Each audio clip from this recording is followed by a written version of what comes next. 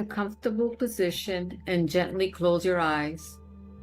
Take a deep breath in through your nose, hold it, and then exhale slowly through your nose, letting go of any tension. Serenity after the storm represents a comprehensive strategy to process grief and loss. 70% of women report feeling isolated during their grieving process. Now, simply focus on your breath. Inhale deeply, bringing calmness into your body, and exhale, releasing any stress or worries. With each breath, feel more grounded and at peace, knowing you are exactly where you need to be at this moment. Take one more deep breath in and exhale, bringing with you a sense of calm as you open your eyes and return to the world, carrying peace with you. Things are going to get worse before they get better. Grief is hard. Thank you for purchasing Serenity After the Storm. I hope that my experience with loss is able to give you insights and techniques to be able to manage your own personal journey with grief.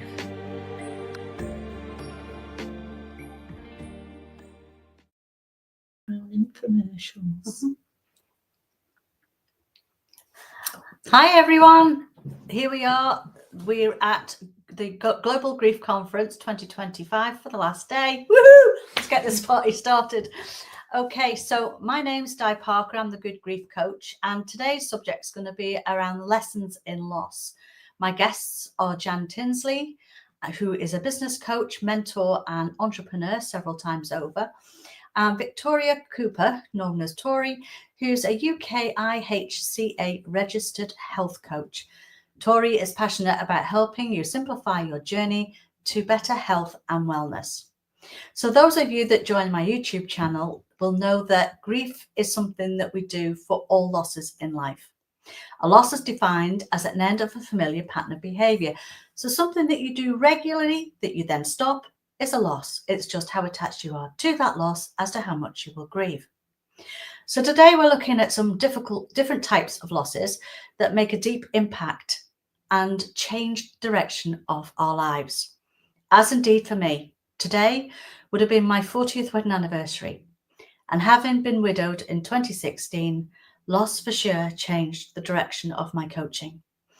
I'm on a mission to help people understand grief in respect of losses, the deep impact that this can have on us and our decisions, particularly if you are trying to push it down inside, pretending that everything is okay.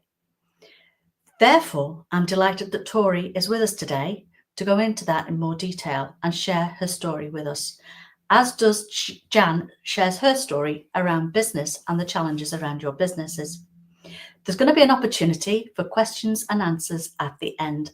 So thank you so much for being with me today. So it's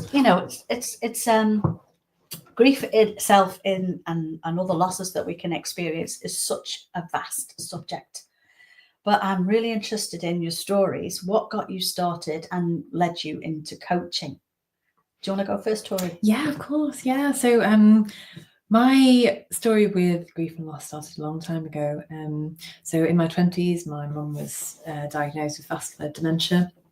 And so see, I lost her over a long period of time. That was a kind of a loss over while she was still with us.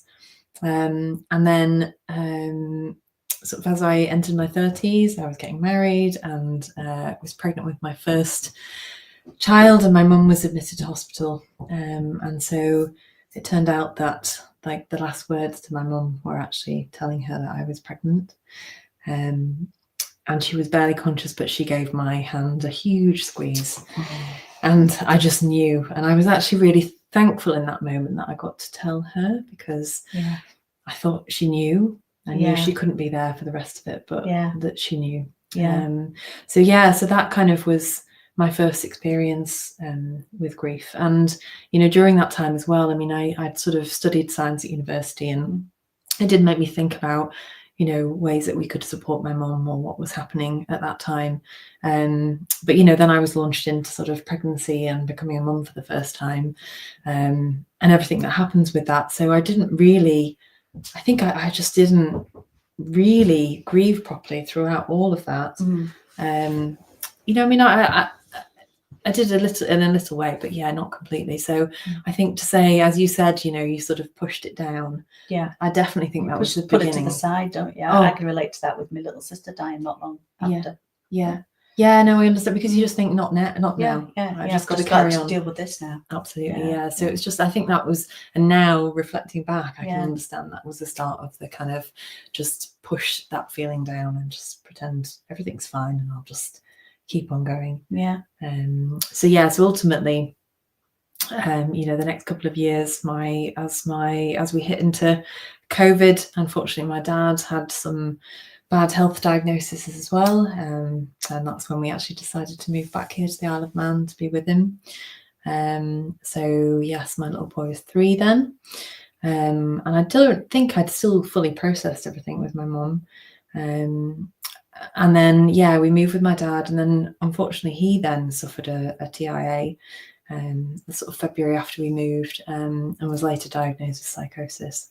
So that was another process of my dad not being my dad. It was it's hard to describe. Pre-grieving. We refer to it, like, sometimes in the programs that I do, we work with Alzheimer's and dementia as an indicator that you've got this relationship with the person up to that point of diagnosis, and when you see it actually taking effect, to grieve that part in this program that I do is then gives you space to be more present in dealing with what you have to deal with later on. That sounds good.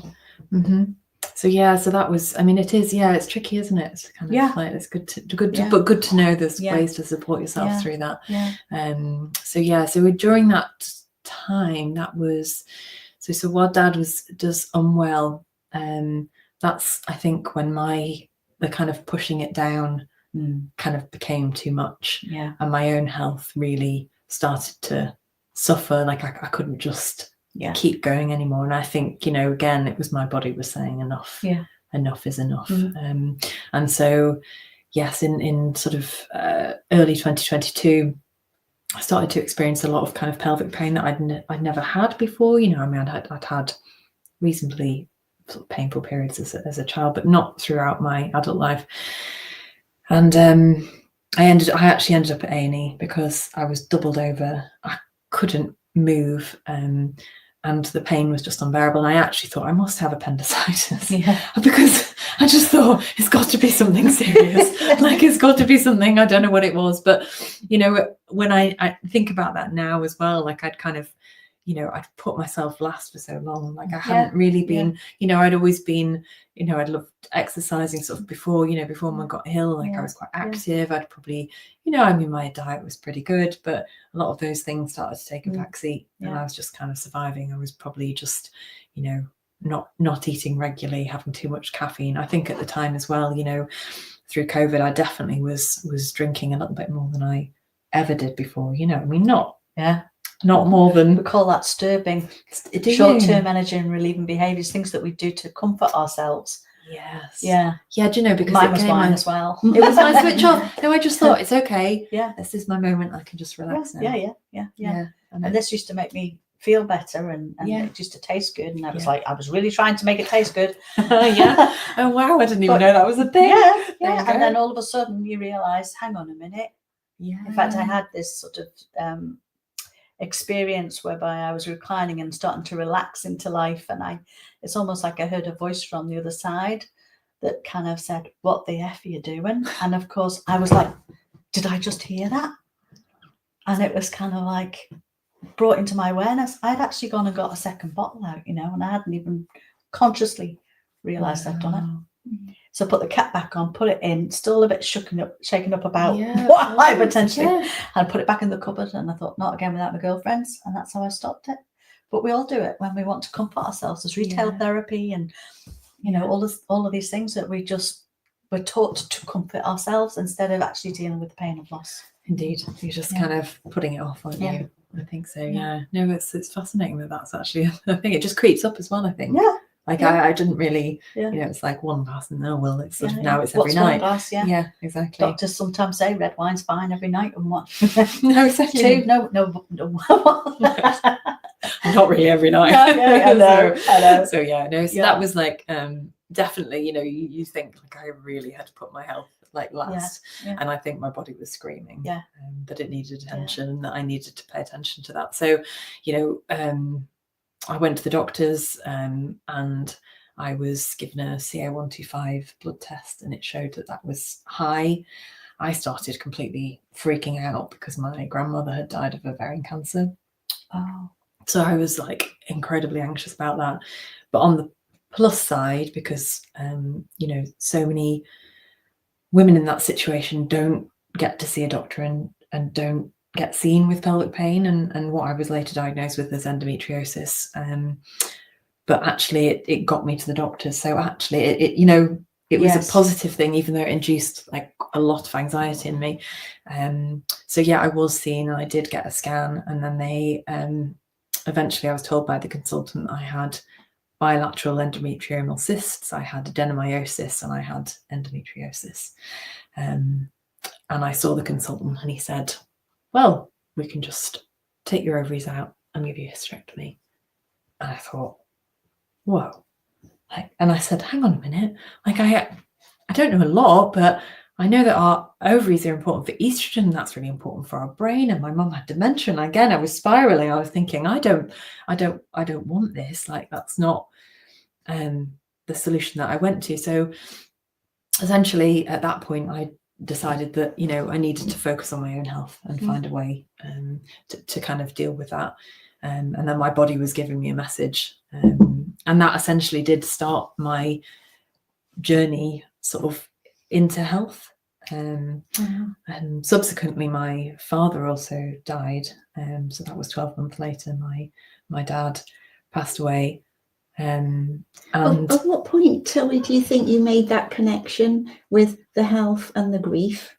Where was because you obviously felt you had to take control of your health. Because I know sometimes it's always in retrospect, isn't it? We look back and then we can add the you know, the two and two together.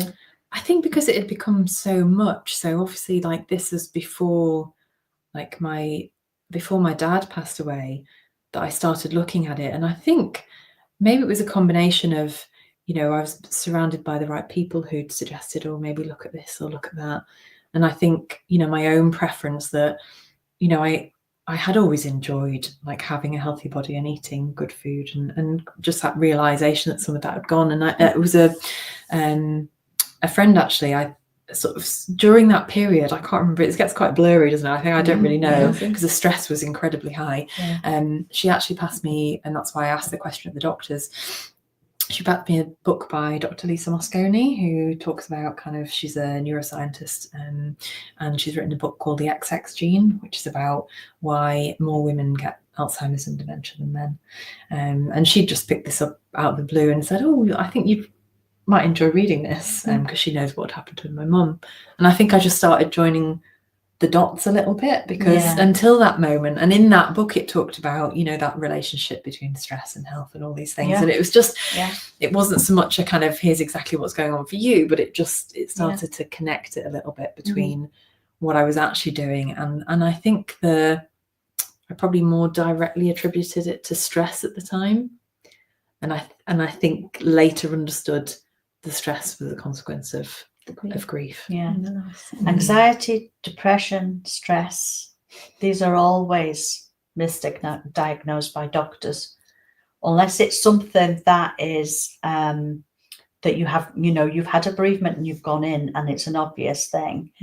It could be, I've had clients that have had it long 20 odd years and they've gone in with an issue that presents today, and it's been connected to the grief that's been buried inside. So it does affect our health and our well-being. It's very important that we think about all of that when we are trying to find answers for helping ourselves in Yeah.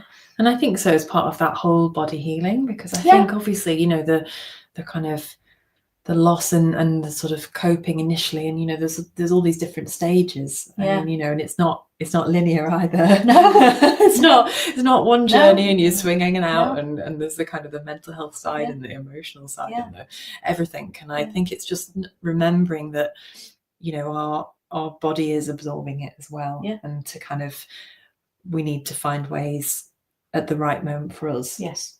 to deal with that. And to understand that grief isn't a process that you go through that's a start, middle and end. It's an emotion. Yeah. So if you get triggered by something a few years down the line, and what's the common thing that people say to themselves?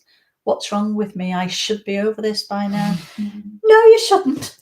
A memory's popped up. Yeah. You've been triggered. What do you need to do? Do you need to cry? Do you need to do this in the garden? Or was that just me? Do you need a hug? Yeah, to just to talk to allow friends. it to be. And you know, and if you need a damn good cry, have one. Yeah. You know, instead of like trying to keep that lid on the old box down inside. So I think And so. wear it. Yeah. Or even exercise. You Yeah. know, I mean, that we were talking about that, weren't we? The sort of my story as well. Like quite a period later. I mean, this was after my dad had then passed away. You know, and I'd started to address some of these things. You know, and I think just sort of life sometimes rarely gives you that time and release, does it? So I think that's also a challenge for a lot of people. Certainly was for me. But you know, I thought, right, I need to, you know, I do need to be exercising again. I used to, and I was building it up. I'd started walking a lot, and then I was sort of, right, I'm going to get back into my running again. And I was on the treadmill, like and I started running, and I just thought, this feels great. I'm going to go, and I'm going to go. And completely, it felt like out of the blue, this pit of emotion came from my feet all the way up, and just almost kind of overwhelmed me. And it was such like a huge emotion, and there was just tears streaming down my face as I was running on this treadmill. And I think at that moment as well, I just so clearly connected what that sort of body experience. Another stir, you see, is overeating or over exercising. So if you throw yourself into something like that, it's still going to come up, because you're still shaking up everything that's inside. It's got to come out some way. So I'm really pleased that it did do that for you. And then that's what made you decide to be a health coach. Yes, it was. Yeah, because I mean, eventually I decided to, you know, take the leap, because I knew I needed to look after myself, and took a break from work, which I'd never done. And just started to pursue things that I really loved and that I was really interested in.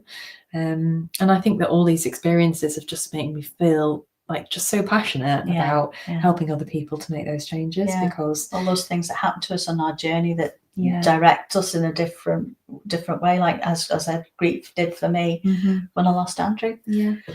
So Jan, do you want to share your story of loss? Because there'll be a lot of people listening in that are in business and are struggling with finances, and I think you're an embodiment of how you can take that and change it. And my God, what you've managed to achieve in life, it's just like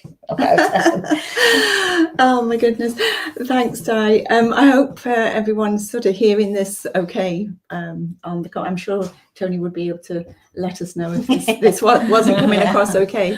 And hello and good morning to everyone. I'm Jan Tinsley, and as I said, I'm an entrepreneur and a businesswoman, and one of my absolute favourite roles is that I'm a grandma. I'm a granny. I have 7 grandchildren. I absolutely love business, and I love family life, and I love the way that they sort of connect. So I feel like I'm a better granny because I'm still interested in business and coaching and mentoring, helping other people. And also I'm a better business person because I'm really grounded in family life and grandchildren, children, and stuff that goes on, like we all have to be. My story, my sort of share with you really is from the point of view of being in business. And it sounds perhaps a little bit material to think that loss could be attached to business in the same way. But I'm just telling you my story. I'm sure you'll realise that All those emotions are the same. And what happens with things in business, I think, is they go completely unrecognized. You know, like Tori was saying, everything that she was experiencing and didn't necessarily at that time associate it with grief, because nobody's there to tell you this. And it's great us being able to have these conversations with you, because we can look back at it and think, that's when that happened, that's when that happened. Yeah. But when you're in it, you don't know. You're often told that business isn't personal, you know, it's not personal, and it's BS to me. It's totally personal, especially when you've brought something about into being, and it's your next baby, isn't it? Yes, quite often it definitely feels like that. So from my point of view, we started, I mean, I've been in business over 40 years. I am very old, and most of the time it's been our own businesses. I've been in business with my husband, and we've been at the coalface and running our own businesses in various sectors: hospitality, water bottling plant, financial services, dental payment scheme, property development, all kinds of things. And as you'd expect in business, it's a roller coaster. It's one of these. And it started off for us because right back in the late 70s, anyone that's old enough to remember this, there was a big financial crash, and interest rates here in the UK was 17%. And we were only just married. We got our first house. We got our first baby. Interest rates were 17%. We literally could not make ends meet. I'd given up work thinking that we could raise a family like this, and we couldn't. So that was the first point where we went and bought our first business. Now, you would think that's completely counterintuitive when the world's going upside down. So you decide, go and start a new business. But what that did for us was, within about 4 years, we'd gone from hardly being able to pay our mortgage to be able to buy this absolutely gorgeous country house hotel. And it had 2 championship glassback squash courts. It had outdoor tennis courts. It had a little tiny swimming pool in the garden, which was only used in the summer. It is England, after all. And beautiful grounds, 4 acres of grounds. And it was set right on the Offers Dyke Path, which is the border between England and Wales. It's really popular with walkers, beautiful area. And we were overlooking Chirk Castle. And what happened to us in the end, we wanted to develop, there's a beautiful walled garden in this hotel. We had this idea to put log cabins in it so that we could extend the room capacity that we'd got, and it just fit perfect that we could do this. After a lot of work, we managed to get planning permission, but we didn't have the money. So at the time, there was a thing called a business expansion scheme where people could make an investment into these kind of projects and get certain kind of tax relief for it. So it was a win-win situation, it felt. We had good advisors, we thought, our bank manager, our accountant, and another man from an insurance company. And we took on board the investment, but we had to create a limited company for this business expansion scheme to work. Just to give you the very, very short version of this, what happened was that we then found, after a while, after quite a few months, where the money was sitting somewhere, we didn't seem to be able to spend it or access it to carry on with the project. And then we found out that the new limited company that was set up, we weren't actually shareholders in it. And this really gave us such a shock. And I look back at that thinking how they got away with that, how naive we were, how trusting we were, all these things. You know, remember, we're still very young. And in the end, what happened is that we sort of gave notice. John actually got a job selling paint. If you knew my husband, you can give him a tennis racket, a squash racket, a cricket bat, a basketball, a baseball, anything, but do not give him a screwdriver or a paintbrush or anything like that. But anyway, he got a job selling paint, basically so that he could have the company car. So we had a car. And we decided to say, look, you'll have to sort this out. We can't carry on work in this place if you don't either give us our ownership or give us the money. And at one point, John had just had enough. He said, right, we're going, we can't do this anymore. And so we went, but on the understanding that we were going to get our payout. So our loss was this ticking bomb that we actually had no idea about. And eventually they put in a couple to run it.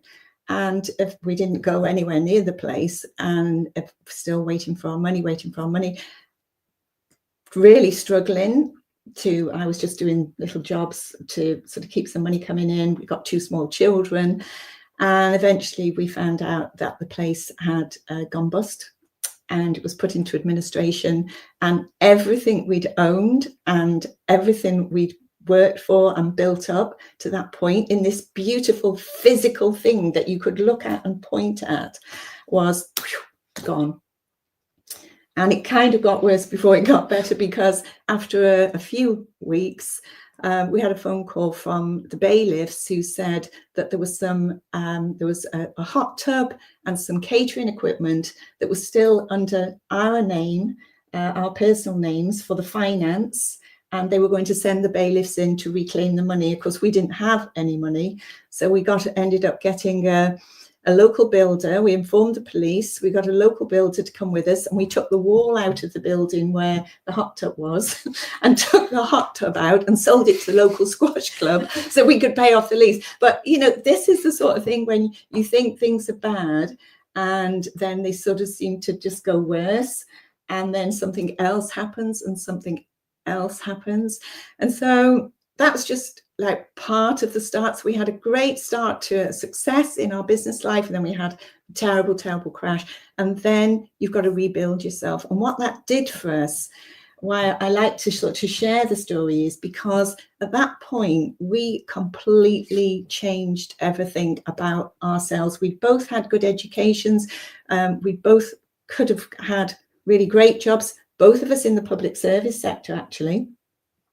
But with this happening, we completely reinvented ourselves, we retrained, we re-energized, we completely transformed what we were doing, and we were growing and learning. I ended up going back into part-time education to study for a postgraduate qualification in marketing. John started training again. He ended up going into financial services. We were learning all the time. We started attending courses. I was going to the local college. And slowly, we realized that we were turning ourselves into something different. And it's a bit like, I think at that point, even though we didn't know really where we were going or what we were going to do, but we knew we were going to do something, and we were striving and working. And it's a bit like throwing the mud at the wall and just seeing how much sticks. Yes. And eventually we did end up creating a new financial services business. And out of that, we created another business. And that one was the one that really came good for us and became an incredible success. And if you'd have asked me at that point to do a business plan and create, give me the charts or the flow charts or the financial business plan or anything else of what that business could have been, I could not have dreamt in my wildest dreams that we could have created something like that. And so having that success, and then we ended up potentially going into, we decided we'd do a property development. And then that was just before 2008. And then what happened in 2008, you may remember, it affected America big time, huge property crash, huge financial success. Everything that we brought from that business was in this great big next property development. And oh my goodness, we were at risk again. So this time, having had that warning, we got clever before things got bad and ended up recreating the structure of the property development. Because it was all based on sales, we turned it into a rental program. We were able to rent and show the bank that we could service the debt. And so don't you dare close us down, because the banks were closing down a lot of businesses at the time. And we were able to show them that we could service this debt until the sales came and we could start paying back the debt. So hanging on by our fingernails, but having learned from that, from learning from the previous experience. So I think, in terms of loss, the biggest loss, the most painful loss, without any doubt at all, is losing my mum. And that will be 30 years ago on the 12th of May. And I was hoping that wouldn't happen, but it does. Aki Sadai, 30 years ago, and I can still get choked about thinking about that. So yes, on a personal level, that's really hard to deal with, and of course all the grief that comes from that. But in terms of business experience, then the losses that you experience as you go along have the same sort of effect. And physically, interestingly, listening to Tori's story, for me, twice I've had cysts aspirated, and twice it's been times of either risk of loss, threatening of loss, even imagining loss, but I don't think it was quite like that. And just recently, we're dealing with a court case, and I've actually ended up with a small cyst in my throat. And I'm just mentioning this because it's interesting, these things have come up today. I've got something going on. It is actually to do with my husband, but it's his sort of case.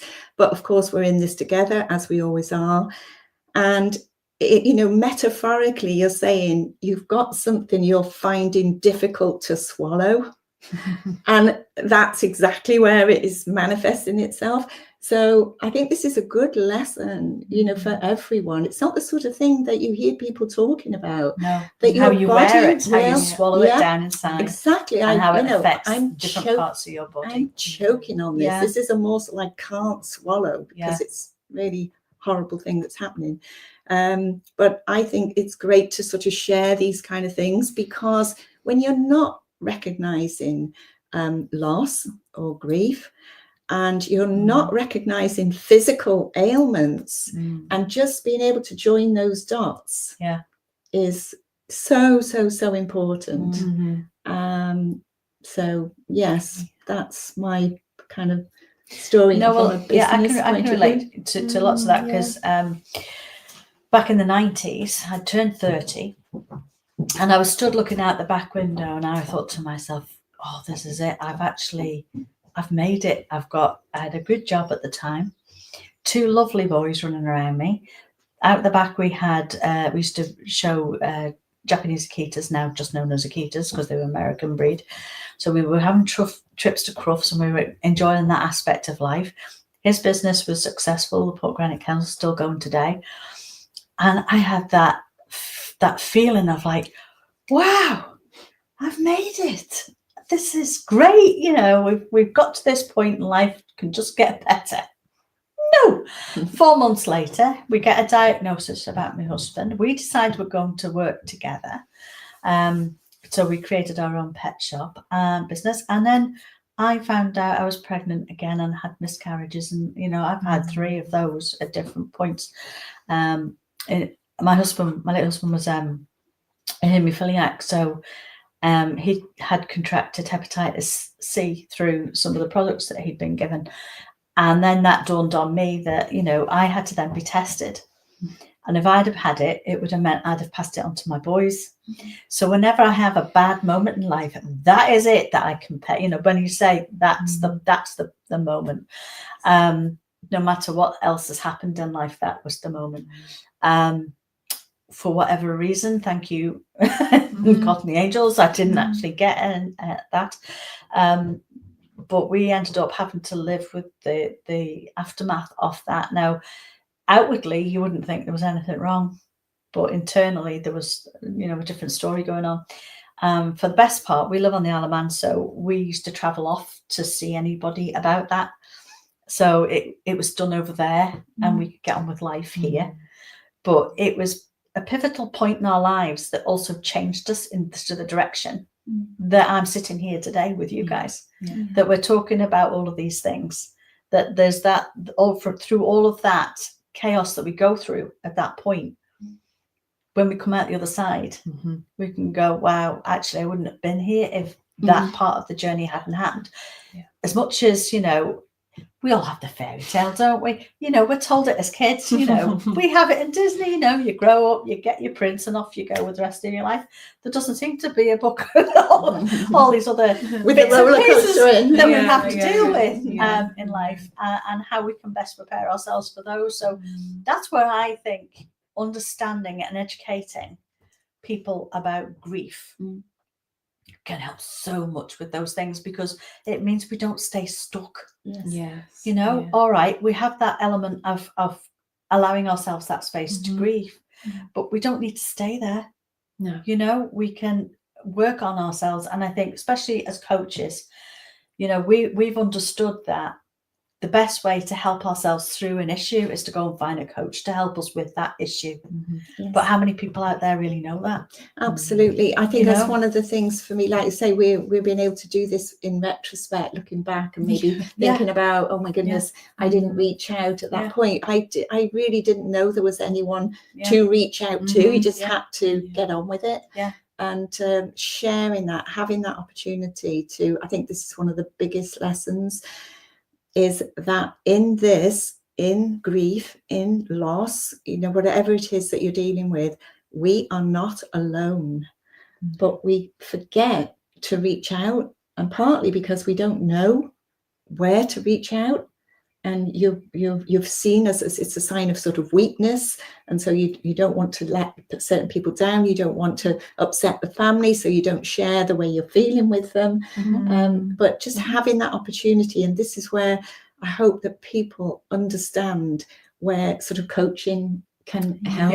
And I think there's something around you know, thinking about that aspect of sort of lessons in loss and like what I've learned. You know, I was kind of sharing that, like, I've had all of these kind of experiences, and you're kind of saying what's happened, but you know, actually through kind of embracing my story and what's happened, and you know where that's led me, and you know, actually I have found myself saying, you know, because I've had good support, is that there is something about coming out the other one. It's not the other side, is it? It's that sort of, at some point, I don't know, something happens and it can turn into an incredible strength. And that, I think, is amazing, actually, because you just, at the time, especially when you're really deep at the beginning of some of this stuff, it's like it doesn't feel like it could possibly be that, but you know, actually suddenly you've got these experiences in life where it's opened doors or it's changed things, and actually it's kind of, you know, it is something that's did you know incredible. that you pick up the pain of loss on an ECG machine? Do you? Oh, yeah. A friend of mine had she was having chest pains, and so she went off to just get checked out. So the person that was looking at her went, oh, and then went off and got the boss out, and they came out, looked at her and went, are you grieving? And she said, yes, I've just lost my husband. And he went, that's what that is. So it's not in your head. It's not something you make up. No, it's a physical. It shows up as a physical pain. It's the same with the inflammation as well that I was experiencing. So obviously I know now. I didn't associate it at the time, but you know, so endometriosis is an incredibly inflammatory condition, and actually, you know, through that experience in the bodily experience of grieving, that we're actually, you know, our body is creating inflammation. Now, obviously, you know, an initial inflammatory response in the body is a good one, because that's our natural thing. But if that becomes a kind of chronic experience, because we aren't in a place to share and to kind of deal with where we are or to process it in any way, then, you know, that is where it starts to impact us in different ways, like you said. And similarly with, you know, your blood and your heart and all sorts of things going on.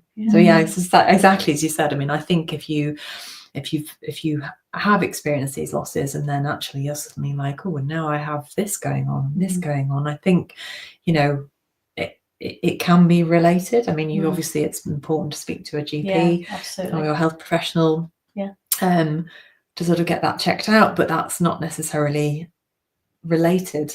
And I have found it interesting, sort of in the sort of coaching practice, you know, as I ask questions of people, you know, part of our sort of training as coaches is that, you know, I just keep asking questions, you know. So actually when I start to ask, so when did that start to happen? When did you notice that? So frequently it's like, oh, well, actually, Yeah. you know, so somebody that I had worked Yeah. with, oh, actually, my dad developed dementia. He can't communicate anymore. Yeah. I'm like, okay. So, you know, it's that thinking about and what's going when for the you whole think, person. yeah, and it's like that's also happening to Dad. It's not actually happening to me. No. Yes. You know, yes. how can that be affecting me? Yeah. And it's Dad. Yeah. Do you know what? One thing I am mindful of, and it was when I first heard your story that you've just shared with us, and thank you for that, is that we also stop to not take stock of where we've come to and how far we've actually come. It landed with me big time because I was like, shit, some of that stuff's happened to me as well, you know. And yet we're here. We've got through it. We've managed to find whatever steps we need to get to where we are. And we don't celebrate that as much, do we?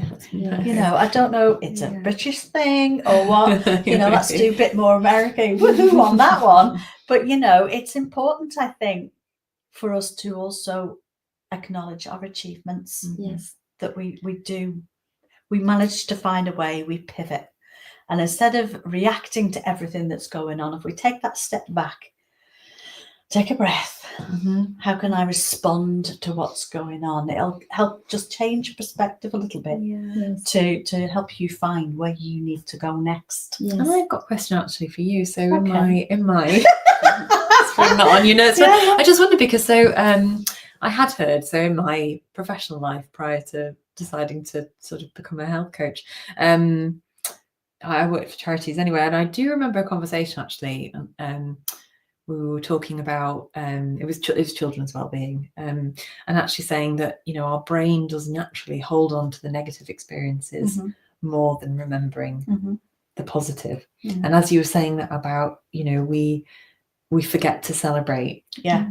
I think I remember that sticking a little bit in my head of that, you know, we're so quick to move on and like, okay, that's done, next thing. Yeah. You know, actually we don't think, oh, actually, that was really a positive experience. Yeah, I'll remember that as well. Yes. Or keep them busy so we don't allow these things to come up to the surface. That's me all over. That's my mother. She'll clean your house top to bottom, but don't ask her to talk about, you know, what's happened with Paulie and my sister. It's when Mum died, me and my sister worked together.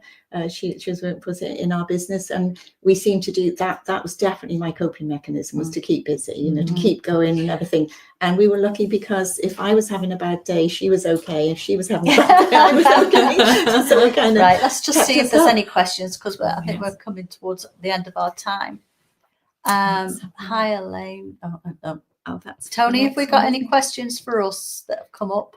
Just while we're looking at this, I wonder if I could just share, just summing up some of the things that we've been sharing here, for the sake of people listening. Yeah, look, there's one for you. Yeah, my non-profit is right there, and fighting being closed due to lack of financial support. So a lot of Yeah. Oh, shall I read this out? Yeah, my non-profit, this is a question from Christopher. Thank you, Christopher. My non-profit is right there fighting being closed due to lack of financial support. So a lot of sacrifice being made to keep the service out there for free. It's amazing how trials force you to grow and also show you how others can either be there or disappear in your circle. Absolutely, Christopher. We were so lucky to get some amazing support and advice. And as well as the mentors that are there, you're dealing with your own sort of dragons and demons, but there definitely is help out there. And that's something that I was just going to say there when we said, you know, you're not alone. That's the one thing to remember. And the other thing is that probably whatever you're dealing with, whatever you're going through, is actually probably perfectly, imperfectly normal, in that somebody else is experiencing this. And the other bit is based on our stories and what we've just sort of said there in terms of celebrating. We're stronger than you think. You are stronger than you think. We can do hard things, and some of this is hard, really hard. And you know what you're going through right now, Christopher, with that, I hope you get the support. I hope you keep reaching out until you find the person that's going to give you the solution. And in some circumstances, which happened to us in one situation, because I had sort of put the word out and people had said, oh, you must meet somebody, I met a chap who said, I love this business and I want to write you a check out right there and then. And that completely saved that business. And we did make sure that he knew that when we were able to send him a very, very nice big fat check in return for what he'd. I think it's a great opportunity to say at this point too, that if anybody is listening to any of this recordings, whether they're, you know, live now or going back, if you want to reach out to either any of us here, you can find us at www.justaskacoachiom.com, and you can reach any of these ladies and myself to have further conversations if you need to. So I hope that you might think about that, Christopher, as a guide, you know, to perhaps have a chat with Jan. Yeah, definitely. Was there any other questions, Tony, that have come up? Don't know if he's listening to us. Should we just keep going until he cuts us off then? Because it is just what it is, isn't it? So what about a piece of advice? What pieces of advice would you give to anybody now listening to us? Yeah, words of wisdom. I think my bit of advice really is based on what I've just said, and that is, it's the reassurance that actually you're stronger than you think, and that we can do hard things. And it doesn't mean to say, you know, you've got to just keep going and keeping busy and finding distractions and things like that. Sometimes that's part of it, and if that works for you, that's absolutely fine as well. But you still have to sort of sit back and find that peace. And I think peace is quite an underrated word, to be honest. It sounds slightly surreal, but it isn't magical. It isn't something out there. It's just a place where it's contentment, and it might not be like a party, but it's just a place where we actually feel okay and we feel safe. And I think it's important to ground during these places too. You know, like if people that aren't familiar with grounding, it's actually just go and put your feet on the sand or grass and connect with yourself again. Yeah. Oh, Christopher says, I'm not giving up because I know that my non-profit is much needed, and I feel like Rocky Rocky, oh yes, the boxer, keep getting back up as I'm fighting to create a revolutionary system that's held back by the mainstream to support dementia and Alzheimer's. So lovely. But it hasn't been easy, and I'm trying to bring the healthcare profession to realise, yes, you have the right knowledge, but the wrong application. Yes, absolutely. Well done. Absolutely. Keep going with that. And that as well is keep going, or if you want to say, never give up. Yes. What about yourself? So I think so for me, like as a health coach, I'm going to focus on a little bit on the health side of things, and that actually, you know, if you do start to feel like there's stuff going on for you, it's like finding somebody to talk to and not thinking that you're imagining it or that you're going crazy or something's happening and you think, well, this can't be related, or I don't normally get ill like this, or what's going on. I think, you know, obviously, so in the UK, we've got the UK International Health Coach Association. I'm on the register there, Tori Cooper, also with Just As a Coach, but also, you know, for the UK and internationally, there's some amazing health coaches out there. So, you know, there's lots of people there to speak to. But I think certainly for me, because I had that kind of naturopathic training on it, it's actually, you know, just find somebody that you can talk to about everything that's going on. And actually, you might have your physician or your GP that you can speak to as well, and that's fantastic. But I think, you know, trust your own body and trust what's going on, because you're not imagining it. And for me, it would be to face your grief. Stop bottling it up inside. Know that your children are watching you, and there's misunderstanding that children are resilient. They're not. They're sponges from 0 to 7. They are absorbing the atmosphere that they live in. So if you've had bereavements, how have you been managing yourself in those bereavements? They just absorb it.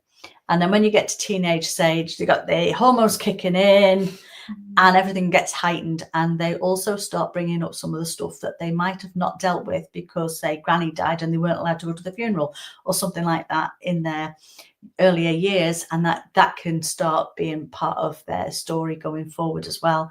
Behavioral issues, etc.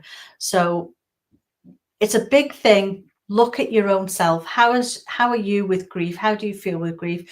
Are you open to dealing with grief, or are you one of these ones that tries to just keep pushing everything down and it'll never happen to me and I'll be stiff upper lip and fine?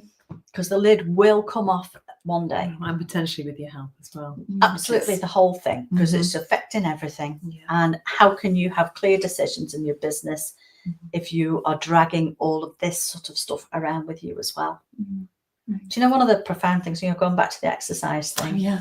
When I was doing the Ironman training, that was taking some time out for me because, obviously you have to build up the distances. So you're on your own a lot. And actually that part of it was great. The race was scary as heck, but that part was great because it just, but what I learnt in that was mental strength as well. You can keep going, you can put one foot in front of the other. No matter what comes up, there is a way forward for that. And I really don't know how I would have coped the following 2 years through the illness. You got cancer after everything else. How I would have been at that time, but the mental strength of knowing that I had pushed and got through that. And actually I was the last one crossing the line, mind you. But I crossed the line. You did. I still did it. We can do hard things. Yeah. And you did. Yeah. Ironman. Yeah. Amazing, Di. But it's I'm so grateful because obviously he died 2 years later. And if I hadn't have made the cut off and done it, it was like, oh, I don't want to do this again. So I think we've probably got just about 3 minutes looking at that to just round up what we're sharing today. And any questions that might be there, Tony, if you want to pop them through for us, we would love to know what's going on in the background. Oh, Christopher will definitely reach out. Well done, Christopher. You'll be in great hands when you talk to John, believe you me. And I wonder, can I just pick up on something you said, Di, there, because Di has really opened this up for so many people. Thanks, in terms of children and teenagers and helping them understand that grief isn't just about bereavement. Yes, they're upset. Granny dies, the cat, the dog, the gerbil, whatever it is. They understand that as bereavement, but they don't see things like moving school, moving house, moving country. It's like you've been listening to somebody. Yeah, exactly. This is exactly how you have opened this up and made me understand that it's grief, but it's loss of any kind. And even things like menopause, even things like stopping breastfeeding, even things like kids going off to college or university, they're all a loss. They're all a loss. But so we're going to have up to 42 losses in our lifetime as an average. 42 losses So, it is about time we started understanding and talking more about grief. And that's why I'm really honoured to be a part of the Global Grief Conference to share this journey. Yes. Oh, I think absolutely. So I don't know I don't know how long we are. So I don't know if there's any other questions. Does anybody? It's about 50 minutes now. 50. Yes, we're just coming up to. Yeah. Okay. So 1 minute. Okay. Right. Okay, Tony. So that's right. Well, thank you for listening to us. Thank you for listening. Thank you. Thank you, Di. What are you going to take away from today's show? What I'm going to take from it is that to be confident to share your story, because it will always help someone else. And I love listening to your stories, and it makes sure that you don't feel alone and you know that these things are quite normal. Yeah. What about you? Absolutely. I think, yeah, I would say the same actually, to share and to talk about it and not just say, yeah, I'm okay, stuff it down, move on. Yeah. Let's not do that. Yeah. It doesn't help. Yeah. So again, if anybody would like to talk to any of us about any of this, you can either go onto my channel, which is the Good Grief Coach, and or join us on www.justaskacoachiom.com. And we're all here just waiting to help support you in your journeys. Oh. You're very welcome, Ada. Thank you. Oh. But it's an absolute delight to be part of something like this that is getting the message out there around the world. Yes, definitely. Mhm. Yeah. Yes. And I hope you all really enjoy the rest of your day, because your day is just starting. Mhm. But we're 3:00 in the afternoon here in the UK, so we can. Well, I'm doing a little sort of acknowledgement and celebration with my family and my partner with the fact it would have been 40 years today. Oh. Yeah, and of course it's your Ruby, isn't it? 40 is Ruby. Yeah. Yes, And what's the name of my dog I lost? Oh, Ruby. Yeah, that's my Ruby. Those ashes. Sweet. Get jewelry made. Okay, that's time. Thanks you. very much, Thank everybody. you. It's been a pleasure and an Lots honour. of love. Take care now. Bye. The truth. What is that, you ask? Here at the Niche Nation, it's a 360-degree, no BS, self-discovery, destiny. It's real, it's raw, and it's uncut. We deal with pain, struggle. We deal with the rock bottoms like no other. No age, no gender, no journey too deep for us to hold space. We are here as life tour guides to lead you to the calling. Grab a cup, take a sip, and enjoy the once-in-a-lifetime journey here at the Niche Nation.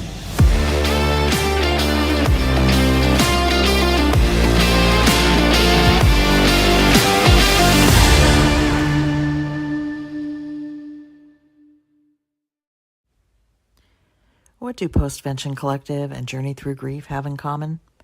They are two businesses working hand in hand to educate, advocate, and support people left behind after a suicide. The act of suicide is surrounded by stigma, and that stigma trickles down to those left here to grieve. I'm Tracy Ozer, and my job is to bring resources and coaching services to the moms, dads, siblings, children, and others battling through this devastating loss. Postvention Collective is the premier education company bringing suicide bereavement trainings to our businesses, schools, behavioral health workers, faith organizations, and any others who want to learn ways to eliminate this public health crisis.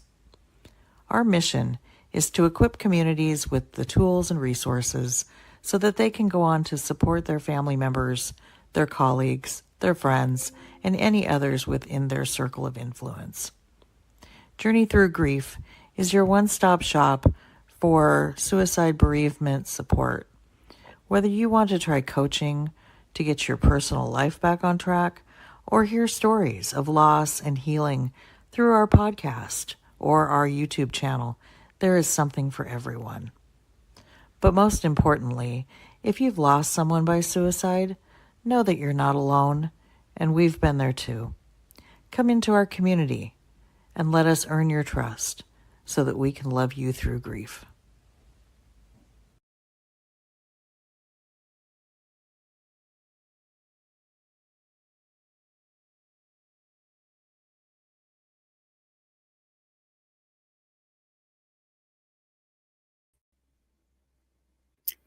Welcome, everyone, to the Global Grief Conference. My name is Eileen Party. I'm here today to talk to you about grief and communication. And so I want to take this opportunity to first start out by just saying thank you to Tony You have been a light in the grief space here for us today, sharing throughout the weekend all this different information, touching so many lives and bringing peace to so many through this opportunity to be here. So I'm going to just check in and see. We're going to just take a moment here to kind of ground ourselves with a little bit of calm and maybe taking a couple deep breaths in. Just closing your eyes if you want to, and finding just a moment of peace in ourselves. And the way we can do this is to allow ourselves to just feel our breath. Maybe the rise and fall of your chest or your abdomen. Allowing yourself to notice that breath, that peace. This is something we can do. I'm just going to take a little sip of coffee. This is something we can do to really help ourselves anytime during the day. So I'm going to be talking a little bit today about some of these things like meditation, breath work, many different avenues that you can tap in to make yourself understand grief inside yourself, and tools that can help you work through grief. So I'm going to see, Tony, if you can put up my slides for me. Thank you so much. So this talk is about you're not alone. It's the art of communication through grief. And this is here to tell you that we are not alone in our grief. And we're going to understand a little bit more about that today and how we can partner with ourselves and others to make our grief journey stronger. So I'll go to the next slide. Again, looking at this next slide that we're going to have, I think, are we able to get to that next slide? Because I'm locked.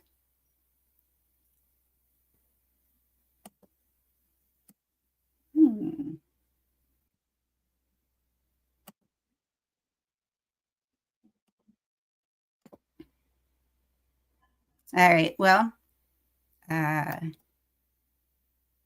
little glitch, but hey, that's the way life is. Sometimes there's glitches along the way. So I'm just going to see if I can pull this up for us so we can make this as good as possible for you that are watching. Yeah, and I'm not having any control over the slides.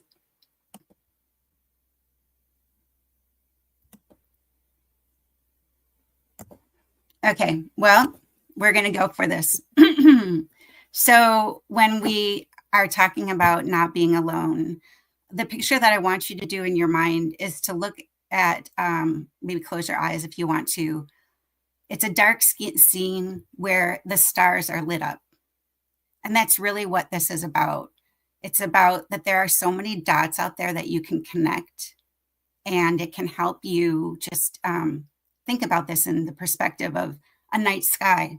So many dots out there that connect you. Yeah. Tony's trying to help me get through this, but I'm not seeing a way to advance the slides.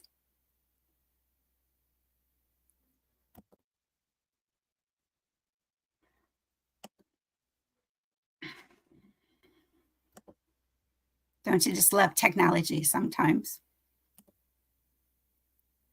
All right, I'm going to go for it. I'm going to pull up my slides and talk through it with you. So if you think about the night sky, it's full of darkness, but there are those little dots of life that are there for you. And when we think about not being alone, that's when we realize that we don't have to be alone. And I'm going to share some words from a song that has recently been released. And this is the song Bloom. It's by Sad Boys, and I'll send or let you know a little bit more about this as we go through. It talks about you're not alone. You're not alone. We will bloom. We will grow. I'll shine my light. You're not alone. We will bloom. We will grow. I'll share my light for you. You're not alone. You're not alone. And so I'm going to take this moment to have you connect with someone else, someone maybe in your digital space, so that you can kind of process not being alone in life. And maybe who you send a note to during this activity will feel like they're not alone today. So we're going to do a little gratitude moment. We're going to take this moment right now.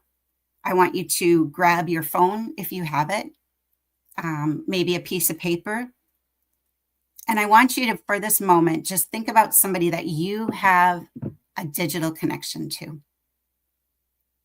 Someone that you can pick up your phone and you could text them if you needed them.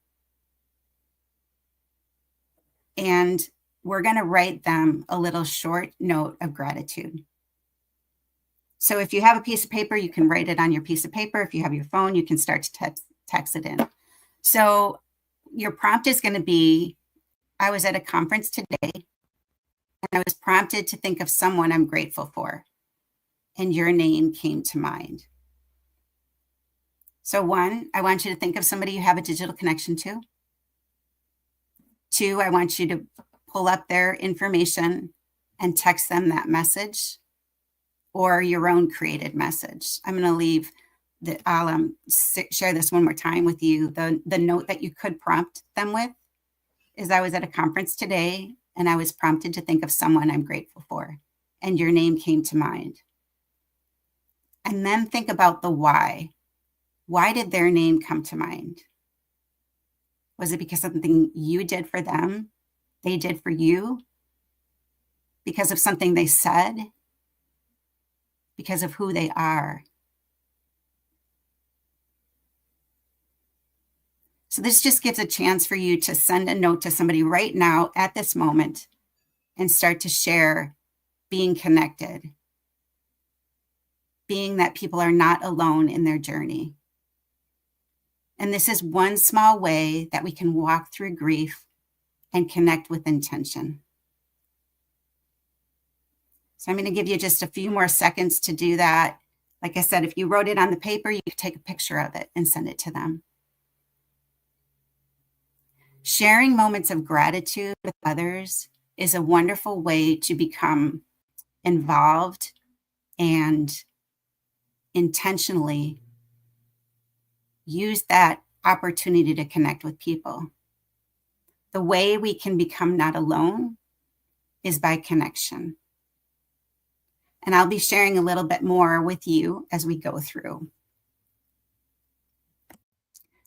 And I just want to see if there's any comments or thoughts. What happens sometimes when we do these things where we connect with people is that you're going to send this note to them and they're going to receive it, and it's going to change their day. And then they're going to, come back to you with a message that's going to probably change your day. So yes, thank you, Bobby. Gratitude sharing is a powerful practice. Connection is everything. Connection is the way we move forward in life. And I did a survey for this conference that talks about how people are showing up for grief. And one of the biggest things that people talked about in the survey results were that I don't feel connected to people, or I don't know how to process through. Or if you have somebody that passes away, or a grief situation with a friend, sometimes we don't know how to respond to them. And this gives us the opportunity to do that. It allows us to connect with them and open up that bridge between grief and grace, and giving yourself grace and giving others grace. So thank you so much, Bobby, for sharing that. That's so true. That is an important part of grief process. So I want to just share some words that were brought in that talk about grief. And when I did the assessment or the survey, I really asked people about what words and what common themes do you find in grief that you wish you could change? And there were things like crying, that it's okay, being empathetic, a spiritual connection, forgiveness, trust, healing, empathy. So many words that kind of speak to us as grief. So if you have a word right now that's in your wheelhouse that you're thinking about as you think about grief, I'd like you to share that in the chat, and we'll go through some of those words that are being shared here live. So what does grief mean to you? Where has it shown up in your life? And I'd like to say that, you know, grief is a journey. And there'll be times that you'll go back and forth between it. But if you start to address it and connect with it and connect with others, then you'll find that empathy that we all need when we've been through grief. All right, well, I'm going to start to just share a little bit about myself. So I wanted to kind of get into this topic with you, but share a little bit about why I'm involved in this topic. So I'm Elaine Party. I am a registered nurse. I have a deep passion for meaningful communication. And I use the words communication stylist and strategist when I describe myself to others, because it helps people uncover the way they express themselves when they start to understand their style. And especially during the hardest points of life, this is when knowing your style of communication and knowing how others are processing styles of communication around you can be so impactful. So I blend compassion and strategy together. And that's where grief is definitely a part of that. You need compassion and you need strategy kind of to figure out how to deal with what's going on in your life. So I help you create clarity and confidence and care for yourself. The most important person you can talk to is yourself. And unfortunately, that's sometimes the person that we don't talk to the best. That can even be the person we can't find the words to say, I'm okay, I'm doing this. This is what I need for myself. We can talk great to other people, other friends, but sometimes our own personal journey takes second seat.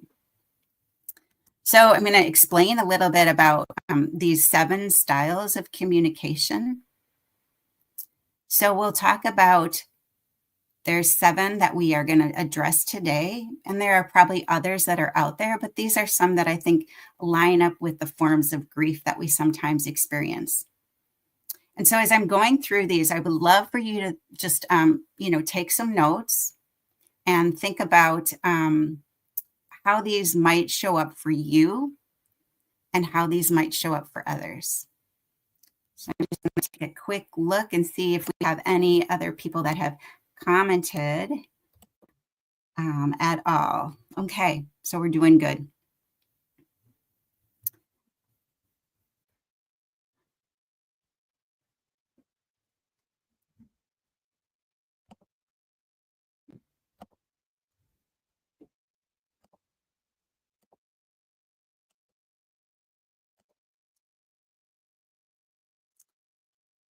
So we have the style of mystique.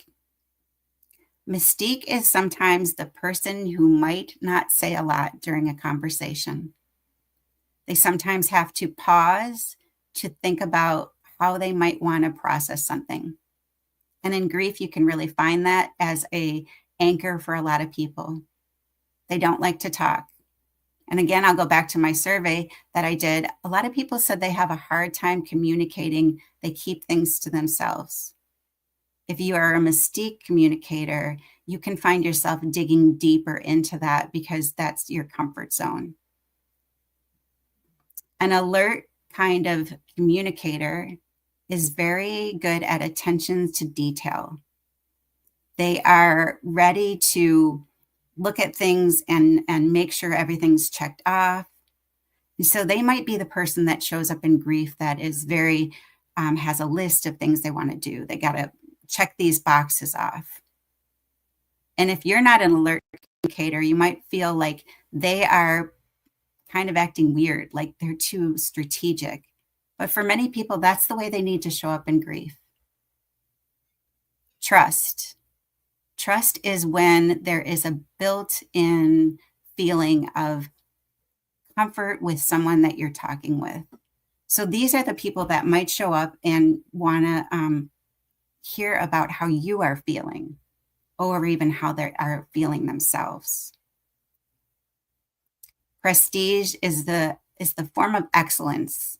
So these people might show up and you might not appreciate their style because they seem a little bit too caught on ideas that might not align with you. They want to move through grief with an idea of, maybe creating the perfect tribute to that person. And maybe you're just not even able to talk at that point. So you might find their style difficult. Power is the idea of leading. So when we are in grief and we're leading, sometimes they're the person that takes charge.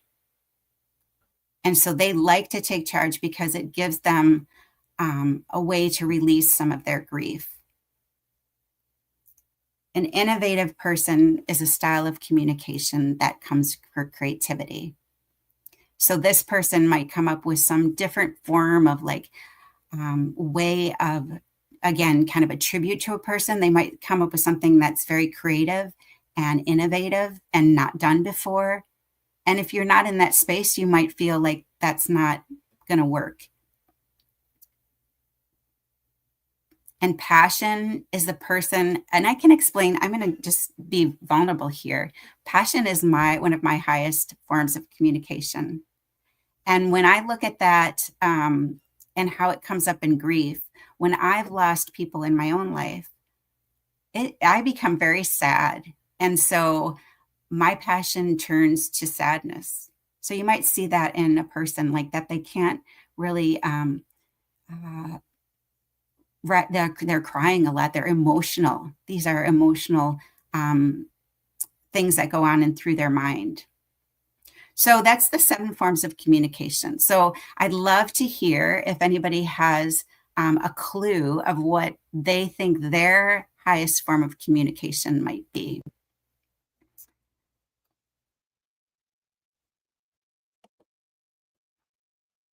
So yes, there are all different types of communication. I'm getting some notes here a little bit from people. So acts of service. In acts of, there's a lot of different ways you can assess how you come into communication. So a lot of different assessments out there. And there is some about the language of love, right? How do we express love? And love and grief, boy, did they toggle together so tightly sometimes, because we have a grief situation, whether it's a loss of a loved one, a loss of a pet, a loss of a job. There are so many different forms of grief out there that we do show up in different ways. And depending on whether it's a personal thing or a work thing, you may find that your form of communication may shift a little bit during that. All right. Acts of service, Mystique. Okay, thank you. Got where they're the listeners and they need time to process what they're experiencing. All right. And now I'm just going to go on and move through a little bit more. And I would ask if anybody has had the opportunity to do the activity where you shared some gratitude to people out there in your life. Is there anyone that's been able to do that? And have you heard anything back? Because that's kind of the fun of this type of engagement with people, is that sometimes you hear those messages back real quickly. And sometimes it takes a little bit, because sometimes people who maybe received a message from you are a little bit in awe. They're like, wow. So, Please let me know in the chat if you've experienced anything like that so far. All right, moving on. I'm just going to get down here on my slides and keep going. So when we think about what we want in life with our communication and our grief, we need to think about ourselves, and we also need to think about others. So you're not alone in your grief. We talked about that a little bit, but let's just ask some questions so we can think about how maybe grief has shown up for us in the past. I want you to reflect on a time. If you have a sheet of paper, you can start to do some journaling with this if you want. This presentation will be here for us later, so we can always come back to it. And I'm happy to share slides with anybody that would like these. I'm happy to share my PowerPoint with anybody that feels like they want to go through this and look at this a little bit closer. So one of the concepts I have with people is that you are the center dot in your life. So if you had a piece of paper and you made a dot in the middle of your paper, that would be you. And then there are things that expand out from that. So was there a time in your life that you felt the weight of grief most? And what was that? What word would you use? And maybe make a dot somewhere else in your paper. And we're going to start to see how these things connect. So thinking about that, what was a time in your life that you felt the weight of grief the most? Our next question is going to be, how do you naturally respond when faced with an emotional pain or change? So again, you can kind of think about that, the communication styles. Is there a way that you show up? Are you mystique? Are you alert, trust, prestige, power, innovative, passion? How do you naturally show up when faced with emotional pain or change? Then the next question I'm going to ask you is, how does that communication style, what area or what way are you most likely not to show up?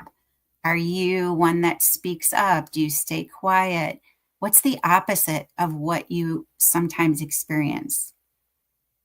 And when you see that in others, does that sometimes frustrate you? So maybe thinking about someone that you've toggled through grief with and thinking about how they show up and think about how you show up. And sometimes when you start to understand how different people respond to grief or communicate in general, then you start to see that connection of why certain people show up certain ways and why you might be frustrated with this person. So this is a way to understand more about communication within each other. All right, and then the next question I want to ask you, what parts of grief do you feel others may not have understood or seen? So again, if you're using a sheet of paper and you can write down some notes about, what parts of grief do you feel others may not have understood or seen? And what could that look like? And maybe if you have any examples that you want to share in the chat, that would be great, because as we share, new things will come up for other people during this presentation. And again, it's the idea of understanding that we are not alone in this journey, that there are others that are feeling and seeing and experiencing the same things as we are. And, when you think about love and belonging and how important that is in our lives, you can love and belong with someone you might not even know, but because you've had that connection of seeing the other person in the same shoes as you, then it starts to allow you to process grief in a different way. All right, I'm going to just see if we have any shares in our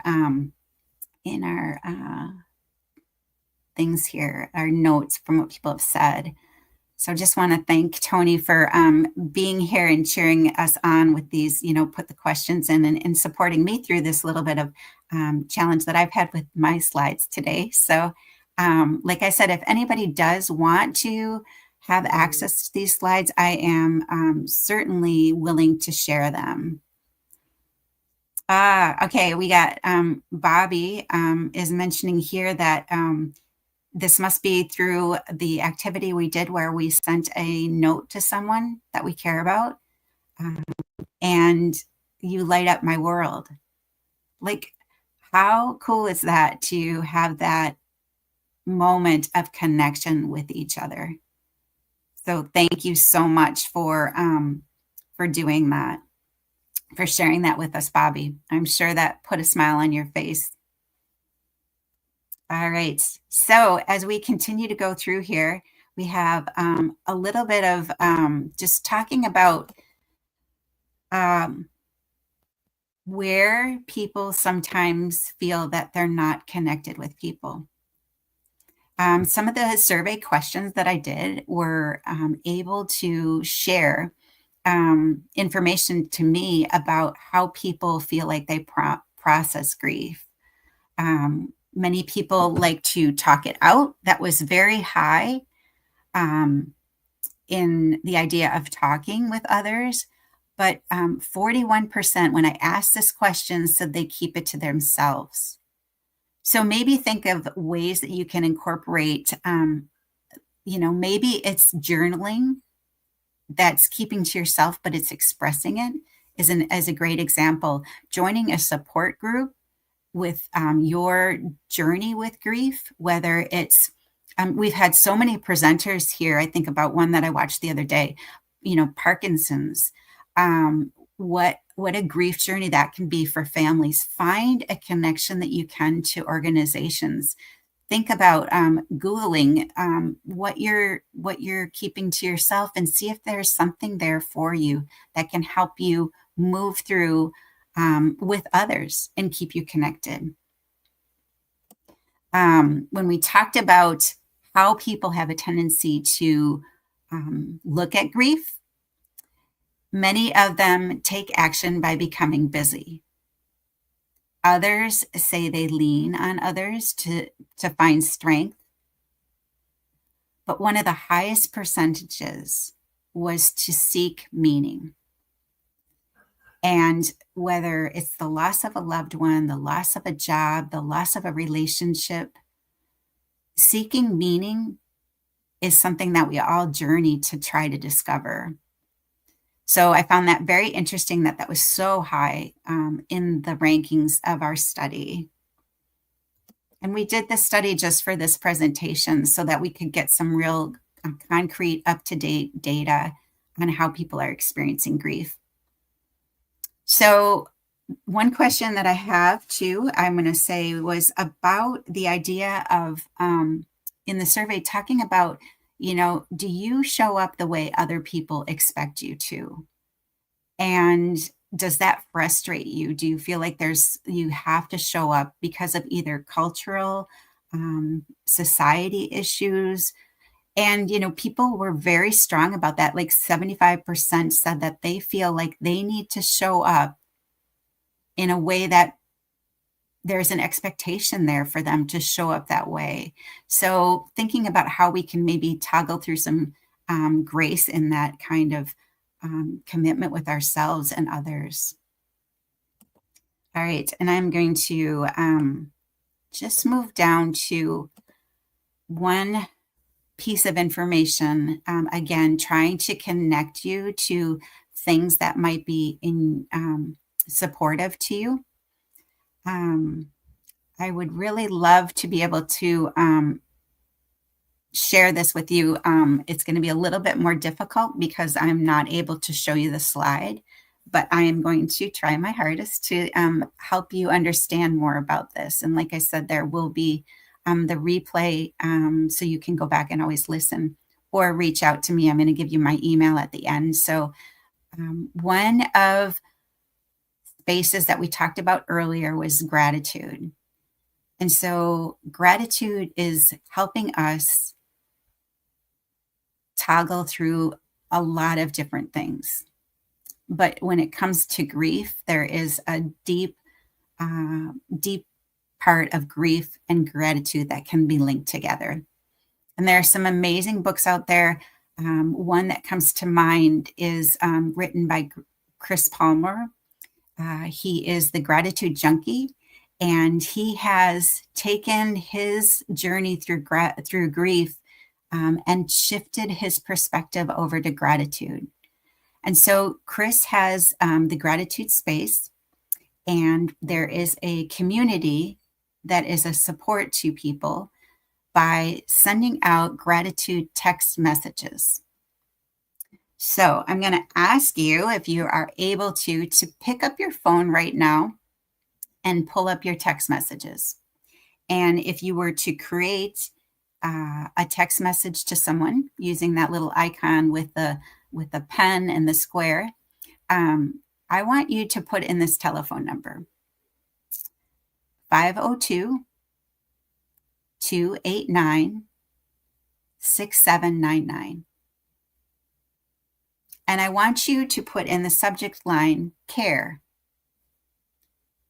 Okay, now what's going to happen when you do this? Because I know you probably are wondering, like, I'm not just going to do this because you're saying, but what you will be connected to is the gratitude space texting community. And by signing up for this, you will get daily inspirational text messages. And it's a good way to have something come in your inbox of your text messages that's filled with hope and joy. And so if you go ahead and send that, what happens is you'll get a little message that says, welcome to the gratitude space.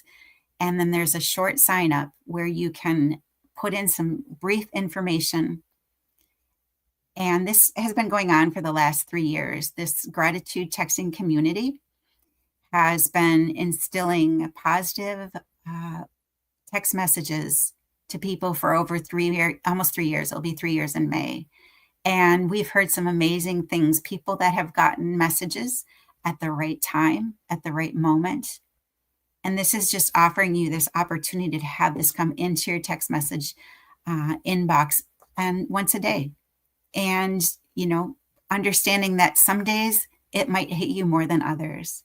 But it is a way for you to learn, because you will hear other people's quotes and comments that are sent out in these messages.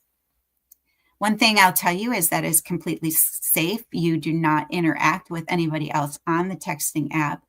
So it's just coming from the gratitude space. All right. So I hope that some of you will sign up for this, because I think you will find that it is a great way to toggle between any form of grief and getting to gratitude. And I'm just going to quick check the text messages, or check the notes here to make sure that there aren't any questions or anything that have come up. I got, yes. So Bobby, again, thank you so much for your encouragement here for these topics. Writing helps us stop the swirl of thoughts. So there's a lot to be said about when we have those swirl of thoughts, being able to write down words or even doodle can be such a good processing of letting your mind slow down. And for a lot of times that is so important that we find ways to slow our mind down, because when we get in grief, our minds shift into these crazy different processes, and we need to slow them down, because it takes us, our brain is wired to protect us.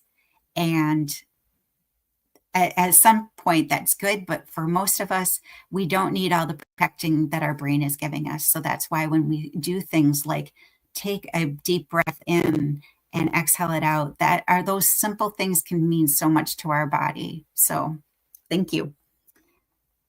So Bobby also has noted that on texting community, there's also an opportunity to get meditations. So if meditations are something that is something that really helps you, or if you've never experienced the opportunity to do meditations before, I invite you to do that. There's a lot of scientific discovery and talk about the importance of meditation and mindful practice in helping us calm our minds down. And when we're in grief, we definitely need to sometimes calm our minds down. So thank you so much for that. Okay, so I'm going to share. We have like a little bit more than 5 minutes left here. So I'm going to share a few things. One is that I am coordinating different opportunities for people to tap into things that can help them process through grief. So one of the things is I'm very passionate about the gratitude space and had that texting community, doing the meditations on that opportunity are definitely something that we can tap into. And so let me get back to my PowerPoint. So a couple of things that we are offering is the art chat. So the art chat is something that I offer that helps people connect the process of creativity, art, no experience necessary, into conversations. So the art is the creativity side and the chat is the talk. And when we open up ourselves to think about, processing any kind of feelings we're having, when we open up our minds through the creative opportunities of art, the chat becomes part of the process. It becomes part of the creative process to channel ourselves with understanding more about grief and understanding more about challenges and learning about self-discovery. I had a woman recently who was in one of my classes and she was like, I don't really think that I'm going to be able to do this because I'm not artistic. And I can tell you that she was, I said, come over, let's sit down, let's, fill this space with an opportunity. And she did such an amazing job with the art because she thought she was challenged on something and she really wasn't. So it's a great opportunity that even if you're not involved in art on a daily basis, and maybe you haven't touched a paintbrush since kindergarten, that you can still come back to that childhood activity and find comfort in it. So I offer virtual art chats. I have just set up a new schedule, so I'll be releasing that soon. Scientific research definitely talks about the benefits of art and opening up our minds. And so these are two things that I love. I love doing art, and there'll be lots of different types of art. I started out with a watercolor opportunity, but then we'll be moving into other things, and we'll be bringing people in that have direct specialties related to art. And I'll be facilitating the chat part and they'll be facilitating the art. So much opportunity there to grow in these like 60 to 90 minute sessions that we'll have. And the fun thing is that I want to provide you with everything that you need to create these opportunities. So yes, so you'll be receiving things in the mail. It's kind of fun because it gives an opportunity to have a surprise. Like you get this box you're going to bring to your class and it will have everything you need. So all you have to bring is yourself, really. And the last thing I want to kind of talk about is the idea of the song that I started with that is by Sad Boys. They recently released a acoustic version of this song. And it has a lot of meaning. So I would hope that maybe some of you might be able to tap into that information or that song and feel yourself in that presence. So again, I am going to say that I'm open to sharing my slides with anyone. So if there's someone out there that wants to kind of see this and see what I had created, I would invite you to send me an email. And my email is elaine@elaineparty.com. So, and if you have any questions about communication, I offer an assessment that is exactly what we talked about today, those 7 styles of communication. How how do you toggle through life? And maybe if you learn some of this now as you continue through life, and we all know that we'll have grief processes that happen throughout our lives, whether, like I said, it's the loss of a loved one, maybe you had a pet that you lost, maybe you had a job that you thought was ideal and you got let go, maybe you had a relationship that you weren't sure about and you finally stepped away. No matter what your choice is in any of those, there's always a process of grief that goes through those situations. So if you start to think about learning your communication style before some of those things happen, you will be able to understand yourself better. And then you'll also be able to understand the people that are around you and their responses. It's a great tool to open up communication with other loved ones and see them with a new perspective. And then, so this is probably where I will just look and see if anybody has any questions that they would like to ask as related to grief. And anybody else that maybe had a chance to receive anything back from anybody, if that happened or not. I don't know if there was anything else there for people.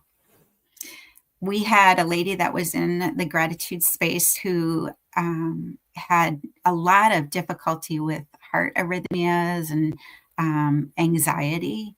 And she tapped into the gratitude texting community and was able to really create a better pathway. And she said she actually felt better after being in the space of the gratitude space for a while. So Bobby wrote again here. Thank you, Bobby, for your notes. I totally align with the connection in nature, whether you have playing in the dirt, flowers, leaves, and there's a lot of beautiful processes that happen with nature and the activities that you can do with nature.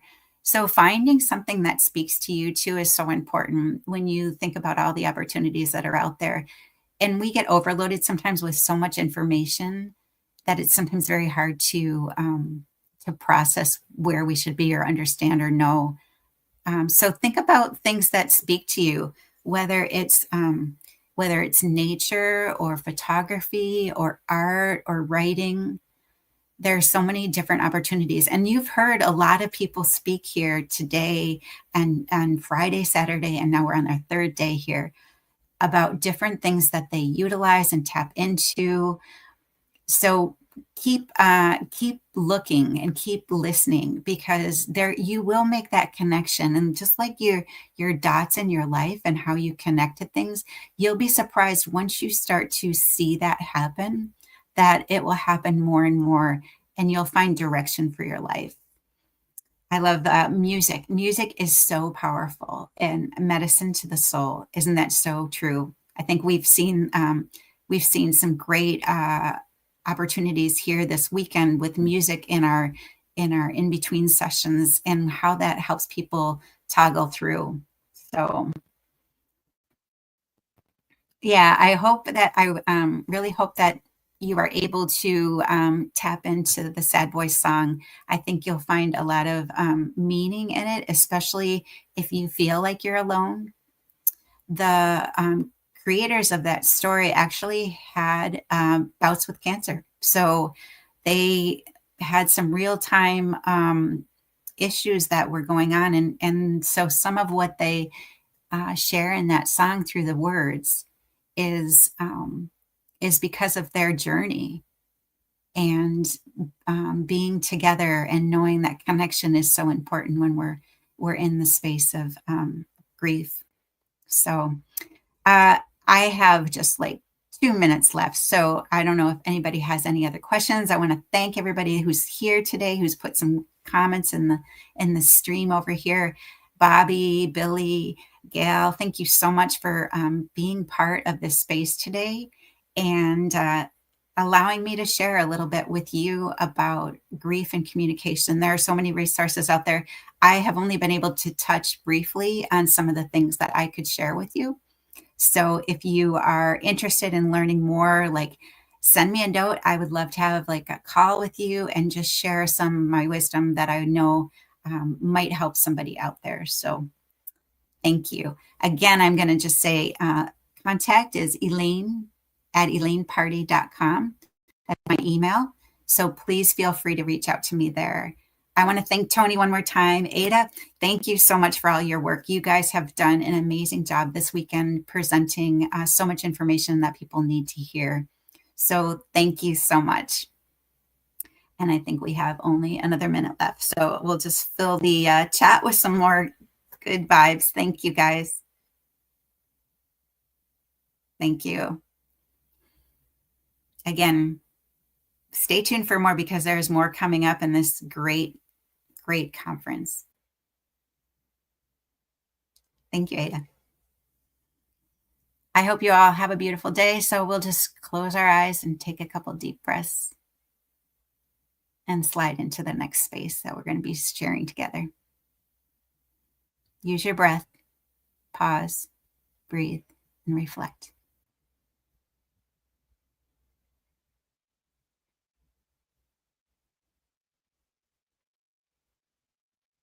Thank you.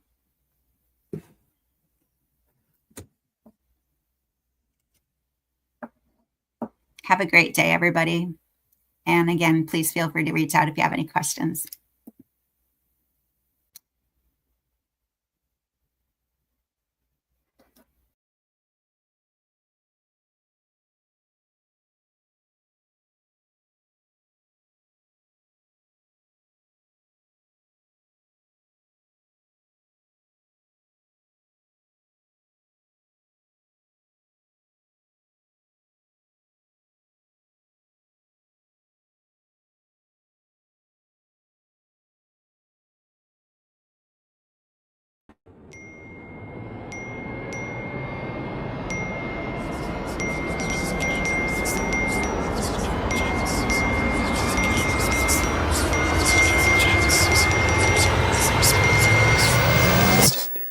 What if you could hit reset?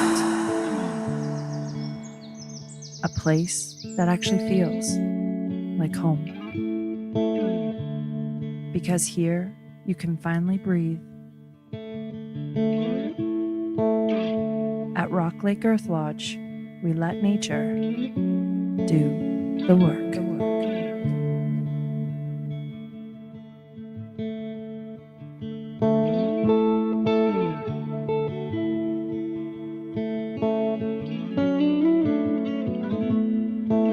No pressure, no distractions. Just space to process, to heal, to find your way back to you. Because life doesn't come with a manual.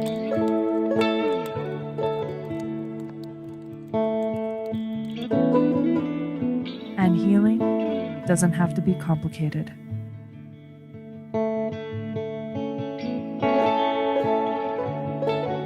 When you are ready to reset,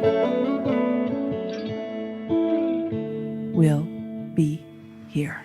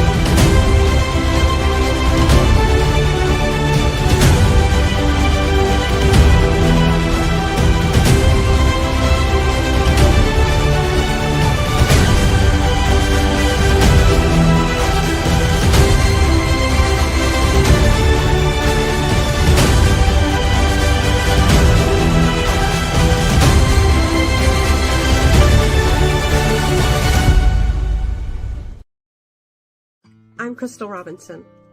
I'm a National Board Certified Health and Wellness Coach and the founder of Crystal Moon Holistic Healing. Here's what I know. Most people wait until something breaks. Their body, their spirit, or their relationships, before they stop and ask, what am I doing with my life? I've been there. I had the career, the family, the outside success, but inside I was running on fumes, and eventually my body made the choice for me. Now I help people make the shift before it gets to that point. And if you're already there, I help you come back stronger. Transformational coaching isn't about quick fixes. It's not about surface level change or following a checklist. It's about getting honest about what's draining you, what you're carrying that isn't yours, and what you've ignored for too long. We talk about your patterns, your choices, your stress, your health, and we reconnect it all. Mind, body, spirit. I bring over 30 years of engineering experience and combine that with holistic science-backed coaching that meets you where you are. There's no judgment here, just truth, and the tools to help you live with more clarity, energy, and purpose. If you're ready for real change, the kind that lasts, I invite you to schedule a free 1-hour clarity call. No pressure, no performance. Just a space for you to explore what's next with support. Go to crystalmoonholistichealing.com or email me directly, crystallee@crystalmoonholistichealing.com to book your call. Wellness Simplified, your path to clarity, joy, and healing, bringing you back to you. You don't have to keep doing life the way you always have. You get to choose differently. Let's take that step.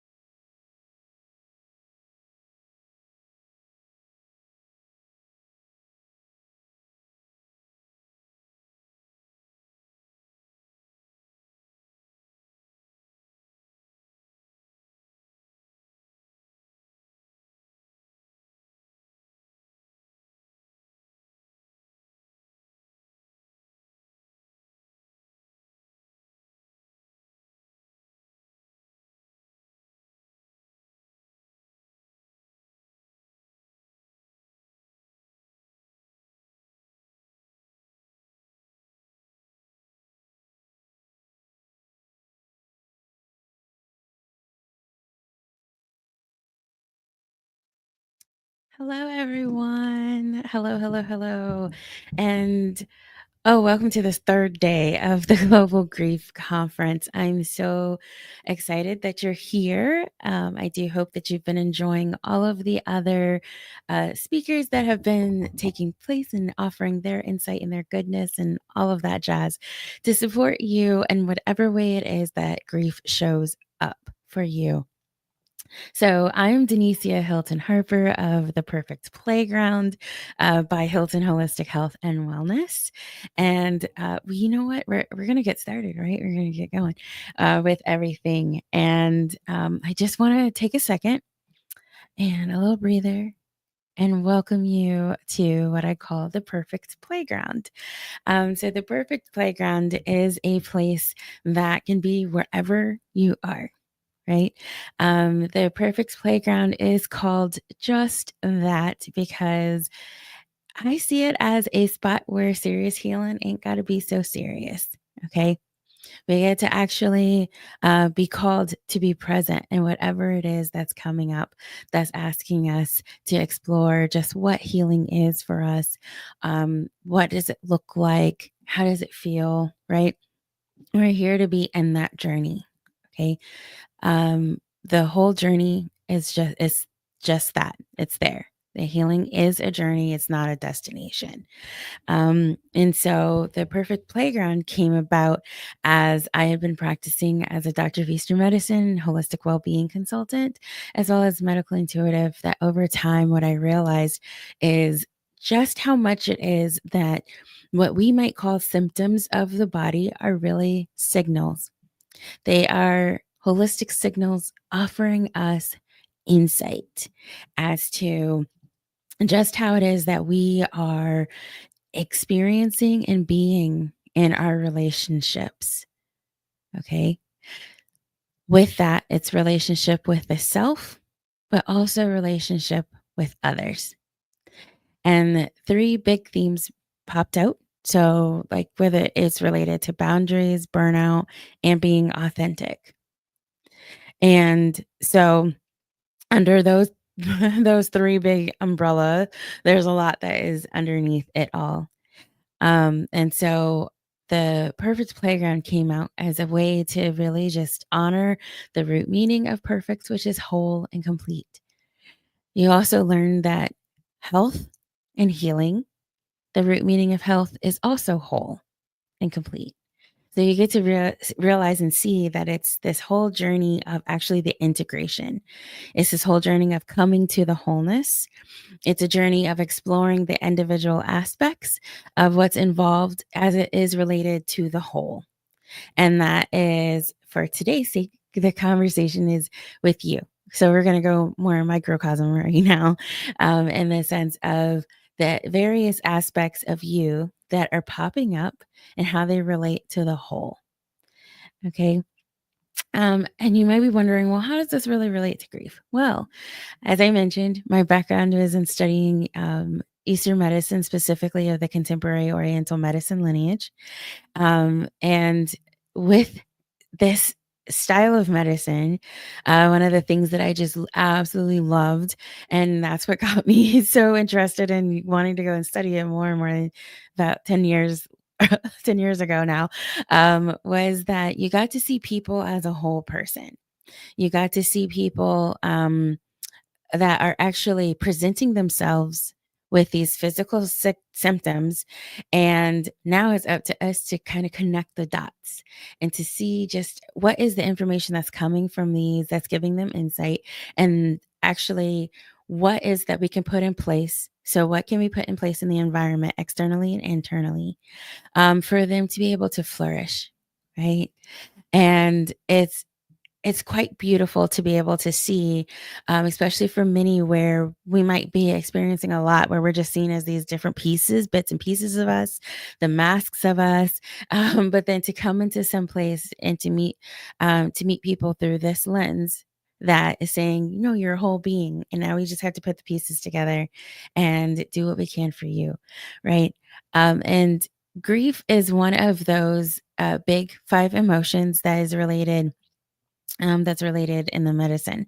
And while many might go and just be like, okay, let me just go and look this up and do some research here when it comes to grief and Chinese medicine. I would like to actually offer a little bit more of a perspective here that actually they are all connected to each other. So there isn't just one that is singled out that's going to function and do its own thing by itself. They're all pals. So what I like to call them, they are your play pals. They are perfect, authentic liberators. Okay. And we get to actually explore today what it is that they can offer. So what are these signals? They are your co-adventurers in this journey. And that is the journey in navigating grief. And so what we'll do is we'll meet those play pals of yours that are available to you. And let's see what the messages are they may be giving to you in the form of these signals, in the form of these holistic signals, symptoms, as some of you might call. And that way you could see, okay, that one does predominate more for me. Perhaps that is more of my unique way of navigating grief. My intention and vision here is that you get to see that you're quite a complex being, right? Quite a complex being. And then hopefully it answers and it offers some relief that whatever it is that someone might have suggested or something you might have done in the past, it may not have worked. It may not have felt as good, right? And so the idea here is that as we meet these play pals of yours and get to know what are those holistic signals that they send off, that you could be like, oh yeah, that one definitely predominates more for me. And then you'll get to see, oh, this is the direction that more than likely applies, right? And so I am hoping that you guys will enjoy the ride as we go and we do meet them. So yeah, once again, we are the playground. So when we're at the playground, there's only one rule and one rule only, and that is that you get to play. And play is just really allowing yourself to be curious, right? To go through all of the emotions, go through all of the curiosity and everything that comes with it, right? And at the same time, though, we will be activating its acronym. So it's play, right? So it's the potential and learning about yourself. Okay. So you might have come across some of this information, you might not have. And then, but being present right here, right now, playing, and then just opening yourself up to a new way of seeing, a new way of being. And then let's just see what juicy goodness is awaiting for you down that pathway. All right.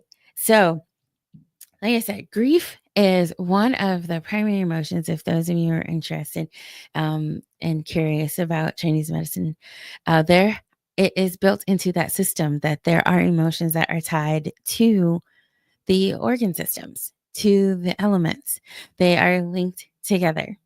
So it's really refreshing when you realize, whoa, yeah, for thousands of years, there's been people that have known that the emotions can be a driving force to what we see as dis-ease, right? Or disharmony within the body system. And so with that being said, let's get started with your first play pal. And your first play pal is going to be the grounding globetrotter. Okay. The grounding globetrotter is the one that many, and now this is the idea here, is that you're meeting this co-adventurer, but you're also listening for any of the qualities that would be like, ooh, that's me. Oh, I do that. Okay. Or, oh, that pops up. All right. So that's the idea here. You're listening for that. So with the grounding globetrotter, this aspect comes up. It's very nurturing. This is why it's grounding. Very nurturing and very soothing. And this is going to be coming out as the one that tends to be a little bit more behind the scenes, that wants to be there for everyone else, right? Wants to do for everyone else. They can anticipate it. At the same time, as it relates to grief, this might be the person that will squash and push down their own just for the sake of others that are around them. They might be the one that's going to actually anticipate and think about what others are doing, what they need, and it's going to be hidden for them. So then as the journey of the grief comes about, what might happen is there could be some weight gain that doesn't necessarily shift that comes up. While they're moving, right, they still feel like they just want to, they might just want to lay there and they just want to be there. So this one would be very prone also. It's like the type of grief that comes out is going to be more related into worry. So they're worrying about everyone else. How are they doing? How are they going to be now that this person or phase in someone's life has transitioned, right? So, and actually, I do want to pause real quick and then also bring this up, that when I think about grief and I think about its association to loss, that can be association to loss of people, but it can be your animals, but it could be a stage in life. It could be also careers, right? It could be that it's not that someone has transitioned over, but it could be like someone moving out, right? So there's some element of just something is not the same anymore, and it feels like something is missing, quote unquote. So like there is that element of loss, and with those changes, we might literally miss it, and then therefore grief can set in. And so when we're talking about this grounding globetrotter, that feeling of grief, they won't call it grief. It's just all of a sudden they're just worried. So whatever it is that has their attention that is now lost, they may be thinking about, well, how are they doing? What are they doing? What do they need? Is there something else? What did I do? Right. And so then a lot of the times it'll be like an overcompensation. And so they'll overdo a lot of things for the sake of just not feeling the discomfort of loss. And so it will come out as like this weight gain. It will come out and excessive worry. It'll also come out as they tend to be kind of more round and soft, right, physically, but then also you could see that they might have some digestive issues. And those digestive issues, the component of digestion is more related to like the bloating part. Okay. And so you'll see that happening with them. Now, the beautiful part is with the grounding globetrotter is that they, just as much as it is that they can anticipate the needs for others, they could also do it for themselves. It's just navigating that it's okay to do that for yourself and to have that space for yourself. One of the ways that you can nourish in navigating the grief with the grounding globetrotter is by focusing on that middle, on that digestion. And so for many, it could be warming broths, right, with some aromatics that have been steeped in it. So like some onions, scallions, leeks. You can use those to actually be able to work through things that are softer on the digestion, like not really raw or super cold foods at all. So just think about how nourishing and warming it feels when you take that sip of soup or that bite of soup and you just feel it all going down. And it's like, right? Like you can use foods just for that. And then as you're looking at people, so external environment, looking at those, assess who's around you, right? See where there's someone that could actually do something for you. So if they are constantly all the time like asking for things from you, then identify who could be offering things to you and then allowing yourself to receive that type of love and support. Our next one that we're going to get to is our radiating roamer. So our radiating roamer is going to be that one tends to present to be very fiery. That is the element that's associated with it. Think very fast paced. Okay. Think can be very anxious also. They might have some trouble sleeping at night as well. They might tend to run a little bit warm, a little bit hot. Just as much as it is that they're kind of like on to the next. That can happen as it relates to grief. They don't want to be with the discomfort of the grief. So it's on to the next. So they're going to bounce around from different activities, different people, different things, different support groups, all of that, just to kind of keep that energy going. And what can happen though is not only some of the stuff that I had described can present itself, but eventually that will set them up for burnout. And it'll be like this super exhausting feeling that they will just want to just lay out. And then that's when it can really hit them with the grief, because now there isn't that energy to just keep jumping and moving from thing to thing to thing. And now they are kind of forced to sit with it. And sometimes that comes in the form of not feeling well. There's some type of sickness and they are sitting with it. One of the things with the radiating roamer is that when you are navigating grief with this play pal in particular, it can be quite helpful to kind of be moving, like to physically be moving, to activate those endorphins, as it is that you're going out into a dance class or you're just free dancing anyway, right? Or a lot of times it's other creative outlets. So if it's painting, if it's writing poetry, it's those expressions of the heart that'll come out. And so those are ways that you could actually activate and use that radiating roamer play pal to navigate the grief, is tapping into that creativity while simultaneously asking yourself, am I using it to channel the grief and to navigate the grief, or am I using it to distract myself? So that's your big delineation there.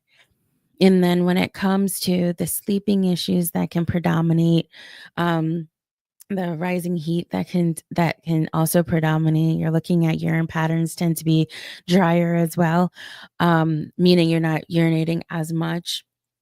Is that I would say, really take a look at your minerals and what vegetables could you add in that contain a lot of minerals to be able to calm the mind, calm the body. And those minerals also calm the spirit. So they're heavy minerals. So they have a grounding and a direction of going down, because they're just trying to calm the mind, right? Try not to engage in a lot of activity just before going to bed. See what you can do to actually soothe and calm. Prepare the whole body, the whole system for going to bed. Keeping it a little bit cooler at night if you can. That should also help as well. So our next one that we have is our activating adventurer. Our activating adventurer. Oh man, this one's lovely because it is where we do think about and we look at water, and water can activate life in so much. At the same time, it has that depth to it. So this play pal tends to present itself, right, when there might be lower body edema. Okay. It might present itself as this fear. So the grief with this is a fear that actually gets activated. And it could be deep rooted. Can be moments and phases of depression, that also come into play. It could be like there's a reflection that happens, meaning thinking about the past, but it is like it could be almost like obsessive into the past. So it's not necessarily like a remembrance, but it is like a fear and a what if, right? So it could really vacillate into that side. There can be some lower back pain even associated with this one as well. And so when you think about if this one predominates, if the activating adventurer predominates, it's taking a look at for yourself, how is it that you can reflect, but do it in a reflection that honors, not a reflection that you're gonna spiral in the past of what if this, what if that, what if I could have changed this. It's more of an honoring. And so what kind of ways of reflection show up for you that you could do it? Is it in journaling? Right? Is it simply by going by like a body of water and just allowing yourself to be present and allowing the water to literally wash and send off any of the feelings or the emotions that you're like, okay, I can now drop this to be able to go into the next phase. Right? So I would surely encourage you to take a look at that one. Our next one is our Cultivating Crusader. So with our Cultivating Crusader, this one would be classic for grief. But the patterns that would show up with this one is like when those, I would say, they just can't catch their breath over this loss. So it is the shortness of breath that tends to happen. It could be some tightness in the chest, but it's like along the sides. It can even come up in the upper back as well. And sometimes even allergies start to all of a sudden pop up after a loss. And depending on how you responded to that loss, the severity, it could be a big allergy or other sensitivities that could pop up as well. Sometimes there's some dryness with the skin, or you'll get some skin eruptions. That'll also happen with this form. And also, even looking at the digestion system, this part of the digestion is going to be more related to constipation. So, in what ways is it that you're holding on to whoever or whatever it is, refusing to allow it to pass on, to allow it to go into its next phase of its journey? In what ways is it that we're controlling it and controlling that, right, for our own sake? And so sometimes when it comes to processing and navigating the grief, it's realizing like whatever and whomever it is they have their own. So they have their own journey just as much as you have yours. And so it's seeing just how is it that we could be controlling or trying to control it. And for who? It would be for us. And so when the Cultivating Crusader really stands out, it's asking ourselves, what is it? What part of this is it that I'm actually really trying to keep and I'm really trying to hold on to? And why? So you can reflect on that, right? You can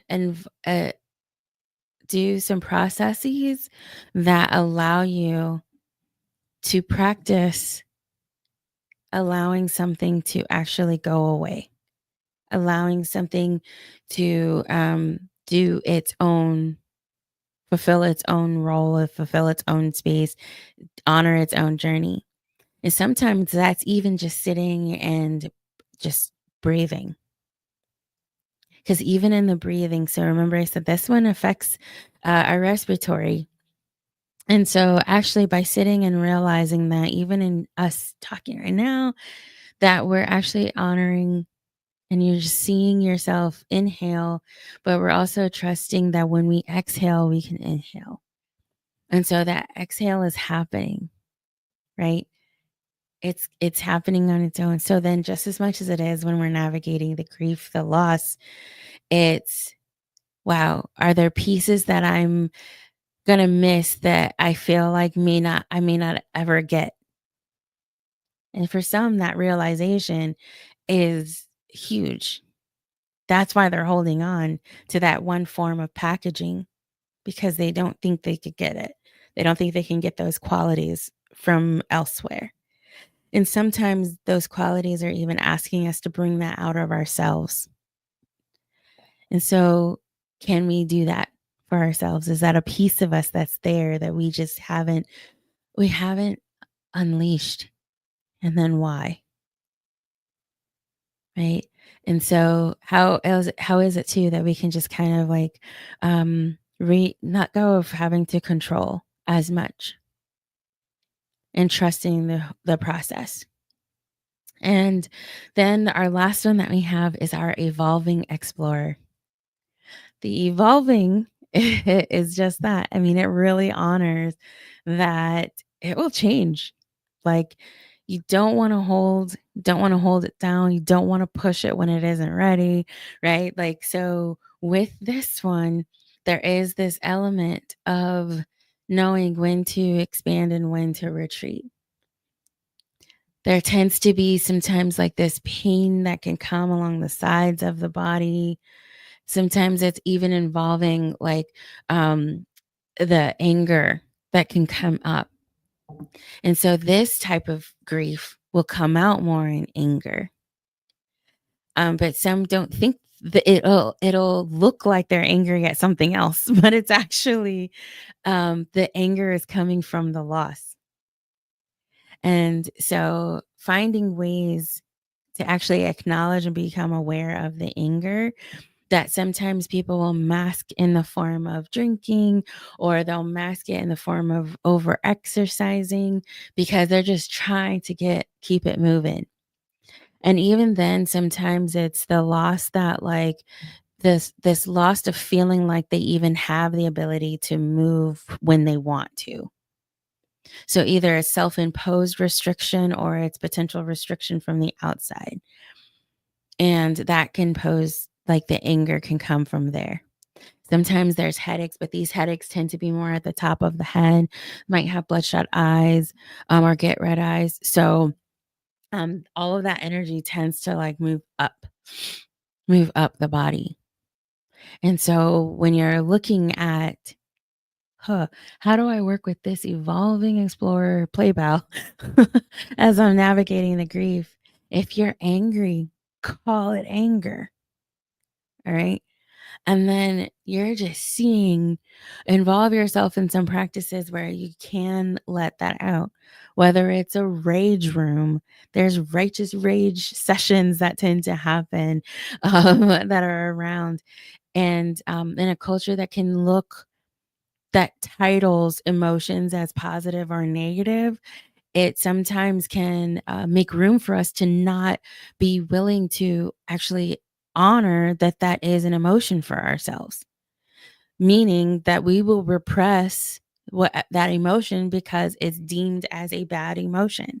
But really, as I just painted for y'all, with each of these play pals, they're actually an element of you.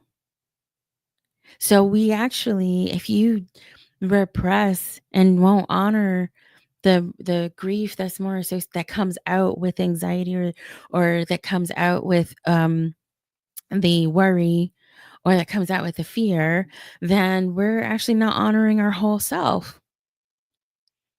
It's just that we're figuring out how can we use that information that comes up in our body, and then saying, oh, this play pal is predominating right now, so I need to nourish this. And then that will support you in navigating the grief when it comes. So we have our grounding globetrotter, our radiating roamer, our activating adventurer, our cultivating crusader, and our evolving explorer. your 5 play pals. And when you go by their names, they spell grace. Okay. And if that's something that I may offer you or get you to see, is that navigating grief can be done with grace. And recognizing and knowing that your body is sending off these signals to let you know how you're processing the grief, but also it's saying, hey, if you recognize that this is what's happening, then there's some support that you can give yourself that will further support you in navigating the grief. And you can do that with grace. So I'm very happy that I got to introduce these 5 play pals to you. And then also, if you're interested in taking an assessment, then to see which ones might be predominating more for you based on the signals that are coming up for you. And then you can come right back to this and then say, oh, yeah, let me go back to see what Denise said about this. You got it. It's right there for you. So that if you are interested, you would go to www.theperfectplayground.com/playpals. So PLAYPALS. That's theperfectplayground.com/playpals. And then if there are any questions, I don't know if there were any that were out there, but I would love it if I'll see if they are. Oh, I see their comments now. Hey, Ada, thank you so much for having me.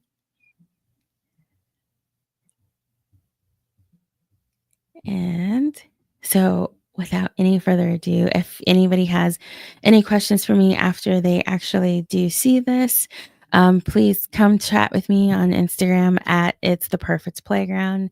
Again, it's at It's the Perfect Playground on Instagram. And feel free to DM me and let me know what's going on for you, what came up for you, if there were any questions for you. But in any way possible, I could try to see if I may offer support or be able to direct you and guide you somewhere else that can also offer support. So, in closing, I just would love for you to realize that the grief is a part of us, as I described it with these play pals. It's something that can definitely bring about some discomfort. And paradoxically, in honoring it, we may find comfort. We also will be able to explore just what parts of us are asking for our attention. In the loss of something or someone else, we see what it is that we treasure and what it is that we might even hope for ourselves, right? And have for ourselves.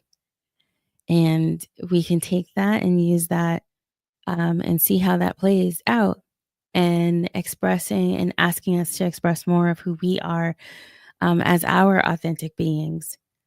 And the grief can be that gift at the same time. So I loved being able to share this with you. And I thank you for having me. And as a representative of the Perfect Playground here at the Global Grief Conference, I do hope you enjoy the rest of today and with those presenters that are all here for you, supporting you as you navigate grief in your life in all the various ways it pops up. But I'm Denicia Hilton Harper. I'm signing off, and I appreciate you. Much love. Perfect playful blessings, y'all.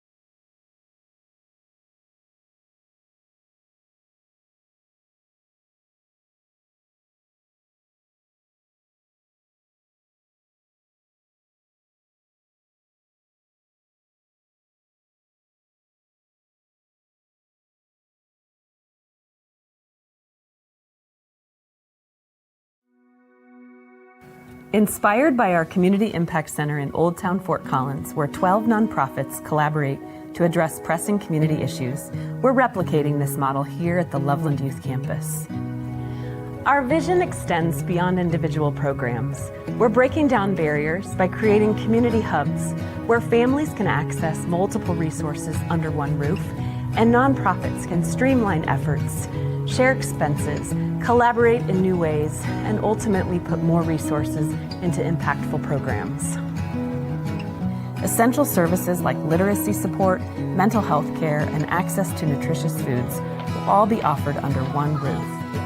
And that's in addition to quality care for children ages 0 to 18, provided by our partners at Teaching Tree Early Childhood Learning Center and Boys and Girls Clubs of Larimer County. Our efforts to unite nonprofits and services in community hubs countywide are truly redefining what it means to be a Larimer United. When we all come together and pitch in, we have the potential to be part of something greater than what any of us can do alone. We can build a brighter today and a more resilient future for generations to come. The opportunity to thrive is the bedrock of the American dream. At United Way of Larimer County, we are dedicated to turning this dream into reality. Thank you for joining us in being a Larimer United for healthy kids, healthy families, and a thriving community.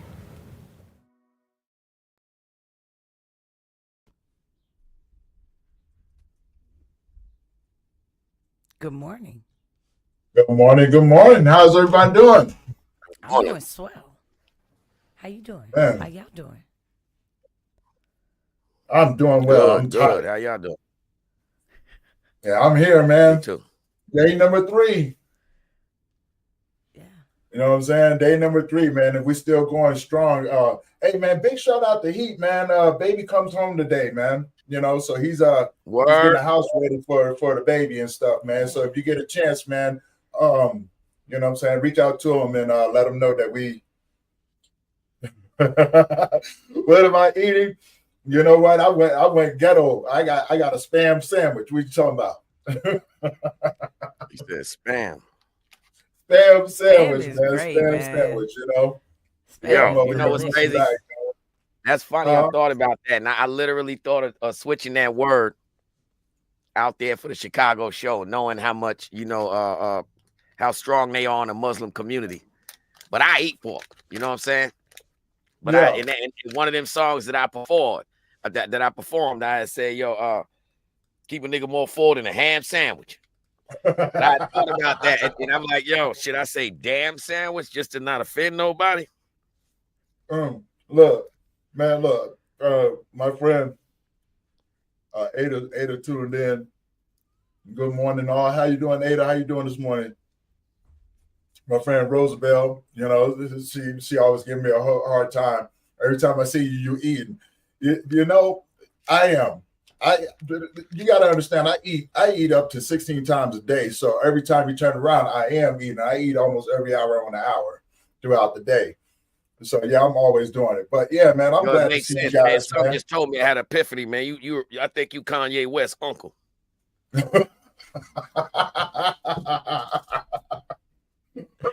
I ain't messing with you. You're cute. I ain't messing with you, man.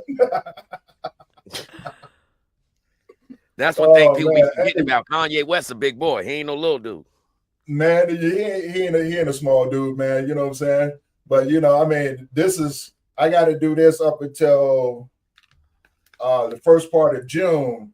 Then I got to cut back so I can start dropping water and just start cutting up and start getting ready for the show. So I'm enjoying the food now because when I go on restriction, you know what I'm saying, it's strictly fish and vegetables after that. You know what I'm saying? And less water and less carbs. So yeah, I'm excited. That's gonna be painful. That's cool though. That's it's mad discipline, you know? It is mad discipline, you know, and if I didn't love it, I wouldn't do it. Right. Okay? You know what I'm saying? If I didn't love it, I wouldn't do it. But you know, I'm excited heading up into it though. You know what I'm saying? I'm definitely excited headed up into it. I get to do the 50 and over master class. So I'm excited for that. You know what I'm saying? To be up on What's stage. that? You said it's the what? It's the 50 and over master class. What's that? It's the open bodybuilding. So you know what I'm saying? We just sit up there with They the gonna have guys the paramedics there? Huh? They gonna have the paramedics there? They better. Yeah, they They need to better 50 and over. because They need a couple vans there. I was just thinking about that. You said 50 and over, like, yeah, it's gonna be a whole lot of different issues going on, man. Blood you know, pressure, bad knees, bad hips. Ooh. Mm-mm-mm. man, I ain't messing with you, Q.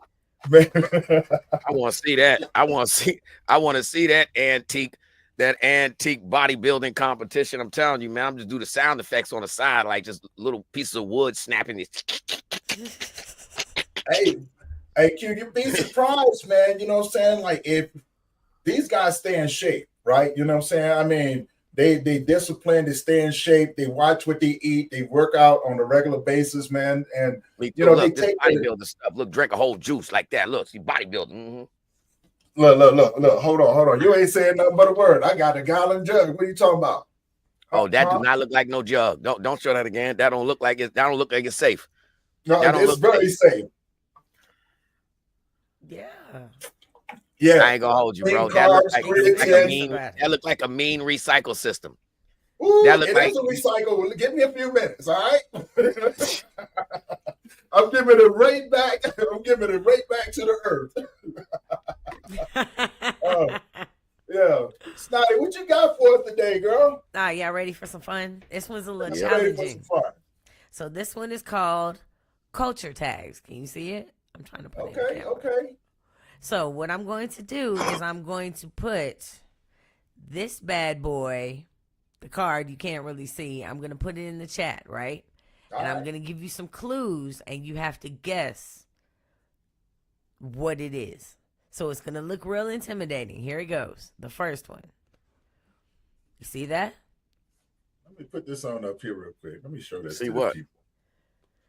Oh. See it? That's the hashtag. So I'm going to give you some clues and you have to guess what this hashtag is. Okay, you ready? You ready? Lay it on it. Okay. So when you were a kid and you would act up and your mom would, kind of smack you in the mouth. Or no, let's go back. When you were a kid and something happened and tears just start pouring out of your eyes and your mom snatches you up and she grabs you and she's like, this hashtag. Okay.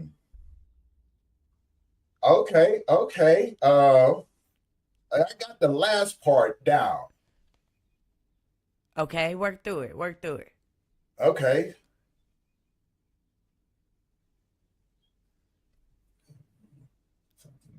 So remember, you're a kid and tears just start coming down and your mom grabs you and she's like, oh, stop crying before I give you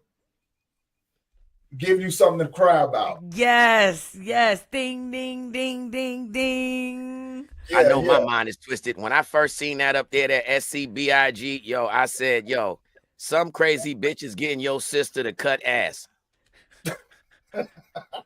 Only you, Q. Look, SCBIGYSTCA. Some crazy bitch is getting your sister to cut ass. See, you're not even paying attention to the keywords. I am paying it. I'm just saying that's what hit first. Right. Oh my God. Right. Okay, next one. You ready? Yeah, do it. In the chat. So this one, did you get it? Yeah, you got it.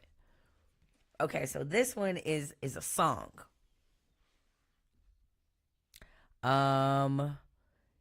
It's a Whitney Houston song. It's a very powerful song. It's one of her best songs because, Whitney Houston. There we go. Song, huh? It's part of a lyric. Let me say that, of one of her songs. The very beginning of the song. Okay. Let's see what we got here.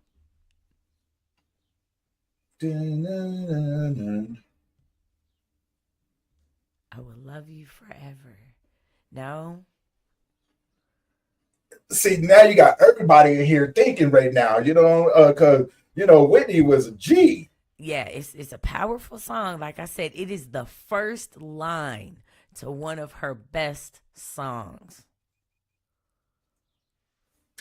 Come on, Whitney. What we got? Come on, Q. You the one that got the music. Bruh. It's not when the she said Bodyguard Whitney, one. that kind of went back. Like, yeah. I don't know. Come on, audience. What y'all got for us, man? Come on, pour them on in here. You know what I'm saying? Let us know what your thoughts is. Join on in this game show. Snotty over here cheating. Okay. No, don't ask ChatGPT. Don't do that. No. Okay, I'll give you a hint. The A. No, pick a letter and I'll tell you what the letter is. Any letter and I'll tell you what it is. B. Believe. Give me the F. You get one. See, Q asked for one. I asked for one. If I give you the F, then that'll give it away. All right, give me the A then. R.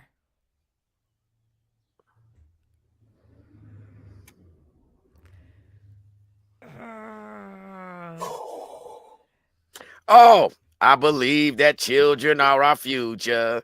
Teach them well and let them lead the way. Yeah. Yes. All right. I believe that children are our future. Yes. Good job. Okay. Man, look, that's all right. Okay, I get it. You ain't like that song, did you? Yeah, you were still getting your ass whooped when you heard that song. Me too. That's why I heard it. That's why I understood it. You know what I mean? Yeah. Take the belt. Okay. Straight up. Next one. So these are words to live by. Say you're on the playground, right?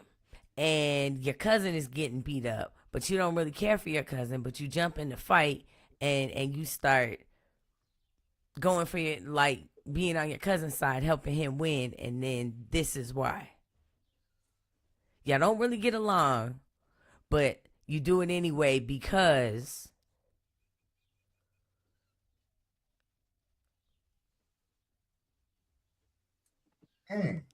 Okay. it's a word to live by. It's like a phrase. Or let's say, let me give you another one. It could be anybody in your family or somebody you're super, super, super, super close to that's like your family, right? And you defend them despite y'all not getting along, and this is the reason why. Can I get a T? Can I get a T? Which one? Give me the second T.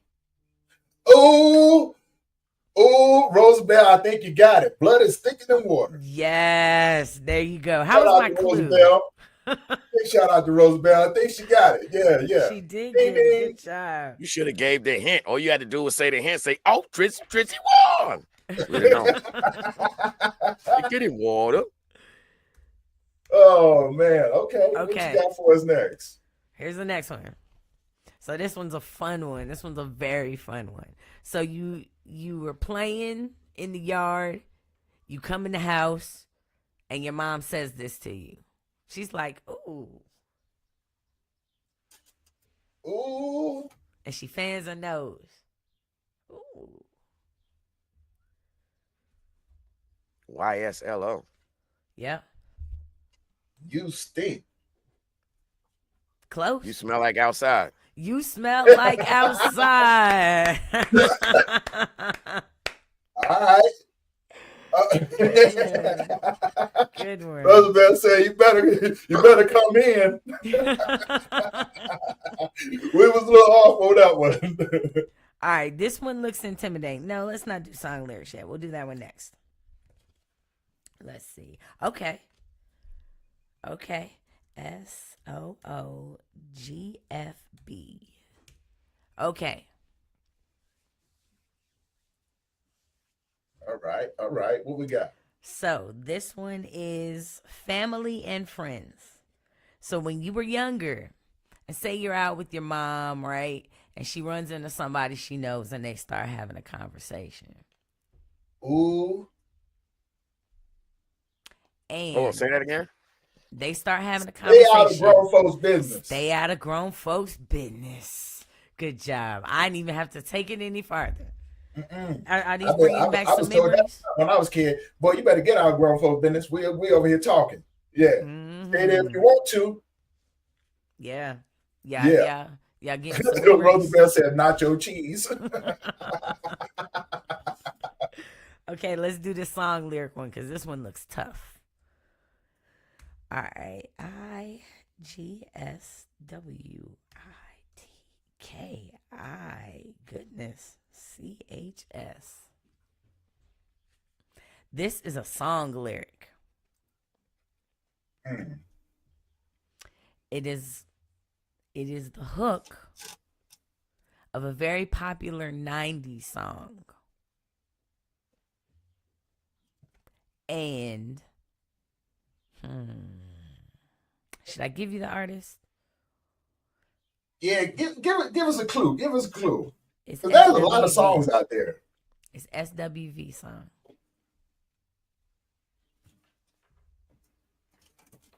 I get so weak in the knees, I can hardly speak. Oh, shoot. All right. What's the next line? I lose all of them as something takes over me. Yeah. All right. Let's see. We have family, friends. Oh, yeah. Let's do family, friends. All right.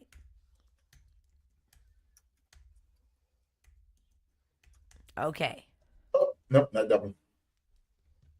Oh, we have somebody who wants to do one? I think Roosevelt put one in. Okay, you want to do that one next? Yeah, let's pop it up in there. All right, Roosevelt, since you put this one up here, you gotta give us some hints now.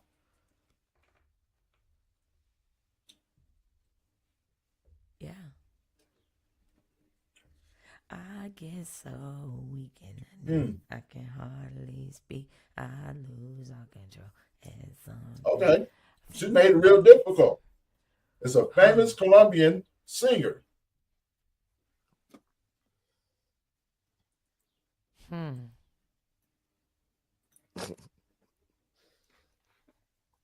Guess I'm out of it. Her name. Oh, are you talking about? Oh, My Shakira. hips don't lie, and I'm starting to feel the vibe. I didn't even know Shakira was Colombian. Under your body. I think we got you. Roosevelt. It is Shakira. Shakira. Yay! Thanks for playing along. That was fun. Yeah, Roosevelt got that one. All right. Okay. It's nice. It's nice to play along because I always got to be the host. So when y'all involve me, it warms my heart a little bit. It makes me smile.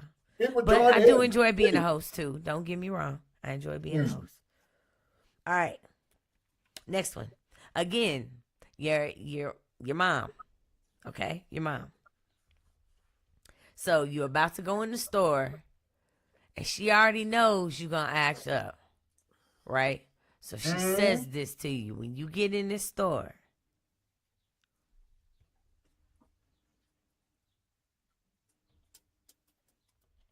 You need a hint?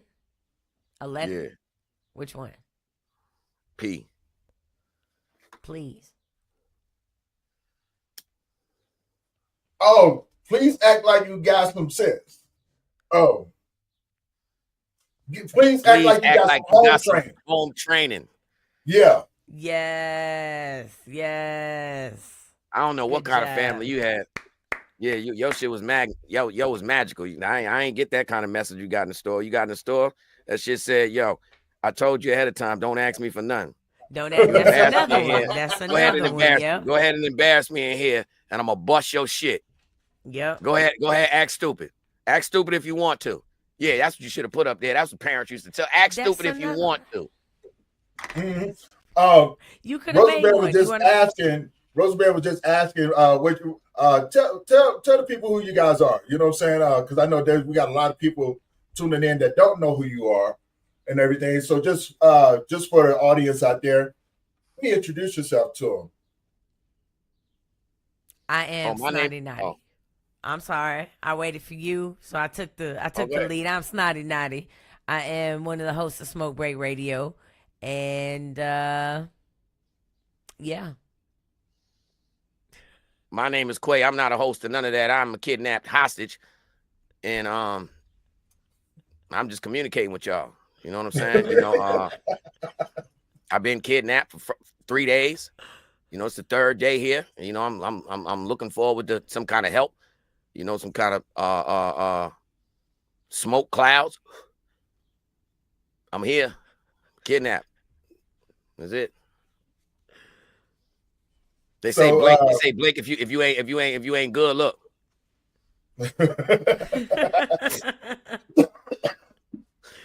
Roosevelt want to reach out to you, have you on the show.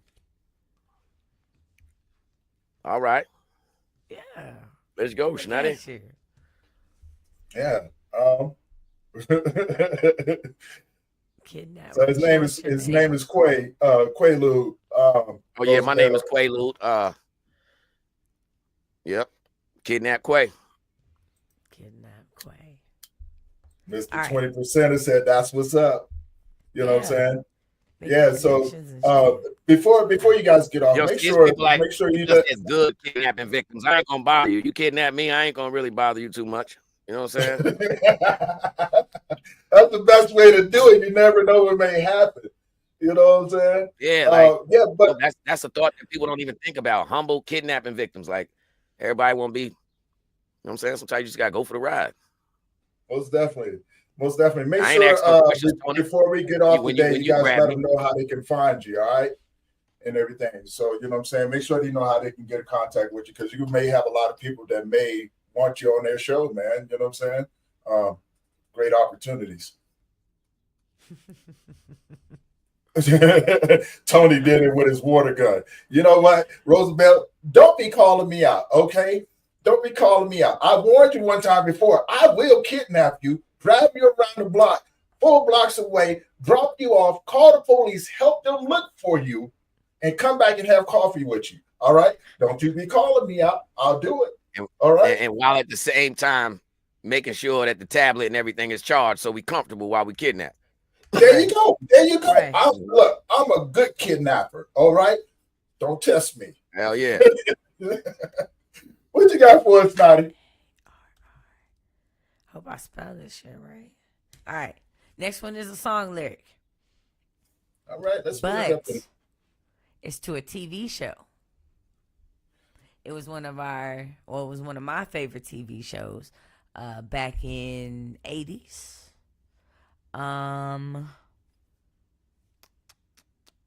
There were, if I tell you what there were to give it away, the person who hosts the show is also in another show, and he wears these little glasses kind of like this. He's on Star Trek.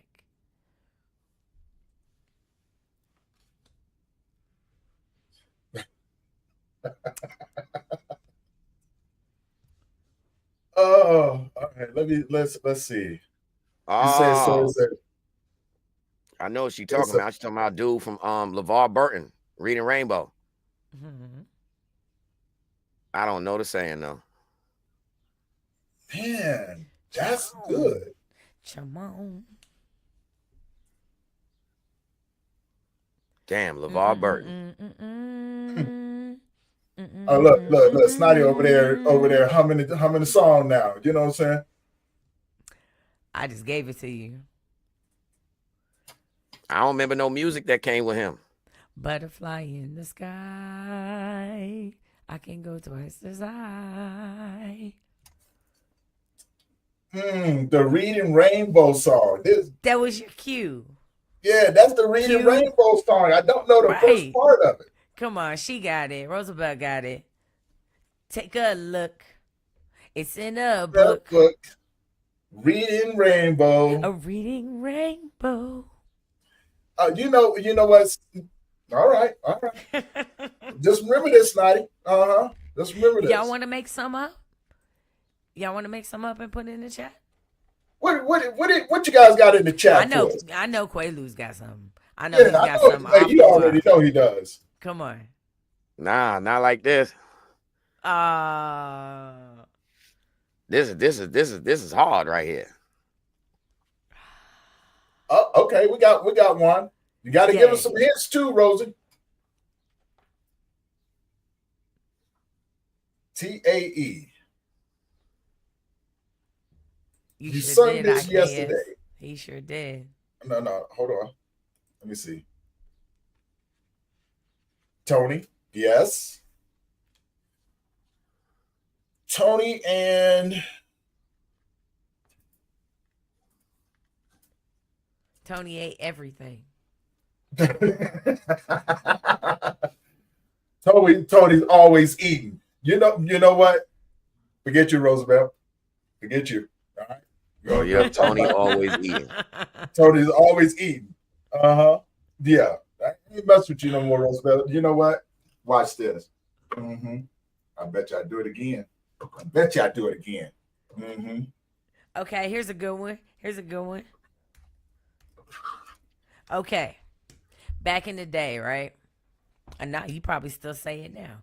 You're about to get into it with someone and they're like, I'm gonna hit you, I'm gonna punch you, I'm gonna do all this, and you stand there, you look at him and you like, I wish you would. I wish you would. Good job. I wish I had the claps. You got the claps? Anybody? Nope. Everybody got the ding ding dings. We got one. Diddy. Diddy, okay. Didn't I tell you? All right. Yeah, look at you. Come on now. You got to do better than that, Mr. 20%er. Come on, everybody, tune in. You know what I'm saying? What y'all got for us? All right. While we wait for one for them, I'm going to put this up in here. MATGR. See if I got this right. Okay. It's a song. I think it's from the 80s. And there's a little sound effect in it that went, ooh, yeah. ITTT. And people would dance to it. You do like the Running Man to it and all the other slick stuff.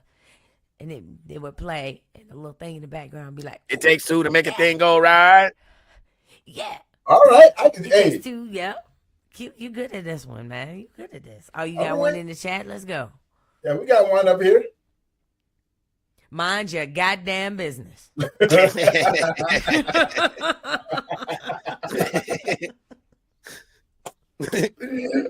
that is amazing. That is awesome. Oh, y'all like this game? What you think of it? It's called Culture Tags. If you I can like see it. I like it. It's, I believe, at culturetags.com. Let me get the box. This is what it looks like. It's got like, I'm trying to put it in there. I have to take the blur off. But it's got like a whole bunch of versions in here, like a whole bunch of topics. And then it's got these other side games. It has 90s nostalgia, 90s TV and film. Then it has Per My Last Email. And like, they're real fun. So if you enjoyed this game, you know, culturetags.com. We got two. I think I'm gonna put this one in here. You know what I'm saying? As we wait for the next presenter to come up, and yeah, we'll see how everything goes. Mr. 20% said IWBMCAISUWICOSTM. Look, you can't be putting complete sentences up in here. Right. Yeah, you need to put a whole paragraph. What are we supposed to do with it? You know what? Give us some clues. Stop playing now. Give some clues. I want to be.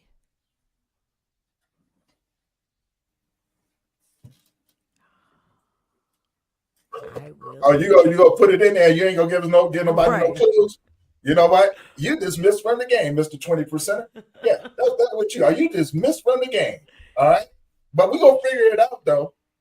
Yeah, And then we got another one in there too. So yeah.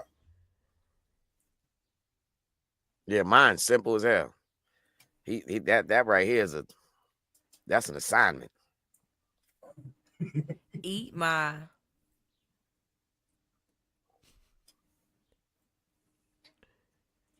Something you say when dealing with people and money. Okay.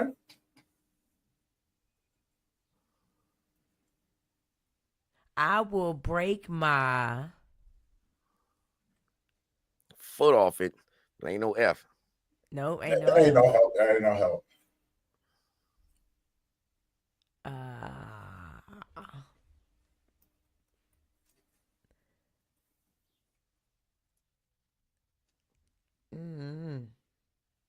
I don't think you got that one, Rosie. I don't see an N. I would, Oh. yeah, but my checking account. Hold on. What's the rest, Quaalude, Tony? Hold on. Y'all know where that's from, right? Yeah, Kevin Hart. I would, but my checking account. The way my checking account works. Right. My checking account is oh my God. I think we got the first part. I would, but my checking account. Oh, it's set up. It's set up. My checking account is set up with. It's set up with. It's set up where I can only shop at the moment. I can only speak to the money.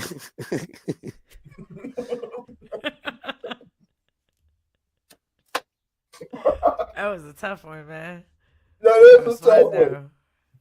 Where I can only... my checking account is set up where I can only save the money. Spend this much.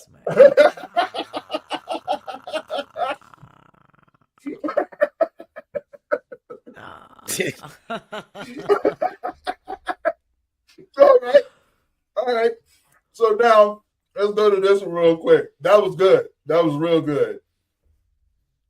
EMSTA.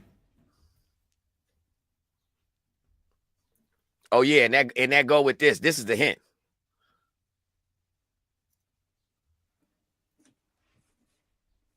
That's the hint right there. You know what? That don't help out too much, because you do that all the time. Oh yes, it do. Look at the hint. See the facial expression? Here's normal facial expression, and then when this happens, you like.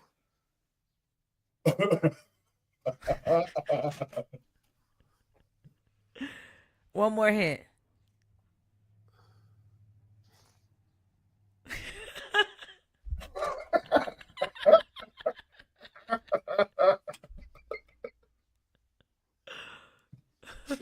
I give you a hint. Excuse me.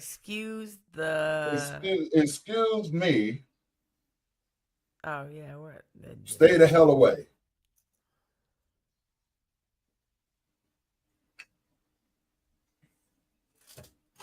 Hey. Yeah. That's two hints. Excuse and.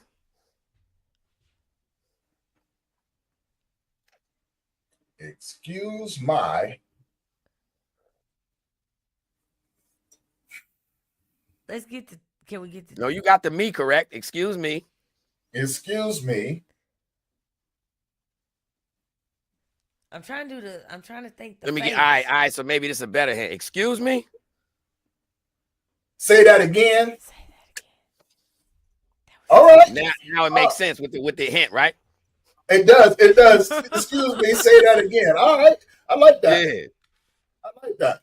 All right. So we got another one from. Let's see. We got one up here. I think I went past it. Let me just see real quick. Oh,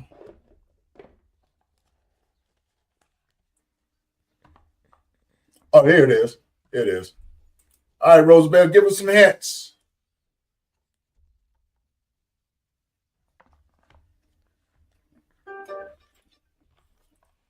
All right, we got time for this one, and then I got my next presenter up. Lynn Fay is in the house, and yeah, we're gonna yeah, give us is a she.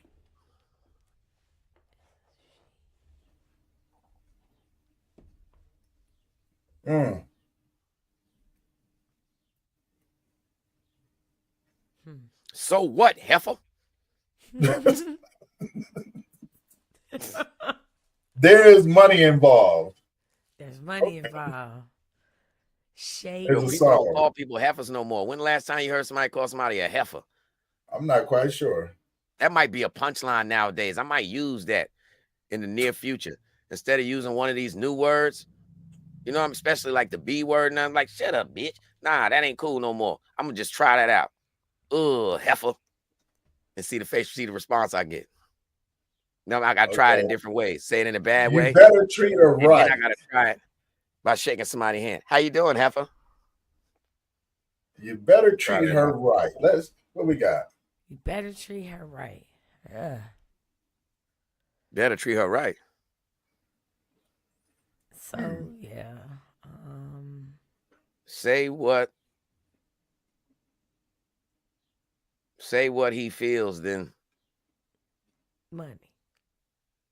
What's the hint? What is this about? Like shave where her friends. She works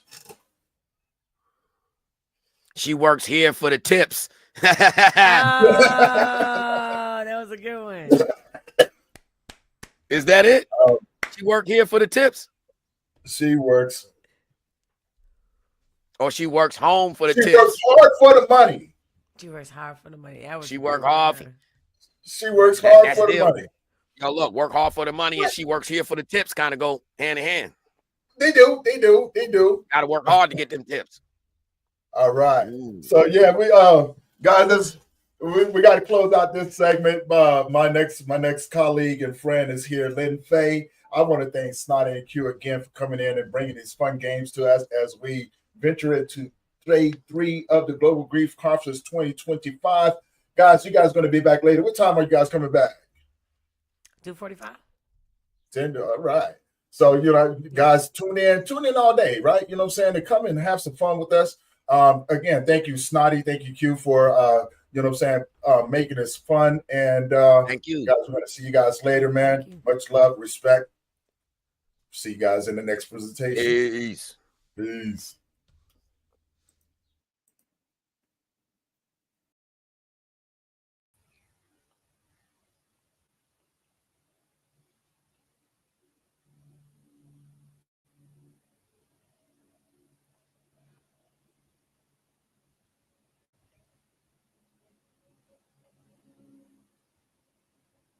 Tony, can you hear me? Yes, I am here. Oh, good. So I was there in the back. I guess I was not in the show, but I was there at 11:30. So I'm here. No, you're good. I got you. You know, I'm gonna go ahead and jump off. You do your thing, and if you need me, I'm in the back room for you. All right. Did you load up? I need my PowerPoint. The PowerPoints was too big for me to load up. So I don't know if you could click on the icon at the bottom, you should be able to pull them up. Will you wait for a minute before I do that, just to see if I can do it? Of course. Now remember, we are live though. Oh, okay. So yeah, we're on screen talking to everybody right now. Yeah, okay, that's good to know. That's good. Yeah, we're on screen talking to everybody. Fine. So while you're doing that, Faye, introduce yourself to the audience. I will do that. I am Lynn Fay. I am an estrangement clinician, and I have a lot to say about estrangement. But I am not seeing my PowerPoint here, Tony. So I'm going to have to maybe just do it without. I'll be looking at maybe my PowerPoint, but maybe other people will not be. But let's see if this works. We'll see. There you are. It's coming up. It's coming up. Yep, we got you right there. Boom. It's coming up. I'm going to jump off. All right. Hey, so I am. Jump off. Love you. Thank you for being here today. Everybody else, enjoy the show. We're going to see you guys all day long. Have fun with us, right? You know what I'm saying? Be educated, get the find resources, but most importantly, connect with the presenters. Faye, have a great presentation. Thank you, my friends. So happy Sunday. Good morning, good afternoon, or good evening to all, depending upon where you are in the world. First of all, I want to thank Tony Lynch for inviting me to speak today on grief. But I'm going to make a little bit of a shift, if that's okay with the audience. Tony asked me to, or asked all of us to make this fun. But that was a challenge for me because estrangement grief is not fun. So I will make this real, and I will make this honest. And so I hope that you can join me in that goal. So who am I? I graduated from Yale in New Haven, Connecticut with a psychology degree and a teaching certificate. And then I attended Pace University in White Plains to get my MBA in human resources. I then wanted to be an educator in terms of administration. So I got my 6-year degree at Southern Connecticut in New Haven, Connecticut. And I also have various coaching certificates, which came about much more recently after my educational career.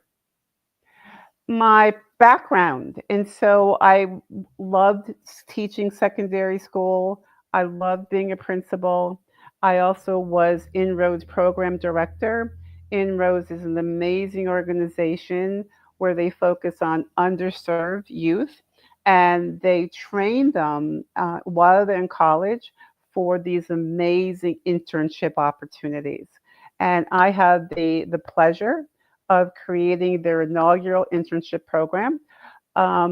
It in terms of the college program, the pre-college. So the college program was created, and then we wanted to add to the pipeline, and we created what was called the Pre-College Leadership Summit. I also was program director in another New Haven nonprofit, where I was the coordinator of the inaugural internship program with the Yale School of Management. Both very exciting. And now, in addition to being an estrangement clinician, I teach at Connecticut State Community College. I'm in the community college system, and where I teach a variety of courses in communication, including public speaking. So if my students are out there, I want you to tell me how I'm doing. And then in terms of what I do, in addition to teaching, estrangement clinician. And so I work with families and parents, adult sons, adult daughters, individually, to understand this dynamic. Sometimes before there is an estrangement, and I will define that shortly. But oftentimes during the estrangement, I am asked to sit down with families, sit down with parents, and then the adult son or daughter where there's been a rift. And also with estranged parents, particularly, to recognize the role that their past has played in their subsequent parenting. Because as estranged parents, we own a big part of that estrangement. What is family estrangement? So in short, it's the distancing of one family member from another family member. And oftentimes that distance is so painful that it leaves the family member in a state of confusion, devastation, and anguish. And how do I know that? Because I was one of those confused, devastated, and anguished people. So I am speaking to you I'm engaging in my work from a position of a lived experience. And so my lived experience and then my preparation to become a coach has allowed me truly to make my pain my purpose. And I learned so much working with estranged individuals. So this is a journey for them, and they also provide a journey for me. And so I went from healing myself to healing others. And I also organized a parent support group. We're in our 5th year, and this is for parents who find themselves estranged from their adult son or daughter. I also love doing research. What is the new ideas or the new concepts about estrangement, about family shifts, about trauma, which plays a major role in estrangement. And I've also mentioned my private practice. So to sum up, my past experiences, my lived experience as an estranged parent, I truly believe it's a far greater credential than my degrees, than my training and coaching. I get I get the parents who come to me and they are at a loss. What do I do? Where do I begin? How do I reconnect with my adult son or daughter? And what I don't say at that moment, because they're quite raw, um, we've got to connect with ourselves first. That really is first and foremost connecting with self. So I've written a few articles for CPTSD, and that is really the theme of all of the lessons that I'm learning from my clinical experience. Obviously, without names, obviously not recognizing any one person, but my overall impressions of what I'm learning. And so today I have a very lofty list of wills. The attendees will recognize the roots of estrangement and why it exists. Understand that estrangement grief is very different from other types of grief, and I will explain why that is, and the supports and their barriers to healing. And I know from myself and from my clinical experience that there are some walls that we have to really climb or bring down those walls as we heal. Be supportive of the efforts to educate the public more and to realize that, in my opinion, estrangement presents a global mental health crisis. So, what this presentation is not about, so I want to make that really clear so you know what to expect. This presentation is not about specifically how to heal grief. That is a separate presentation. That is another presentation. This presentation is about understanding the journey that happens, that is experienced by parents going through an estrangement. And perhaps there'll be a chat break. So I will rely on Tony to let me know when and if there will be a chat break coming up. And so part one is and it's just 3 parts, the research and the voices. So I wanted you to really hear what it feels like to be out in the fields researching and what it feels like to be an estranged parent, other than my voice. So I work very closely with Carl Melvin. He lives in Ireland, and he has become my colleague, my mentor, and my friend. And I want to recommend his book highly, Navigating Family Estrangement. It's a great book. How do I know? Because I've read it, I think, at least 3 times as one of his editors, and it really delves deep into what is estrangement, what are some of the experiences that estranged people feel, and what I like to call the tentacles of estrangement. You know, estrangement isn't just between the 2 people. It has such expansive tentacles, far reaching, and that is why our grief journey is really always evolving. So I highly recommend his book. And I put him as a top expert in the field of estrangement. Another person that you might want to look into if you want to research beyond today would be Josh Coleman.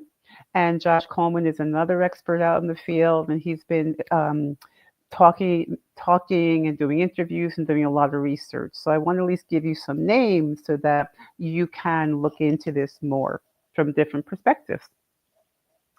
So Christina Sharp is one of the researchers who spends a lot of time looking at estrangement, and she looks at it as this ongoing process of creating or maintaining distance.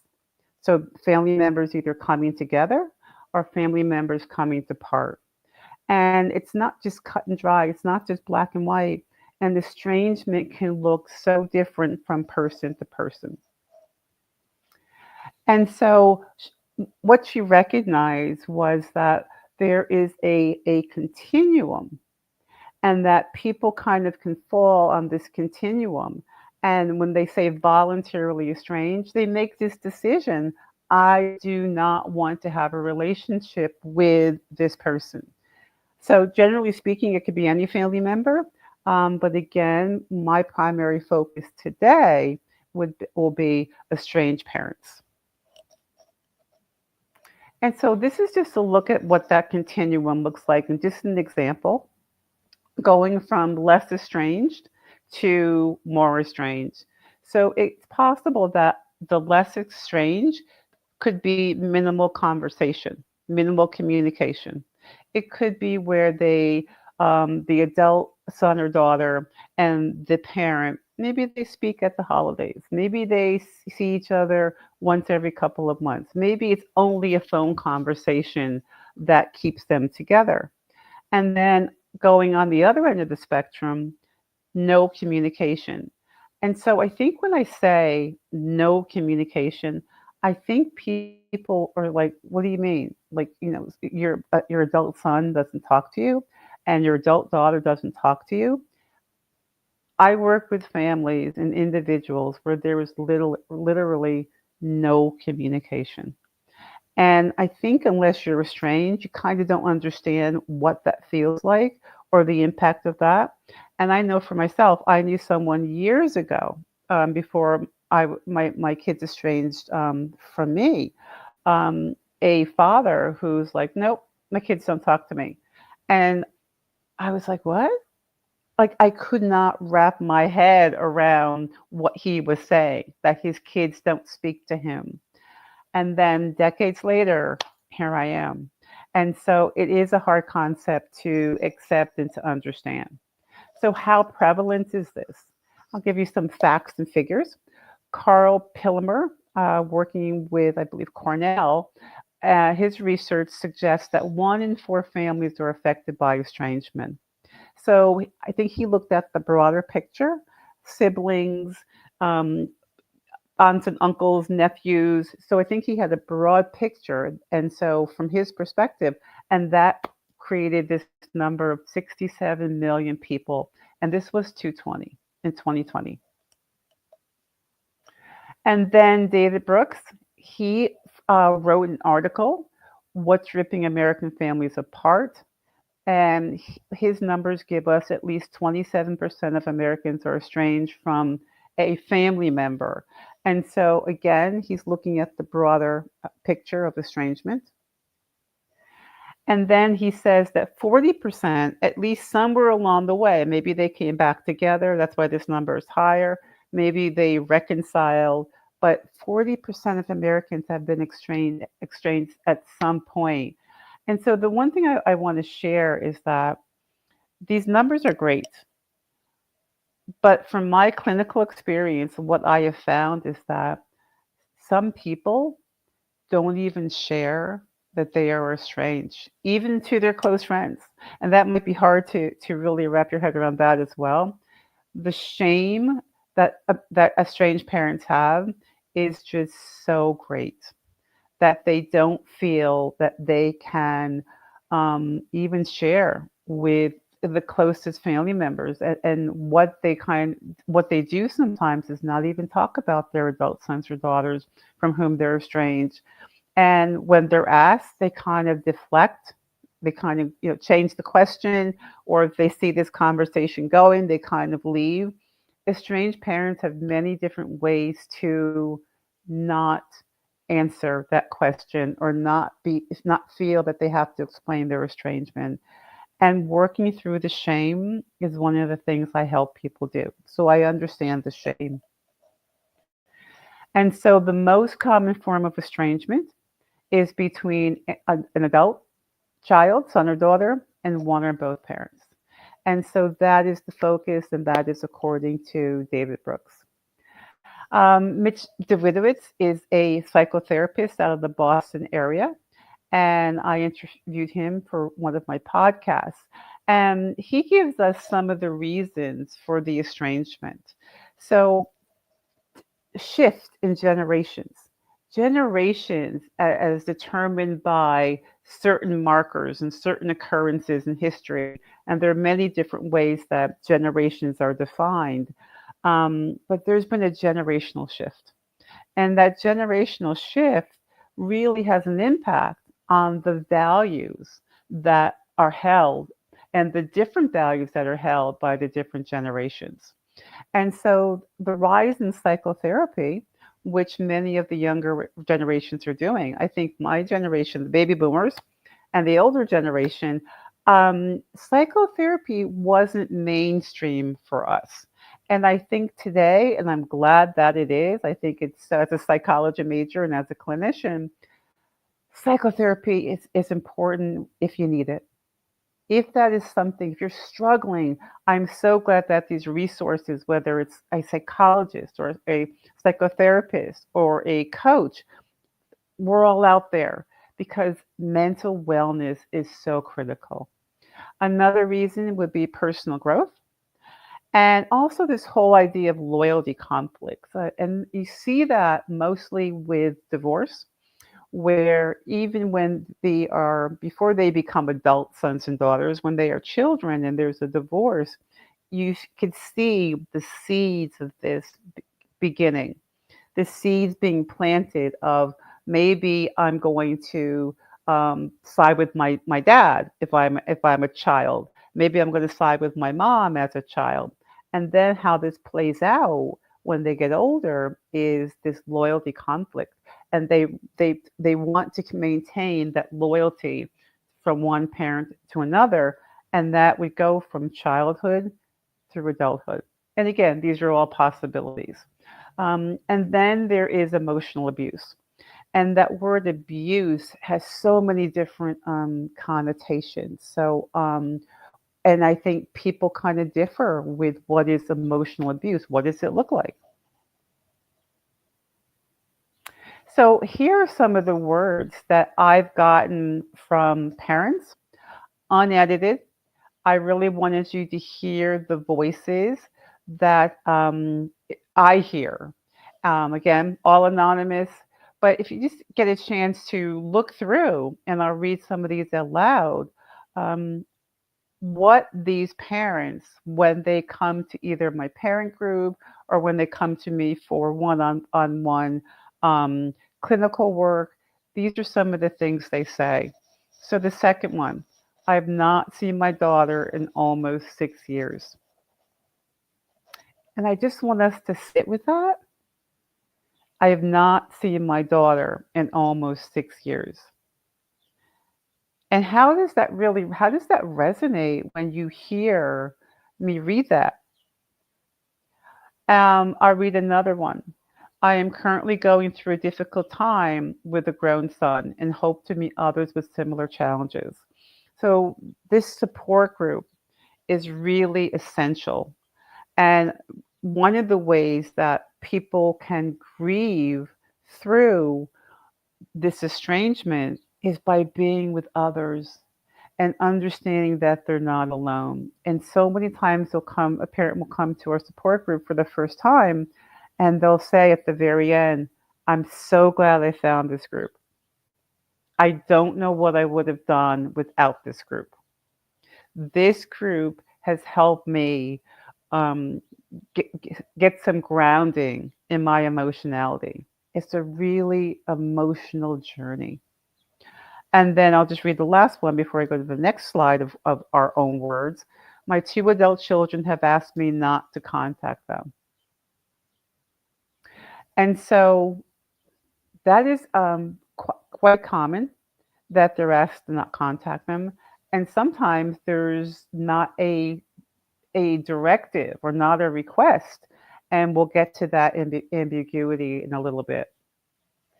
More words from estranged parents. I'll let you sift through some of those. And just try to empathize, if you can, what that would feel like if that were your life or your child, or if you're the parent. So I'll read a couple of bullet points. 2 daughters estranged going on 10 years. 10 years. And I work with parents who have estrangements that have last longer. And then the last one I'll read aloud. It is painful living with this. The feeling of anger, frustration, sadness, etc., are often overwhelming. And that's why when I began, I said that estrangement grief is very different from other types of grief. Disclaimer, and I'll read this word for word. Sexual violations and other physical violations are child abuse and require the involvement of legal authorities.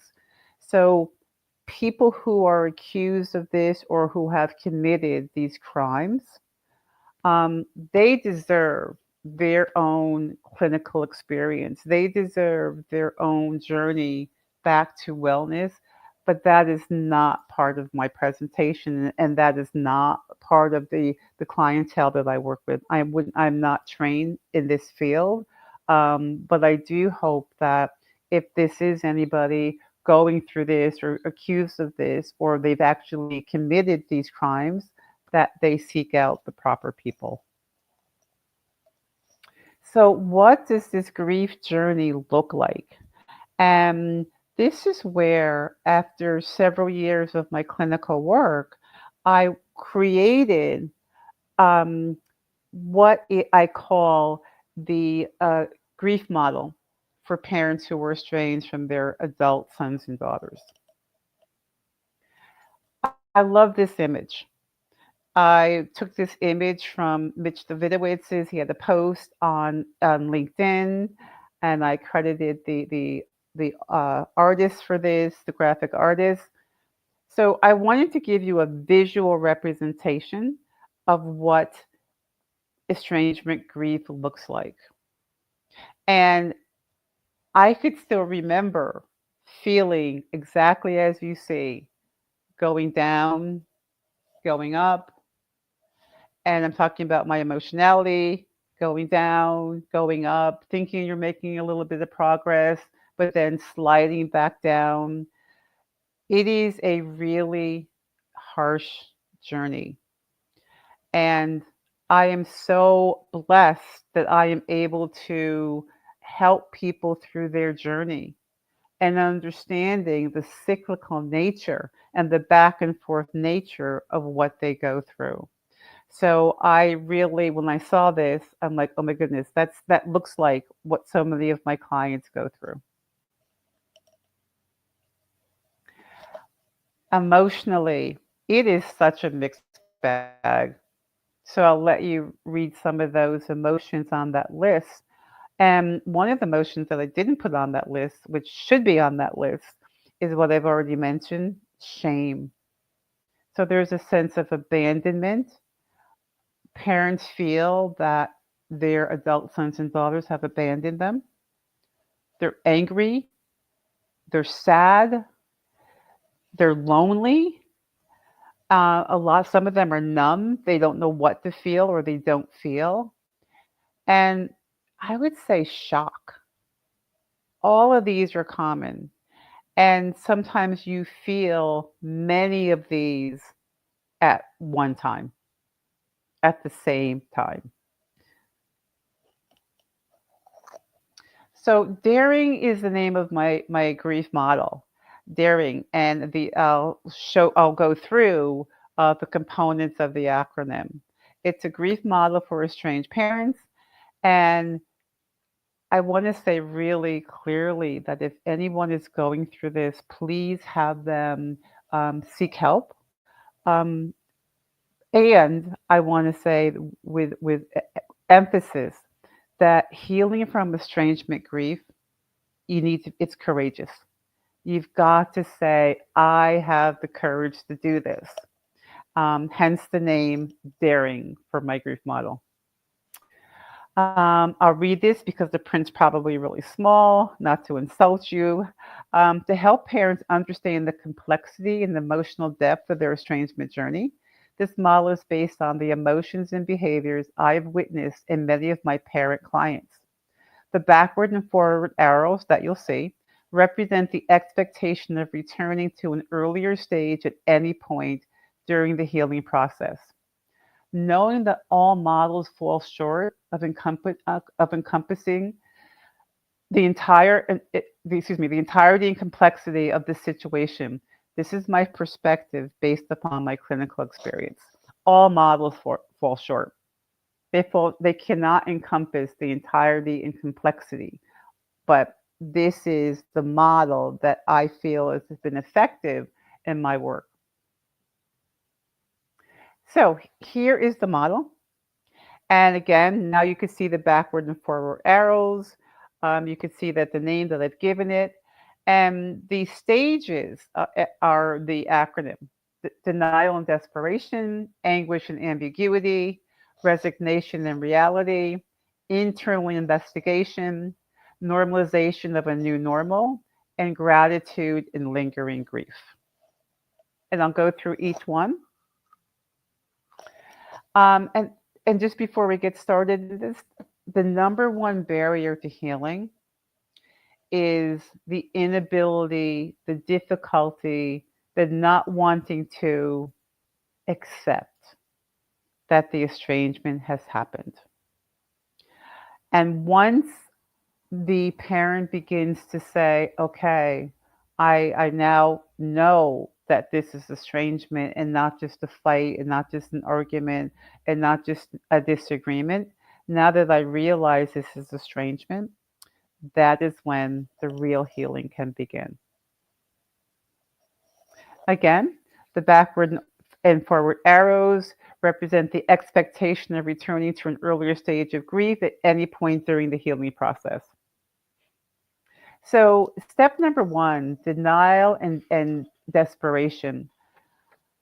When I think about that stage, and when I think about being in that stage, denial, it's hard for a parent to accept, number one, that their adult son or daughter is no longer returning their phone calls.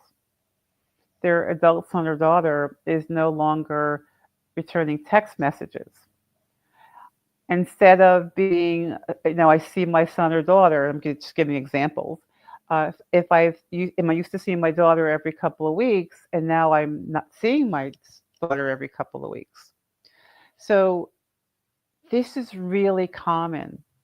And what is also common is that a parent would say, well, I've just got to keep calling. There's just maybe their phone's not working.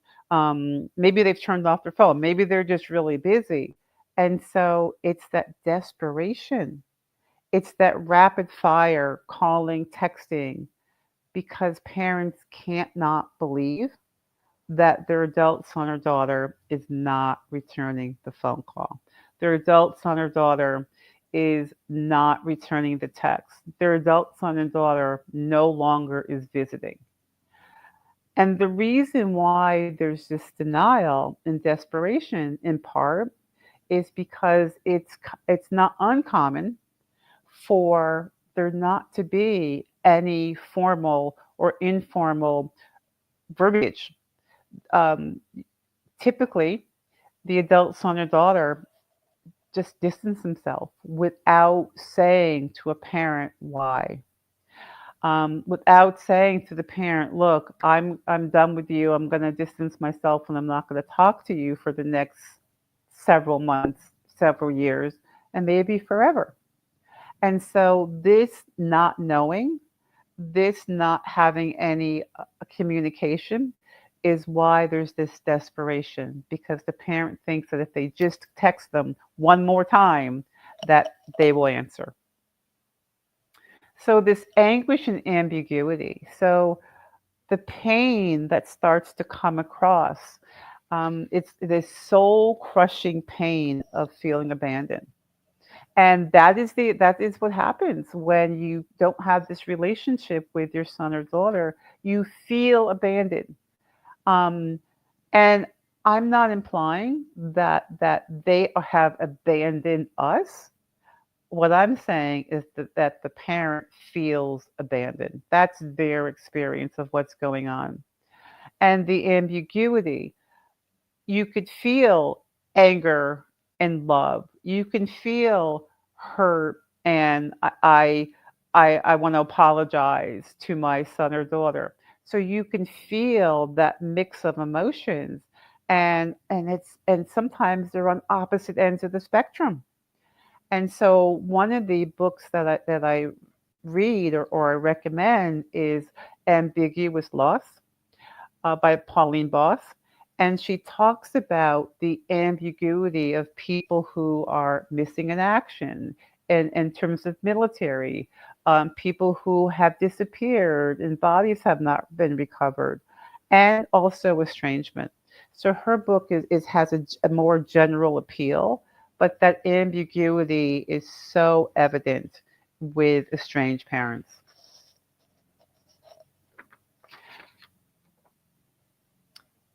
Healing begins once the parent has accepted the unimaginable has happened.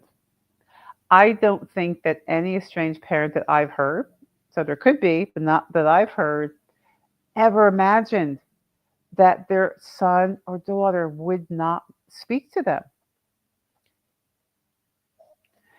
Stage 3, the resignation and reality. And so at some point, hopefully, the parent will continue to wonder. The parent will continue to be anguished. The parent will continue to have crying episodes. But at some point, they realize they need help. And this is the stage where they often will reach out to a clinician, they'll reach out to a support group, and they'll say, look, I am really hurt by this. And what I need to do is I need to find a healthier path.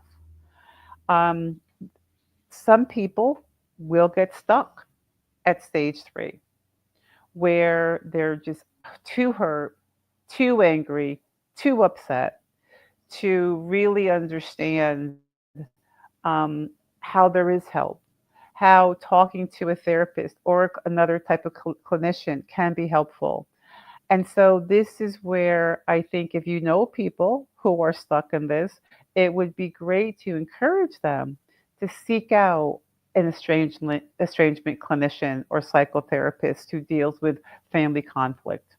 That would be tremendously helpful if people can do that. And so today, I'm sharing this with all of us in case we experience it, but also if you know people out there who are experiencing this and they need to um, be able to begin healing, that healing process. The next stage of the daring is the I, and the I is the internal investigation. And so this is a very, I want to say, really tender stage where the parent has to be willing to say, what did I do to cause my son and daughter to want to estrange from me? And so it's the stage where we, estranged parents, we have to look in the mirror. We have to be willing to say, what did I do? Where did I go wrong? What could I have done better? And a lot of parents want to know what they could have done better. But since we often don't know the specific reasons for the estrangement, we have to use clues along the way, clues in childhood, clues and reasons why the conversation started to slow down. And so if we have not been told, we still have an obligation to search our souls. This is a soul searching expedition, this internal investigation. And it's critical that we do this because we want to honor the adult son, our adult child, our adult daughter. We need to honor the decision that they've made. I'm not saying that we have to like it. I'm not saying that we have to accept, because I know accept is a very loaded term. But at some point, we have to own our part, and we have to be willing to share that if the opportunity arises that we want to grow, we want to share. And so I think that this stage 4 is critical, as all of them. And so I created a self accountability tool that aligns itself with this step. And this allows the parent to go back to their childhood and what happened in their childhood that they brought into their parenting that then later caused this estrangement. And the tool has been very effective. And so I think that this tool has really helped parents understand more their role and also how to reconnect with themselves. And that's really an important step in my work with estranged parents. And so we're getting to the last 2 steps, normalization of a new normal. So once we've done that deep dive, that soul searching, then we have to reconnect with a new way of being. And so in stage 4, we've also had to redefine ourselves. So we used to put on that parent hat, and we used to define ourselves as parents. And even though we're still parents, that isn't our number one role. It will always be our number one priority. But in terms of day to day, we have to have new priorities during the day. We have to have new roles. We have to create a life around our grief. And that is the work of David Kessler, a grief expert who talks about grief as being, this is grief. If your grief is this amount, you have to build your life around it and make your world bigger. And that is essential because if you don't do that as estranged parents, you will be stuck in this stage as well. You will be stuck in stage 4. So you want to be able to say, okay, these are things I really want to engage in. And so for me, it was the parent support group. That was one of the things that I wanted to do to help my own grief in my own journey. And then lastly, stage 6, gratitude and lingering grief. And so the gratitude that I've been able to experience, and I personally have gone through these 6 stages, and I am grateful for that. So one aspect of the gratitude is being able to say to my adult son and daughter from afar, they have been bold enough to really break the bonds of what we now call intergenerational trauma. And I applaud their courage for doing that. Even though, of course, that grief is there, that they are not in my life, I still applaud them to have the courage to say, too much. Okay. And that's up for them to decide what the too much was. That's their journey. And also, we're grateful because we're able to see our adult son and daughter grow and flourish and be the people that they need to be. And so, people in the earlier stages have a real difficult time when they hear this, they see this, and they're on stage 1 or 2. They can't even imagine getting to the later stages, let alone they can't imagine the gratitude. And I am so grateful that I am at this stage. And I must say that the other part of the G for daring is this lingering grief. There is this sense that the grief will be there and building the world around it as you did in stage 5. So I do want to say that those 6 steps are part of what I call the daring a grief model. And so what would that gratitude look like if I were to express that to my son and daughter? Estrangement is the death of a relationship, and every death is an instructor.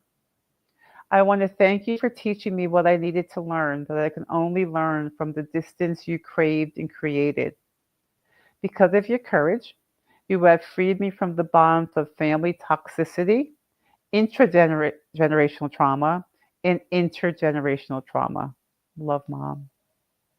So, in that break, they have also given parents who navigate through this, that bond of we can do things better for the next generation. I know it's a lot, but I hope that this is helpful. Um, I don't know if we're going to have time, unfortunately, for Eileen, Coach Eileen. I feel badly, but I just want to quickly, and I think Tony will tell me if I'm out of time. I'll keep going since I haven't heard that I'm out of time yet. And so I wanted to also include part 3, the last part of today, how to support the estranged parents.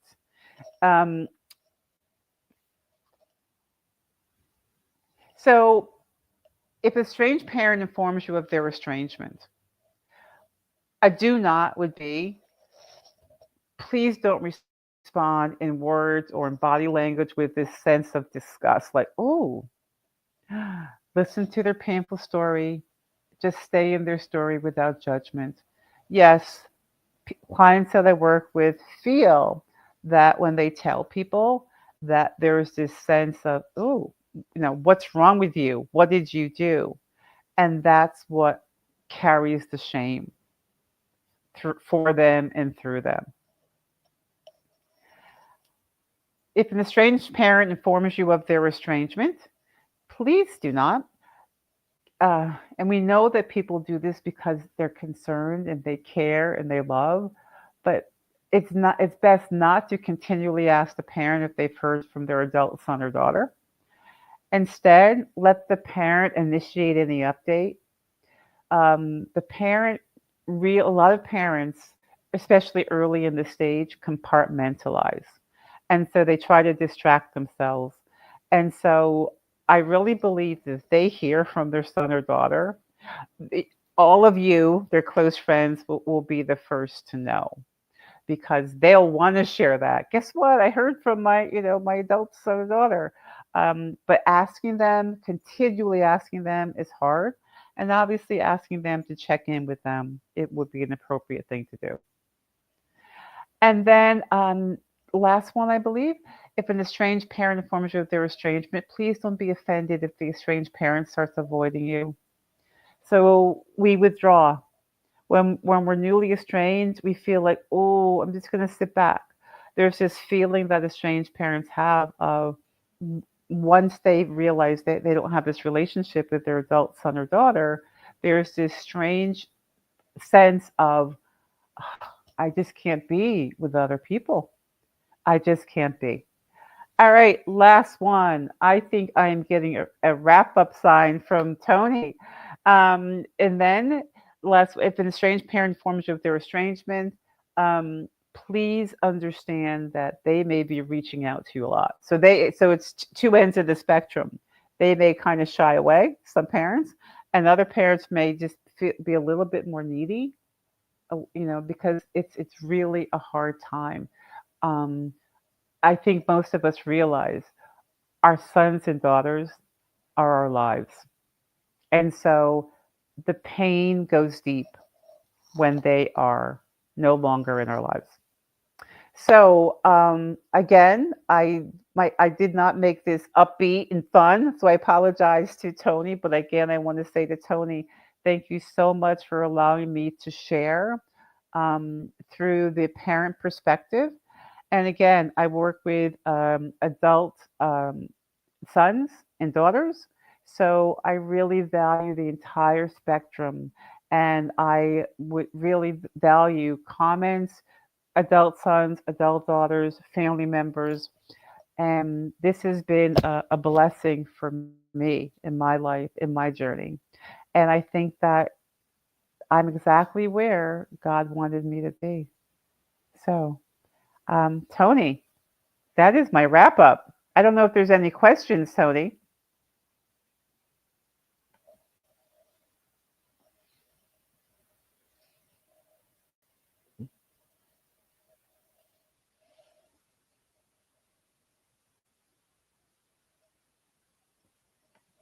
Tony, are there any questions in the chat?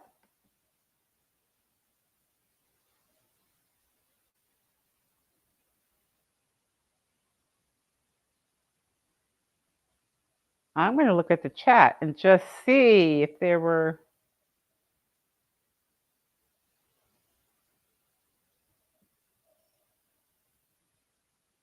Oh, thank you. I just got a from Tremaine. I enjoyed the information shared. Thank you. Thank you for coming. I really appreciate that. Any other chats? As I'm looking to see if anything else is coming up. Any questions for me?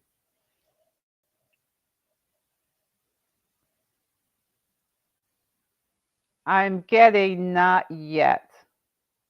Any comments for me?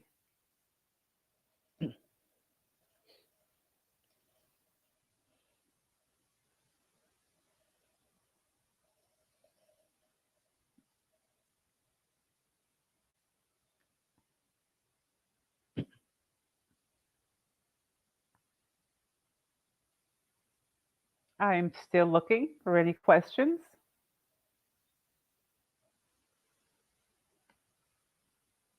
I'm going to stay on.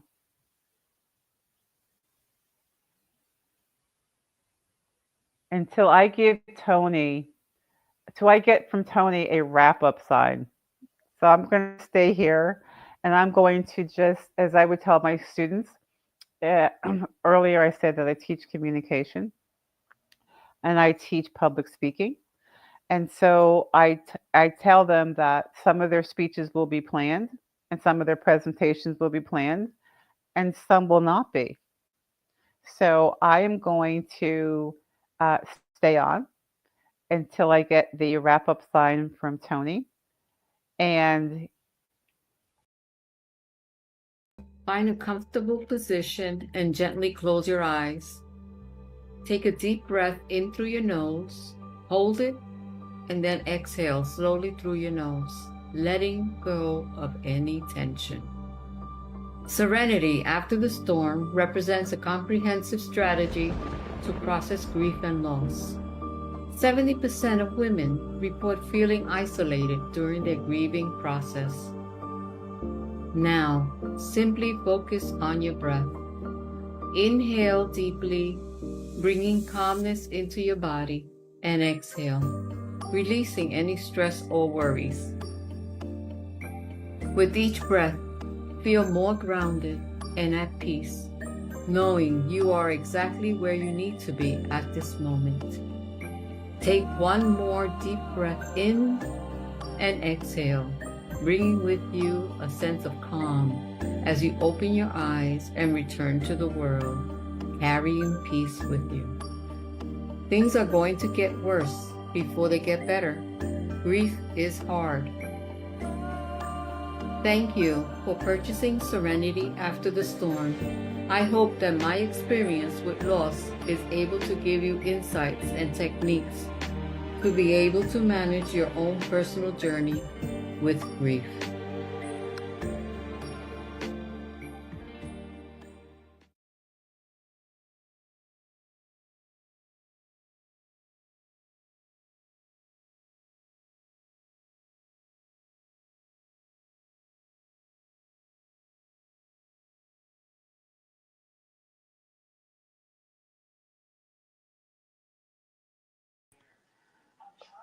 Hello.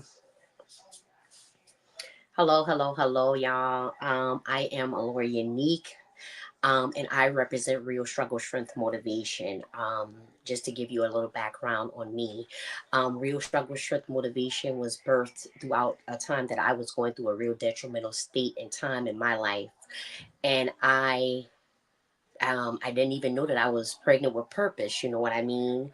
And my goal is to bring forth living ecstasy, which is a state of wonderment and mental clarity, to let people know that the struggle is truly their strength. Anything that they go through, they can come out, they can overcome it. So today, my topic that I will be bringing forth is strength in the struggle but grieving with God's grace. Grieving with God's grace. This is what I will be speaking about today. So again, good afternoon to everyone. I highly appreciate Mr. Tony for allowing me this opportunity to come into the sacred space today. And I stand here not just as a speaker, but as someone who has grieved deeply myself. And honestly, I've struggled. I've been through so much in my life. And that's a whole nother testimony, story rather. But I'm not gonna linger. So to start it off, I want to say that grief is something that we all have to endure, one way or another. And I want to also let you know that the grief that I've walked through, it stole my breath away at one point in time, and that was coming from several different situations of friends passing, some through tragic events, some through drug overdoses, some through gun violence. It's been a journey. You know what I mean? But I've learned something throughout each process of that time, even though I highly miss them.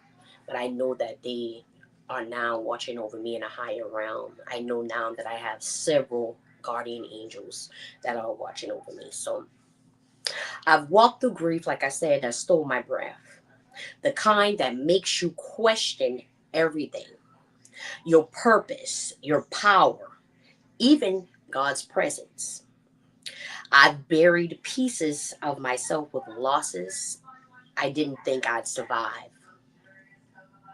Again, I lost many friends, some like brothers and sisters, again to gun violence, fatal car wrecks, health issues, and again drug overdoses. Along with recently losing my mother this year, July will make 3 years. My mother, my heart, my strength, passed away unexpectedly after getting COVID. And then from that, some other things transpired while she was in the hospital. She caught something called MRSA. The next thing I know, they were sending her over to a rehabilitation. And the next thing I know, when she came back, she was very lethargic. They brought her back on a stretcher. I didn't even understand when she walked inside, even though she did walk with a walker, but it was truly unexpected. But what I can see is that I didn't know. I didn't know that I was going to lose my mother, but I did realize later that, the Lord, we can't question God. We are only passing through this land, and we do want to have eternal life. That's why we have to have that personal relationship with Him. So it's been hard. It's been hard. And understand that these weren't just losses, they were deep soul tears that left scars only God could tend to. But somehow God didn't just keep me breathing. He taught me how to live again. So today, I just want to speak again to the broken places that still beat with hope inside of you. So understand that grief is the anguish experienced after significant loss, usually the death of a beloved person. Grief often includes physiological distress, separation, anxiety, confusion, yearning, obsessive dwelling on the past, and apprehension about the future. So now we're going to talk about understanding grief through God's lens. So grief is not just about death. It's about loss. Loss of relationships, loss of normalcy, loss of dreams, even the loss of who you were before the pain. It's a wilderness season that can feel endless. But let me tell you, God meets us in the wilderness. Matthew 5:4 states, "Blessed are those who mourn, for they shall be comforted. This is why we have to have the Holy Spirit to come forth, even in times that we do feel discomfort. We have to ask him to come forth, to comfort and to keep us and to give us that peace that surpasses all understanding. You understand? And one of my acronyms for peace is to pursue ease and comfort every day. Pursue ease and comfort every day. So that verse reminds me that mourning is not a weakness. It is truly a promise.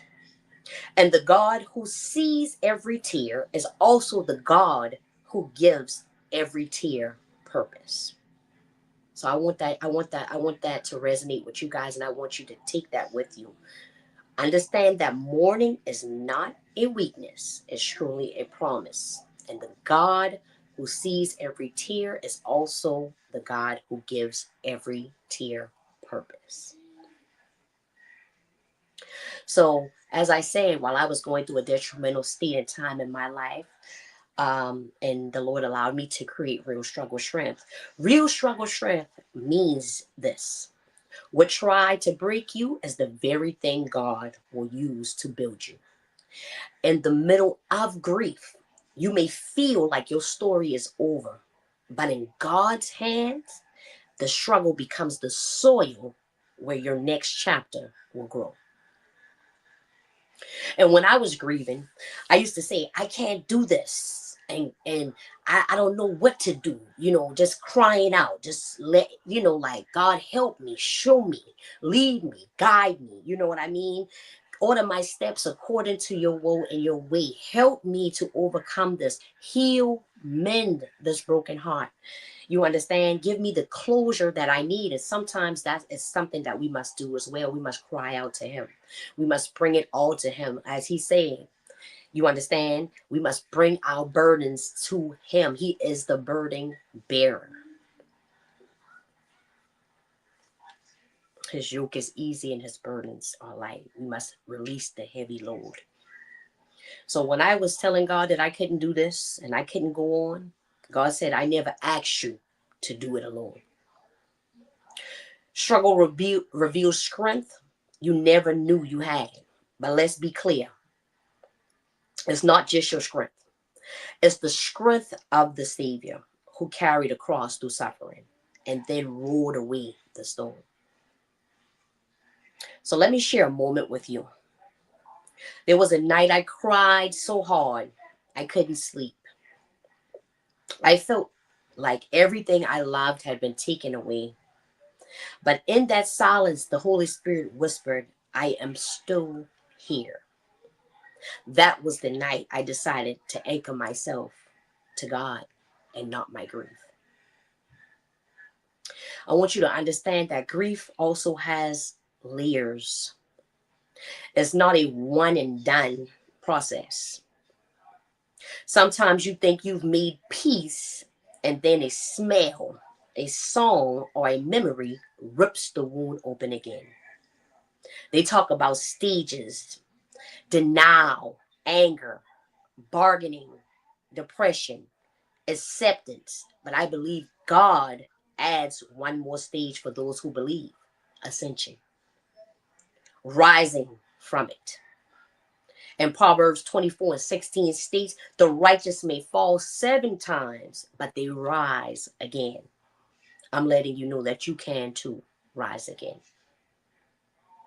And understand that healing isn't a straight staircase, it's spiral. And every time you come around, you're stronger. And sometimes we might have to go through the silent seasons. I know what it's like to pray and feel like heaven is silent, to wonder if your cries are hitting the ceiling.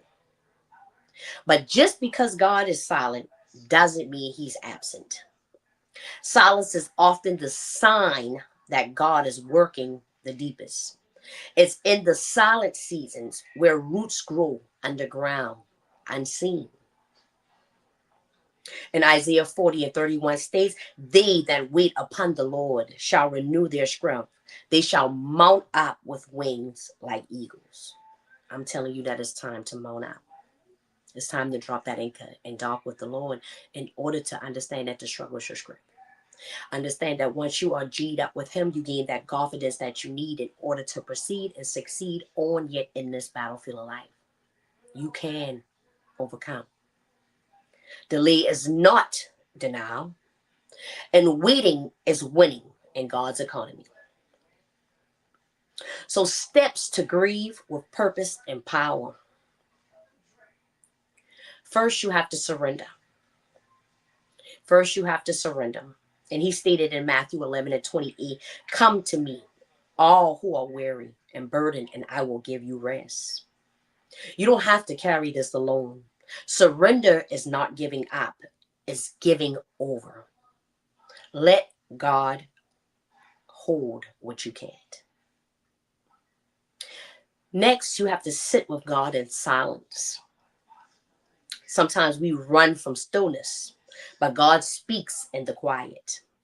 You must sit, breathe, and listen. Then you must speak the truth.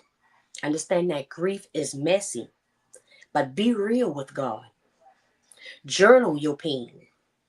Pray raw prayers. Cry out like David did in the Psalms. Next, you will have to serve while you heal. Because healing doesn't mean waiting until you're perfect. Sometimes your breakthrough comes while helping someone else through. Then you will have to step out and rise. You have to soar. You have to mount up with wings just like that eagle and step out and rise. Even with tears in your eyes, rise. Even if your voice shakes, speak. This is not your ending. This is your elevation. And understand the 3 C's of grief. They provide a framework for coping with loss by focusing on choose, connect, and communicate. Choose, connect, and communicate. This approach helps individuals regain a sense of control, built on support systems, and openly express the feelings during the grieving process. This is what you must do. So to elaborate, when you choose, you recognize that you have choices and can actively shape your experience of grief. This might involve deciding which activities to participate in, how to spend your time, or what support systems to utilize. Then you must connect. Don't isolate yourself. Seek out support from loved ones, friends, or support groups. Building a strong network can help alleviate feelings of loneliness and provide a sense of belonging. And you must communicate. Openly express your feelings and needs. Let others know how you are feeling and what you need. Whether it's simply being there, listening, or offering practical support. This is how you will gain purpose from the pain. This is how you will find your purpose in the pain. Because there is purpose. There is purpose from the pain. And as I stated before, my ministry was born out of mourning. Real struggle didn't come from a place of success. It came from the trenches of grief. But again, pain has purpose. And purpose is the enemy's worst nightmare. This is the way that we want to live. We want to live a purpose-filled life because we all have purpose. And Psalms 30:5 states that weeping may endure for a night, but joy comes in the morning. Joy comes in the morning. So understand that it's okay to mourn because weeping will endure for a night. But you still can have joy. And I'm talking about the joy that the world can't give and the world can't take it away when you drop that anchor and dock with the Lord. So take a moment. Close your eyes and think. What dream could be hidden in your darkest moment? What dream could be hidden in your darkest moment?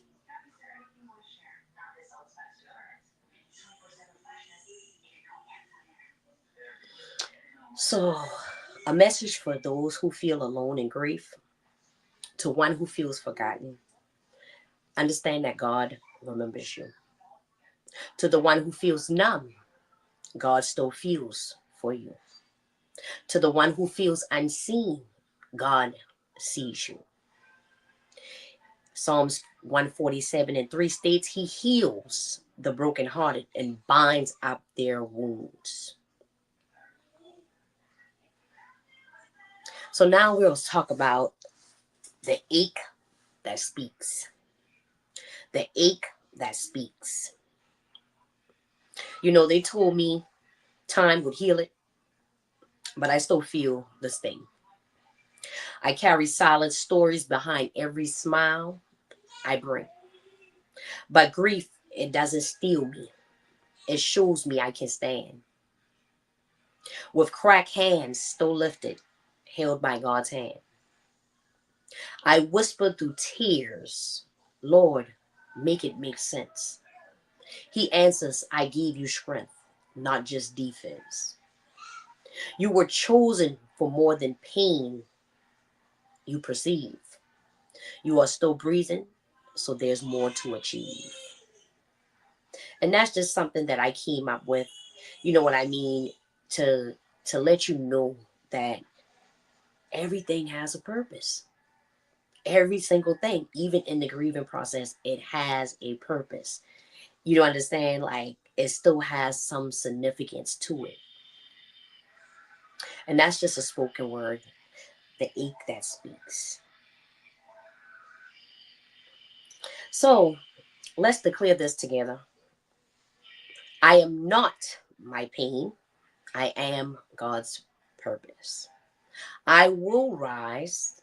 I will heal. I will soar. And repeat it. Repeat it as many times as necessary.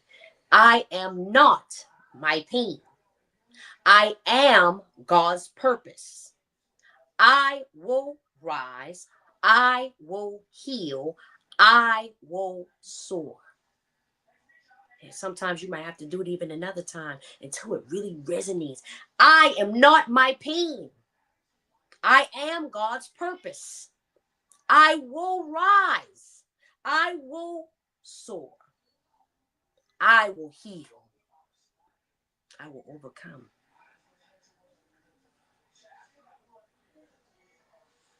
And this is how we will go from grief to glory. From grief to glory. You may feel broken, but you're not. But you're not beyond repair, even though you feel broken. You are God's masterpiece. Even in the making. This is why I constantly tell people when I do my motivational videos to drop that anchor and talk with the Lord. To understand, this is the only way that you will understand. I tell people my acronym for hustle is to hunt until struggle turns living into ecstasy. Hunt until struggle turns living into ecstasy. Ecstasy, a state of wonderment and mental clarity, because it all starts with the mind. We must keep our thoughts and our minds suppressed at all times in order to be able to overcome grief, in order to be able to heal, in order to be able to mount up with those wings like that eagle and be able to soar, to step out and rise. So again, you are God's masterpiece. Even in the making. Even in the making. So I invite you too to drop your anchor in Him. To rise from the pain, not by your own strength, but by His. Speak your sorrow.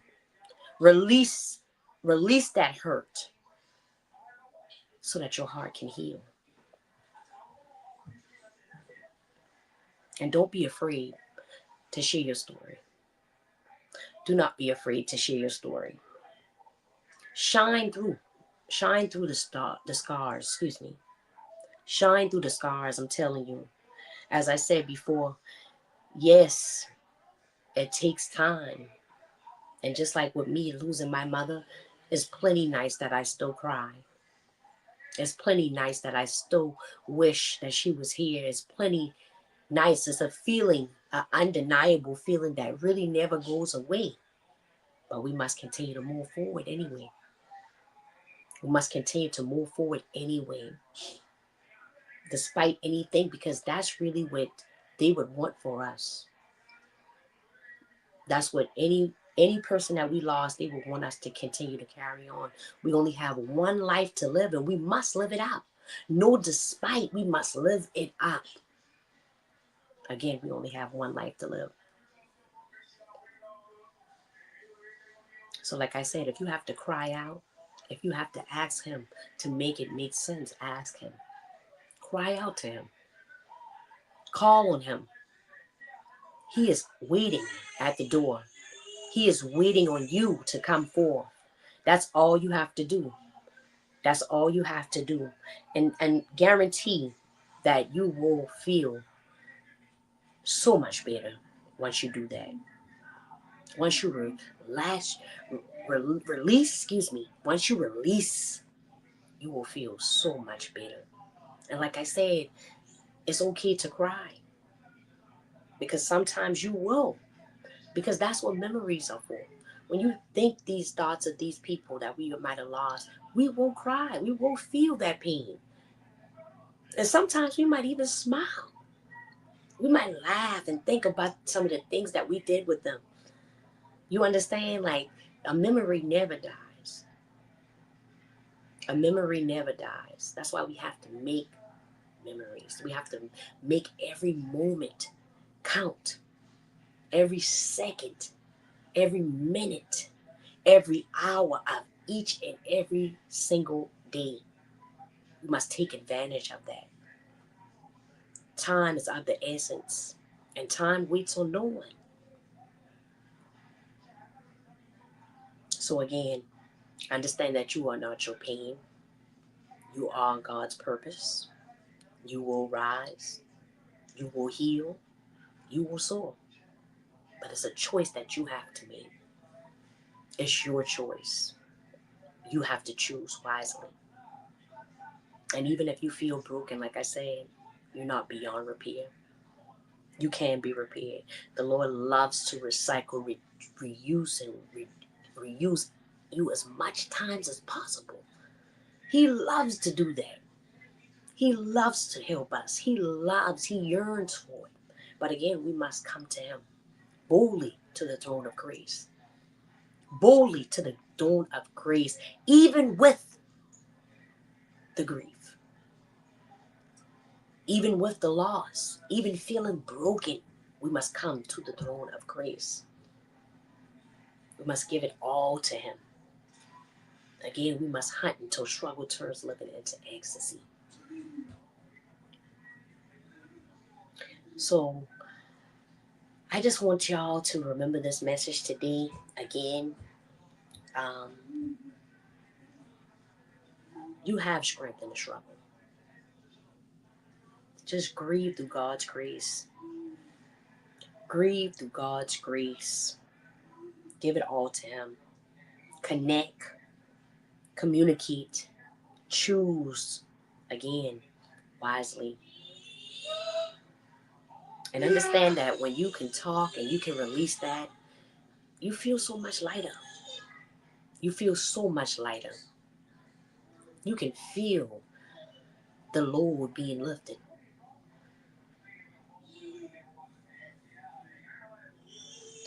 So, like I said, speak your sorrow.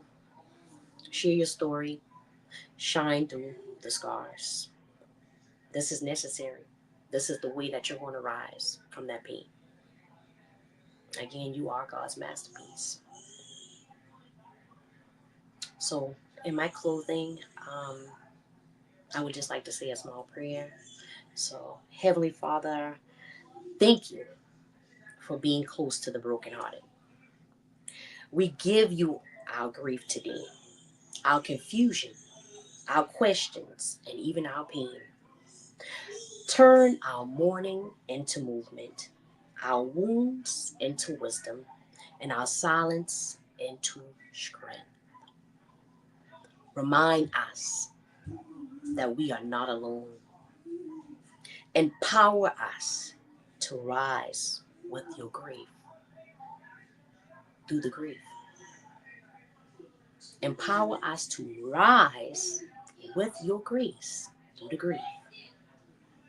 And this is my prayer for you all who are watching right now. I want you to rise. I want you to come out of it. I want you to understand that, again, weeping may endure for a night, but joy cometh in the morning. In Jesus' name we pray. Amen. Amen. Amen. So like I say, y'all, grieve through God's grace. Thank you. Again, I am Aurora Neat. I appreciate this opportunity, Mr. Tony. Thank you so much. I highly appreciate you, sir. And I hope that this message resonates today with everyone, some way, shape, form, or fashion. So that's what I have for you guys today. Like I said again, I appreciate this opportunity and I hope it resonates. So God bless y'all.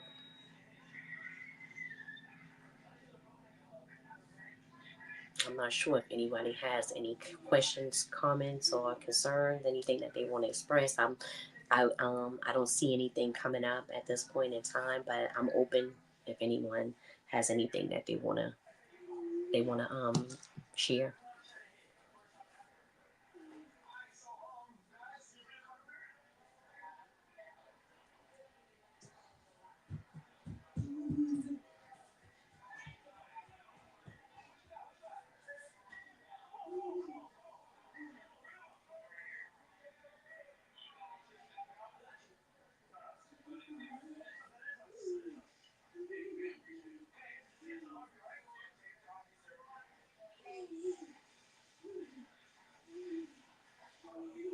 Okay, I don't see anything coming up. Mr. Tony, are you there?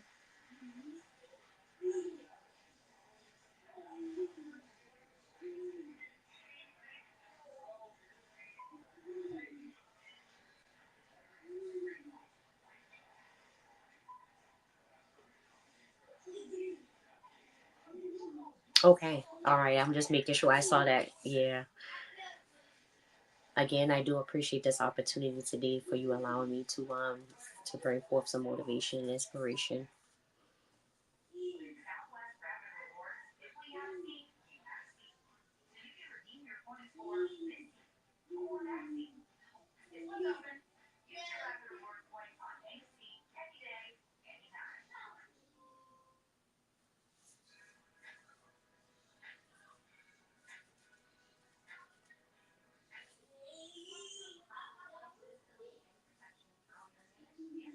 Okay, all right. Thank you. Thank you so much again. I appreciate that. So you guys, again, I'm Allure Unique. You guys can follow me on all social platforms under Allure Unique or Real Struggle Strength.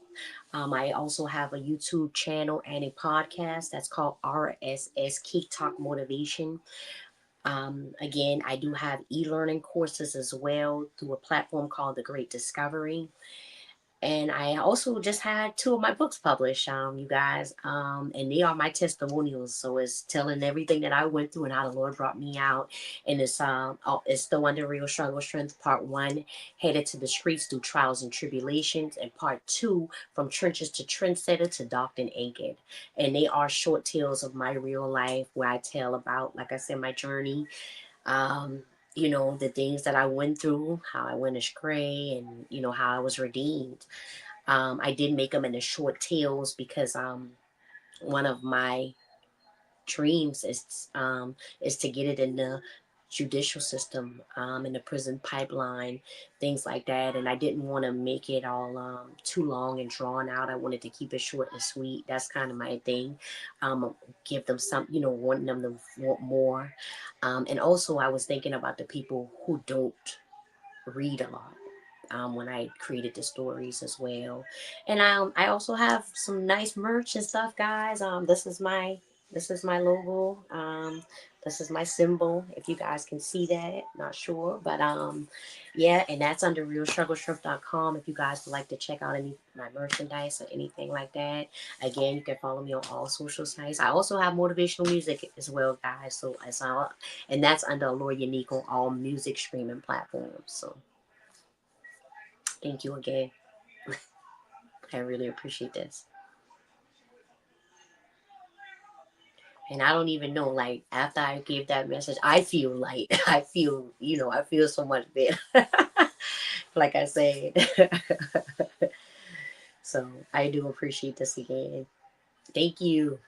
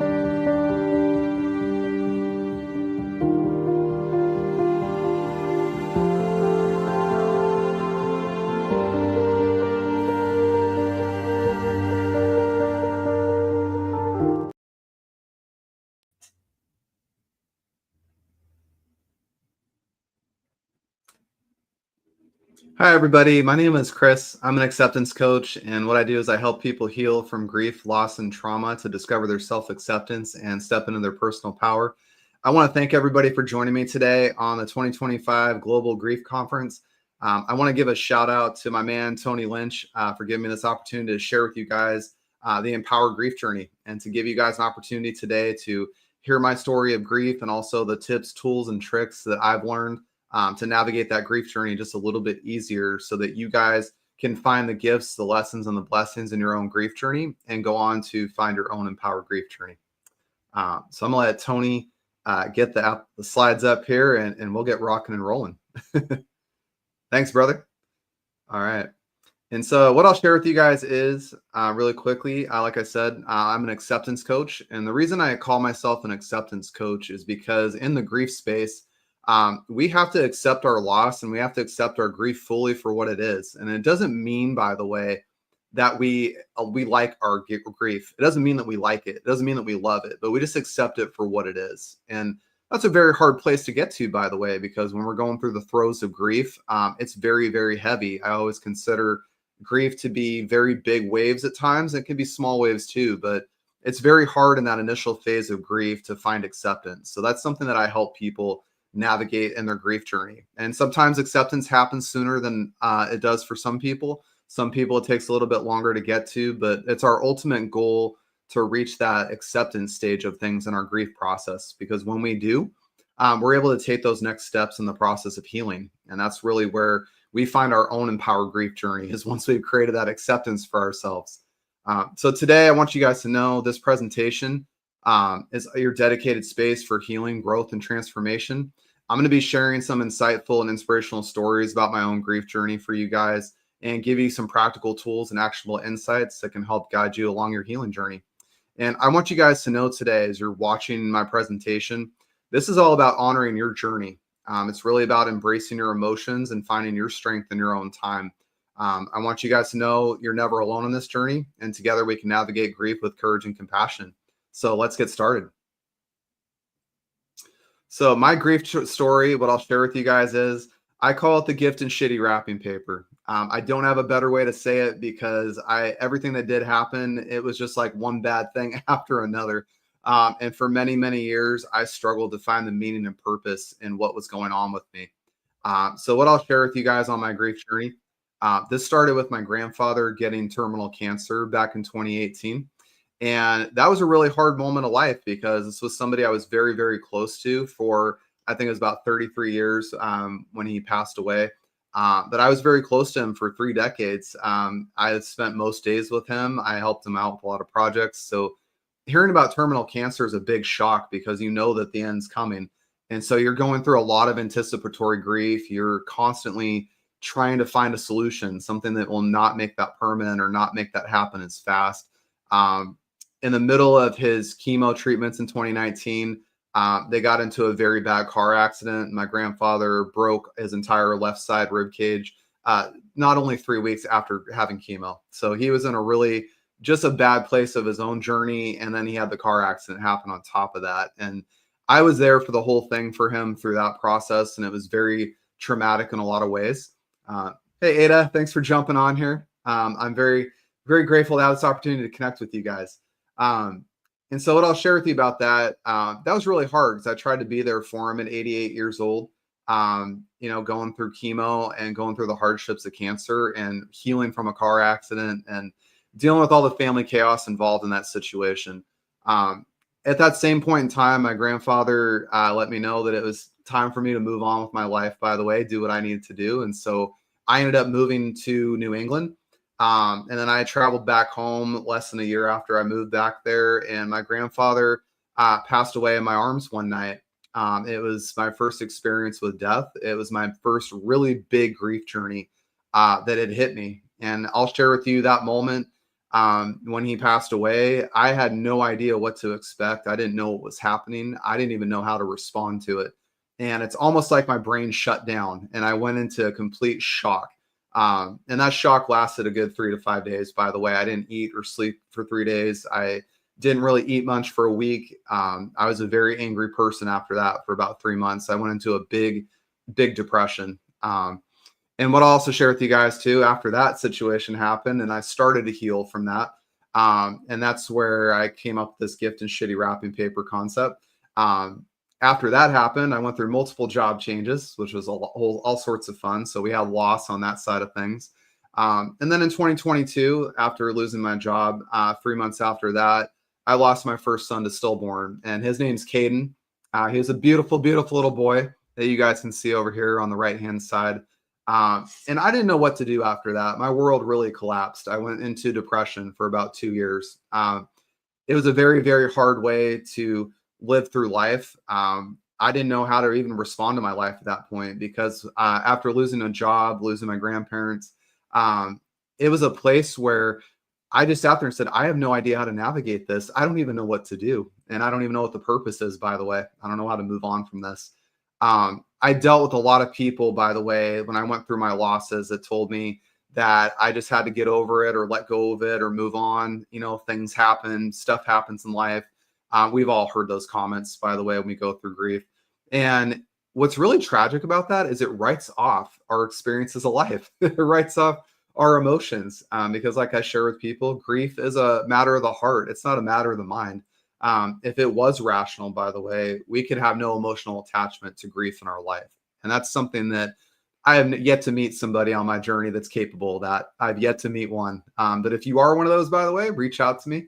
And so what I'll share with you guys is 2025 this year, I started the Empower Grief Journey. And the Empower Grief Journey is my coaching business because I decided to help other people navigate grief and walk away from societal norms and the stigmas and beliefs we have around grief because I saw that it wasn't really beneficial in helping me. And so what I do is I help other people because of that. And I also have a podcast that I've recently recorded 53 episodes on. I have 53 people that have experienced loss in all sorts of life. That could be child loss. It can be losing a parent, losing a grandparent.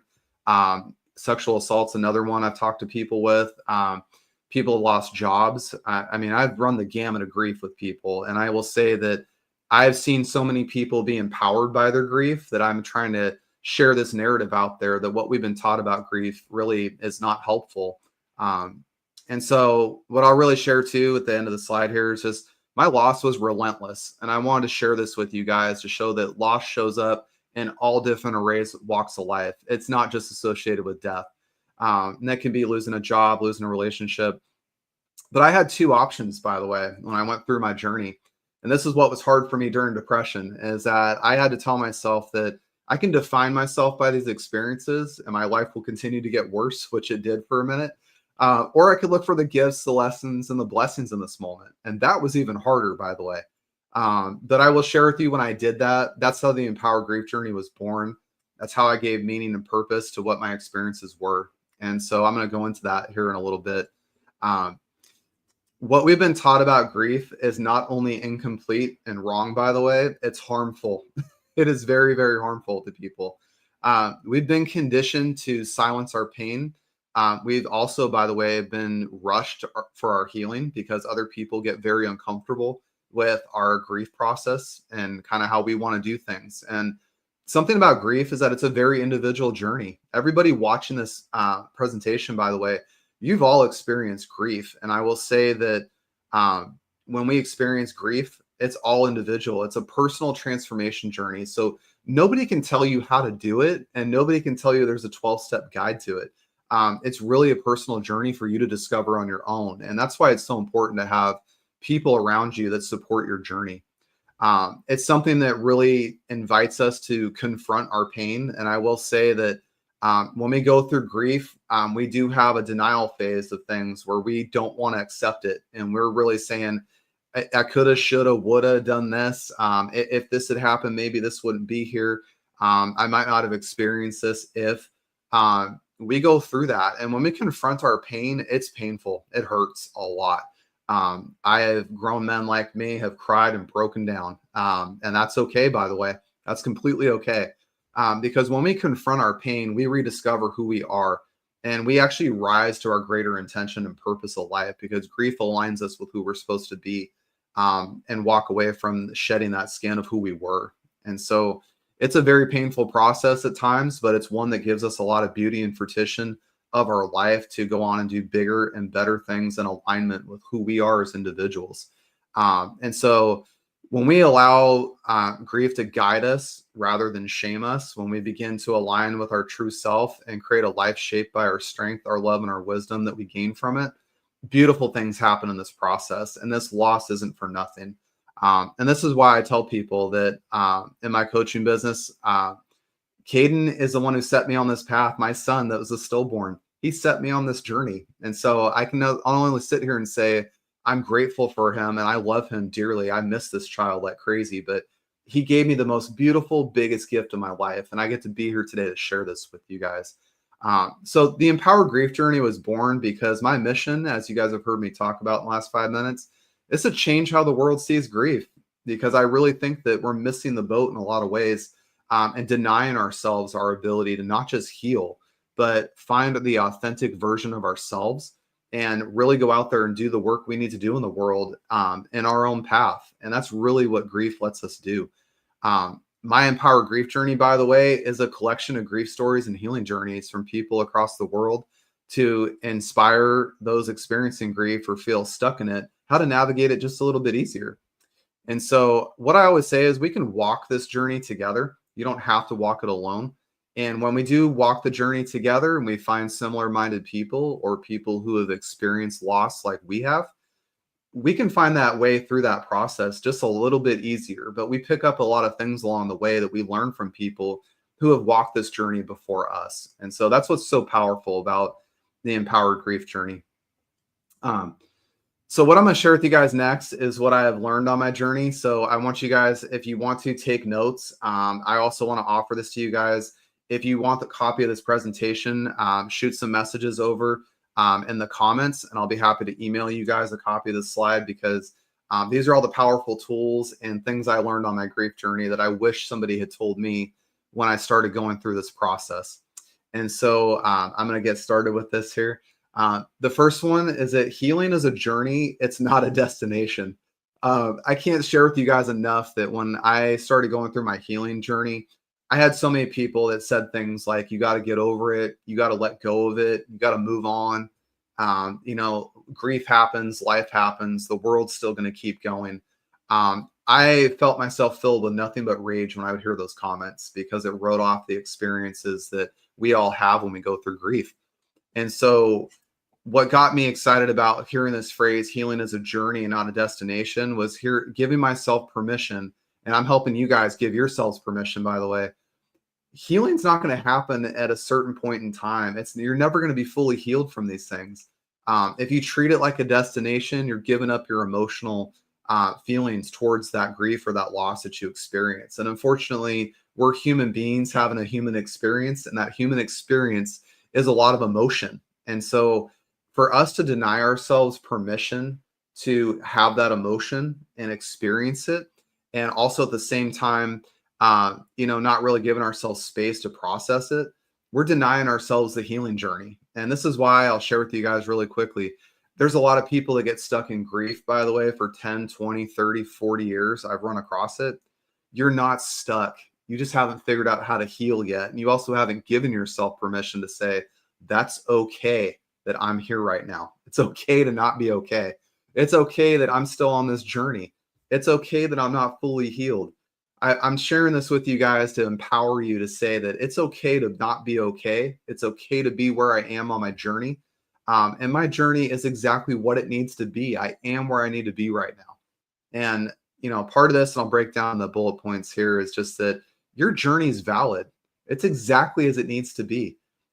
If other people are trying to shift you off that path, I'm going to tell you right now, don't do it, because you got to live your own journey. You got to live your own life, and you got to live your own healing path on your own terms. Like I said, nobody can tell us how to do that. Nobody can, guide us down that path. We've got to learn how to do that ourselves. And by aligning ourselves with the right people around us as we go through grief, that's where the strength comes in.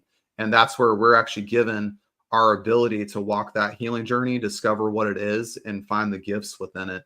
And the other process about it too is grief isn't linear. It's never going to be this path like this. Grief looks a lot like this all over the place, like my hand's moving right now. Grief looks like that. And so A lot of times in life, though, we're conditioned to say that our processes of life are go to school, get a job, get married, have kids, do this, do that. There's this linear path that we've been taught about life. And when we experience grief, all of a sudden we experience it, grief starts doing this thing, and we start going, whoa, why are you turning left? Why are you turning right? Why are you going up or down? Why are you going all around? I don't understand this. Because our brains are conditioned to think linear, and they're not conditioned to go with the bends, turves, and curves of the grief process. And so what I want to share with you guys about that, this is a journey of transformation, not a completion. You're never going to end the process, by the way. Grief is always going to be there. It might be very loud initially. They'll be very quiet as time goes on. But it's not going to be a linear process for you guys. You will have waves of grief. You will have moments of life that remind you of something, and that grief will come flaring back up again. And it's just kind of how the process works. So give yourself permission to know that it's not linear. Healing also, by the way, another one out there, as you guys heard me talk about, is moving on. I don't like that phrase in the grief community. It needs to be stopped. Grief is about moving forward with things, because we can't change the past, but how do we move forward, right? If we move on from it, like I said, we deny ourselves everything that we need to learn and grow from this grief moment. So I would encourage everybody to change the phrase moving on to moving forward, because when we move forward, by the way, moving forward means we can take grief with us. And when we do take grief with us, by the way, it's one of our most powerful teachers. It gives us the most beautiful gifts, beautiful blessings in our life. And when we move forward with it, when we listen to it, it guides us in the place where we need to go. And that's a place in life, by the way, that we don't have to force or push or pull or any of those things, but we gravitate things towards us. And that's where life and grief have its full meaning. And grief is not about the pain, but it's about the evolution of our healing journey. And so grief over time, by the way, gets a little easier. I'm not going to full out say that it gets totally easy and everything. I can say that through my losses, it gets a little easier, but it still flares up. My grandfather's birthday was yesterday, and I was having a very emotional day for whatever reason. I didn't plan for it. I didn't ask for it. But again, grief is not linear. Grief likes to rear up and flare up. And so you've got to be able to learn how to talk to it and learn how to make it your best friend, because ultimately it is going to teach you things in your life that are very helpful and very useful to you. And so when you give it that space, by the way, beautiful things are going to happen. One of my favorite quotes that I have that I share a lot is that your grief is sacred. It's all about you. And I want you guys to know that your story matters. You're always going to have people try to compare loss and say they've gone through it or done this, but your story matters. Your story. And what I want you guys to know is let it transform you, but not define you. We're all going to have very hard emotions and very, very hard feelings when we go through grief. It's part of the process. That's why I said be kind to yourself. But you don't have to let it define you. Those are just emotions you're feeling. I'm going to jump into that in another slide. But you don't have to grieve alone. And we can always walk this journey together. My boy Tony and I have been walking this journey since we connected on a podcast. We've been doing that. People that are on my podcast episodes, we walk the journey together in those episodes. When you're able to go find those people that have gone through the loss the way you have through it, you're never going to be comparing losses, but you're going to get that confirmation of feeling seen and heard and understood. And that's what walking the journey together is all about. Another powerful message that I learned through my grief process, by the way, is that our emotions are messengers. That's actually what emotions are. How many of you guys, and I would love for you to put comments over here in the box, how many of you guys have been told to control your emotions in life? Or how many times have you heard that your emotions are out of control? How many times have you guys heard those messages? I'm gonna let you guys throw some comments in the box there while I'm going through this. Those are very common things we've heard as we've gone through our grief process in life. Even as growing up as kids, by the way, all of us have. And even as adults, we still hear it today, that our emotions are out of control, or you need to get your emotions in order. Those couldn't be further things from the truth, because when we go through grief, again, we're experiencing a high amount of emotions. We're dealing with anger, sadness, frustration, overwhelm, depression, upset. We're also dealing with happiness, joy, laughter. We're dealing with so many emotions going on in such a short period of time. And that can be very hard and very overwhelming in the grief process. It can be very overwhelming. And I've heard people say, I feel crazy, Chris, because I feel happy today. But I'm still really sad because I lost my grandfather a month ago. And I always tell people, hey, that's okay. That's grief. That's the way grief works. Today you're happy. That's okay. Tomorrow you might not be. So take it as you can get it, is what I like to say. Emotions are messengers. They're not things to be controlled. Whenever I hear somebody say that, by the way, to somebody who's grieving, by the way, I almost laugh because I say, this is an emotion in my hand right now. Notice how there's nothing here? Emotions are all up here. They're intangible things that we can't control, but we have to learn how to understand them. And so I always share that when emotions are messages, guess what we can do? We have more control than you think. Our emotions we can listen to, we can pay attention to. And so emotions don't need to be controlled or ignored or suppressed for that matter. Listen to them. Listen to them. Hold space for them. Treat them like a curious thing in your life. They're trying to communicate with you. Whenever you guys have probably been out in public before, I use this acknowledgement all the time that I've had little kids bump into me at the store. And I never know why, by the way, because I'm looking or minding my own business, but they'll bump into me. All of a sudden I go, oh, hey, what was that? Who are you? That same thing works for grief when you have an emotion. That same ideology works. That emotion is going to bump into you. It's going to hit you and kind of tap you here. And what it's doing is saying, hey, I got a message for you. I got something to share with you. I need to tell you this right now. This is how you're feeling. And when you make your emotions feel seen and heard and understood, by the way, that emotional intensity that you feel, it can be a tightness in your chest, tightness in your muscles. It just dissipates because you gave it space and you made it feel seen and heard and understood. And as grievers, when we're going through grief, like Christopher Wayne Jones here commented, his mom had stage 4 cancer with necrotic lymph nodes, and he had to watch her die slowly. There's a lot of emotion going on there. That emotion that he's experiencing, by the way, and I won't speak on behalf of him, but part of that emotion he's feeling is sadness. His emotions trying to say you love somebody a lot and they're going to pass away here soon. And you love them a lot. Your anger, by the way, isn't anger. Anger is a secondary emotion. It's just trying to tell you something. That anger is really saying, I have a lot of love for this person. I'm not ready to let go. I'm not ready to experience this yet. And so when you're feeling emotions, they're very, very heavy. But what you can do, by the way, is ask your emotions questions. And I encourage everybody I coach, whether they're at grief of loss of somebody from suicide, or grief of loss of a grandfather like me, or a kid like I had, I always say, ask those emotions questions, ask them powerful questions, because those are the answers you guys are looking for. Those are the answers that you are seeking. And so the top 3 questions I like to ask when I'm experiencing emotion of grief is, what do I need to hear right now? I put myself in that place to just listen to that emotion come through. Just let it come through. Don't put any filters on it and say, oh, I'm not allowed to feel this way, or I can't feel this way right now because it's going to make someone uncomfortable. No, give yourself space.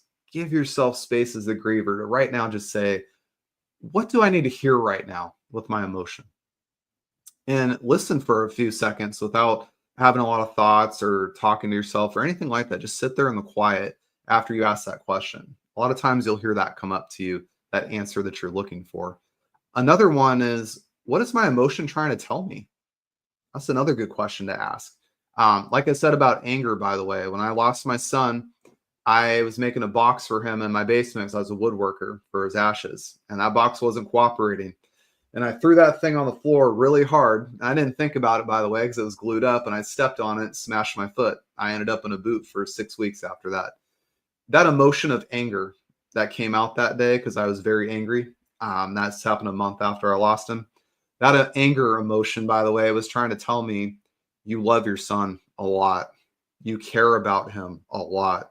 You're very upset he's not here right now. That hurts you, very hurt. And you need to hear right now that you're hurt. You need to say that you love your son. You got to let those emotional messages come out. What you'll find, by the way, when you allow your emotions to come through for you and you hear what I just said, those emotions come through. Notice how anger was the first thing that came out. That was the first emotion that came out. The second one was the important one, which is actually the primary emotion. And when you listen to that one, by the way, the tension in your body will go away. Your anxiety you have, by the way, will quiet down. Any racing thoughts you have, by the way, will slow down, because you're giving your emotions time to process. You're giving them time to heal. You're giving them your space.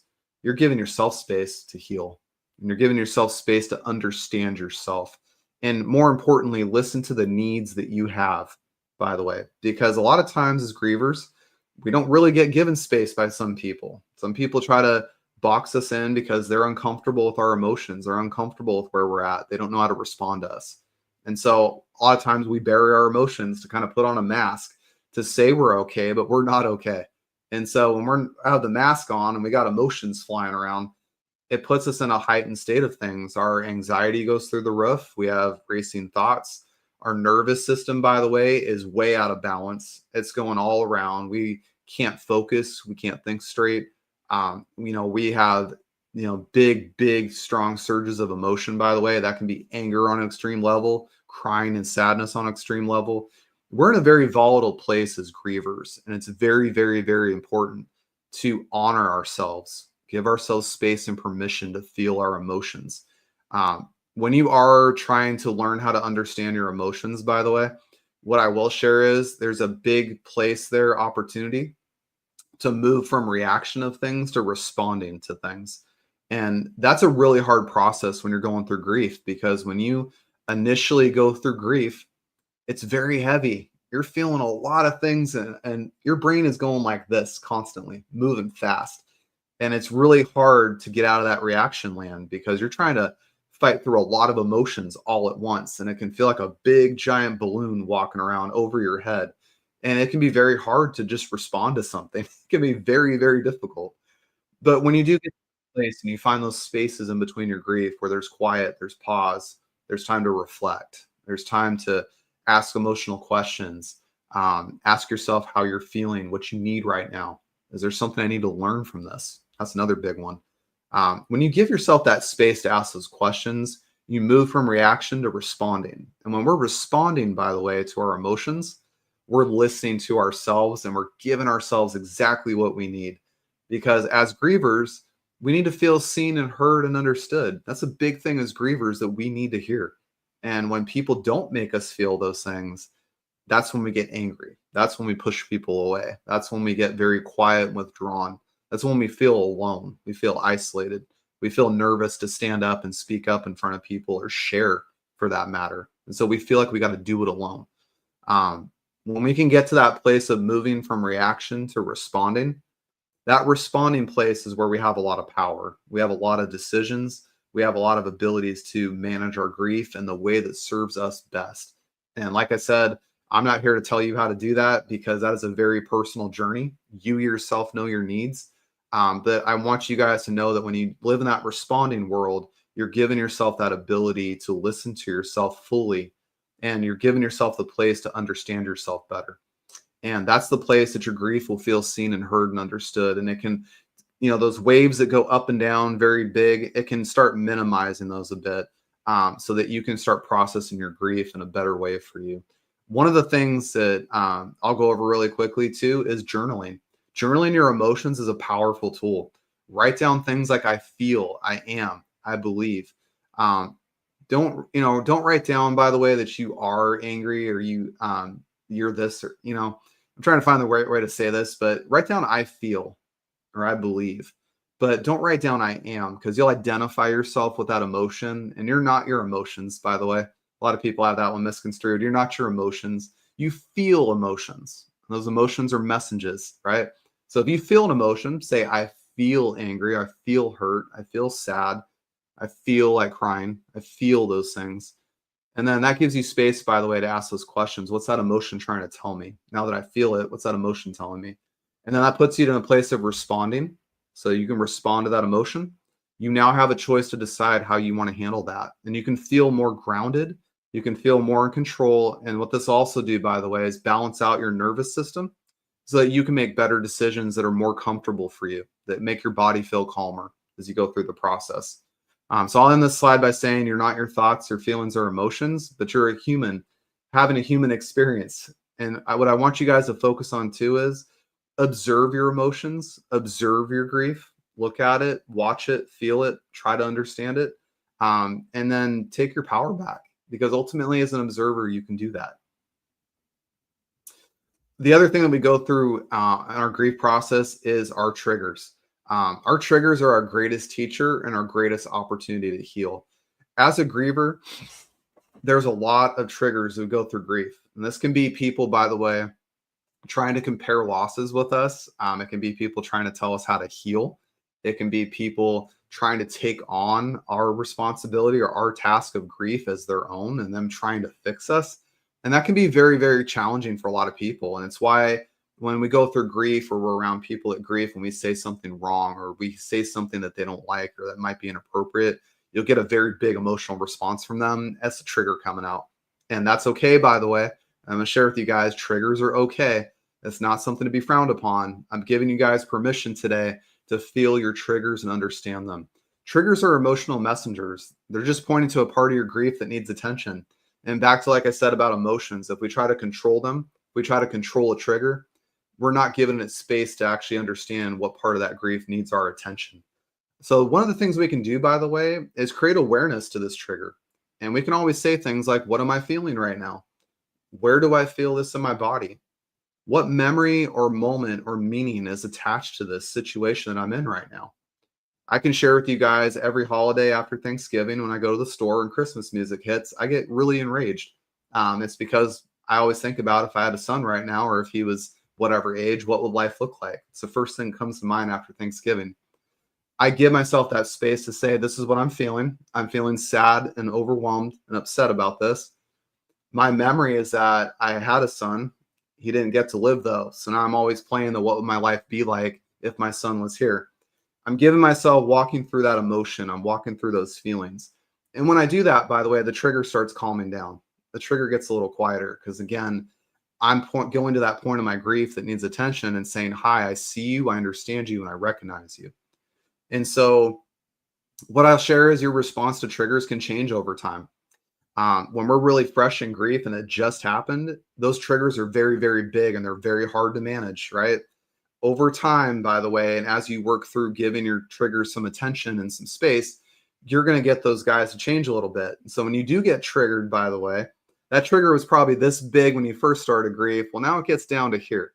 And as time goes on, and as you pay attention to your triggers and give them space and listen to them and understand them, they get smaller and easier to manage, because you start to understand why they happen and what's causing them to happen. And you again get to step into that empowered place of, I get to decide how I feel about this. I get to decide what I want to do with this.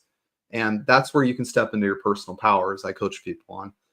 And that's where you can take control of those triggers. And by the way, sometimes they go away because you did the work to heal that trigger and understand yourself better, give yourself permission to be there with it. And that gives you a place, by the way, that you can heal that part of yourself as you walk this healing journey through grief. So healing, by the way, it happens through curiosity instead of judgment. A lot of people go through healing and grief with a lot of judgment. We have a lot of blame and shame and guilt that happens because, again, we're around people sometimes that want us to heal at their speed or don't fully understand us. And so we oftentimes put a lot of self-judgment on ourselves, and we say things like, well, I can't feel this way, or I shouldn't feel this way, or I should be over this by now, or why is it still bothering me? I'm going to encourage you guys to stop the judgment and stop beating yourselves up. The world will do that for you. Let them take that. But I want you guys to step into power again, in your empowerment. And what I want you guys to do is step into curiosity. And so for a moment, what I want to share with you guys about that is if you ever go to a store or go to a playground and you watch kids, kids are very curious. They like to touch things, smell things, feel things, play with things. They live in this curiosity place of things. And when they live there, by the way, everything is treated as new. Everything's treated as an experience, something to learn or understand or believe, create new ideals, things like that.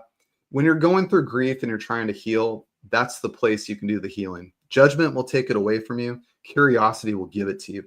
And so when you're doing your healing process, you want to ask things like, why am I still feeling this way? What's causing this feeling to show up in me? when you listen to your triggers, when you listen to your emotions, give them space, and you stay in that place of curiosity and ask yourself powerful questions, you're actually allowing yourself to heal. You're allowing those parts of yourself to come through. And when you're in that place to allow your curiosity to take over, that healing becomes very easy because you're really paying attention to yourself.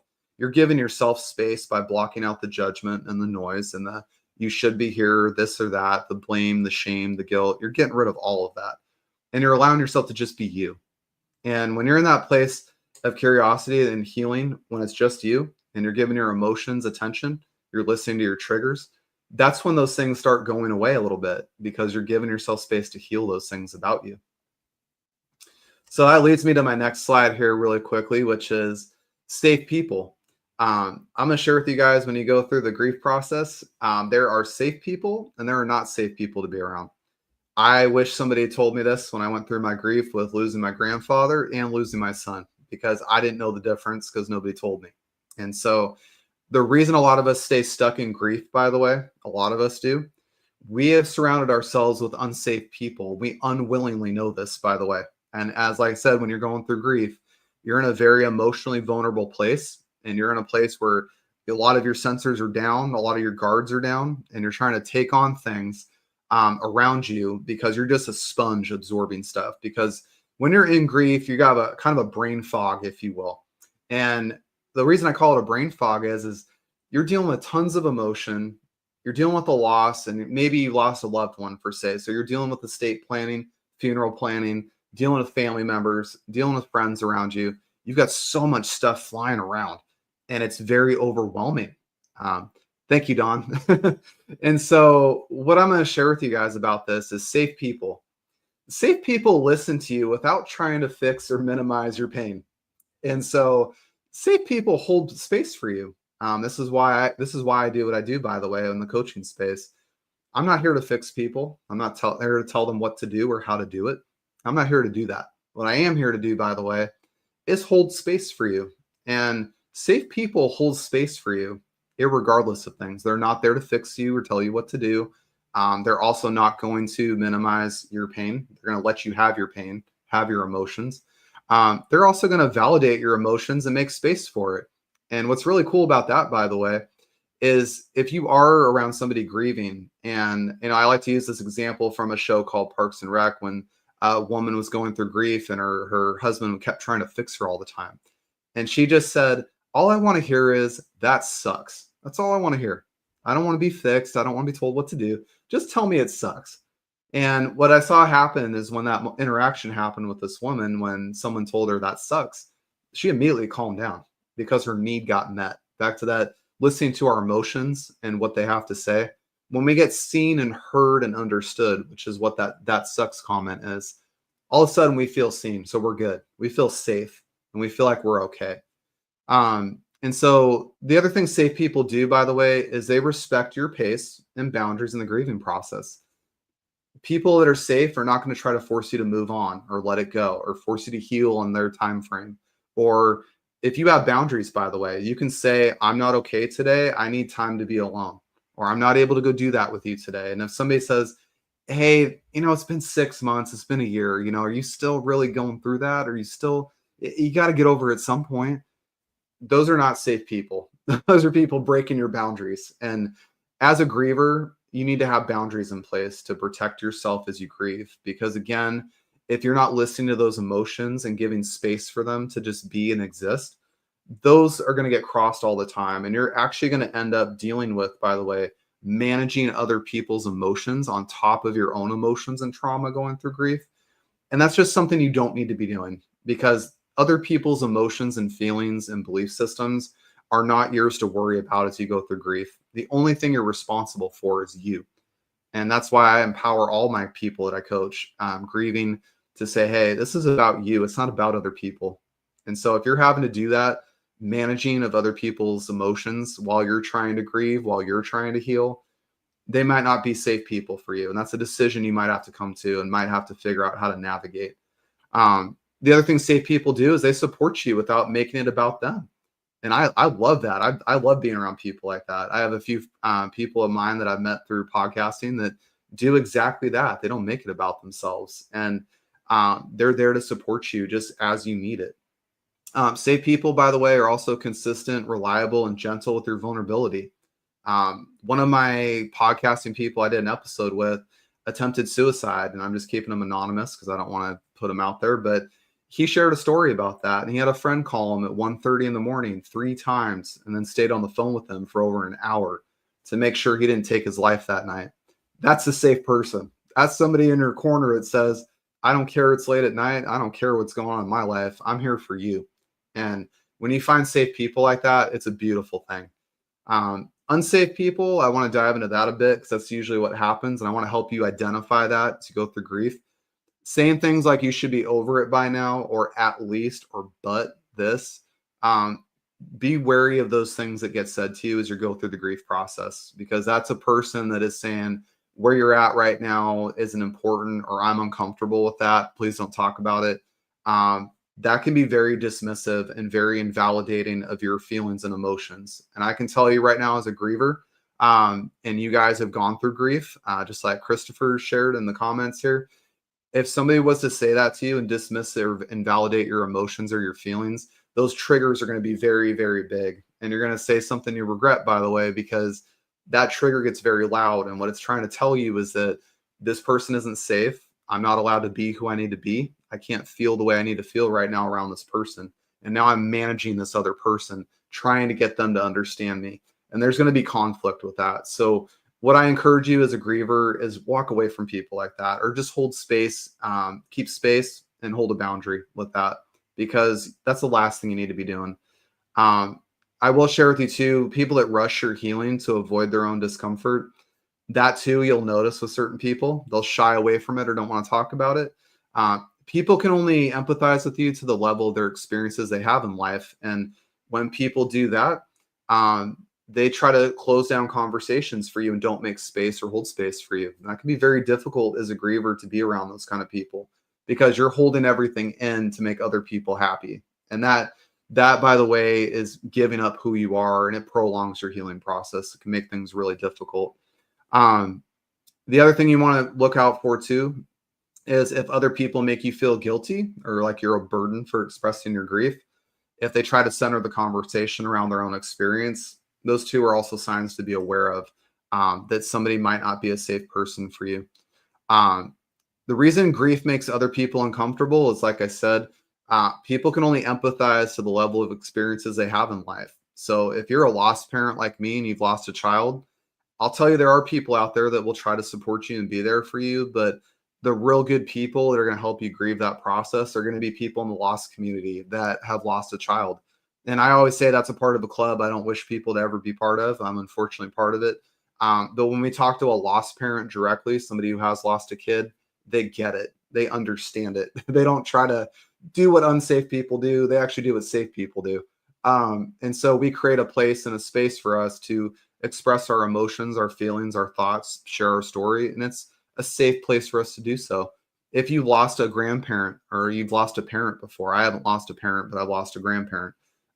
Go find those people that have had that experience, because they themselves are going to be the best people to help you walk through that process. And they're going to be people that will hold space because they understand you. They get you. And I'm going to ask you guys a question. Would you rather have somebody like that or somebody that has the characteristics of an unsafe person? Odds are you're going to want that safe person by you, because they're going to make you feel comfortable and help you in your healing process. The reason people get uncomfortable with your grief, by the way, is that your pain, by the way, might be a mirror that others are avoiding. And that can make them pull away. When you decide to step up and face your grief like you guys are doing, some people don't do that or haven't done it before or don't even know how. And so they've been navigating their whole life with grief and not actually taking time to understand it. So you're showing them, by the way, how to do it, and it's very uncomfortable for them. So if they pull away from you, understand that might be why they're doing it. I'm not saying that's all the time, but it might be a reason why they pull away.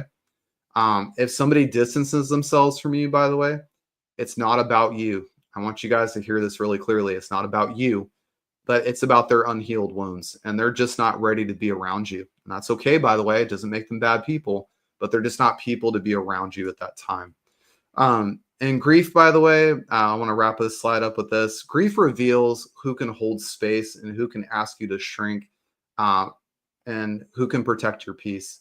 So I want you guys to really think as you go through the grief process, if you're having people around you right now and you're going through grief and you, for whatever reason, feel like somebody's giving you a weird feeling or a weird vibe, or just something feels off when you're around this person, I want you guys to take a reflection on this. Is this a safe person or an unsafe person?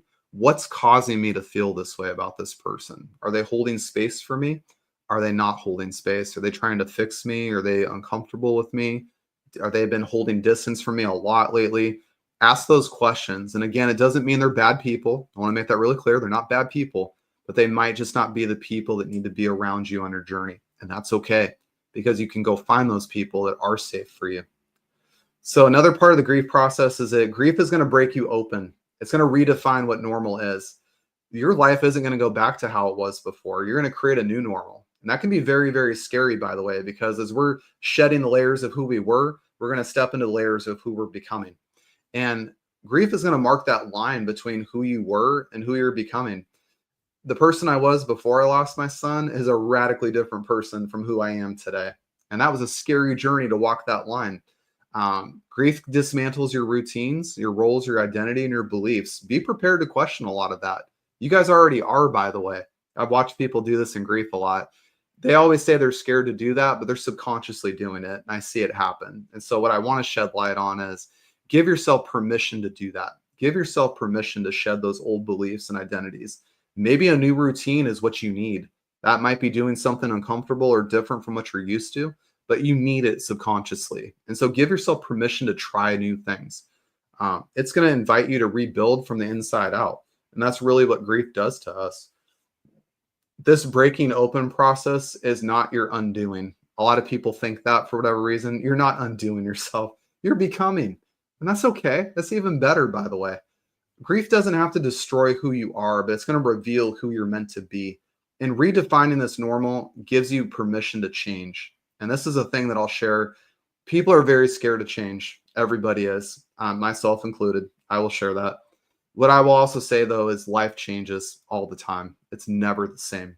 We always reminisce on the past because we have good memories of things. We wish things could stay longer than they're meant to be in our life. And I want you to know that's a very normal thing. But what I also want to share really quickly is that change is a good thing. Change is going to bring a lot of things into place that should be in place sooner, but they're not for whatever reason. If I hadn't lost my son, I wouldn't be here on this presentation today talking to you guys. I wouldn't be in the grief space helping other people through grief. Change happened for me whether I wanted it to or not. And so what I will share about grief, by the way, is that change is either going to happen to you or for you. And when I say that it happens for you, there's a lot of meaning and purpose in that change. And you get to control your destiny and control your path forward with that. And that's what grief is doing to us. Grief is pulling back the layers of the onion to unravel who are you at a core. What over here doesn't belong? What things are not serving you anymore? And that can be friendships, that can be a job, that can be coworkers, it could be family, that could be where you live, it could be what you do in life, it could be all sorts of things in life. But I'll share that when you get rid of the things that no longer serve you and you step into this new normal that grief puts you in and shines light on where you're aligned, what you feel great at doing, what you don't have to force but comes to you naturally. When you get to that place in your grief process, beautiful things will happen to you. And I will share, by the way, that that grief thing that you went through, whether it was losing somebody or losing a job or relationship, you'll look back on that and you will one day say, when you're at that place, you'll say, had that never happened to me, I would never be where I am today. And you will go from a place of a lot of hard emotions, maybe like anger, sadness, or frustration, to gratitude, appreciation, and contribution. It will swing that hard for you in the healing process. And that's where this grief thing that we all go through, it's just a stepping stone for us to become better in our life. And so when we see it as that place, by the way, we go off and do beautiful things in our life. So the other part I want to share really quickly is honor and celebrate your loss. This is a big one that's actually helped me through my grief processes. You guys can see down here, I lost all three of these people, by the way, 2 years apart. My grandfather passed in 2020 from cancer. My son passed away 2 years ago. as a stillborn, and I lost my rabbit I had for 12 years last year in September. So I had multiple losses hit every 2 years. I chose, by the way, because those were all very heavy for me, that I was going to honor and celebrate them. And grief doesn't have to be just what you lost. It's about how you carry it forward. These people left the physical presence of life, but they're still with you in memory and spirit, maybe your actions, your beliefs, how you live your life. So create simple rituals that keep your connections alive. For my son, I have a necklace that I carry every day with the poem that we had written for him the day that he passed. I also have on there his name every day to remind me what I do. And I have a tree of life that represents him. My grandfather, I celebrate every day by going sailing on a boat and being near the water. He loved that, and hiking on trails. I celebrate his life all the time. Finley, who's this little stinker rabbit with the hat on, had him for 12 years. I was very blessed to have him 4 years longer than most people have rabbits. I have 2 beautiful rabbits now because of him. I'm able to take care of more. So I adopted more. So celebrate those that you lost. Celebrate their, let your actions and reflect the values and lessons they taught you. Simply put, do that. These people that you lost don't have to disappear. Keep their memories alive. And let yourself guide your life, by the way, by things they taught you, maybe colorful phrases they taught you. Celebrate them by maybe going to a restaurant they really loved, or donating, or going to church, something that helps you navigate their journey that they had, and reminds you every day of how grateful you were to have them in your life. And I'll share with you guys too that joy comes along with grief. You can experience those things hand in hand. It does feel weird at first because you feel like I should be sad, but I'm actually happy. So give yourself the space for that. Healing, by the way, isn't just about surviving, but it's about carrying their legacy forward. So give yourself space to figure out what that looks like for you. And like I said, honor and celebrate those that you lost. They were big, big people in your life. And I know that for everybody out there, we all feel that. So honor and celebrate these people with passion. So to summarize our empowered grief journey that we just took today, this is about honoring your journey. It's about embracing your emotions and finding strength in your own time. You're never alone on this journey. And together we can navigate grief with courage and compassion. So your grief journey today, guys, for all of you that watch this presentation, how is your empowered grief journey going to look for you? I know you're going to discover it and you guys are going to find it. But I want you guys to focus on the gifts, the lessons, and the blessings of this moment. I want you to focus on that. I want you to find your community of people, because maybe people around you may not be the right people for you for whatever reason. That's okay. Nothing wrong with that. But find your people. I'm a lost parent. I go to the lost community when I have issues working through grief about my son. Those people get me. They give me space. I give them space back. Those are my people. Go find your people. I want to encourage you to do that. Your grief will take a whole different direction when you start finding your people. Your emotions are messages. I encourage you guys to listen to them. Don't try to control them. Don't try to suppress them. Let them out. Hear them. Listen to them. Give them space. And when you guys feel triggers, by the way, those are the emotions needing space. Those are the ones in your grief journey that are saying, hey, I don't feel seen. I don't feel heard. I don't feel understood. Give your guys a space for those things. Everybody in society is going to tell you you're too emotional, or you got to get your emotions under control, or don't be triggered. You're going to hear that stuff. Those are all lies. Triggers are your teacher. Emotions are your messengers. Use those tools to your advantage, because as you go through this grief process, those two guys, your triggers and emotions, they're going to guide you down this path of figuring out where grief is taking you. And by the way, that might be a new job. That might be a new career. That might be moving somewhere new. That might be starting a new family. That might be having another kid. It might be an array of different things, but listen to your emotions and your triggers, because those two things are going to give you the most power in your grief process and your healing journey. And those are what's going to make this process worth it for you guys. And it's going to give you so much empowerment to carry forward and move forward in your life with purpose and meaning, and never to forget the legacy of those that got left behind. So what I want to share is your grief is sacred. Your story matters. Let it transform you, not define you. You don't have to grieve alone. Let's walk this journey together. So I want to share with you guys on an outgoing message today. If you enjoyed this presentation, I would love to connect with you guys in the grief community. I've met some awesome people the last 4 months that have gone through an array of different grief stories and healing journeys, by the way. And we don't ever have to walk it alone together. We can do all of this together. So I want to share with you what I'm offering you guys is I do offer a free empowerment call. It's a 1-hour call where we just hold space. That's what we do. There's no judgment. There's no telling you what to do. There's no fixing you. Those things don't have space here. What does have space is just a call for you to make your grief feel seen and heard and supported, to discover how coaching can help you move forward with clarity, compassion, and purpose. I'll share with you guys that give me an empowerment call.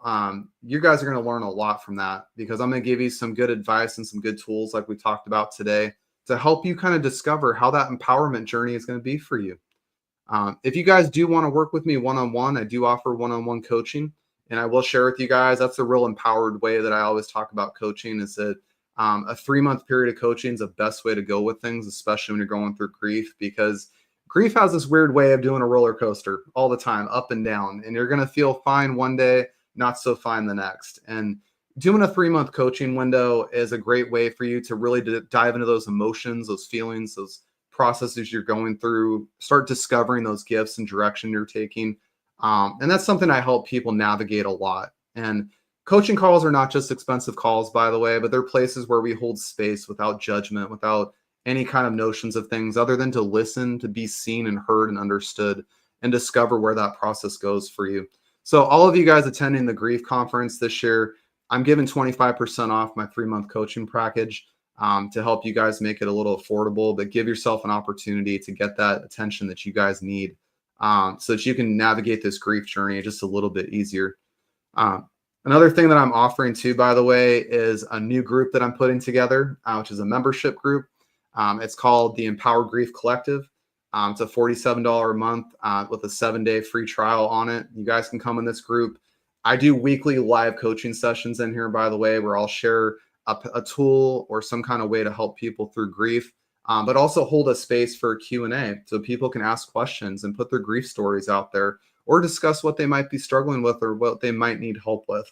I have found that putting this collective together is that when we're going to build a membership group of people who are going through grief together from all walks of life, from all different cultures and belief systems, we actually can heal faster together and we can grow together and we can do beautiful things together in this process of grief. So I wanted to give you guys a couple things there to offer you as you guys walk through your healing journey. And if you guys are curious just to learn a little bit more about me, you guys can reach out to me at empoweredgriefjourney.com. That's my website. You guys can learn a little bit more about my grief story.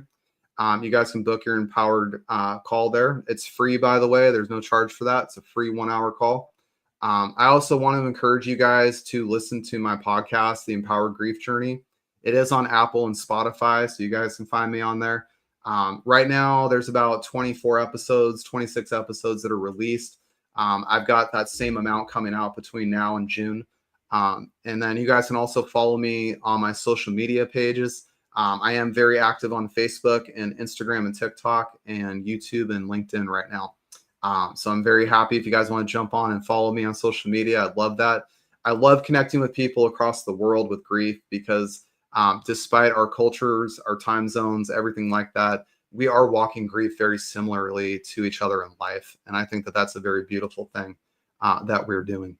So I want to thank everybody for watching this presentation today. I want to give a big shout out to Tony Lynch, who put this all together, and Ada.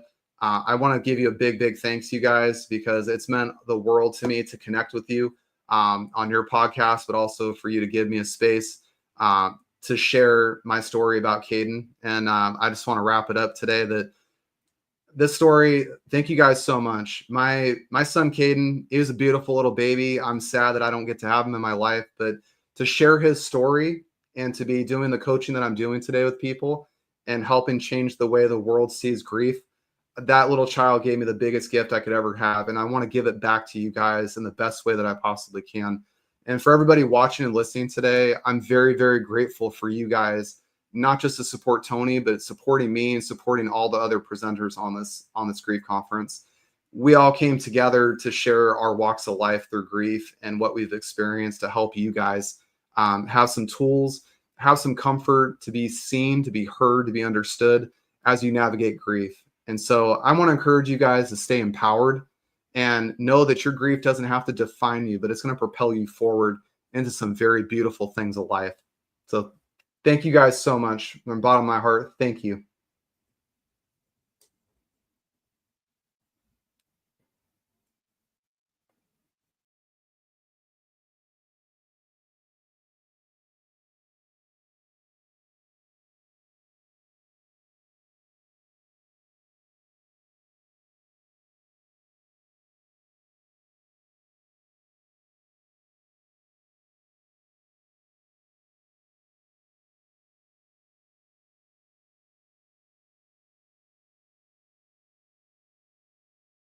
And delivering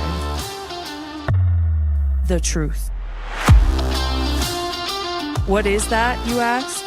Here at the Niche Nation, it's a 360-degree, no BS, self-discovery destiny. It's real, it's raw, and it's uncut. We deal with pain, struggle. We deal with the rock bottoms like no other. No age, no gender, no journey too deep for us to hold space. We are here as life tour guides to lead you to the calling. Grab a cup, take a sip, and enjoy the once-in-a-lifetime journey here at the Niche Nation.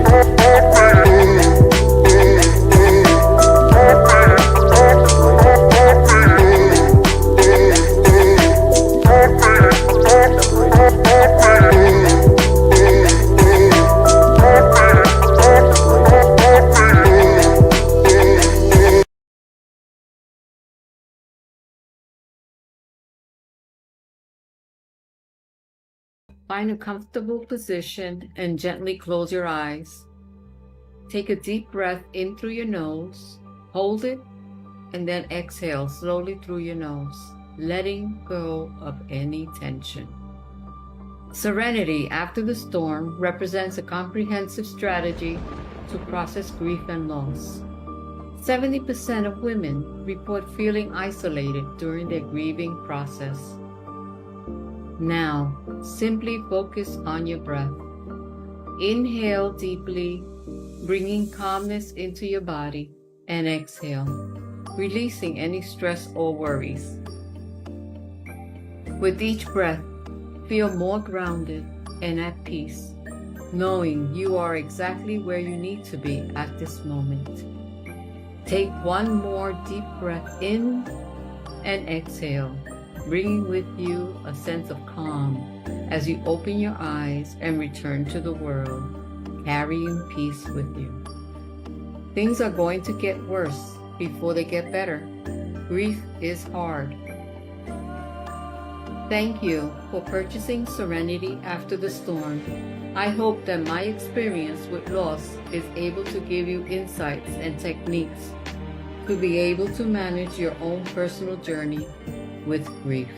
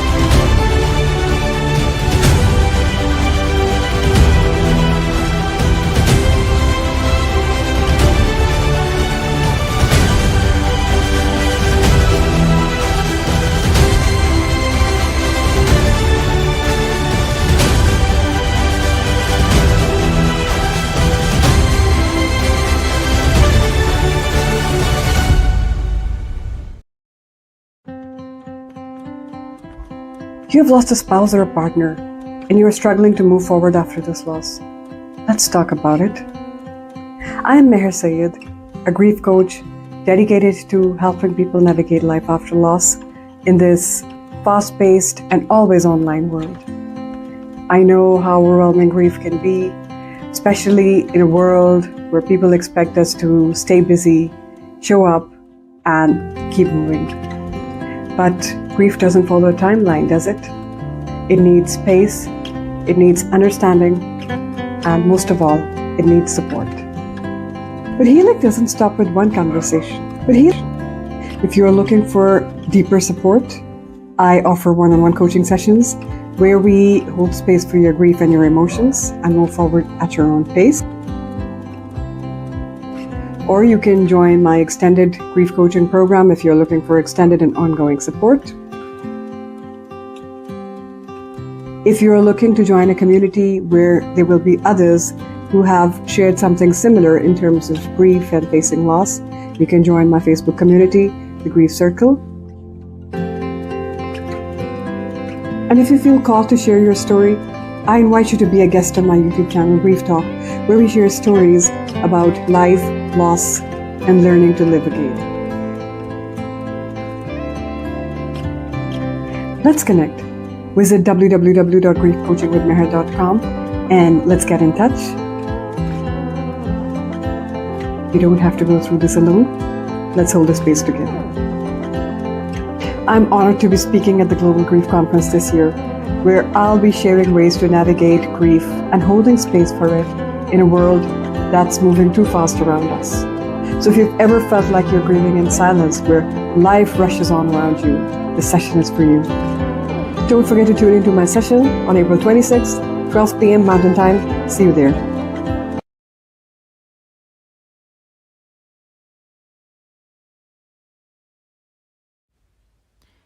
What do Postvention Collective and Journey Through Grief have in common? They are two businesses working hand in hand to educate, advocate, and support people left behind after a suicide. The act of suicide is surrounded by stigma, and that stigma trickles down to those left here to grieve. I'm Tracy Ozer, and my job is to bring resources and coaching services to the moms, dads, siblings, children, and others battling through this devastating loss. Postvention Collective is the premier education company bringing suicide bereavement trainings to our businesses, schools, behavioral health workers, faith organizations, and any others who want to learn ways to eliminate this public health crisis. Our mission is to equip communities with the tools and resources so that they can go on to support their family members, their colleagues, their friends, and any others within their circle of influence. Journey Through Grief is your one-stop shop for suicide bereavement support. Whether you want to try coaching to get your personal life back on track, or hear stories of loss and healing through our podcast or our YouTube channel, there is something for everyone. But most importantly, if you've lost someone by suicide, know that you're not alone, and we've been there too. Come into our community and let us earn your trust so that we can love you through grief.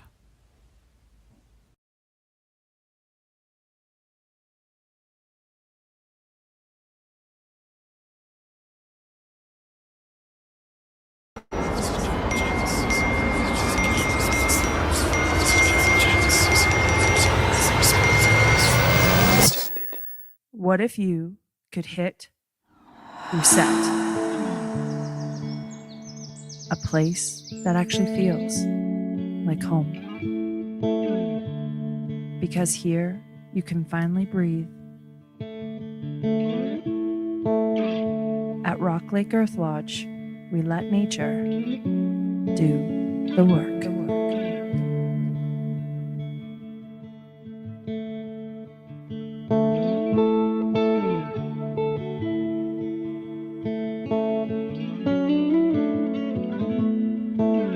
No pressure, no distractions, just space to process, to heal. to find your way back to you. Because life doesn't come with a manual.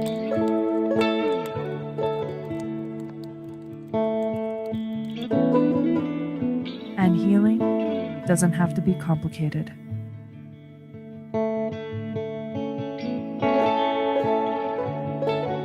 When you are ready to reset, we'll be here.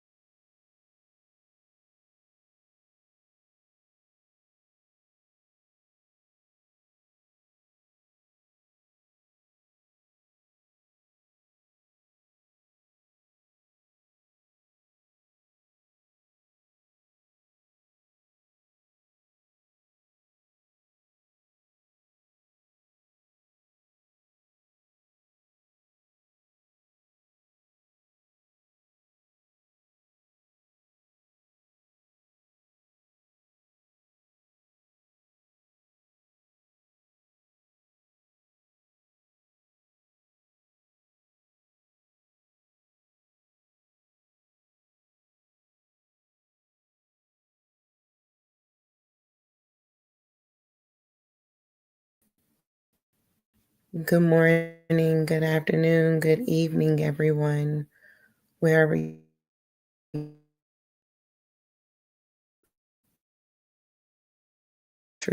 around the world. I welcome you and I thank you for being here today. You have now entered a sacred space, a space of honesty, a space of healing, and a space of hope. I want to set the tone and I want to take a moment to breathe. Let's take the time to take in a moment to breathe together. Inhale stillness and exhale distractions. Inhale calmness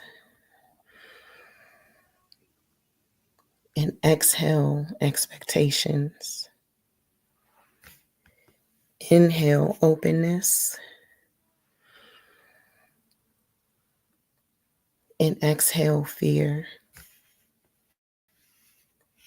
As you enter this space, allow yourself to pause, to breathe in stillness, to breathe out distractions, to ground yourself in this present moment. I ask that you open your heart to receive what was always meant for you.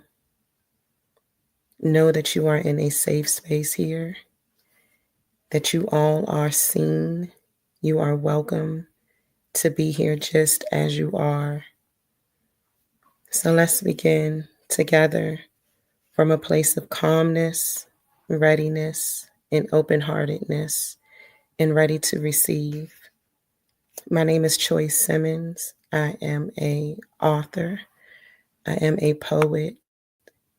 I am a licensed educational therapist, a certified grief and trauma informed coach. And again, I welcome you here. I thank you for joining me today as I present on my topic, Permission to Grieve, the Silent Struggle of a Grief Professional. Allowing yourself to hold the same space and the same grace that you offer to others. I would like to start off by opening up with one of my spoken word pieces. And the title of this spoken word is Permission to Grieve. A little about me. When I was younger in middle school and high school, I spent a lot of time with myself and I love to write. I took the opportunity to write in different events. I had some of my work published. I've entered in contests, but I use spoken word and poetry as a way of healing, a way for me to connect with myself and to get my thoughts out of my mind and out on paper. It wasn't until I got older that I built up the confidence to share those spoken word pieces with people.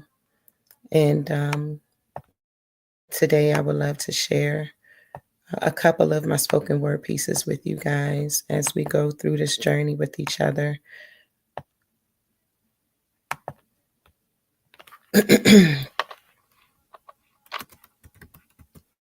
Giving yourself permission to grieve.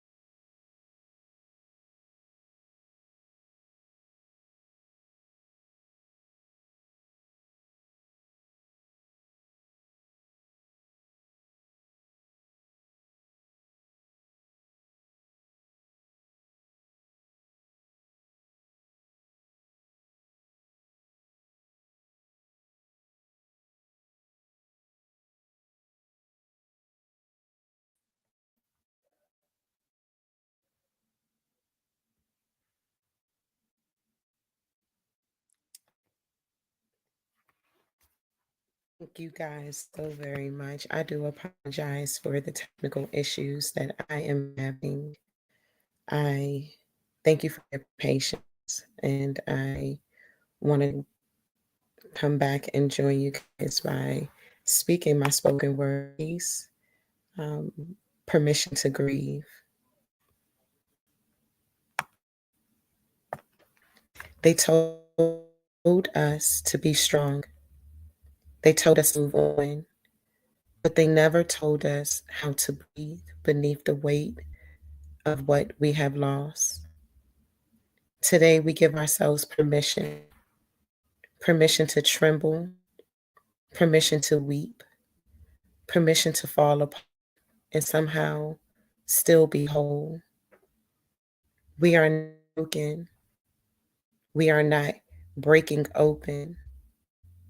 Grief is not weakness, it is the evidence of love. And today we gather not to get over it, but to walk through it together. We are brave enough to heal. We are brave enough to feel. We are brave enough to grieve. Thank you. So today we're exploring the silent struggles we carry while helping others heal and why giving others permission to grieve is essential. It is also essential for us to also give ourselves permission to grieve. Today, excuse me, you guys. Today, my presentation will be broken down into 3 simple parts.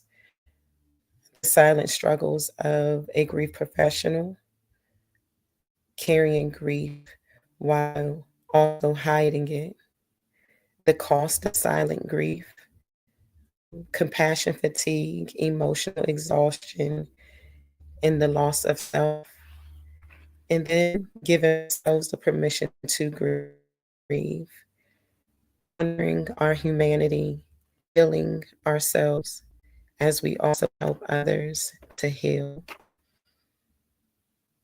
I want to take the time to, again, take a pause. I want to do that just for you, but also for myself, as I feel the emotions rise inside as I am presenting to you guys. And as you guys know how it feels to walk through grief and what grief looks like when you are to navigate it in open spaces, such as when you return to work after a loss, or you find yourself in open spaces surrounded by people and you are present but do not feel present, do not be seen. I've learned to find different ways to calm myself and to center myself, find ways of grounding myself so that I could release the stress and the fears, the worry and the sadness that I may be carrying at the time. And so I would love for us to take the time to breathe together, to inhale permission to feel, and the pressure to perform. While I am a certified grief and trauma informed coach, I'm also a human being.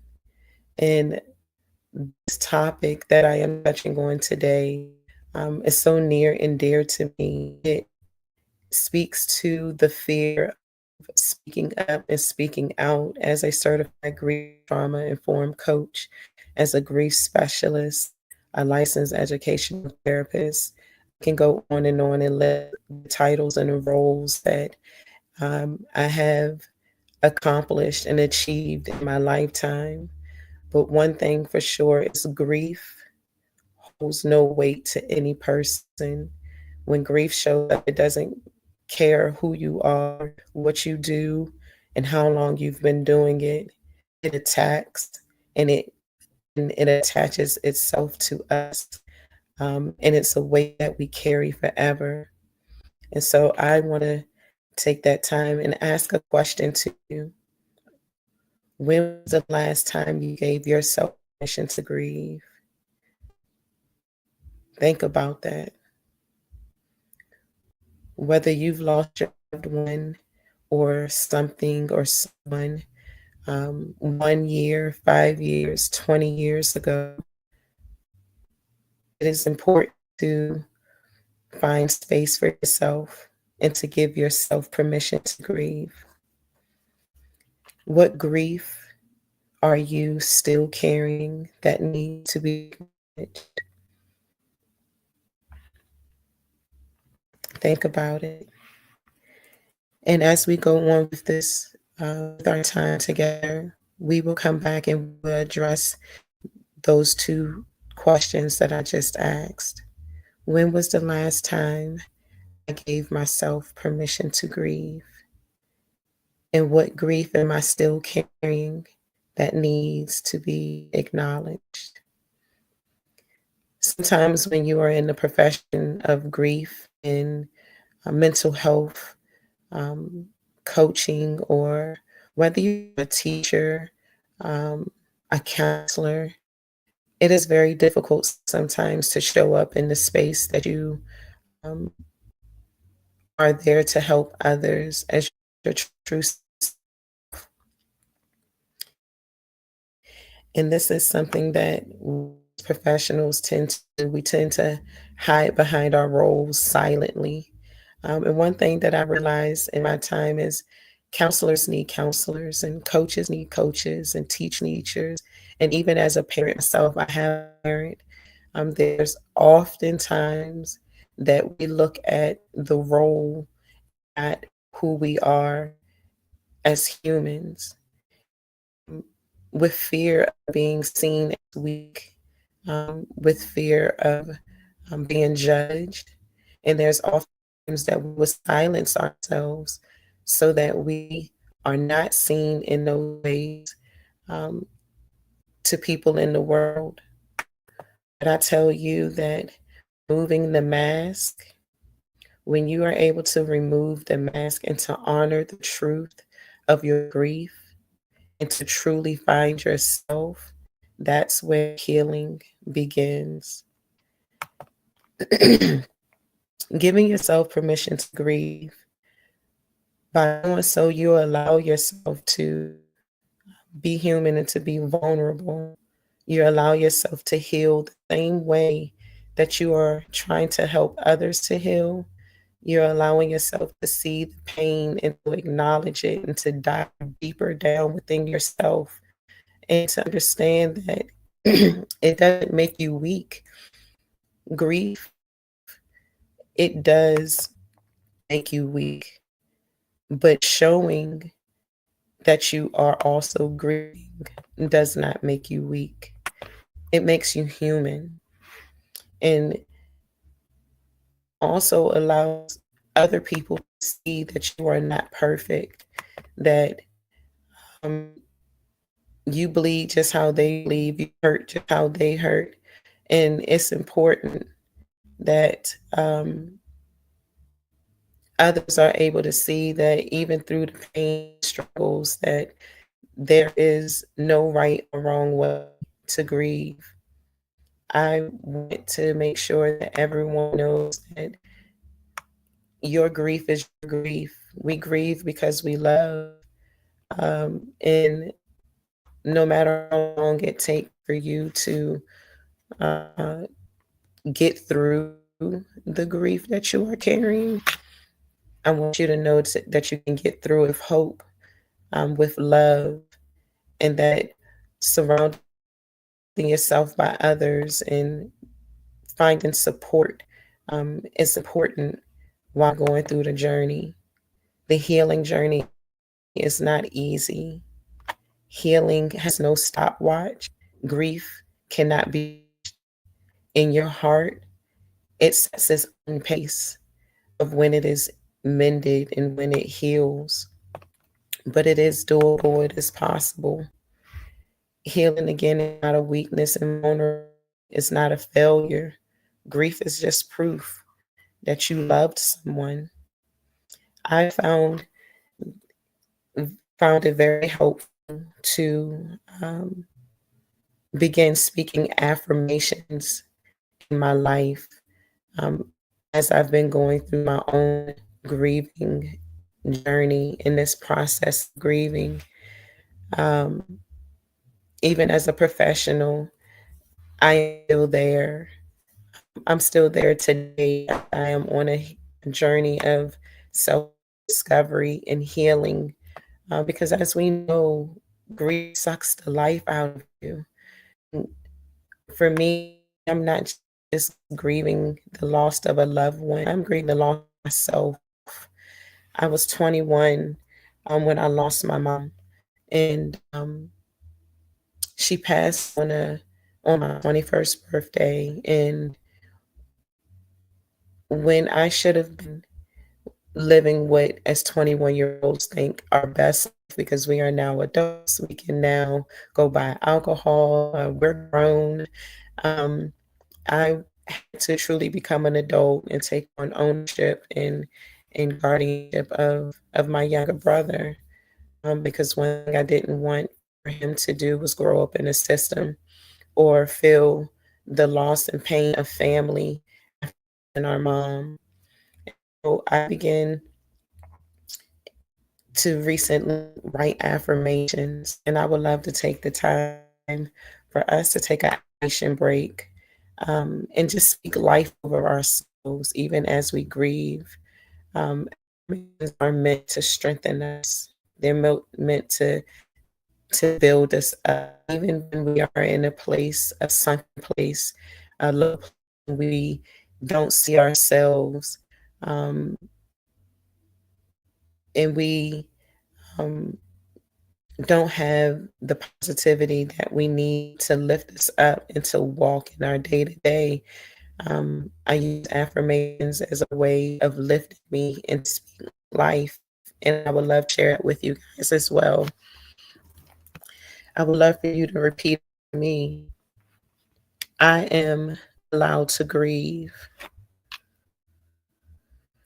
I am worthy of healing, and I am not alone.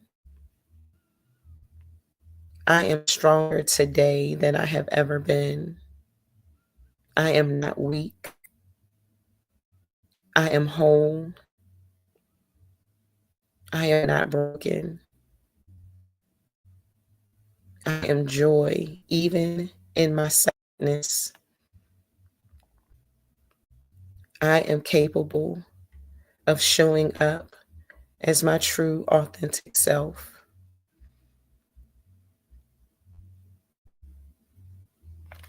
Thank you for taking the time to take an affirmation pause with me. Affirmations are great ways of, again, building us and allowing us that space to speak positivity in our lives when everything around us is so negative.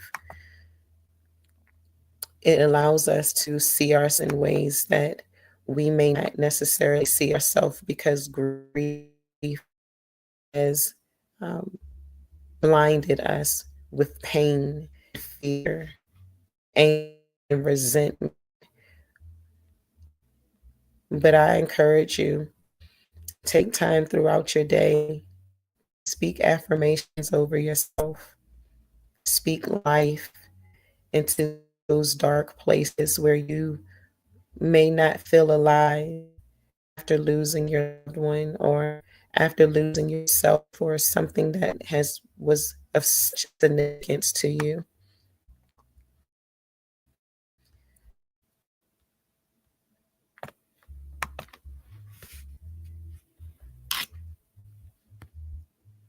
I would like to ask a few more questions and allow you guys time to ponder these questions. What mask have you been wearing?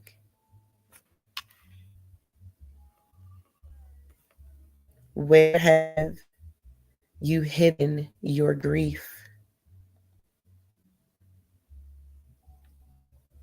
And what would giving yourself grace look like today? take the time to reflect on those questions and even place them in the chat. If you have any questions yourself, please also take the time to ask your questions as well. I will take a moment at the end of my presentation to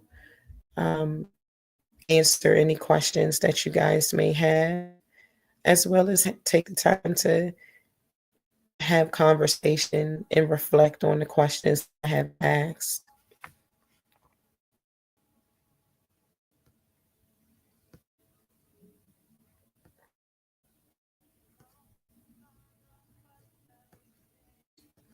I would love to share another spoken word piece. It's called Beauty Beyond Brokenness. What if healing isn't about erasing the cracks? What if it's about letting light pour through them? Today, we honored the ache. We stood in ruins and we found garden growing. Grief does not end, but it transforms. It reshapes our hearts into something softer, something stronger, something infinitely more human. Alone or not forgotten. And this is not the end. It is the beginning of a new kind of beautiful. It is the beginning of new spaces that you can enter with your head held high. It is the beginning, the reveal, unmasking of the pain that you have been hiding behind. It is the unveiling, the unmasking, the truth being revealed. Take that time to show who you are, to walk in the room, to glow, to shine bright. Allow the pain that you carry to fall by the wayside. Just hope for others, but have hope and love for yourself. Find peace within, the joy that lingers. Know that you are able to hold space and to show up just how you are. You will not be judged. You will be loved. You will be cared for. You will be honored. Honor yourself. Love yourself. And know that you are loved. Thank you guys so much. Even through the technical issues, even through my lack of voice, I pushed and I pushed through, you guys. I thank you for honoring the space that I am in. I thank you for allowing me to be in this space with you. And know that your roles don't make you. Grief has a way of showing up regardless of your titles.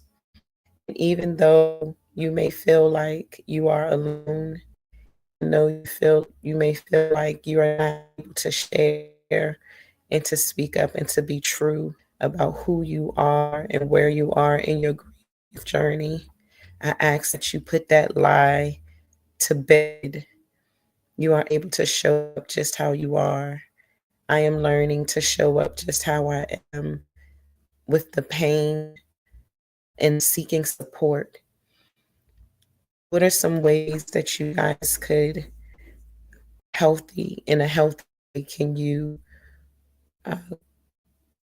live your truth and walk in your grief as you journey through it, but not alone? Ask yourself these questions. And what would it look like? If you have any questions for me, I'd love to take the time to answer those questions.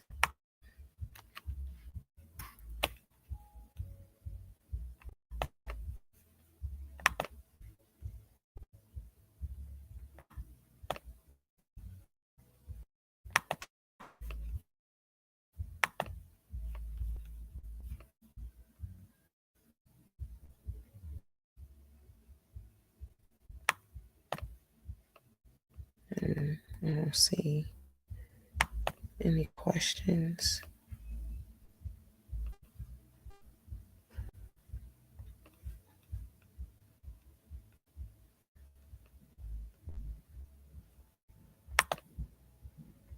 Mm.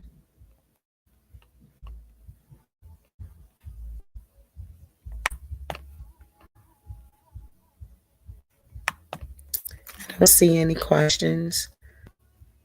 But in closing, I would like to close with affirmation. And close this space. I ask that you breathe in strength that you already carry and know that healing is not a race. It is a return. Return to your heart. Return to your truth. Return to your right to grieve and to grow. May peace settle over you like a soft blanket. May you find yourself gently held by grace even after this moment ends. You can stay connected with me. Find me on Instagram at Beautiful Minds LLC _. You can find me at Charming Choices with an I _7. You can also check out my website at www.choicesimmons.com. I also make aromatherapy products. I use them for healing and for restoring the mind, the body, and the soul. So check out my website at www.charmingchoices.com. It's choices with an I. www.charmingchoices.com. If you have no questions, I thank you for your time. And I wish nothing but peace and happiness, love and joy as you find your way through your grief journey. And know that you are not alone. I'm here to support you.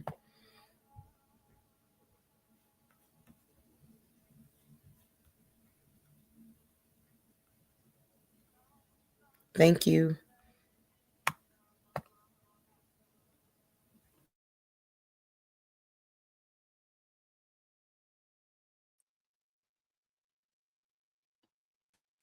What up? What up? What's going on? What's going on? Give it up to Choice, man. You know what I'm saying? She was working through her technical difficulties and came through, man. Yeah, that's what I'm talking about. Unmute yourself, Snotty. Thank you. All right. There we go. How you feeling, man? How's the vibe with everybody, man? How you doing, Quaalude? Good, bro. How you? Oh man, I'm still back here enjoying the show, man, and just taking it all in, one moment at a time, one moment at a time, just enjoying everything, just really just enjoying everything, man. Yeah, my stepdaughter birthday today. She turned 19. I forgot all about that thing. Oh man, you know you're supposed to have been over there with her. Oh, now I'm about to go. Okay. I'm about to go. Right. When this is done with. Yeah, man. Happy birthday. Tell her happy birthday from us. Yeah, she just turned 19. Okay. Hey, that's a big number right there, man, especially for a young lady. Yeah. Most definitely. All right, Snotty, what you got for us today, girl? I have a game that is called Alphabet Categories. So the way we play this game is the chat will pick a number 1 through 12. So the first person to pick a number 1 through 12 will go with. Then I'm going to roll this letter die, and it will pick a letter for us. So the topics are on these cards that you can't see. And then the letters are on the die. So chat, give us a number 1 through 12 to help us pick our topic. And I'll roll the dice. The die. That's our game. Okay, number 5. Pro sports teams that start with the letter N. We're gonna take turns. So, Tony, you go first, and then we'll go Quaalude. Then I'll go, and then whoever messes up is out, and then the last 2 people will go. So sports teams with the letter N. Let's start with the letter N. All right. I lost already because I don't follow sports. So I know, right? Like she Let's pick already something started else. off cheating. I'm pretty sure she got a cheat list over there. I mean, I'd have had off top. She said start with an N. I said the Nets. That's what I was gonna say. That's it. Ain't nothing else. Okay, Nets, let's pick another one. Number 5. Let's take Mr. 20%. She Nah, said that ain't no team. The team is Patriots, so that wouldn't work. You can't say New England. It's the Patriots. You know what? I say what I want right now. Yeah, I'm just that gonna ain't no make it team up as I start go. with an N. Okay, we'll start with a new letter. And we'll start with the new topic. We're still going to use the number 5. It's going to be toys, starting with the letter G. Oh, my goodness. Okay, go ahead, Tony. Toys starting with the letter G. Starting with the letter G. Toys? G.I. Joe. Quaalude.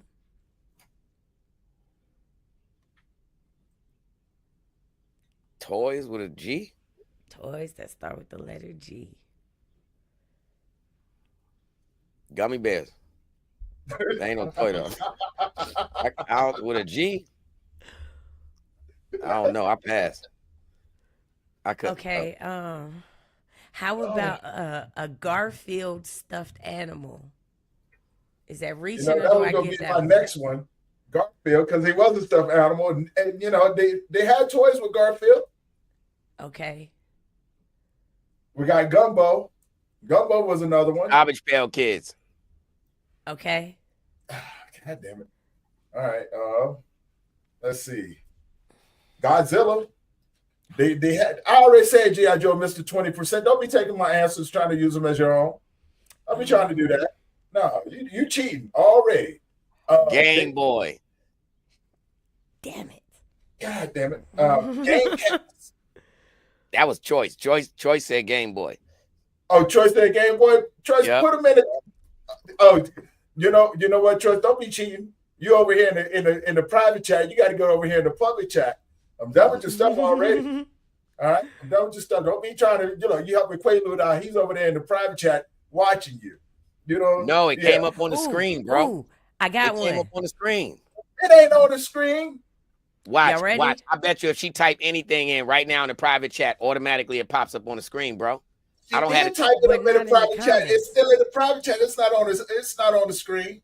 No, I'm saying when you do a private chat, like if you anybody type in anything, automatically it comes up on our screen right here. I don't have because you still looking in the private chat. No, I'm not looking in the private chats. I big screened it. That's what I'm trying to say. It comes up for you automatically the way you got it set up. Oh, now see, Choice put in glow stick. We got glow stick. I got one, y'all. Y'all been skipping me. What? Oh, go ahead. Go ahead. Now you've been cheating. That's why we skipping you. I ain't been cheating. Y'all just mad because I'm good at the games. What you mean? Of course you got the answers to the damn game. I ain't got the answer. How I got a cheat sheet? I got a whole bunch of letters written down. A whole bunch of words written down for every letter of the alphabet. You got answers on the other side of it. There ain't no answers on the other side. It's the same thing. Y'all accusing me of stuff I ain't do. Yo, come on. That's so sleight of mine hand. is Gumby. Look, she didn't turn the card around like this. She switched the cards under the camera.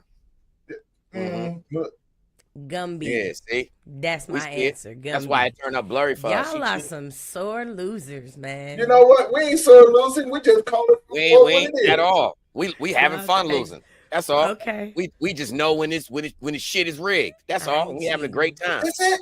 That's it. That's okay, all. Gumby. Yeah, your turn. Gumby. Gumby. I know y'all remember Gumby, right? Yo, y'all really stretching on the toys because a lot of us ain't had them damn toys. Now you might have had a glow stick, and if you old enough, you had a Gumby. But I know damn well Tony Lynch ain't had no Godzilla because I ain't had no Godzilla. I don't know where they had. Where you found the toy Godzilla at, man? I found the toy Godzilla. Okay, so you remember back in the day when they used to have the Woolworth? Nah. Oh, yeah, I remember Woolworths, man. That's why they I used to get have a tall Green Army Godzilla. Look, they used to have the tall guys that had the little thing in the back. When you did, it had the yellow tongue. I mean, the red tongue. All Yeah. right. Yeah. Yeah. Exclusive. Man, come on now. Okay. How about this next round?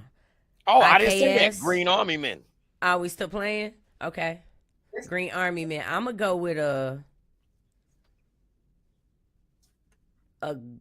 gorilla figurine.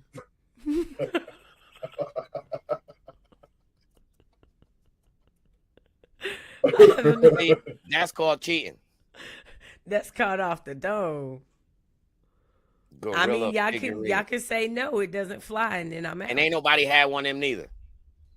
That's what you should have I- said. Toys you had that started with a G.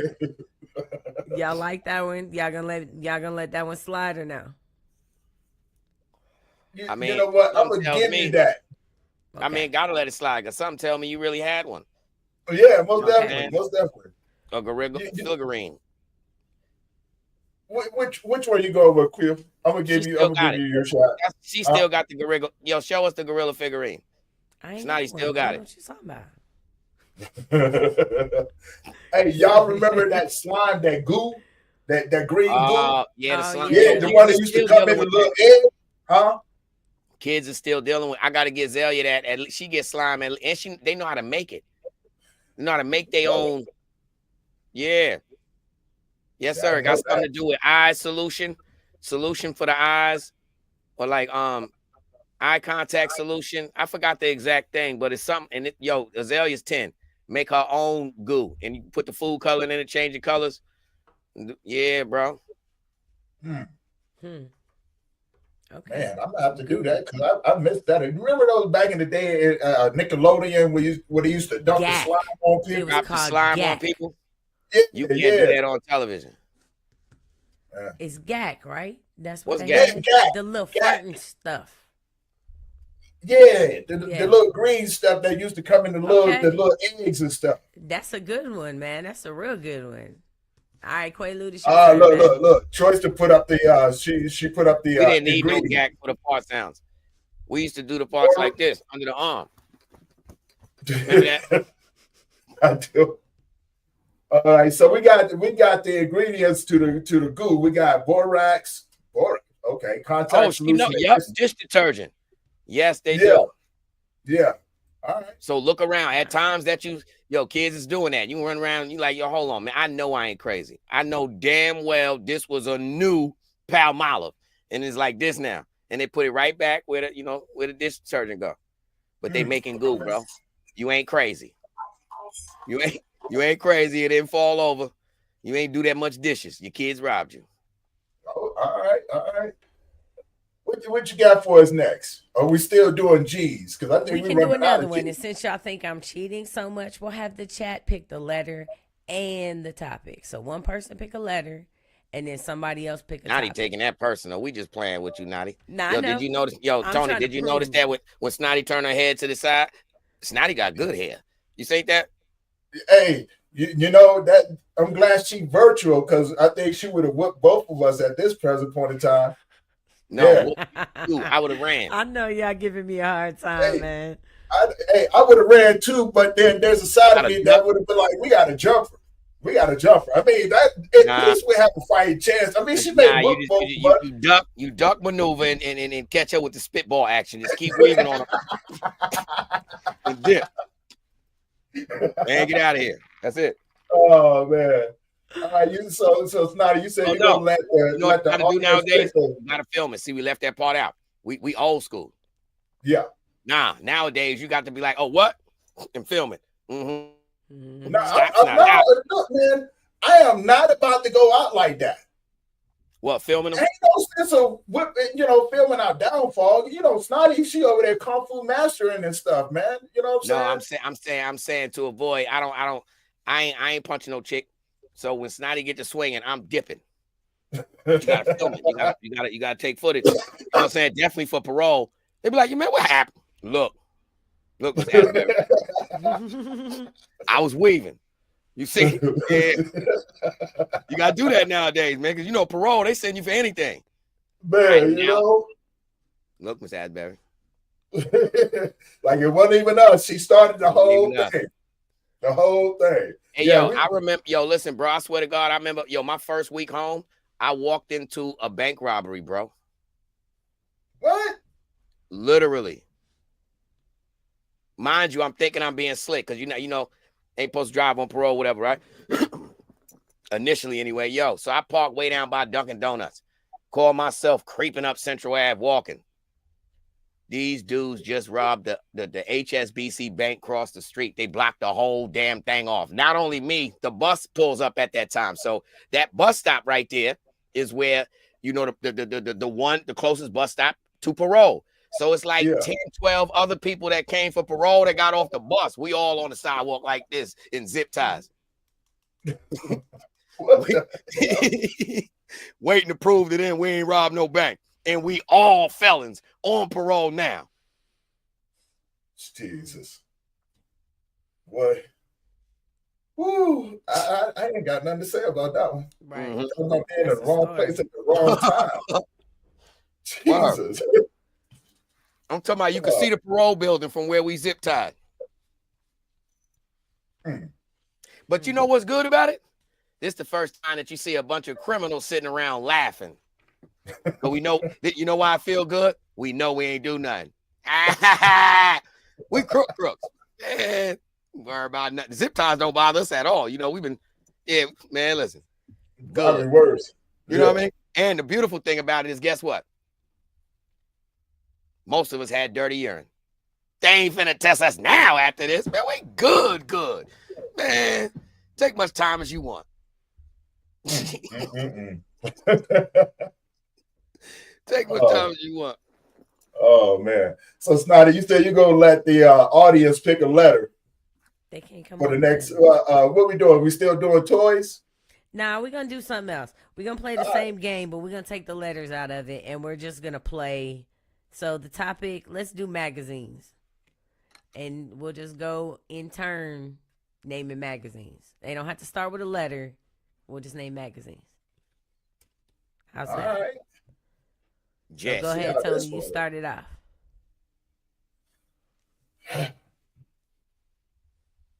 You know what? I was always a fan of National Geographics. Jet. Good housekeeping. Forbes. Ebony.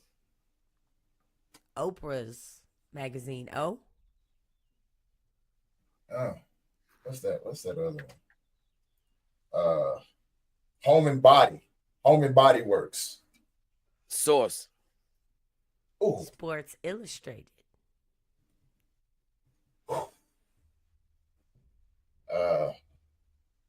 NFL Today. Vibe. Maxim.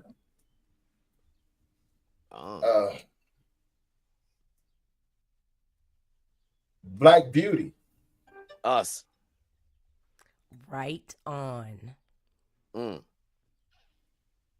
Penthouse. XXL. Martha Stewart. God dang it! Got a magazine? Yeah, she got a magazine. Yeah, she do. I didn't even think about that one. Yeah, she got a magazine. Did we say Time? No. Mad. Time. Mad magazine. Mad magazine. Better Homes and Garden. I'm going with Mr. 20%. GQ.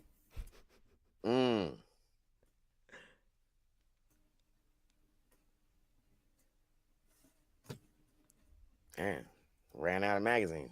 No, we did.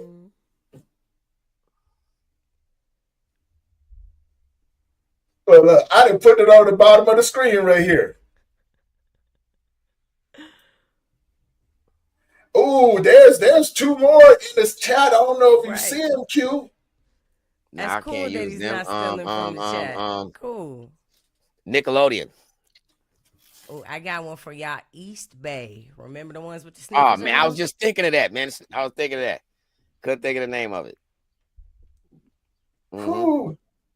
Yeah, we already said Word Up. Let's see. There's Rolling Stone, Word Up, People, Newsweek, Elle, Composition, Cosmetology, Complex. My turn. Yeah, that's a magazine. Complex.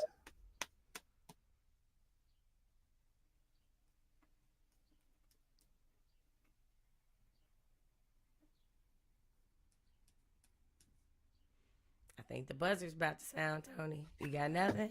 I got nothing. All right, it's just me and Q. Popular science. Good one.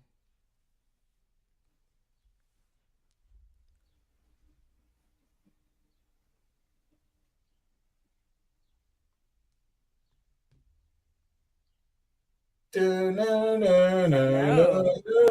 The buzzer. it's over for me because I'm trying. Okay. I'm trying to sit and look at. Like remember they used to have a magazine section. I'm trying to go through and I had them at first, but over. Oh, Harley Davidson. There you go. Bike Week. Scholastics. Car and Driver. Popular Mechanics. I think Car and Driver was a #1 joint. Yeah. Oh, Cycle Trader. No. That's a magazine. The ones you get at the grocery store, right? What? Like when you coming out, they little magazines of the cars that are being sold locally. Yeah. Okay. Oh, Rob Report. Hot Rod. Hot Rod. Mini Trucks. Yeah. I'm gonna go with Penny Saver. That's another one. Yep. All Everybody right. get Penny Saver. I mean, Remember, you gonna go Penny Saver, then I'm gonna say Macy's. Yeah. Okay. There we go. All right, Macy's in the blending house. in brochures, Yeah. They had another joint. I don't know if anybody remember this, but remember back in the day they used to have a bully book, the XL bully book, where you could order pit bulls off of them. Yeah, I used to. Matter of fact, back in the day when I was younger, I actually ordered my Black Belgium from that book. It used to be a book dedicated to nothing but the bloodlines of pit bulls. I know what you're talking about too.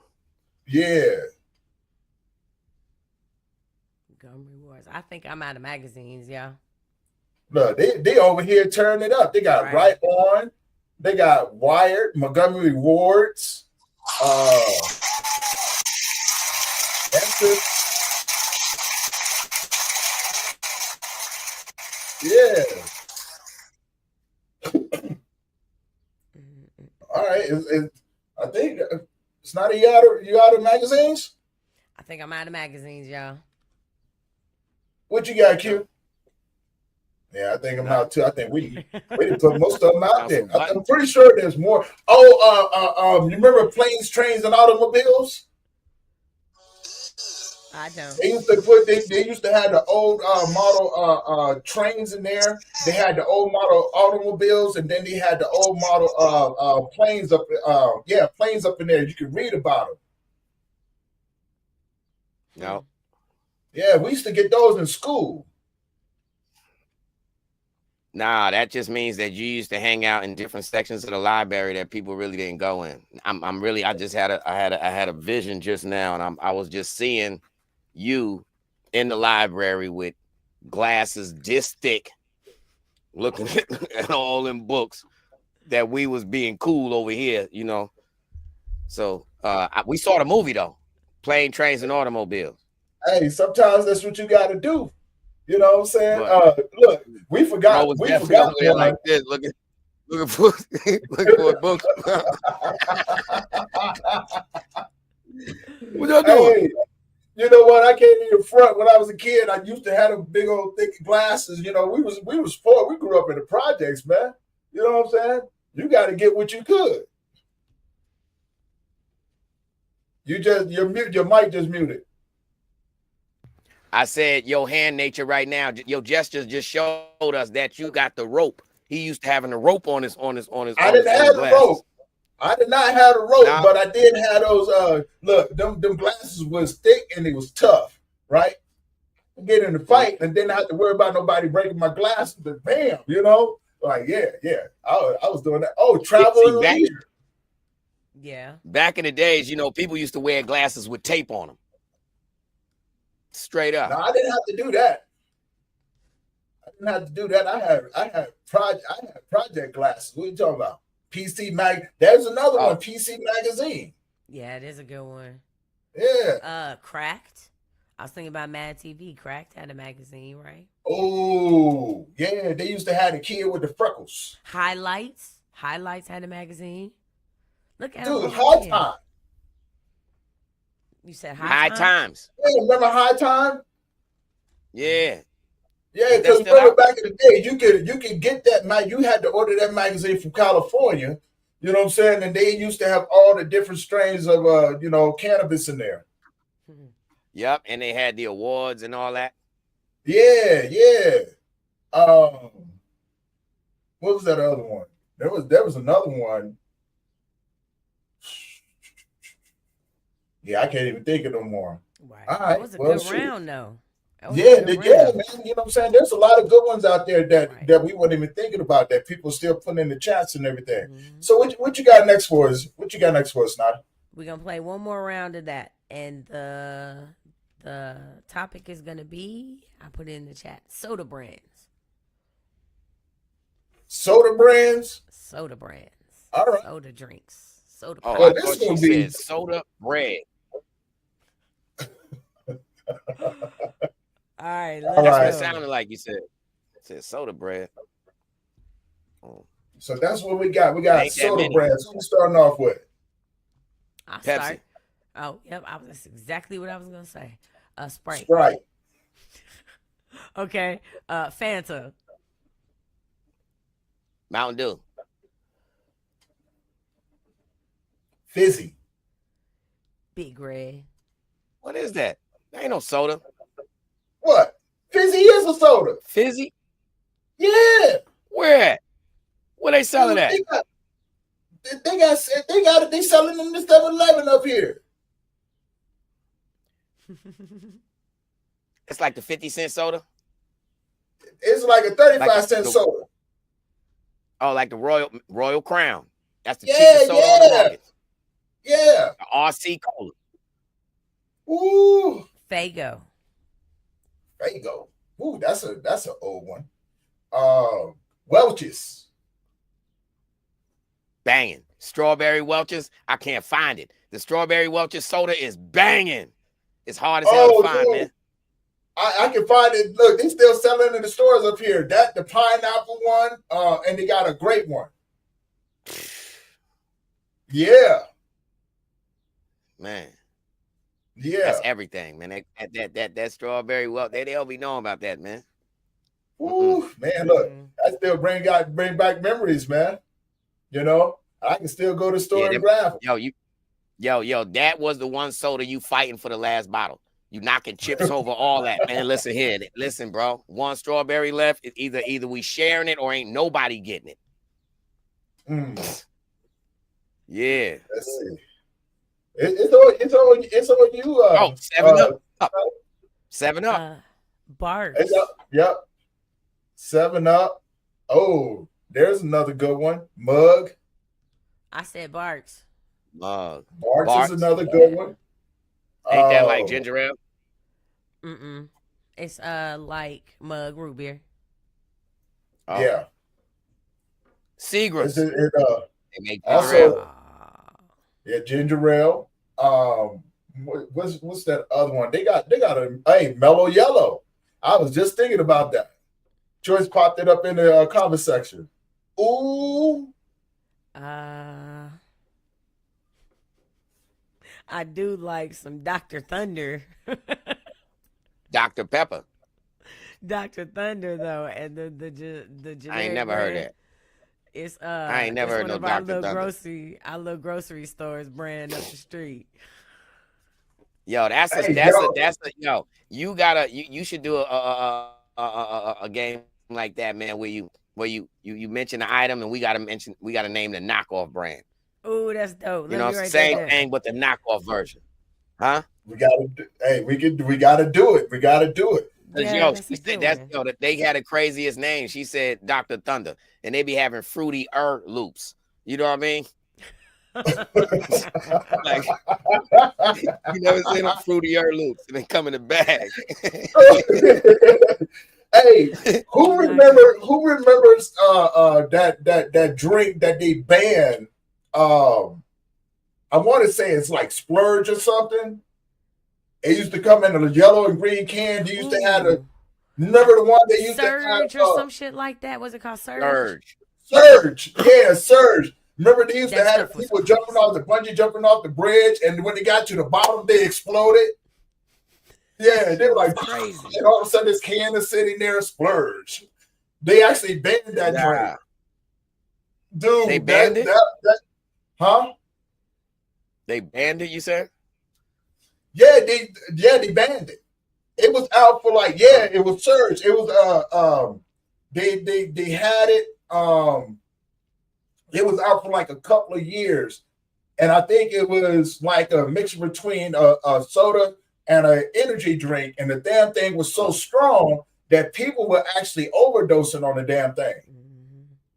Yeah, it was like one of the first original energy drinks / sodas. So it was like how they took Four Loko off the market when they found out that had the energy drink in it.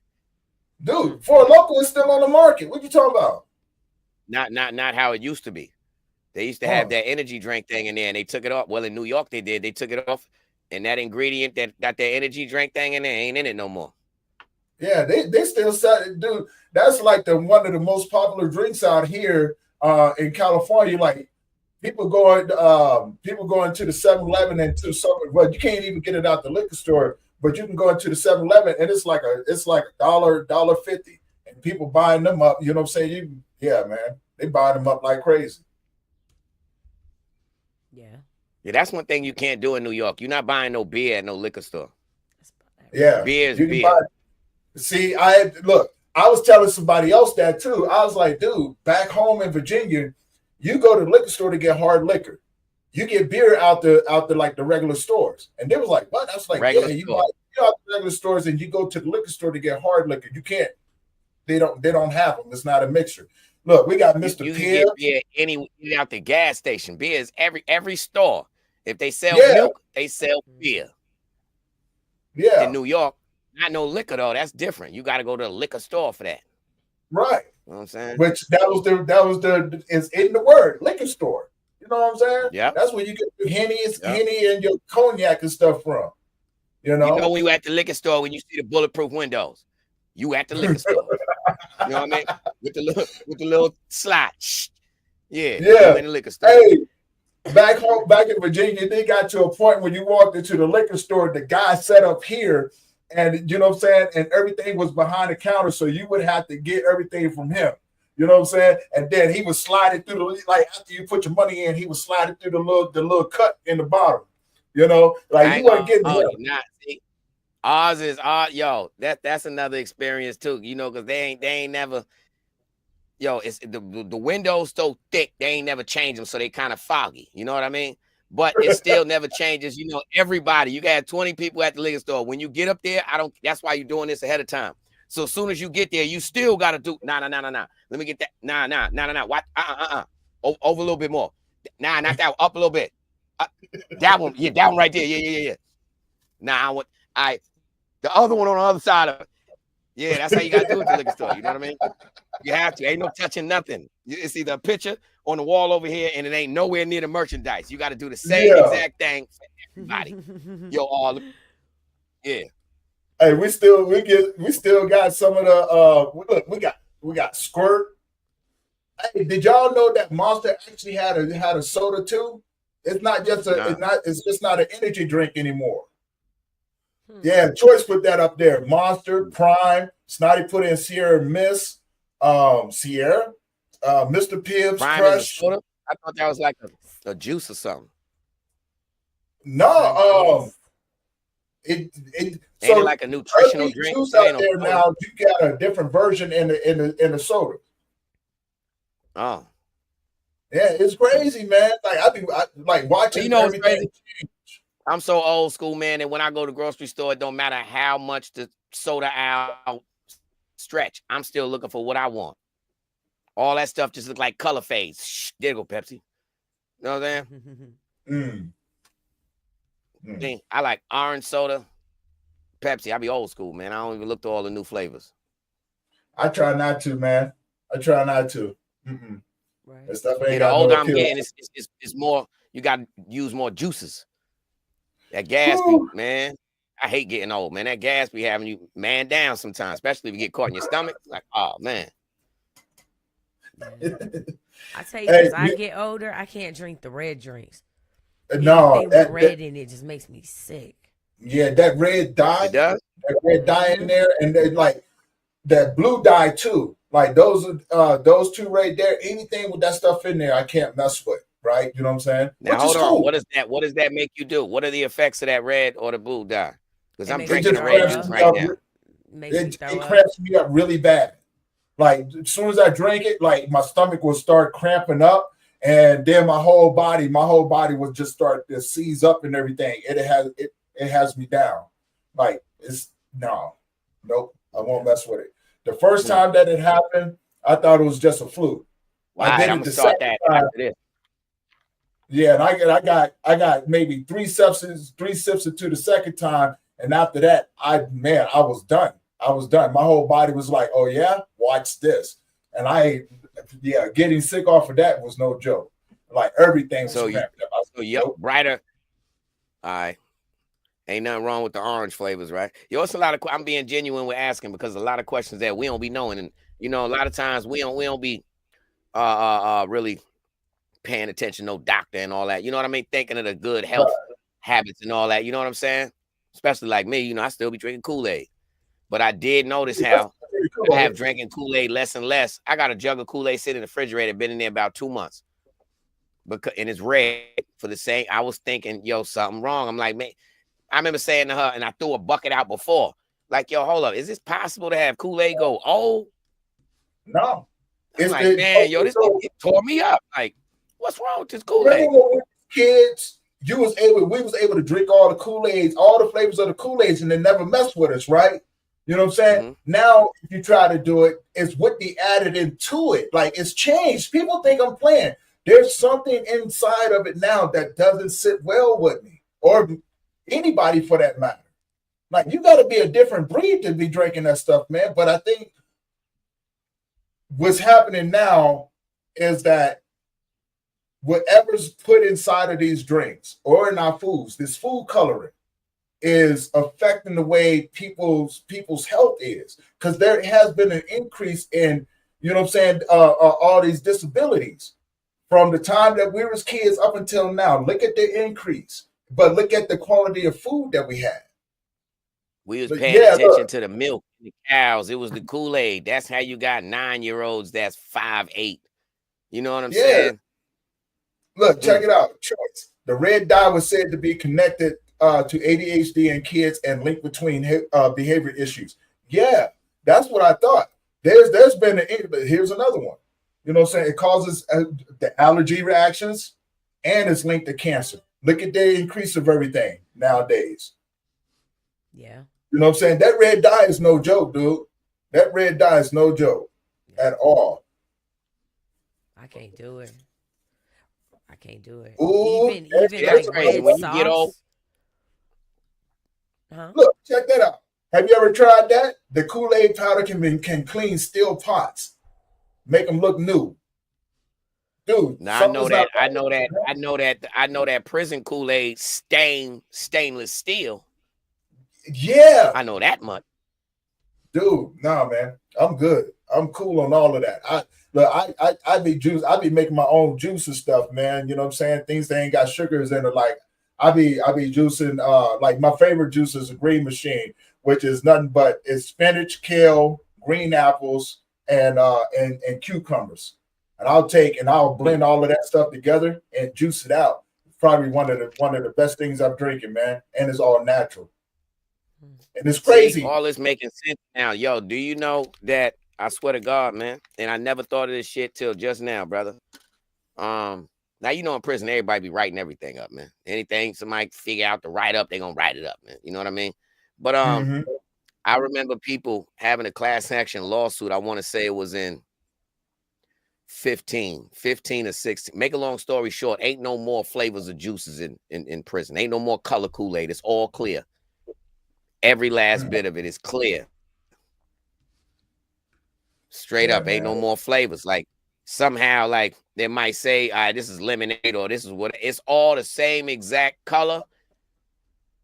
It looked like water, but it's Kool-Aid.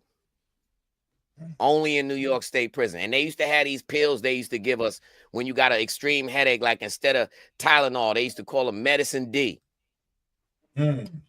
That's one thing I found out about, and them don't exist out here. But you can get stabbed, or you can have a toothache. Medicine D. You get what I'm saying? Like, yeah. Look, check this out. That's a good one. Lemon water. You know what I'm saying? People don't know about that neither, man. Like the older I got and I started becoming a lot more health conscious when I got into bodybuilding and personal training. You know what I'm saying? I learned about alkaline water and how it balances your body, right? You know what I'm saying? The higher the alkaline in the water, the better it hydrated you, right? And your body could accept it a lot better. And so I started adding, like lemons and oranges to my water. that's serious. You know That's what I'm saying? truthful. Huh? That's truthful. The alkaline water. What about natural water? Like I got natural mountain water down the road, literally. Well, the natural saying? water, the one thing that you got to be careful with that is that some of the minerals that they put in there are combines to the metals in your body, which in turn causes you to have a lot of medical problems. You know what I'm saying? Yeah, man. So you got to be careful with the mineral water. You have to be careful with it. I don't trust it. So I was just asking. I ain't been in the country long enough to trust none of that shit coming out the mountain. I drink bottled water. Yeah. Well, you got to remember, you know what I'm saying? You got to remember too, most of that water that comes out of the mountains is not filtered, right? You know what I'm saying? And it's crazy because it's still, I mean, out here in Colorado, we got the mountains and people will tell you, don't drink that water. Do not drink that water, right? Because the animals drink it, they pee and poop in it, right? You know what I'm saying? And so you got all of those chemicals coming, or all of that feces and stuff coming down, and you put that in your body, it's natural waterborne pathogens that attack everything in your body. That's why in turn, you know what I'm saying, you start having real serious problems. You know, And just on because top of that, it's where I live at, right? Where I live at, ain't no black people. So that water not made for me to drink anyway. It does. You got to know how to look. Here's one that people don't think about, right? You know what I'm saying? And Mr. 22% put it up there. And I was going to say this. The best thing that a person can do is drink volcanic water. Anywhere there's a volcano, drink the water that's there. Why? Because the volcanic ash and everything actually filters out the water. It takes out all natural born pathogens, right? It's already hot. So it's just filtering through. And the water that you get out there is cleaner than anything that you can drink.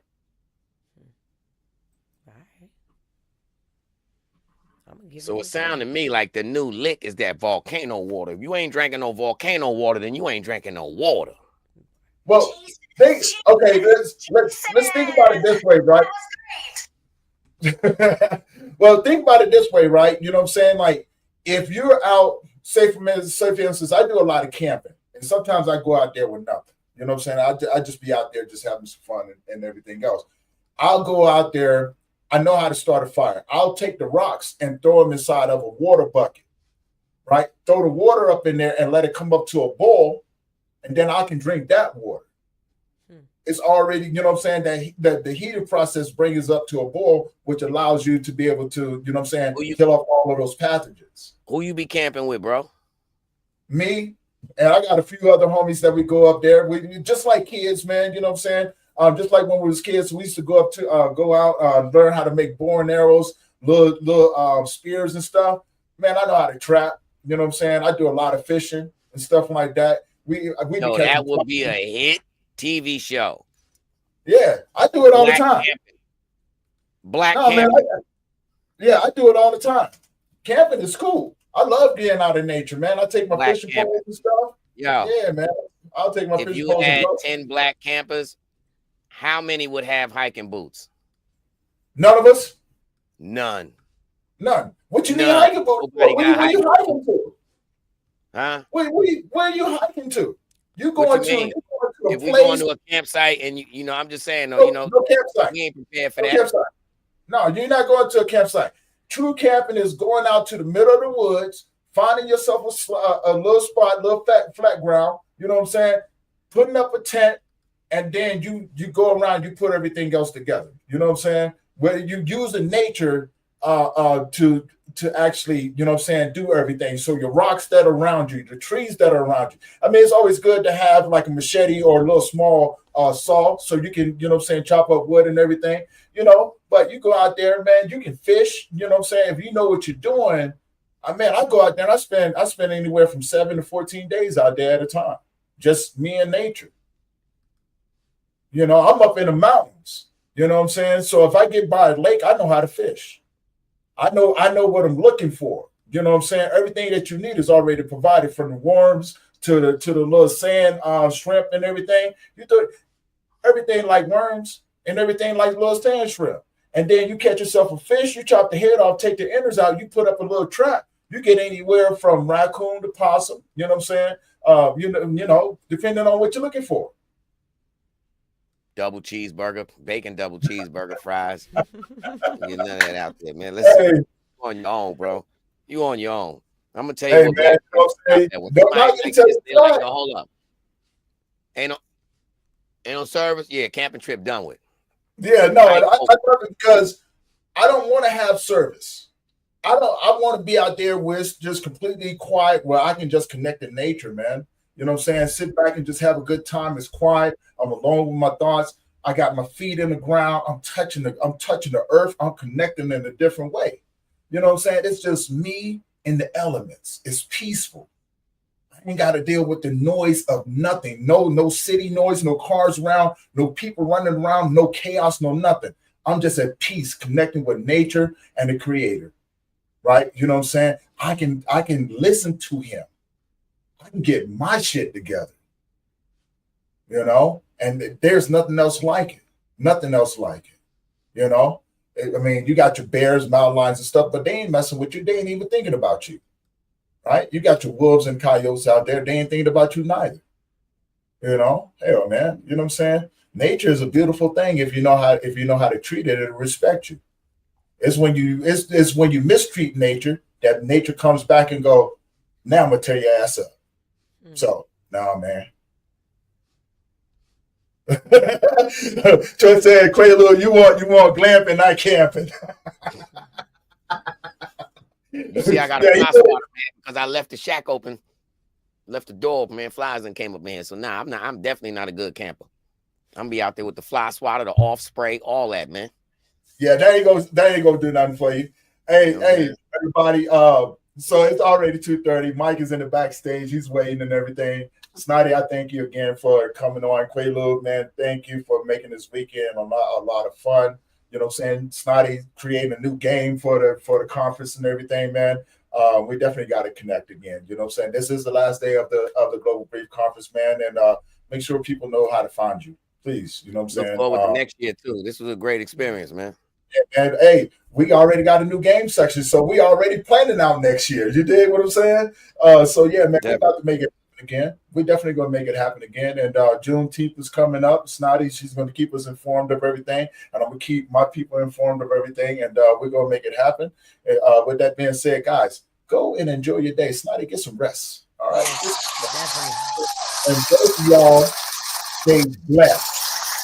Please, you know what I'm saying? And from my family and my heart to y'all, man, you know what I'm saying? Thank you. Love you, man. You know what I'm saying? And guys, enjoy the rest of the show. Yes, thank you. Thank you. Another one.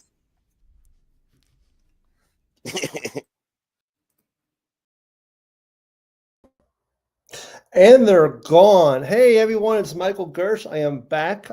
Just in case if you were here yesterday and you thought it may be just a tape running with the same old jokes, I have a different shirt on, so it's kind of nice. I want to thank Tony, Quaalude, and Snotty for making me want to pee after that long discussion about drinks.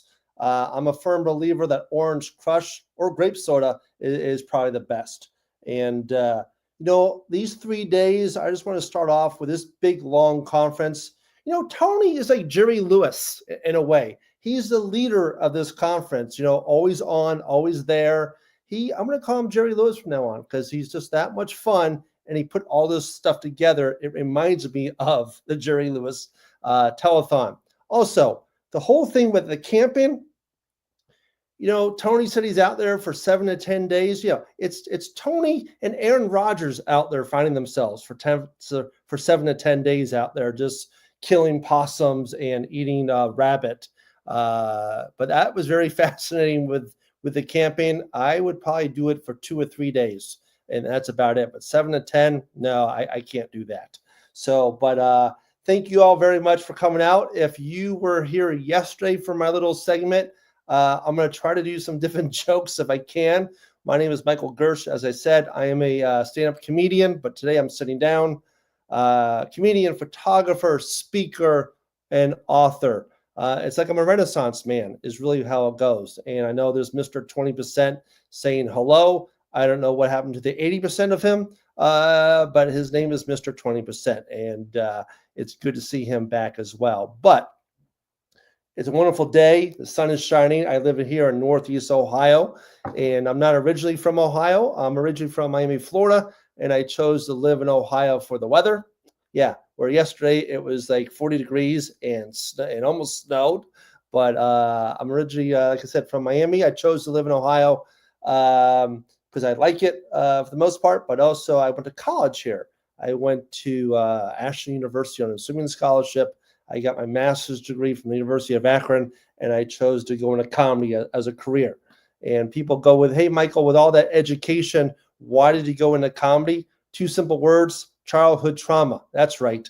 My parents put me into a Speedo when I was 4. They threw me in the pool, and they go ahead, survive. That's trauma for you. So from age 4 to 21, I wore a Speedo twice a day. I smelled like chlorine, and I shaved my legs a lot. I started to shave my legs before my face. That's not right for any guy to do. So that's trauma for you. I am a proud graduate of Miami Palmetto Senior High School, where we graduated other people that you may have heard of. Amazon founder Jeff Bezos, the Surgeon General, and also the newest Supreme Court Justice Ketanji Brown. That's right. We all went to the same high school, different periods. Bezos was a little bit ahead of me. So let's review the top 4 grads, shall we? You have Bezos, the Surgeon General, the judge, and me. That's right. You have me. The other ones didn't want to show up, but I care because I'm here. Ketanji, the judge, she was my class president, and people ask if I knew her. Did we hang out? Were we in the same classes? No. She was smart. She was in all those AP and honors classes, and I was in detention, which is why I'm a comedian. And of course, the hardest part about doing this is not knowing if anyone is laughing, because it's just me talking to myself, pretty much how my day goes. Just usually it's the voices in my head. So hopefully we can bring some humor today to you all, because we know humor is a healthy coping mechanism. And I'll talk about my story as well as time goes on in my segment. Like many of you, I'm tired. Today is Sunday. I was up late. I got a phone call, though, waking me up, letting me know that I am now a father. So I'm pretty excited about that news. Yeah. Happy to report that phone call was the wrong number. Woo! Because there's nothing better than starting off your day than crap in your own bed. That's fun. It was a number I didn't recognize. It was a 33 area code, because sometimes you erase people's phone numbers. So I didn't know who it was. So I answered it, and it was a girl. It was a girl that goes, "Hi, Dad." Hell no. Click. No. And I'm 54, and the girl sounded like she was 20. So it's not. So it can be possible, right? No, it can't. At 54, some of my friends were like, "Oh, Michael, you can have a child now. You're still young enough." I went, "No, I'm not changing diapers at my age. If I'm changing diapers at my age, they're going to be mine. That's the way it is." I don't think I could do the whole potty training type of stuff, because I walk in my friend's bathroom, and one time there's a box of Cheerios in the back of the toilet bowl. I'm like, "Oh, look, snacks. I'm going to be here for a while." And I didn't know what the Cheerios was for. So I asked my friends, and I said, "Hey, Brian, what's the Cheerios?" He's like, "Well, it's for Will's aim." Any of you parents, put this in the chat. If you tried the Cheerio method before, you throw the Cheerio in there, and it's for his aim. Look, I'm 54. I need a Cheerio with a little blinking light on it at 2, 3 o'clock in the morning. That's what I need. It would be fantastic. 2 o'clock in the morning, 3 o'clock in the morning, 4 o'clock in the morning, as you get older. All you younger people, no idea what the hell I'm talking about, guys, but one day you'll get there. Oh, yes, you will. Let's see. The parent thing. And you know what? You can't even punish your kids anymore without getting in trouble. Back in my day, if a kid swore, what was punishment? Soap, right? Because back then, soap tastes like shit. But you can't use soap anymore because now soap is like mango flavored, orange, strawberry, cucumber. It's not punishment. It's a fruit cocktail, for crying out loud. And also, did you know that researchers discovered to raise one kid from birth to age 17, it cost $300,000? Yeah. How many parents would a refund right about now? I bet a lot more. Show of hands out there or put in the chats. I don't know how many chats we have. I don't know if we broke the internet this year, Tony, or not. But if we did, yay, congratulations. I'll be 55 this year, and I'm excited about that. I hope to have a big birthday party because when I turned 50 during COVID, I got screwed out of two things. Number one, I got screwed out of a birthday party because remember how we celebrated birthdays during COVID? Our friends lined up on the front yard, right? And we lined up in the front yard, and our friends did that slow drive-by, and they honked, and they threw gifts at us and kept on going. That was fun, wasn't it? And then also, I was dating a vegan at the time, so I got screwed out of a real birthday cake. Yeah, no offense, vegans. She goes, don't worry, you won't be able to tell the difference. Yeah, bullshit. People who lost their sense of taste during COVID could tell the difference. And no offense, vegans, I'd rather have another kidney stone than ever eat something vegan ever again. Oh, yeah. And then if you never had a kidney stone, let me tell you how bad it hurts, okay? I'm Jewish. I was praying to Jesus for help. Yeah. Yeah. And, put in the chat if you ever had a kidney stone. And I've talked to women before who gave birth, but also a kidney stone. And 99% of the time, they say the giving birth hurt worse than the kidney stone. No, the kidney stone hurt worse than giving. I don't even know my own material. So I'm looking at Mr. 20%, and he goes, time to reconnect with my child. Let me tell you something, Mr. 20%. It's been a long, long time. She's never called me. No Father's Day gifts, no birthday gifts, no calls. Apparently, it was a wrong number, that luckily, because that happened quite a few years ago. So we'll see what happens. But, oh, yeah, the kidney stone. I get easily distracted, people. That's what happens. The kidney stone, mine got stuck between my kidney and bladder for a whole week, so I had to get an emergency operation to get it out. And the doctor used two words in the same sentence to describe this little operation that no man should ever hear. Yeah, laser and penis. Yeah, the last thing I wanted was a team of doctors playing Star Wars, my pee-pee. No thank you. And I wasn't paying attention the day of the surgery because I was stressing out. And they wheeled me in the operating room into the operating room. And they went, Michael, put your feet up in stirrups. Yeah. So I had a C-section, and the Speedo that I wear, covers it all up. So I'm kind of good like that. So it's kind of nice. I'm a member of Gen X and AARP, which is nice, which means I'm bitter about everything. And I get more excited about air fryer recipes than I do sex. That's what happens. Kids, when you're out there, it's I remember, it feels like just like yesterday. I was the cool kid. I had my box with all my cassette tapes in there. Now I have a box for all my meds. That's fantastic. The reds, the purples, the blues, all those type of things. When you get older, I also realize now that I get older, I can't eat the same things like I used to. Spicy foods, forget it. I wish I could meet someone to invent a Pez dispenser for Tums. That's what I want. I think that'd be fantastic. Let's see. It was Sunday. Last night I ordered pizza for dinner. And I don't know how many of you guys eat pizza a lot like I do. You get it delivered. I think the pizza companies are getting out of hand with the notifications. Like Domino's will give you a notification when it's being prepped, when it's in the oven, out of the oven, in the car. It's like an Amber Alert for your pizza. It has to stop. It's getting out of control. My father was a school photographer. He was a school photographer at NYU. And like my dad, I'm also a photographer. Excuse me. Even today, I went out shooting. I was shooting where I live in Northeast Ohio.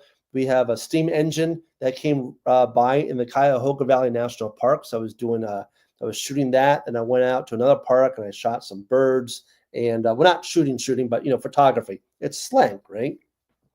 A couple cardinals, bald eagles, which is awesome, and living in Northeast Ohio, you have to pay attention to the weather. Like I said, yesterday, rainy, it looked like it was going to snow, so I have to watch the weather report. And a couple of months ago, the guy out of Cleveland was saying, hey, be careful out there. There's going to be some snowflakes hanging around. And I thought he meant people would get offended too easily. That's the smartest joke you're going to get from someone who went to Ashley University in Ohio, people, okay? And I really hope you guys are laughing, and it's just not me talking to myself thinking I'm doing very well. This is very difficult. My friend Ray is a people photographer, and I had lunch with her not too long ago. And do you ever run into someone who gets the wrong impression from your conversation, eavesdrops a little bit? So Ray and I were at Panera's. If you've never been there, it's a restaurant where you have to wait in line to order something first, then you go sit down. So we're in line. I go, hey, Ray, what are you doing this weekend? She's like, well, I have to shoot a bridal party. I have to shoot my neighbor's dogs and cats. Then I have to shoot a baby. And when she said shoot a baby, the woman in front of us turned around and gave us a very weird look, probably not knowing we're talking about photography. So I noticed it, and being immature, I said, hey, Ray, when you shoot a baby, are they laughing? Are they sleeping? I mean, what exactly is going on there? And like 5 minutes later, the cop showed up. So that was fun. So the moral of the story is mind your own business, people. That's what happens. I will say this, not too long ago, I bought a shirt and I got home and the security tag was still on. And all my friends were like, hey, just go on YouTube and figure out how to take it off. I'm like, I'm not going to do that because I'm stupid. If I tried doing that, the blue dye will go everywhere. So I took it back to the store, and the woman said, "No, you were very smart. Not to try it because people will do it and they get the blue dye." And of course, try to be fun. I said, "Yes, I wouldn't try that because all my money has blue dye on it." And like 5 minutes later, the FBI showed up. So. I will say this. I know I have like 13 minutes left to start into my story and why I'm here. When I was 8 weeks old, my brother, my mom, and my dad, we were involved in a car crash. We were hit by a drunk driver. And the force of the impact was so great, it totaled the car, and the four of us were taken to the hospital. And my dad had to get stitches on his face from the windshield. My brother, who was 3, didn't have a scratch on him. My mom was taken into surgery. And as for me, every bone in my body was broken. My skull was completely fractured from one side of my head to the other. So the fact that I am 54 years old and sitting here in front of you, trying to make you laugh is nothing short of a miracle. And this is my best day. Just like when you woke up today was your best day. My injuries were so severe. The doctors were telling my dad, well, your infant son is touch and go. And my dad was doing, he was already, suffering all that trauma because here the doctors were telling him about me, and my mom was fighting for her life too. With all my injuries, the only thing I ever wanted to do as a kid was be a comedian. And luckily for 30 years, I've been able to do that. I grew up to be a competitive swimmer. I love the photography, anything in life that brings me joy. And unfortunately, my mom died the next morning due to her injuries. So now you're looking at the mother's child who never knew his mom because of a drunk driver. She was 28 years old, and I never had the chance to run home from school and say, hey, Mom, look what I drew for you, or hey, Mom, what's for dinner, or hey, Mom, I love you, because of a drunk driver. The word mom isn't in my own vocabulary. The word mother is, and it's usually followed by another word when I'm stuck in traffic. You too, right? Yeah, you know that word. But I've dedicated my life for about 30 years trying to prevent other people from drinking and driving, whether it's high schools, the military bases. I've spoken to courts and DUI offenders for the last 11, 12 years, and I blend a lot of humor into it. And I firmly believe that if you can make someone laugh and make a difference in someone's life, then they're doing something pretty special.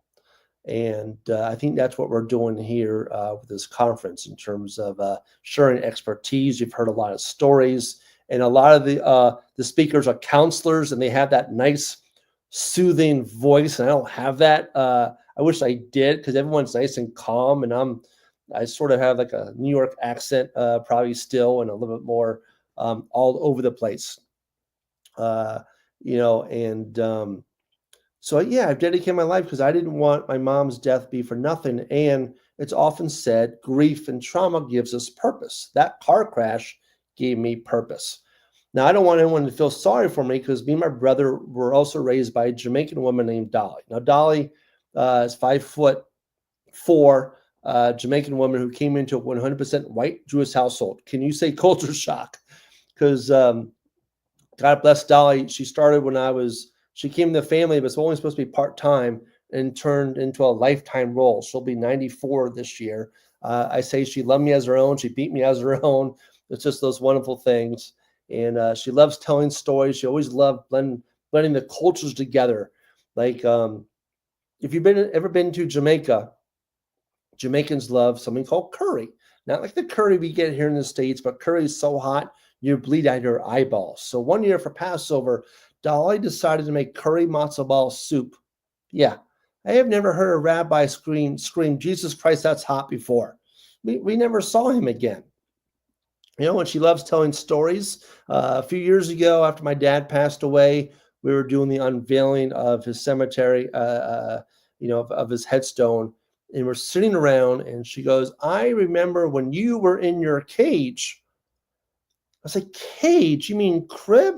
She's like, no, cage. I went, well, that explains a lot now of how I was raised. But God bless Dolly, because I wouldn't be the person I am today if it wasn't for her. And we talk about people that come into your life, with grief and trauma. And here's a woman that stepped into a motherhood role. And you don't find people like that often. And a few years ago, I published my book. I know what you're thinking. Oh, crap, he's literate too? Yes, I am. It's called The Magical Life, A Son's Story of Hope After Tragedy, Grief, and a Speedo. Because I was a swimmer. I'm not wearing one now. That would be weird. You can find it on Amazon. You can find it on my website, michaelgersh.com. It's my story. It's Dolly's story. It's for anyone who's gone through trauma and grief. And we have the ups and the downs with it. You'll laugh, you'll cry, but also inspired too. I wrote it because a good friend of mine, Greg Morton, who you may have seen on America's Got Talent, made me promise to write the book. And I'm glad I did, but it was my journey. And I didn't really finish it, unfortunately, after my father and my aunt passed away in 2018. In fact, tomorrow will be the 7th anniversary of my aunt passing away. And she used to leave me and my brother Jeff phone messages if we didn't answer her, and she would always end it with, "I hope you're out having fun." So today, that's why one of the reasons why I was out doing photography, because for her, I was out having fun, and we need to do that in our life. As hard as my dad and her death was 90 days apart, that put me in a spiral, because I emulated what my dad did with his grief and trauma. I hid it inside like men usually do. And what's nice about this conference and meeting people like Tony and other men, how we feel so free to talk about our emotions and grief and trauma. And even though I told my story for so long, I never really dove deep into the grief and trauma. And I went into grief counseling. I had to, because there was one moment in June of 2018 where I didn't think I was going to see the end of that week. And my friend Ray, who I talked about before, was taking new headshots of me. And she said, "We can't use these pictures because you have sad eyes." And she was right. And the eyes are the windows of our soul, right? And our friends who know us very well will know when we're hiding our pain. And she she knew it, and she called me out on it, and I went to counseling that week. And one of my friends is a grief counselor, and I had lunch with her that week also. And she said, "You don't look like yourself." She goes, "Why don't you fill out the application and get yourself into counseling?" And I went home, took me another 2 days, and I filled out the application, and every question on it was almost yes. I did have one no on there. I was not pregnant, so I had that going for me. But that saved my life, and I had a plan, and I remember almost going through with it. And the last thing that I remember that really stopped me was, well, I can't send my brother and Dolly and family members back to the cemetery 3 times within 6 months. And and thinking of my friends, like who went through the death of one of our best friends who was a drunk driver. And I remember what that pain caused them. And I didn't want my friends going through that. And so I went to counseling. It was the best thing, one of the best things I ever did my entire life, because I am here with you and able to still use humor to make a difference in people's lives. And I know I have a few minutes left. I'll bring Tony in a few seconds, but I'm going to finish a little bit of the comedy with this. Two things. Number one, colleges have changed a lot since COVID. Do you know that some colleges are starting to put the morning after pill in vending machines? Yeah, it's a horrible idea. Because how pissed off you get when a bag of chips gets stuck. That's one of my favorite jokes. I'm laughing at it because that the idea of that in the visual still makes me laugh. The last thing I'll finish up is about my dad, who passed away, as I said, 2018. My dad, kind, loving man. Always wanted my dad's help, and but he also wanted me to learn independence. I remember when I was a kid and I couldn't spell a certain word. I go, "Hey, Dad, how do you spell this word?" Thinking he's going to help me out. He's like, "Well, go look it up in the dictionary." I can't. I don't know how to spell it. Duh. He's like, "Well, sound it out." Yeah. Great advice you give your kid who's in speech therapy. Really? Thanks, Dad. I love you too. All I know is since I'm about 8 years old, I wanted Sally, who sold seashells by the seashore, to be swallowed by a shark. Yeah, I practiced that all day. So that's speech therapy, and even me fumbling over words now. The doctors, when I started speech therapy, no one knew it was because of the car crash and the fractured skull. It could be, we don't know, but I still have, issues with certain words and sounds. Like I remember in speech therapy, I couldn't say like SH a lot. So, words like that, like shut so I was, or shout. So I was in my room practicing the word shit for a really long time. You see how good that was? That was pretty good. Mr. 20%, I'm not too sure in terms of which one that was a good one, but I'll say all of them are good today. How about that? And I'll finish this with a joke. My last one that I like. When I was a kid, I used to forge my dad's signature, not like on checks. I'm not a criminal. Don't judge me now, people, but on report cards. Because believe it or not, I would get D's and F's.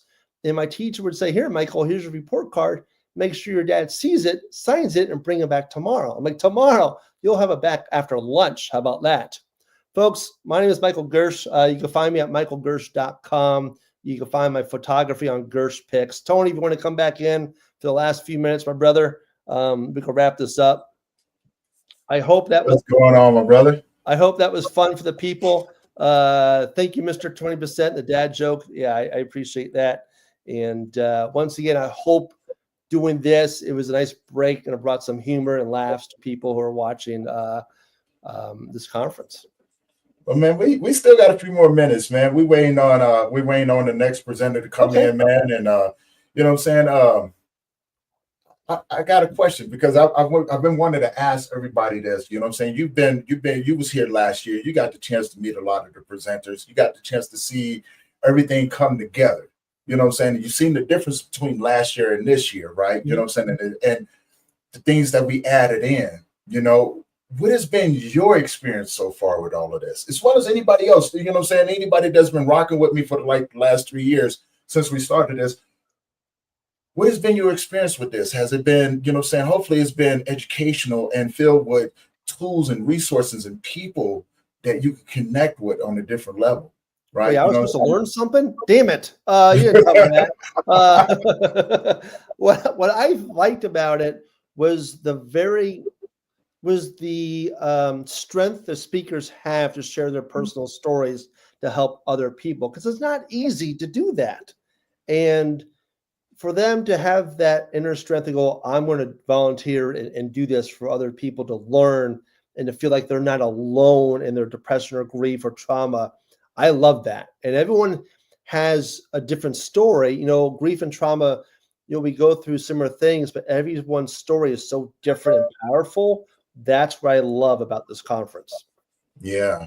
And it's been an amazing experience just watching everything come together the way that it has, you know, and having the new faces along and bringing, you know, participating in this as well, you know. And, you know, like I said, big shout out to Heat Detector, you know what I'm saying? He's been getting his house together for the baby, you know what I'm saying? Baby just came home today with him and his daughter and everything. And, you know, so, and having the addition of the game section, I think that's been pretty cool too, right? You know what I'm saying? And watching the creativity, not just with their presentations, but with the people who have sent in their infomercials and things like that. You know, I never really thought about doing that, but then I was like, you know, why not? You know, Right. because the simple fact of it's an advertisement for people to tell people who you are, right? And talk a little bit more about your business as well. You know, so people know what's out there. And that, I think that's a huge difference from the first time that I first became a men's grief coach up until now.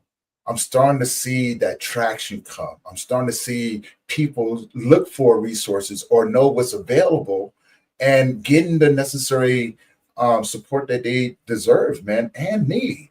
And just to be a small part of that, you know what I'm saying? Because big shout out to all the presenters, you, everyone that's been here for like the last 2 days and even today. You know, I know it's been a long weekend, and you know, just to watch the excitement. You know what I'm saying? Big shout out to our presenters, man. Big, huge shout out to them.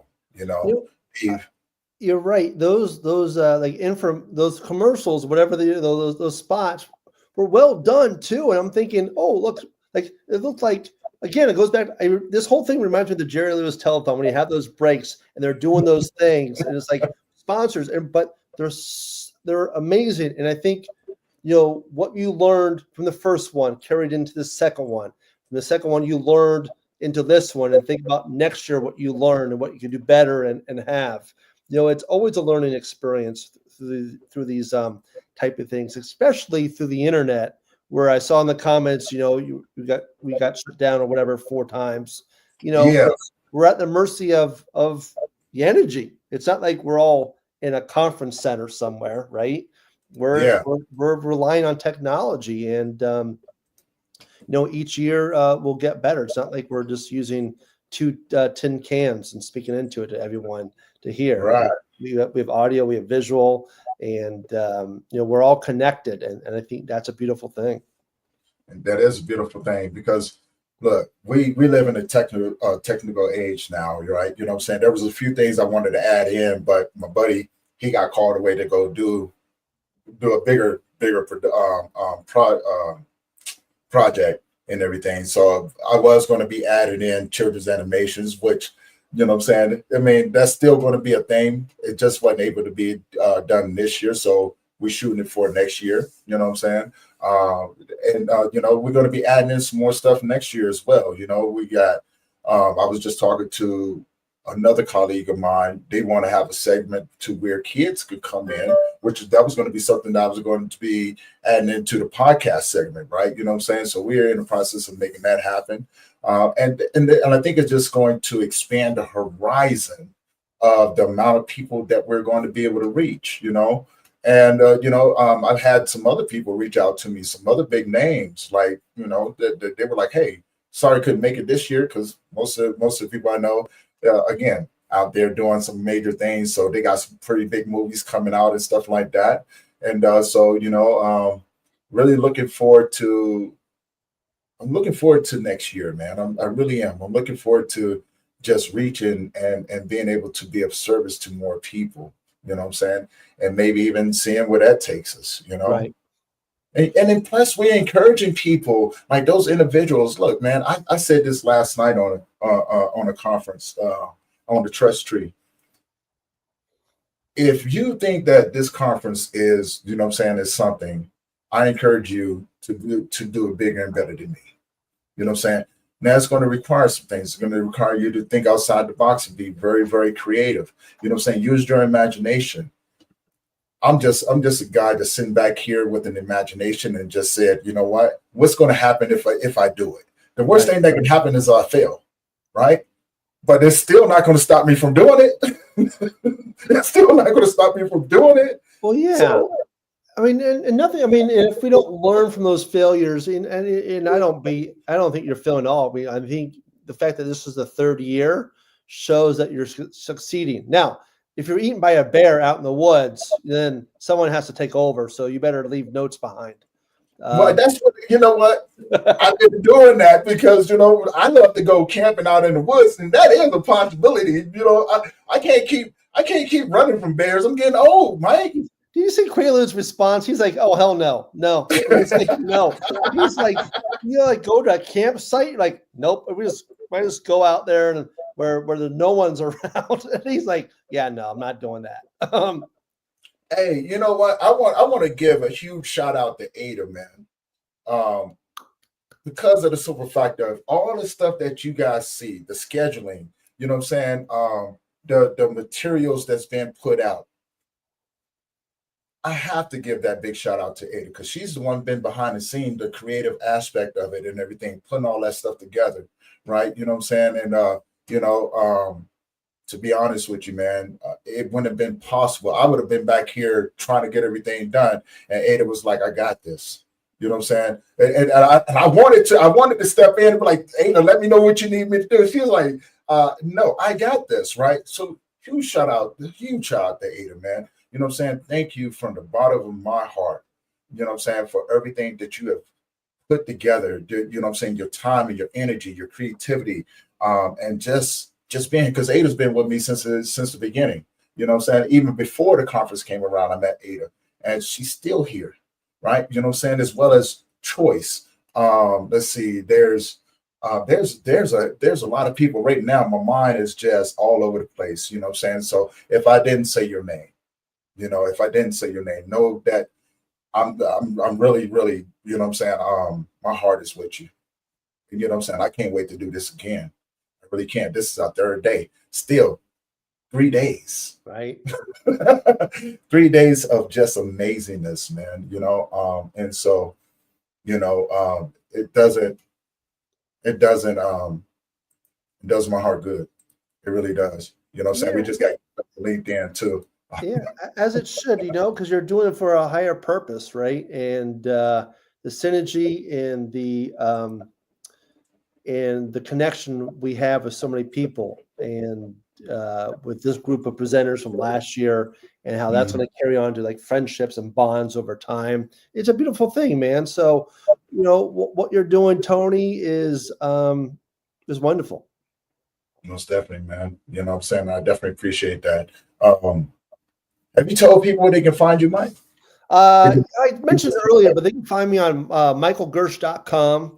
That has the links to LinkedIn and Facebook and Instagram. But on Instagram, it's just my last name, GERSHEPIX. Facebook is just my last name, GERSHE. Even on Instagram today, you can see the picture of the eagles, the birds I took as well. And then LinkedIn, I can't remember what LinkedIn is, but you can find it on there. It's too complicated. In the book, Magical Life, A Son's Story of Hope After Tragedy, Grief, and a Speedo. Amazon, Borders, not Borders, what's the other one? Barnes & Noble. And if you email me directly, you want an autographed copy, I could do that. I'll send it out to you. I think it's about, with shipping and handling, about $30 now. But I'll sign it, personalize it, which means I'll devalue it for you by doing it. And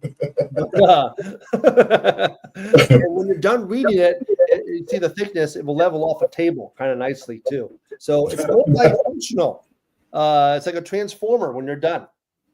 Oh man, you know what? You're amazing, dude. For everybody out there, I just want to give you a heads up. So we are starting to get kicked off of the social media platforms. You know what I'm saying? Facebook is slowly but surely kicking us off. I want to say I appreciate the traction that we're getting over there. But if you aren't watching it on any of the YouTube channels, do me a favor. If you don't want to miss anything, head over to the YouTube channels. We got Unwrap the podcast. We got Jay Lewis is up there. We got Roosevelt's, and we also got mine, which is Brief Let's Talk About It podcast. Go to YouTube, you sign up to any of those podcasts, any of those YouTube channels. Continue watching the show. So because something tells me, you know what I'm saying, we're not going to be on Facebook, LinkedIn, or even Instagram for too much longer. All right, you know what I'm saying? So, God, yep, there we go. We're about to get kicked off. This is the sixth time on these status. So it's happening. It's slowly but surely happening. It's shut down on all the social media platforms, which is not a bad thing. It just means that we got some traffic coming up in there. Guys, thank you, Michael, for tuning in. Rachel, thank you for being here. And you know what I'm saying, and definitely got to connect with you again. You know what I'm saying? I've had some technical difficulties and stuff like that, but I think we got it all fixed, worked out, and things like so. Guys, we got Becca Stackhouse coming up next. All right, you know what I'm saying, and she's going to be educating you guys as well. So with that being said, yep, there we go. I don't think it's going to let me back on this one, but that's okay. That's totally afraid. Okay, let me go ahead and remove that one. How many monitors do you have? Because I envision you have like 20 monitors in front of you and this big console, like a mad scientist right about now. I got 6 monitors, so I'm monitoring all of the platforms, because you got to remember we're streaming across 117 different platforms, anywhere from YouTube to Rumble to Instagram, Facebook, LinkedIn, all of them. And you know, I got 62 on Facebook. I got another 65 on Rumble. You know, and you know, Instagram is going good. So everything has been working out. You know what I'm saying? LinkedIn is up and running. It kicked us off, but it let us back on. So it's slowly but surely it's starting to happen a lot more frequently. So they're slowly but surely dropping out. So again, if you guys have not already, head over to any of the YouTube channels that we got up there to continue watching. You know what I'm saying? And stay tuned again. You know what I'm saying? Becca Stockhouse coming up. We still got more people coming. So you guys sit back and enjoy. If you're at home, turn on your TV, watch it from up there. You know what I'm saying? I'm still, yeah, I know, 100. I know. There we go. I'm still sending out the YouTube link. So if you're on Facebook and you follow me on Facebook, the link is there. You know what I'm saying? All you got to do is go in there. I'm not even asking you to subscribe, but if you do, I appreciate it. You know what I'm saying? If not, just sit back and enjoy, please. Okay, you know what I'm saying? Just sit back and enjoy. We own all the streaming platforms, and we own your TV too. All right, Michael, thank you for all the love and respect, man. And thank you for your comedy. Thank you for your wisdom. Thank you for your story. You know what I'm saying? Everybody give Michael a huge shout out. Go find him on his social media links. Go to that book. I've read it. You know what I'm saying? You guys are going to be cracking up laughing. You know what I'm saying? But he's going to take you through a journey of emotions of his journey. You know what I'm saying? And when he says that he's a Jewish Jamaican, wait till you read the story of that one, right? You know what I'm saying? And I still, every time I read it, I'm just like, that's what we're talking about, you know? But you know what's interesting about that was people when read the book, they go, they don't want to meet me or talk to me. They want to meet Dolly. Yeah, I still want to meet her too. I know. Yeah, I think she's going to become my friend more than you. Mm-hmm. And then you're going to be jealous. You're going to be jealous. You're like, Tony, I thought you was my friend. I'm like, Michael, go play somewhere. I'm here with Dolly. We about to sit in the kitchen. We about to make some oxtails, right? You know what I'm saying? We're about to make some Jamaican jerk chicken. And I'm not even going to share it with you, Mike. That's cool. Yeah, I'm not even going to share it with you, okay? Me and Dolly going to sit down. We're going to eat it all in front of you. You go ahead. I'll take your tent and go out in the wilderness. Ooh. And your machete. How about that? You know what? I don't like the way you play. Take that, okay? I don't like the way you play. I don't like the words you're using right now. You're taking food off my plate, man. What are you doing? Hey, yeah, man. So we're gonna get ready for the next one. Guys, sit back and enjoy. Mike, thank you again. And you know, you got a schedule coming up too, don't you? You're gonna it's on my laptop. I gotta look at it. But All right. If you get a chance to come back in the comments and pop them up in there, Will do. that way we can give people your schedule so they know when you're doing your speaking and when you're doing your comedy. Okay. So you know what I'm saying. Make sure that people know how to find you, man. All Most right. definitely. Will do. Hey, everybody, enjoy. I'm going to see you guys in the next one. Peace.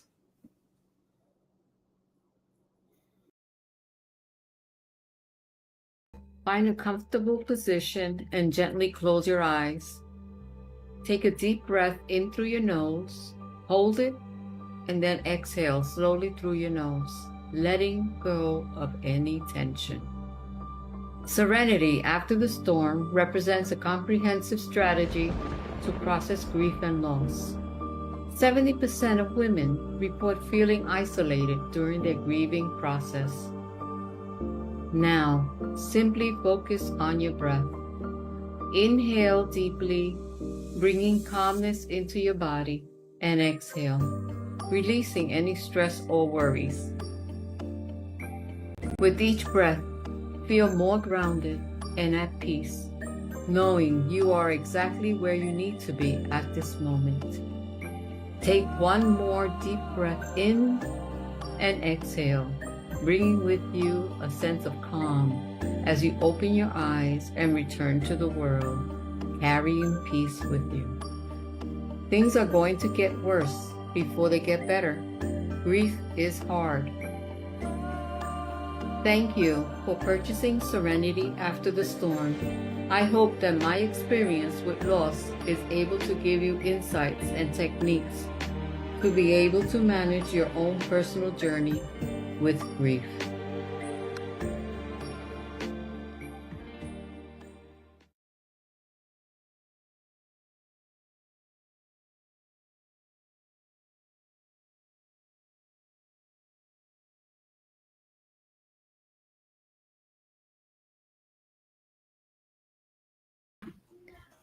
Hello, guys.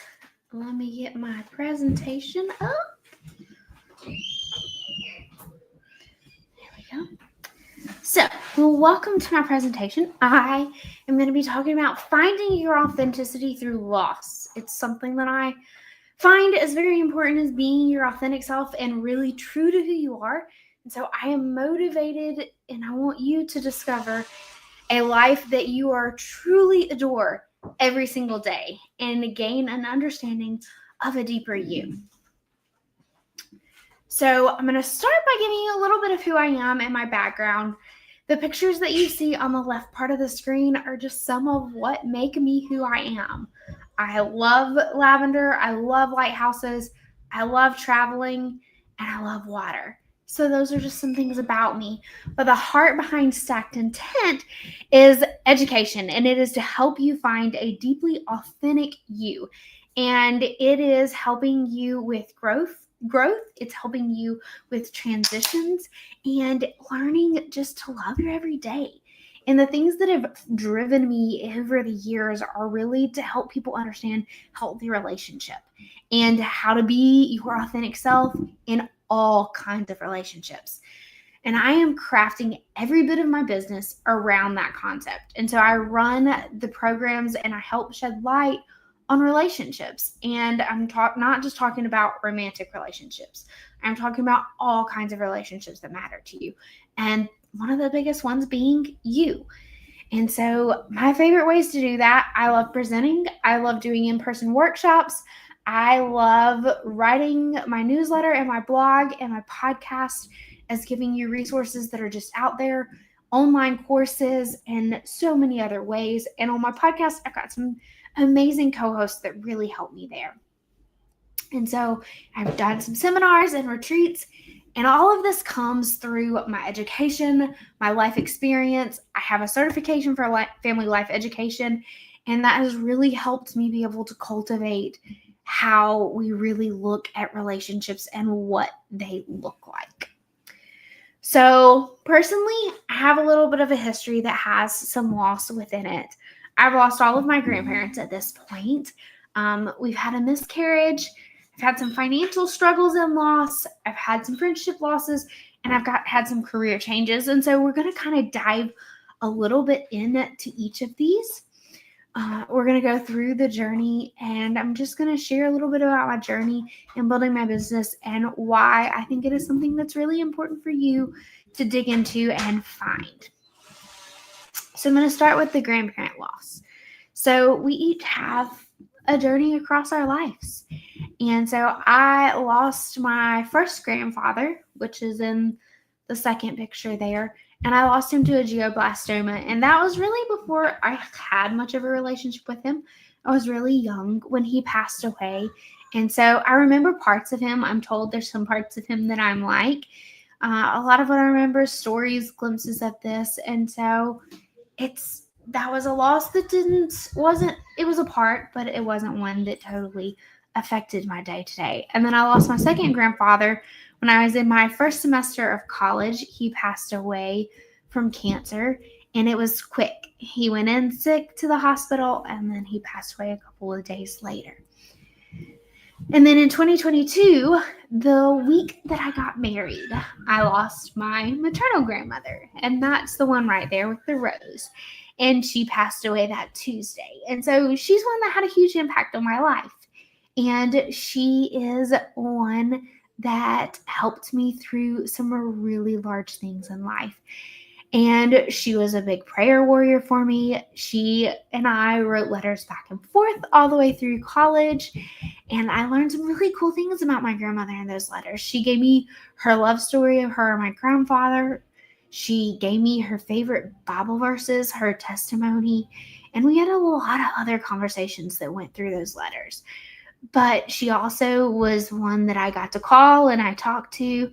I had a friend that for a couple of years lived close, so I got to go visit both my grandmothers on my way back out. And then I had some other friends and things of that nature. And then we went on a road trip, and I have to tell you that if you have a chance, go on a road trip where you really don't know what your destination looks like. And choose some people that you like to be in a car with and just get in the car and go. And me and my parents and my two grandmothers drove to the Outer Banks, and we drove up and down the Outer Banks. We explored the lighthouse. We found our hotel on our way there, and it was probably one of the funnest trips because the conversations you get to have are just so incredible. And so it's important. And then she walked me through one of my boyfriends and breakups. And she walked through my master's delays with me, some overpayments, and then a couple of other things as well. And so when she passed away, it was a challenge because I lost my grandmother that I talked to, that I knew was there, and it was a process. And then a couple months later, my grandmother passed away in March, and so my next grandmother passed away in September. And so that was then my last living grandmother, and she's the one with the party hat. That was one of her birthday parties that we had with that side of the family. And so it's just that. It's getting to really learn about those people that are in your life and finding the time to really enjoy some of that allows everybody to really enjoy that aspect. And then a couple years ago, I had a significant financial loss in my life, and it was hard and it was challenging. But what I learned through that, so I bought a house, and then about 3 months later, I learned that I had been overpaid for 2.5 years, a third of my paycheck. That's a good chunk of a paycheck in case anyone's wondering. But I had built my budget. I was living on I had my budget. I had to revisit it.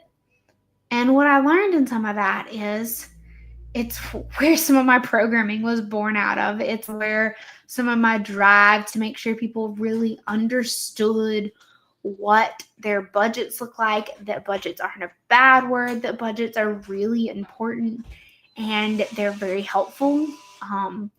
It's really where I fully defined what I call the waffle theory. And if you are curious about that at all, I'm going to see if I can drop the link to my course suite in the chat. And that there's one, well, you can go to stackedintent.com and look at my course suite, and it will help you do that. And so you can go look and see what the waffle theory is. There's also a blog written on it, but it's simply understanding your finances. Even in financial loss, even in financial challenges, it's knowing what you need. It's knowing what's important to you. It's knowing where you stand, and it's having a drive to understand. Because if you don't understand your finances, then it's just overall completely challenging. And so it's important. It's important in understanding that authenticity of yourself in your loss. So next, I'm going to touch on friendship loss a little bit. And I have personally experienced friendship loss from childhood all the way into the past couple of years. And it is one of those things that we all encounter as we move through our life. But that doesn't have to make it any easier, because every time we have losses, it is one of those things that is so challenging to us. But building a healthy relationship is totally vital. And so they provide emotional support for us. Friends can provide a sense of well-being, helping us combat loneliness or those feelings of isolation. These connections can also reduce stress. They might even offer that listening ear to give us a fresh perspective. They can also help us with healthy habits, like maybe keeping us accountable for physical well-being that we want. Through meaning conversations, friends, they can also help us foster some of that personal growth, that authenticity in ourselves. They can bring us joy and give us reasons to celebrate. But sometimes we lose them, and we don't just lose them to things like death. Sometimes we lose them to chaos of life, miscommunication. There's all kinds of reasons occasionally that we lose a friendship. And so it is one of those that is challenging. But in this, I would encourage you to keep yourself vulnerable. Keep yourself in a place that you look for healthy. And sometimes the best place to start is to have a healthy you. And so if you don't have a healthy you, digging into that and really digging into a healthy you and healthy what you want to look like, so that you can show up as that best version of a healthy friend. Career changes. So this is one that we can face at any point in our lives, right? Because we can face career changes from right out of going in to 20 years into a career. I didn't realize I would face one as soon as I did. I also never thought that leaving the job that I love truly, but that I did have a desire to leave, would be such a hard thing, because I truly loved my career. I truly loved the community I got to reach and what I was getting to do every day. But that transition of that loss is definitely one that put me in some isolation. And so you got to recognize that. When you are looking at your authentic self, you've got to recognize what that can do.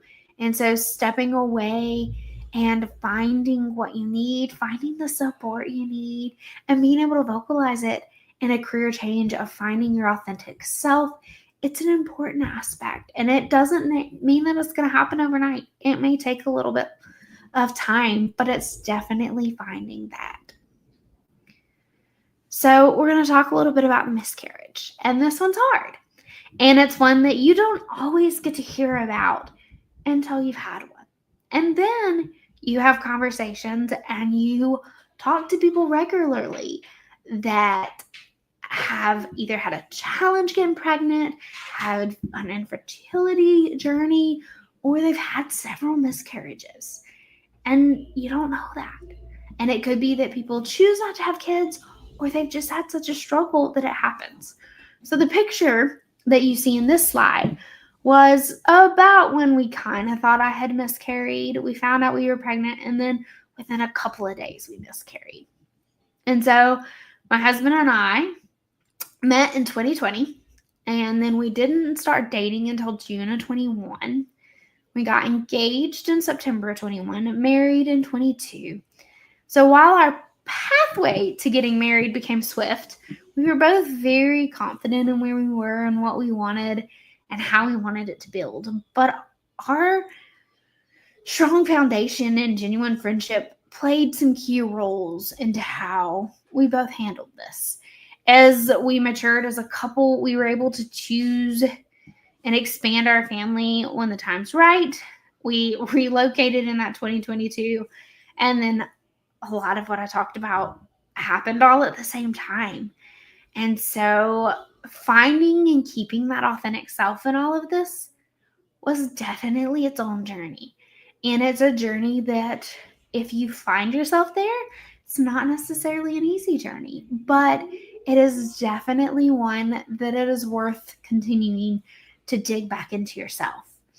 And I really wanted to make sure that miscarriage is one of those that it took some deep introspection into what I wanted to be next, what I wanted to take from it, and how I wanted to learn to move forward. And so our journey unfolds, and as we anticipate our family growing, there's still a loss of this baby. And so I want that to comfort somebody. You're not isolated, and the friends around you may have struggled or be struggling with it as well. And so that's where that support system comes important. And miscarriage, it affects so many of us. And miscarriage can be so hard because it's sometimes often a taboo topic. And it goes unspoken and leaving many individuals in grief where they may be in some kind of silence. It's our culture. We lack a language and space to be able to talk about miscarriage or talk about stillbirths, despite how common sometimes it can be, occurring in about 10 to 20% of births, according to Mayo Clinic article in 2023. So it is often a subject that only is acknowledged after somebody's experienced it. And it's a welcome to this club. It's a hard one. And it's not so easy. It can be isolating. It can be such a painful journey. And it certainly is not one that we want to be a part of. But nearly 20% of individuals experience a miscarriage. And then depression and anxiety symptoms can follow 1 to 3 years after. So there can be guilt, there can be numbness, that all comes from this kind of experience. And it's not something that we are well educated on. So that would be a challenge. Find your authenticity, but educate yourself, especially if you're around someone that's been there. It is not something that we hear. It's about 15 to 20% of pregnancies experience a miscarriage before that 12-week mark. And so with little contributions from that, it's normal. It is a normal part of a baby being healthy and a baby not. And so after the loss, it's experience. And so somebody just needs your support, needs you to show up. And if you're the one that's experienced the loss, you need to find the ways to show up for yourself. And we'll talk a little bit about some of those in a second. So why I found a baby loss to affect me. I found it to affect me in a few different ways. Some were during celebrations. Some was figuring out what my safe spaces were. Some were finding open communication. Some were feeling the feelings. Not just being, oh, I'll be fine. It wasn't that far along. It'll be okay. But really feeling them and understanding them. And then self-affirmation, quality time, workouts, gardening, and self-care books. So we're going to dig in to each of these just a little bit. So with celebrations, I love to celebrate people. But after I experienced the miscarriage, finding that authenticity just came with putting myself into the decorating or the food. There are plenty of baby announcements that you see, especially after we miscarried. But I love to meet new babies, and I love to make sure that people who are pregnant, because you don't know everybody's journey, get to feel celebrated, whether that is through the gifts that you give, making them a meal, donating to their meals, hosting or decorating baby showers, and then providing some encouragement along the way. Whether it's just showing up a note, dropping a fast text, but what helps you feel you're most connected in a celebration when you may have lost yourself a little bit? So, and some of these I decorated. I learned how to make balloon arches, and I have had so much fun doing some of those. Or I baked, and it's finding that connection. Safe spaces. So, safe spaces was something that took me a journey to find. And not all of our friends are safe spaces during a miscarriage, because not everybody understands. And while that can be something that hurts us deeply, it's important for us to find somebody that offers us true encouragement or something that feeds our souls. And trying not to give emotional space to those who feel while you're processing your loss. And remember that postponing grief, it's really not going to go away or disappear. It's going to show up until you kind of handle it. So finding your most authentic self is just important, and it's helpful, and it'll come back when you don't expect it, if you don't handle it. One of my favorite places to do this in the last year was my mom and sister and I went on a trip, and it was a trip that allowed for The Art of Living Well was the title of it. And we got to, it's where you see me journaling in this picture. We got to reflect. We got to really see what we wanted life to look like. And it allowed me to come back to what I need some of my safe space to look like. And that's important. Open communication. You want to make sure that you're communicating with the people in that safe space that you found. That I found the comments like, you don't have kids yet, or aren't you ready to make your parents grandparents? Those are not always helpful questions, even when people are just trying to make comments. And so you can land very difficult depending on who says it. And if it's a stranger, it's not going to hit you the same if it's somebody that's a close friend.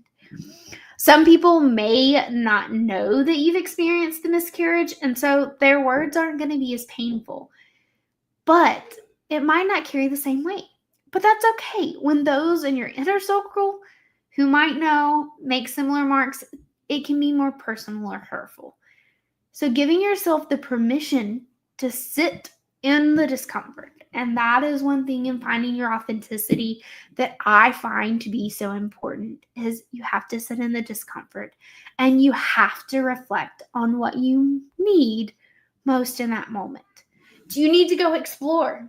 Do you need to just go sit by some water and sit in some quiet? Do you need to travel? What do you need? Finding those things that you need. Feel those feelings. That's a struggle sometimes, isn't it? So it is okay for you to feel the loss and whatever comes up for you as you experience the loss of what you could have been. This one was really hard and really big when it rolled around to us seeing what our miscarriage's baby's birthday would have been, because there wasn't one.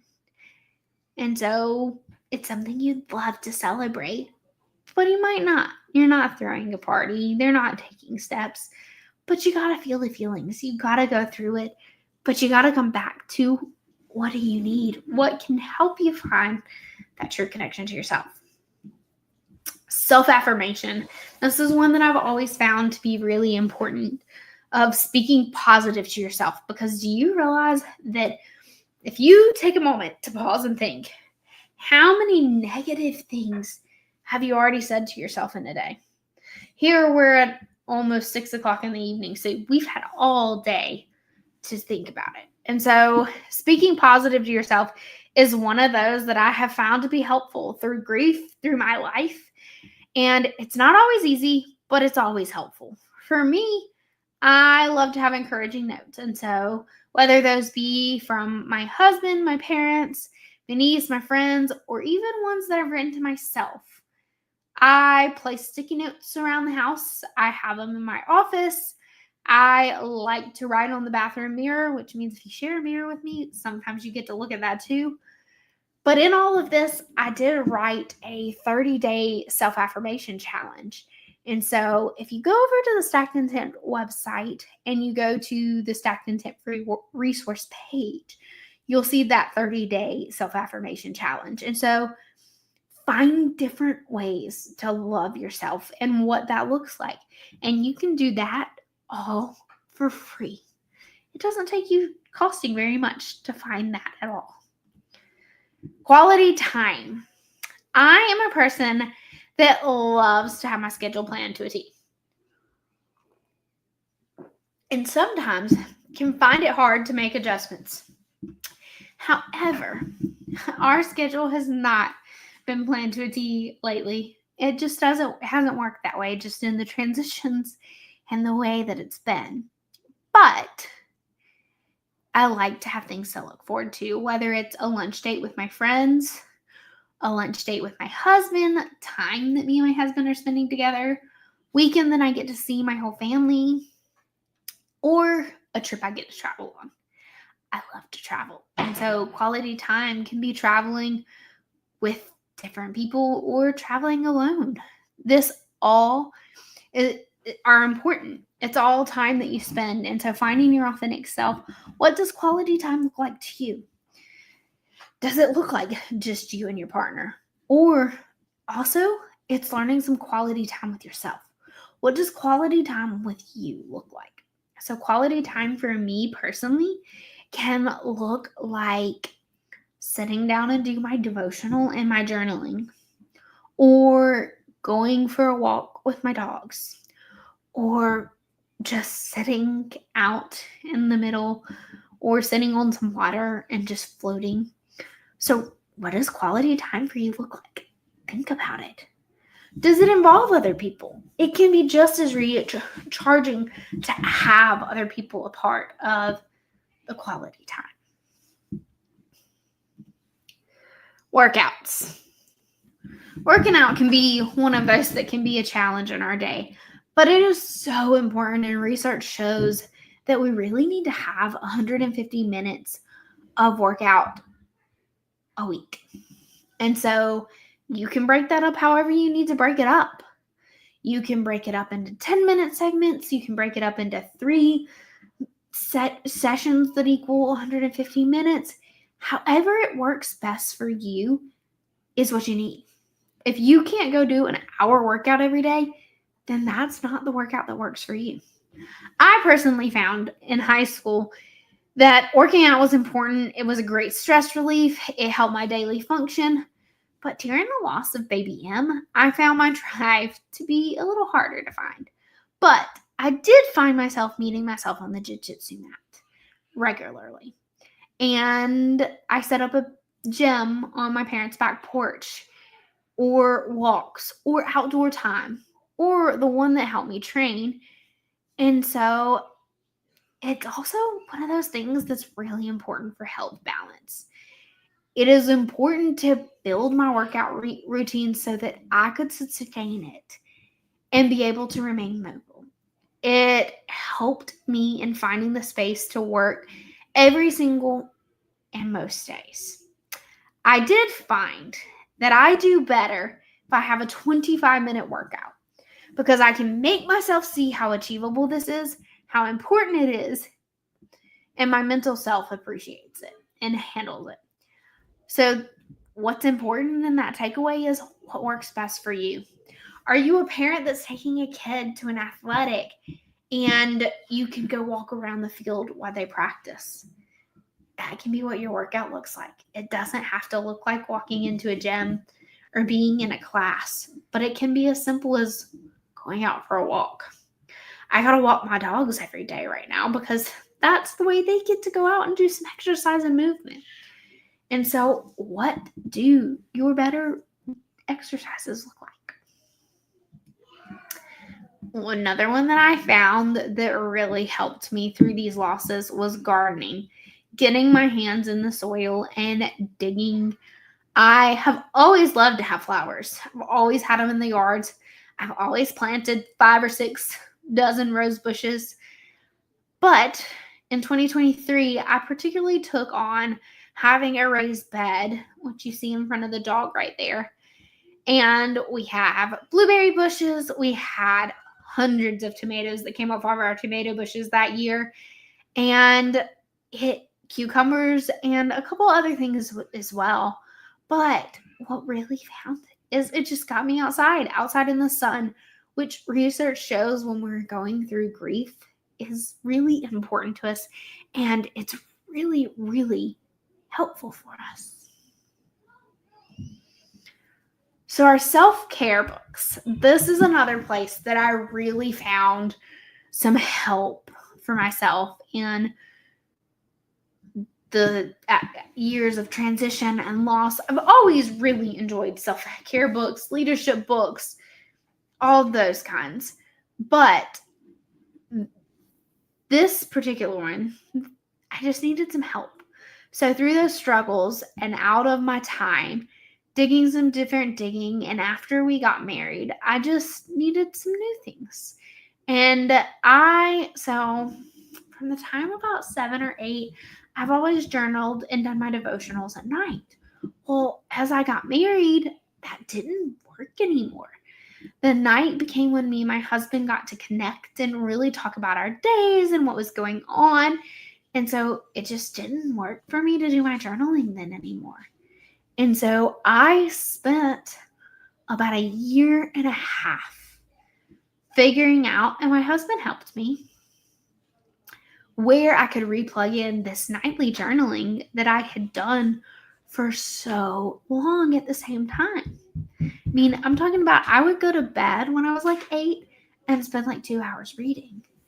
And so that is what I looked. And so I found so all kinds of different books. I read Green Lights. I read How Are You Really? I read Unexpected. There's so many different books that I read in that year and different devotionals. And I have a blog that is fully written on the books and the impacts that they had. But my encouragement here is find the books that help you. Find the books that can help give you maybe what some of your thoughts are and that you might have had before you had a loss, to help you reconnect to that part of yourself and what you want to be the most. And then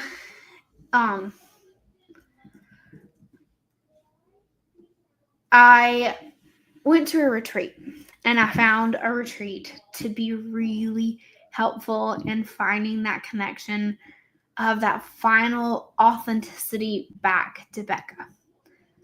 So I've got one coming up in November, and I would love to invite you. And if you'd love to know more, you can head over and you can drop me an email, or you can just find, and it's at stackedintent@outlook.com. But today, I hope you found encouraging. I hope that you find a journey to your authentic self and a journey through loss. I have truly found myself, and I've always loved myself, but the last couple of years, I had to find the journey back to loving my everyday and loving Becca. So imagine this retreat that is crafted for you, who you truly get to be. So we've walked in your shoes in different ways, and we understand some of your struggles and how it can guide you. And we want to be here to help you find the strongest version of yourself and the most authentic version of yourself, because all of us love authenticity of you.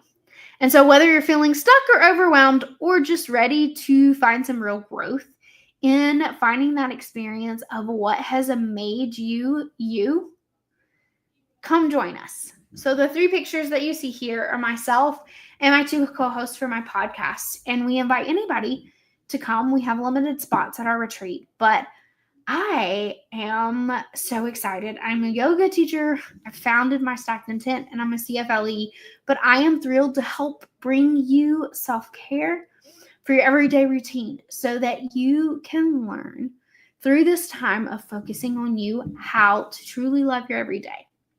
Then the one in the hat, that is Ashley, and she is a certified nutrition and wellness educator. She is a family and consumer science county extension agent, and she cannot wait to share resources and help you reconnect with your healthy version of self. And then Sarah is the other one that you see here, and she's a marriage and family therapist. And so she is excited to help you find your rest and peace and connection in yourself. And so we just would love to have you join us. Our retreat is November 13th through the 16th. And you can find more about it on my website, which is stackedintent.com. And so lastly, as I close out today, and I appreciate you all for joining me, if you want to see tips and tricks and have a weekly email delivered to you to give you some resources on being your most authentic self, come join my email list. And I talk about relationships, I talk about nutrition, finance, and then I throw other topics in there occasionally. And I do that on my blog, my email. So my blog and my email coincide. So you'll get a blog that has some really in-depth information, and then you'll get an email that has quick tips. And then my podcast follows the same format. And so I'd love to have you a part of my community, and I appreciate the opportunity to be a part of the Global Grief Conference today. Thank you, guys.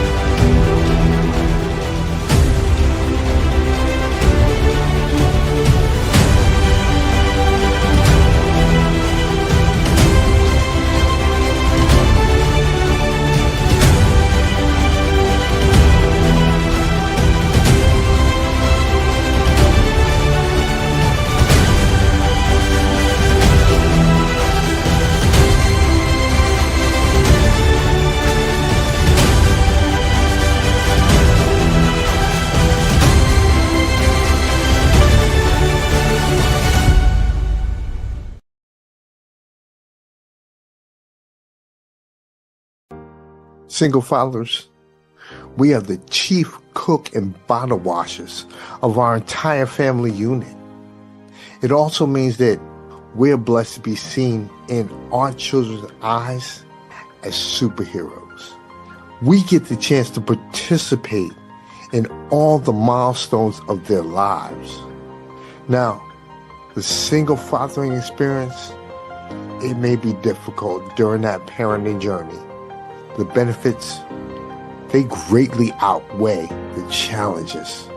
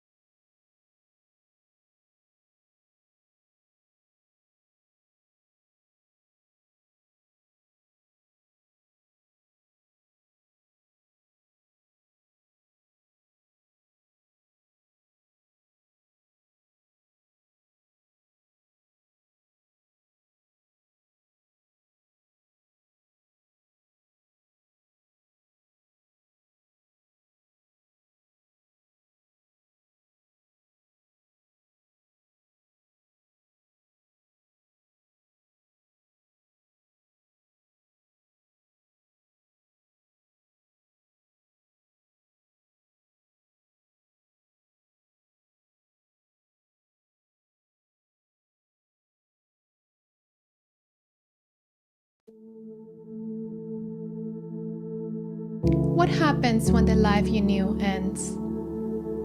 When the person you love the most is suddenly gone?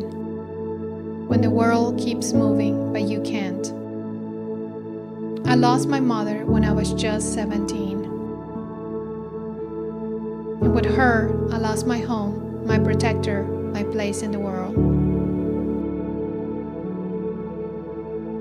For years, I lived in survival mode, moving from couch to cot, fighting through college, working, studying, failing, getting back up. Alone but never abandoned. Because something sacred was happening in the silence, in the sorrow, in the struggle. I wasn't just surviving, I was becoming. I was being refined by grace, by faith, by fire.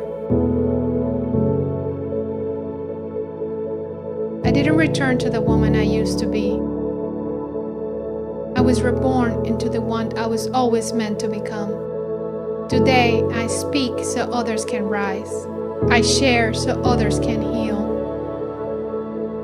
I believe so you don't forget how. You don't have to go back to who you were. You can become someone stronger, someone wiser, someone more whole than ever before. You are not broken. You are being rebuilt. I am Roosevelt Sofeld, a story of loss, a testimony of hope, a life reborn through faith, purpose, and unstoppable courage.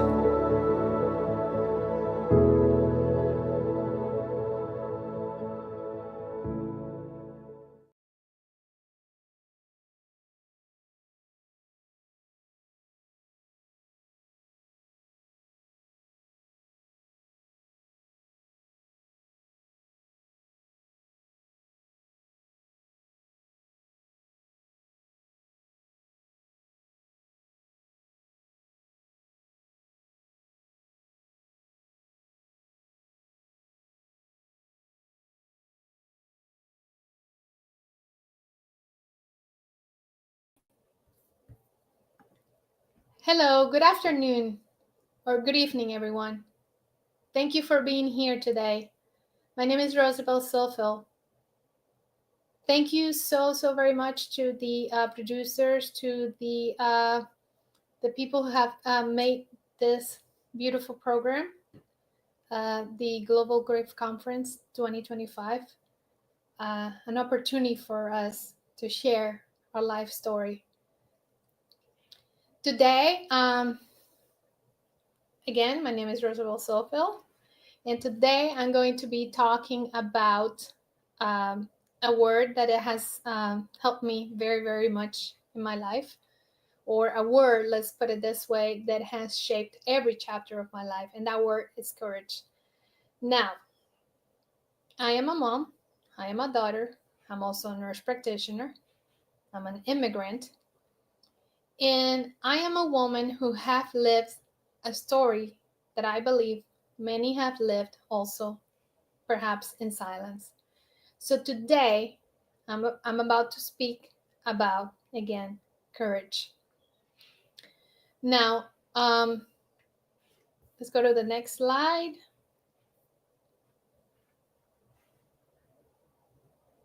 Okay, so every story has a beginning, of course.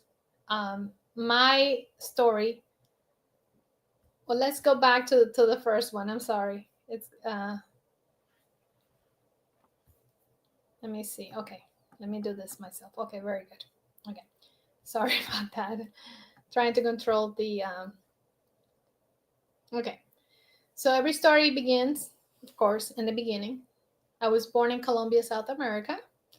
I was born in the 1980s during a time that there was some violence, of course, and then unfortunately, I was also born to beautiful people. My dad, my mom, they were both teachers, but at the same time, there was some dysfunctionality. Nothing perhaps out of the ordinary, unfortunately. Many of us have lived in dysfunctional families.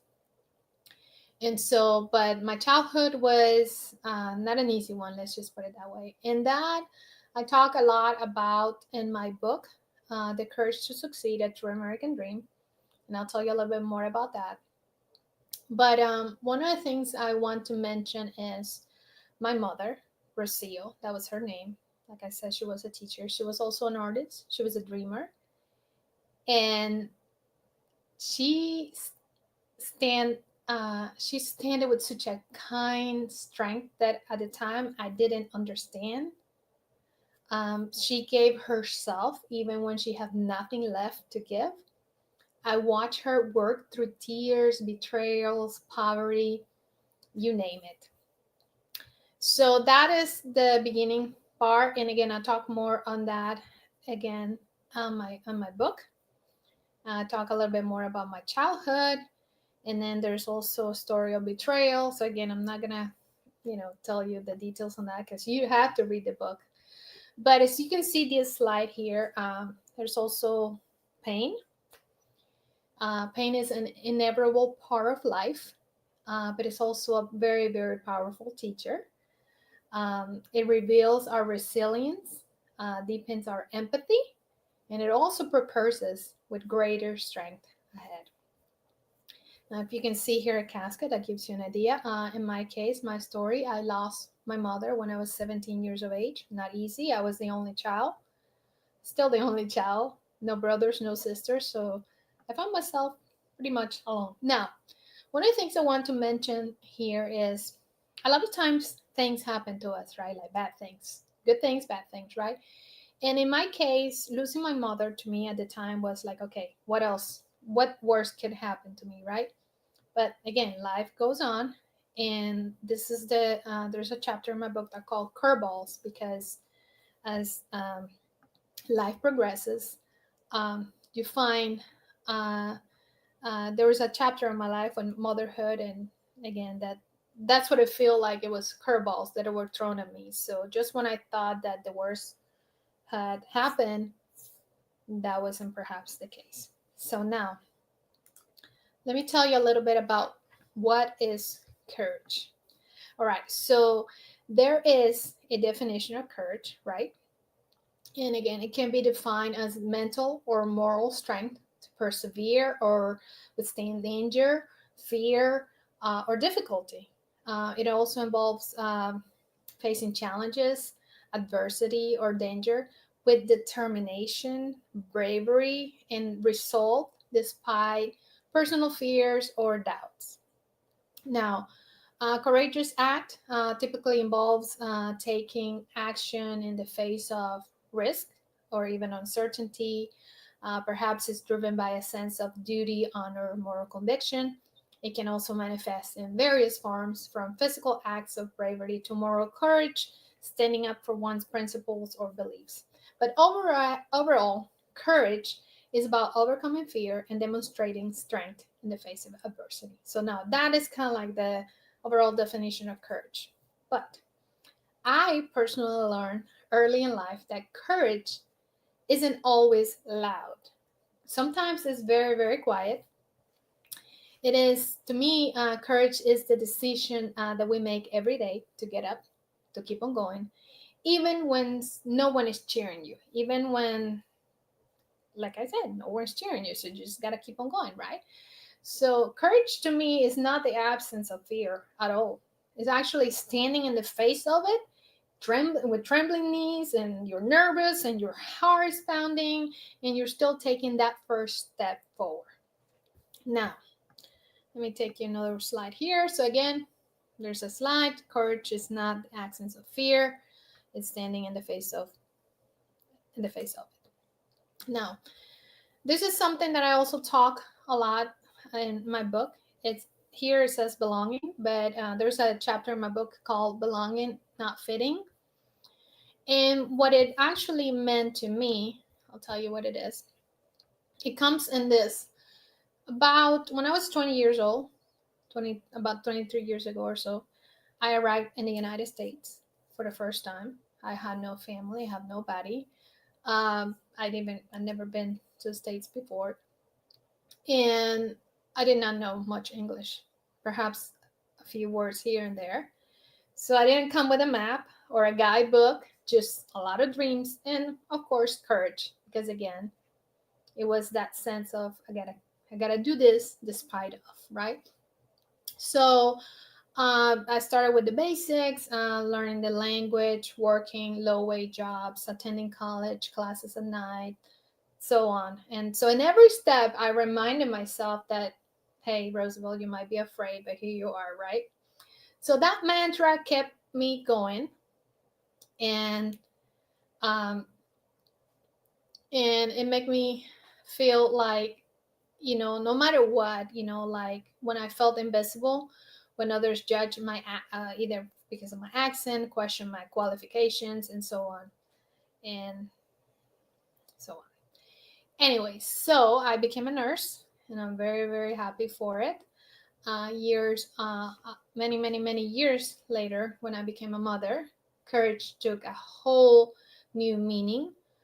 Both of my pregnancies were very, very difficult. And so I wouldn't be here today if it wasn't for a miracle of God. But again, that's something that I discuss in my book. And then the whole belonging, me wanting to be part of a culture, not so much fitting in because someone told me you are Hispanic, Latino, therefore this is how you're supposed to be or act.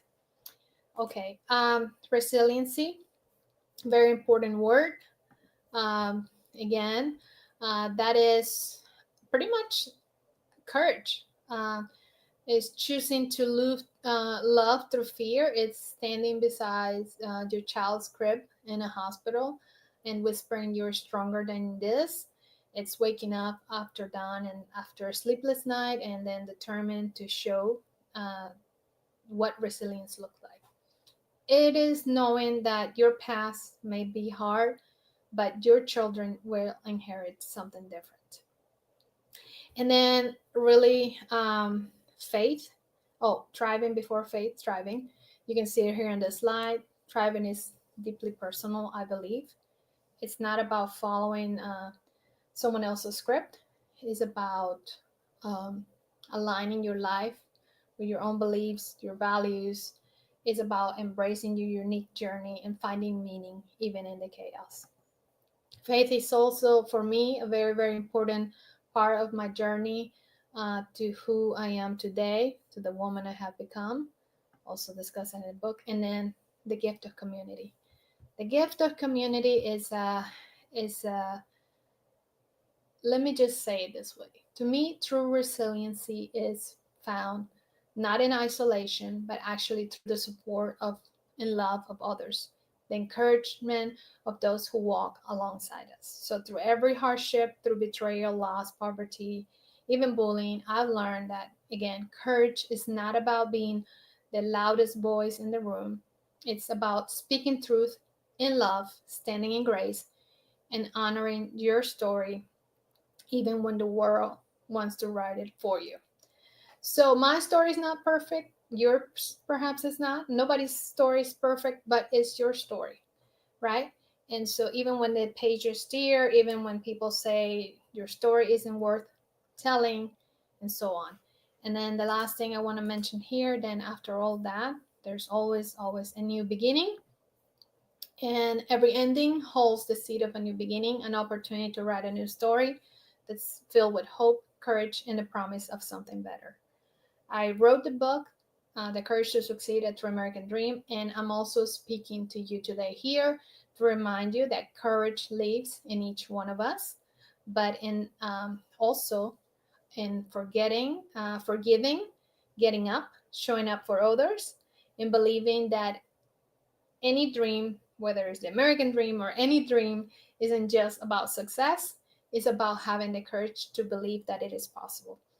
So, all I want to ask of you today is where in your life is courage waiting to be awakened? Is it in that job that perhaps you've been scared to apply for, a conversation you've been avoiding, a dream that you have placed on hold, on a shelf? Whatever it is, I hope that today reminds you that free speech isn't free, neither is courage, but it's worth everything. So thank you so much for letting me share a little bit of my story with you. And if any of my words have touched you, even one heart today, then my journey here was worth every step. I invite you to connect with me at info, that's an email, info@rosabellunscripted.com. You can subscribe to my podcast. Also, I have a podcast called The Life Unscripted Podcast with Rosabel. Also, go to my website, rosabellunscripted.com. You can find all my social medias and so on.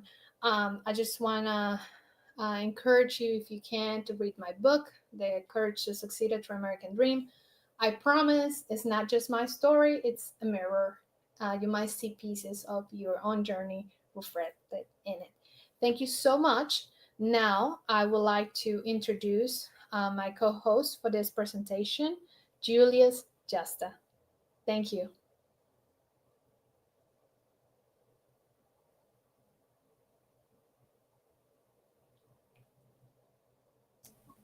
There we go.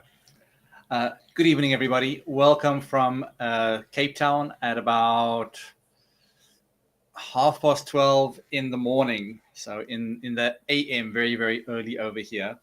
I'll be talking to you about grief today and sharing some of the insights from the grief I experienced when my father passed. But before I do, I just want to take a moment to acknowledge Rosabel and congratulate her on doing a good job. She's an exceptional creative author, podcast host, and you should definitely, if you're not already, be having a look at the work that she does and the message that she's putting out there. So with that being said, I'm going to try and keep it nice and short. This is very informal for me, so it's not really rehearsed as much as I would, but I feel like when it's authentic, it translates better. So I'm not exactly sure if you guys can see what's been shared on the screen. Can I get an indication if you guys can see what I'm sharing on my screen or not? No, but I think you can just go into your website, or Tony maybe can help us put your slides on. All right, let's see. Okay, so the screen sharing has been enabled. But if it's not, then it's also okay. I mean, I can maybe just towards the end show you a specific image that I wanted to share with you. But other than that, we can just talk about the experience. So in 2002, around this time, about 3 years ago, my dad went in for his second heart operation. They were just going to put in some stents to alleviate any discomfort, but there were complications. And what was supposed to be a 2-3 hour procedure turned into a 5-day nightmare, which effectively culminated in the passing of my father. So I remember getting a call from Botswana, which is also in Southern Africa, at about 4 o'clock in the morning. It was my stepmother from the hospital sharing that my father had passed. And true to his spirit, he was fighting until the very, very end. I'm not going to go into too much detail, but there were numerous resuscitations, and it was really apparent that he wanted to be here for us and wanted to stay. But I think at the end, it just made more sense to surrender. And for me, that was the first time that I really lost somebody so close to me.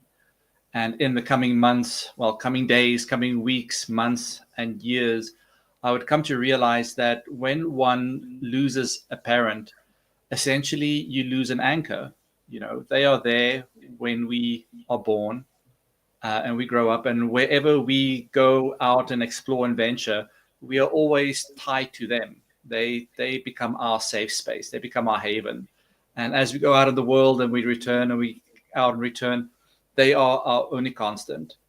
And when you lose a parent, it is effectively the loss of that tether, that security. And if not dealt with intelligently, mindfully, and within the community of your family, you are at risk of becoming untethered. And when that happens, it could lead to a variety of ailments, including addiction or of one sort or another. But thankfully, I have a wonderful family structure. It's not conventional by any means, but we made peace with that a very, very long time ago. And instead, we decided to focus on honoring each other, on allowing everybody to be human and to be supportive. And I think all of that started with my dad and the conversations we had around the time that he was getting divorced. But yes, to get to the grief component of it, throughout my creative career, I've come to realize that there's a healing element to the creative act. So whether that's writing, whether for me that means taking photos, for other people that's music, whatever the creative act might be, there is a healing element to that because it allows us to process the unresolved emotions. Because when we don't, when the process remains unresolved in the nervous system, it triggers us. And those triggers look different for everybody. For me, it looked like escapism. It looked at a certain stage at not taking care of myself, not eating healthily, what have you. But through the support of my family, I got to a point where I could sit down with some of the photos that I'd taken, especially while in Botswana for my dad's funeral, and just for a 3-month period, write raw energy, just get that emotion out on the paper and make sure that the nervous system has processed those emotions. And since then, since spending those 3 months and building the art collection for my landscapes collection, there's been a tremendous source of calm and peace, and the need to escape and to mood manage has fallen away.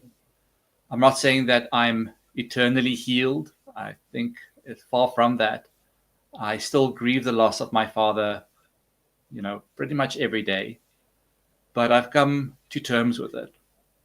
And I've come to realize that grief is the love that remains.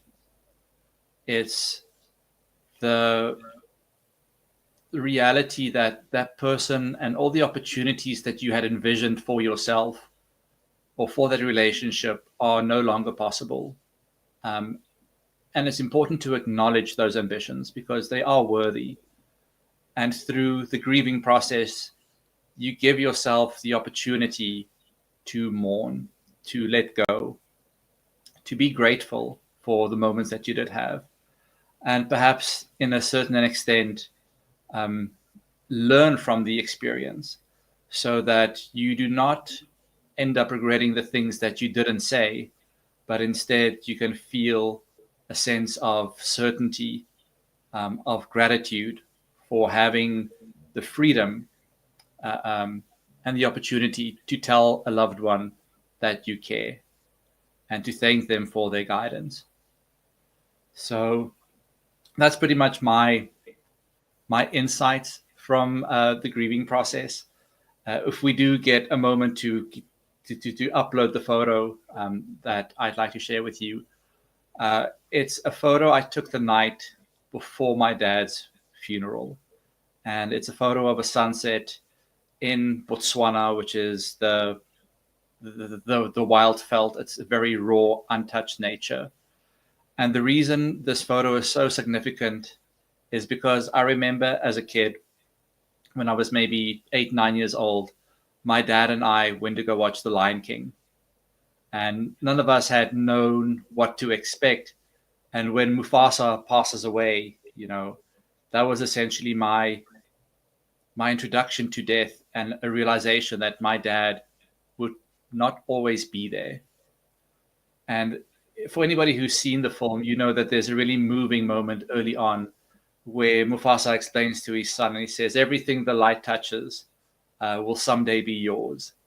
And that photo of the sunset is just a reminder of that experience. of me stepping into my own manhood, being grateful for my dad and the path that he's shown me, the support that he's given me, but also taking the reins for my adult life and saying, well, now it's my turn to rule. It's my turn to be the man of the family. And I'm just so grateful that I have the emotional maturity, that I've had the guidance and support to be that kind of a person and to be that man. So that's pretty much my story. Very short and sweet. I think from here on out, Rosabelle and I will be going into dialogue and opening up the floor to questions. So, Rosabelle, the floor is yours. Thank you. Julius, I believe you can upload on the presenters. I believe you can upload them there. Do you, it says here.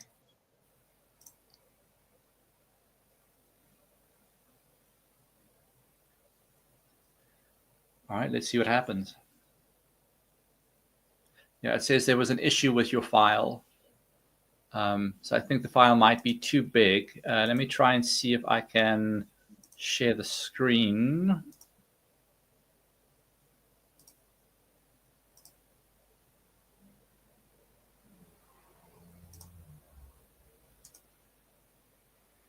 All right, can you guys see the screen? Yes, beautiful. All right. So these are photos that I took in Botswana leading up to my dad's funeral. Just to give you some context, he and his wife, my stepmom, moved up to Botswana maybe 5 years before. And they started building a new house and a new life for themselves pretty much from scratch. And the sad reality is I never got to visit him while they were building, while they were preparing. I only got to see the end result when I went through for his funeral. And in the photos that I'm including, I just want to share with you sort of like the raw nature, because it's a beautiful reminder for me that the last chapters of my dad's life were filled with beauty and nature and God. And that always just brings me so much solace. I'm originally from Johannesburg, which is like the New York of Africa. So it's very easy to get lost in, the business, the traffic, the confusion of it all. But to know that my dad could just spend his last couple of years with his creator in nature brings me a lot of peace. And for any South African or any person who's ever been to Africa, they understand that connection with nature and the healing that it brings. So part of nature is decay, part of nature is death, part of nature is suffering. And that's all we can hope for is for a complete experience and to learn from the school of life what it is ready to teach us. This photo here, just so that you know what it is the carcass of an elephant that had been slain maybe a month or two ahead. And instead of it being removed, the tradition dictates that it has to be left there so that the land can feed from it. So that means all the jackals and the ants and all the other little elements in the ecosystem play a part in bringing the body that is from the earth back to the earth. So ashes to ashes, dust to dust. This is the photo that I was telling you about. So if you do go to my website, under the landscapes collection, this piece is called Legacy. And it is literally the sun setting on my dad's life. And it's always just been a reminder to be thankful for the time that I've had with him, but also to be present while writing and preparing my own chapters and writing the book of my own life. Here, beautiful. Sorry. Thank you. These last couple of photos is sort of like it's a bit more abstract to try and explain, but it's me maybe from 2 o'clock in the morning, late at night, when the full moon was out, with my camera and my tripod, and just talking to God and to the universe internally, and taking photos of the night sky, of the property my dad had built, while mourning his loss. So these are pretty much the views that my dad had every night as he went to bed, and it's such a pleasure, it's such a joy, such a blessing to know that there was so much serenity for him. So I'm not sure if you can see this, but this is actually the grave. This is the tree under which my dad's ashes were laid, and you'll see that in the tree there's a little board Yeah. with an inscription.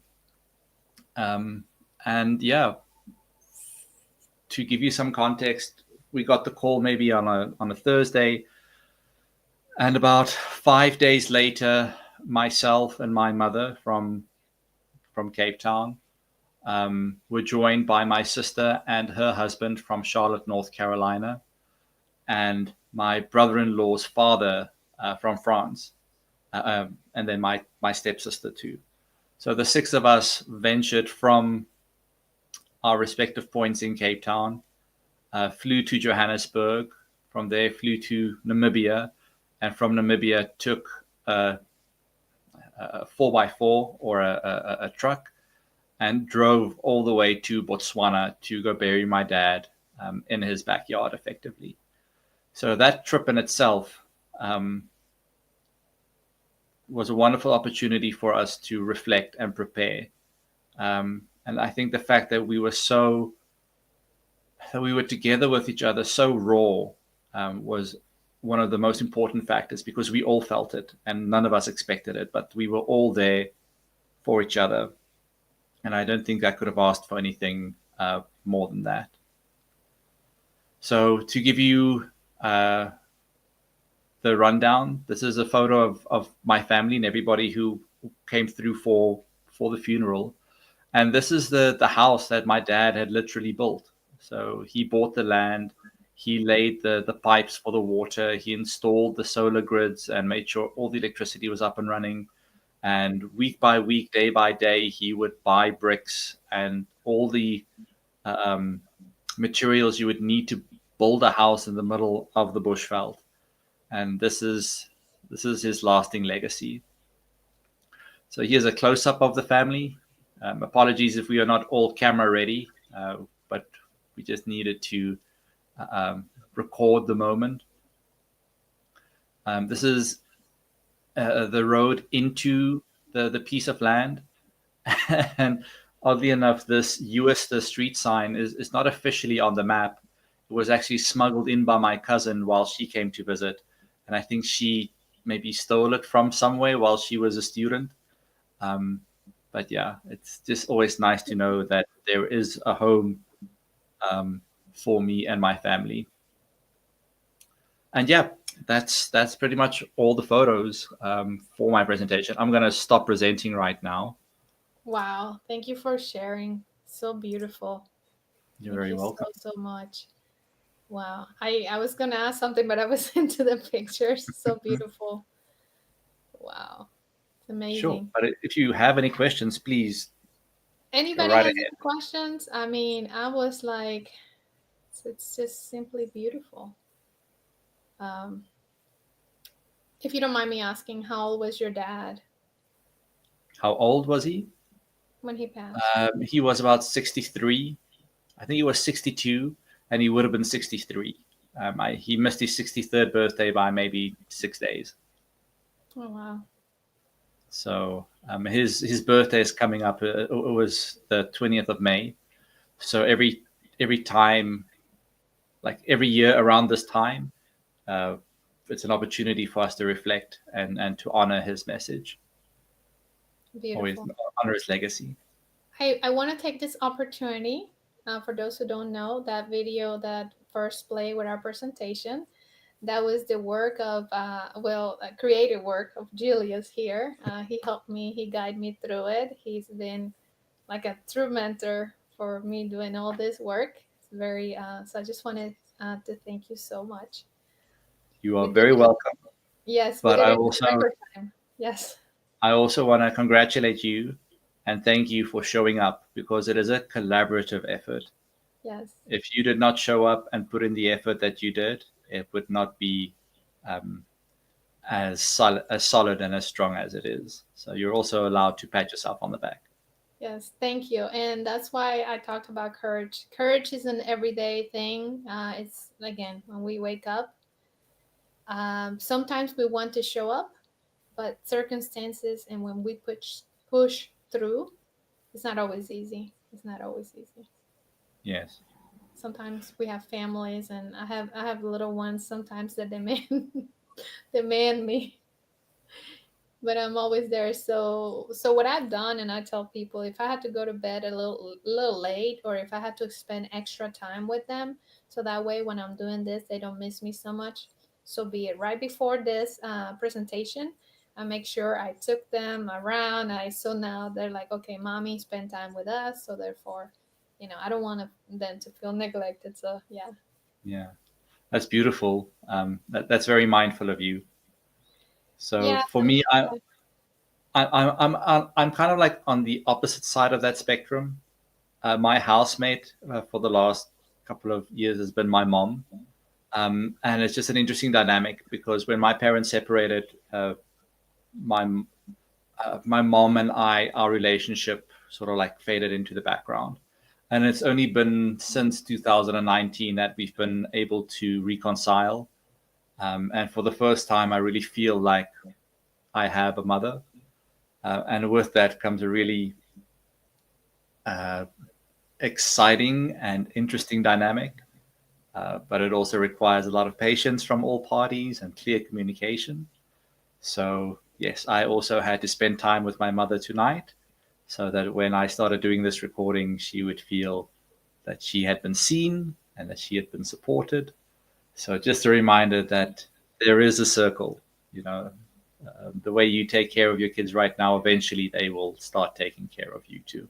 Yes, it is. It's a beautiful work. One of the things I love about doing what I do, it's how if we are honest enough to put in practice what we preach. That's one of the things I always say. I always want to also lead by example. I don't like just to tell people like, "Hey, do this," and I'm not doing it myself. So I'm always trying to do that as well, because it's part of that honesty. How do I Mm. expect other people to do as I say if I don't do it myself? So when I talk about taking care of ourselves, courage, family, all those things, it's like, okay, I gotta make sure I also give them my undivided attention, all those things. So Yeah. yes. I look forward to that chapter of my life, family and kids, steadily working towards that. But I have heard sort of like an expression or somebody saying that kids are like having little Zen masters that move in with you 24/7, and they constantly remind you of what you are lacking and where you can grow. So I wonder if that is what the experience would be like for me, because I can see that there's a lot of space for me to grow and develop my patience, to learn more about unconditional love and what it means to really be a provider. But with that, I mean, also comes growth and the reward of knowing that they'll be okay. I think, or Julius, maybe, yeah, there is something. Remember, we were planning to have you back on my podcast. There's something I wanted to ask you, and if you have any more slides that you can share with us, I really appreciate it. Maybe we can go over your website. Let me tell you. Um, one of the things I love about what you do in photography is, and I started looking at your website, every picture you have taken has story to it. And if you don't mind, if you want to take us, perhaps if you want to pick a few and kind of tell us a little bit of story behind it, because I just find it's fascinating. sure. Just give me like a minute or two to set it up for you. Absolutely, but while you do that, because um, healing again, for you looks like, you know, the photography, the art that you do. For me, it's writing. And so, but also I find a lot of healing when we can immerse ourselves in those pictures and the photography and what's behind it. um, like I mentioned to you at one point, you know, I work in a hospital, and as I walk the hallways, there's all this beautiful art in the walls, and there's so much meaning into it. But for some reason, I'm always wondering, like, what was in the mind of whoever made this? Because some of this, I have an idea because it shows the terrain here in Texas, but it doesn't. Yes, so I want you to walk us through a little bit of. I I've been fascinated by your work, and I would like for people watching to see what is it that you do. Sure, thank you. So what you're seeing here is the landing page. And from here, there are different ways to navigate towards the art. But the key thing that I want to bring to your attention is the message at the top of the website. It says, art that heals, invite mindfulness into your sanctuary. So, I mean, every one of us has a favorite song or a song that we've listened to, written by a musician that helped us get through a heartache or celebrate something beautiful that happened in our lives. And the reason I use this example is this is the case where the artist got to write something, got to create something, and in that process got to heal. You know, if it's a sad song about a breakup, they have the opportunity to get it all out of their system, share it with an audience, and you know, for the most part, the artist feels that they've processed and that they've healed. But something that is never taught to you as an artist when you go to film school or art school, what have you, is the impact that your art can have on others. Because you know, the artist has written their love song or their loss of love song, and it gives the audience the permission to grieve, to lose, to feel all the relevant emotions. And that's exactly the same thing that I aim to do with my work. So you touched on it earlier that for all my artworks, I write little narratives. I mean, there's a reason behind it too. It's just so that there's no overwhelm. Because, you know, if you just look at a picture by itself and there's no context, the brain starts racing. It starts creating its own narratives. Like that And one right there. I'm sorry to interrupt you. Abandonment. Oh my God, that was my favorite. oh, I'm glad that you liked it. Let's quickly click on it, and then we can go. Like you can see the collection. But yes, this is me in Charlotte a couple of months after my dad passed, and sort of like it's the beginning of my grieving process of acknowledging the abandonment that I felt when my parents got divorced. Just for context, I was an exchange student in high school. I was maybe 16 years old. Went to the US for a semester, and when I came back, my parents had gotten divorced without telling me anything. So it's very much the case of welcome back, surprise, we're divorced, and the impact that that had on me and my fundamental years. So now everything's a lot better, and I've definitely dealt with it. But it's important to acknowledge sort of like those instances so that your nervous system can process it and let go of it. Yes. So this is from my landscapes collection. I'm not going to read it verbatim for you, but I will show you that here at the collection info, there is an opportunity for you to go view the actual collection and the narratives that accompany them. So let's start at the top. We have the abandonment. Like I said, it's about me feeling abandoned and seeing that same abandonment in a bridge in North Carolina that just absolutely served no purpose other than being a reminder that there used to be something here. And that hit hard. But in being creative and turning it into an art piece, I somehow like use the form of alchemy to transcend that message of abandonment and now give it or present it as an opportunity to process, to remind, to heal. Below here, we have a piece called Nurtured. This is was taken from one of the first trips me and my mom took after we were estranged. So when she moved down to Cape Town during lockdown and COVID, we took the car just to go see the flowers bloom. And it's a beautiful, serene moment. Just a lot of nurturing elements, the flowers blooming, the blue sky, the farm in the background. It always just reminds me of that maternal instinct. I'm not going to go through the entire collection. What I'm going to do, I'm just going to go back and then ask if there are any specific pieces people would like to know more about. Now is the opportunity for me to go there and expand on a specific narrative if they would like to. Tony, are you in the background? Are you able to, do you see any of the questions that perhaps the viewers have? Anybody has any questions? Let us know.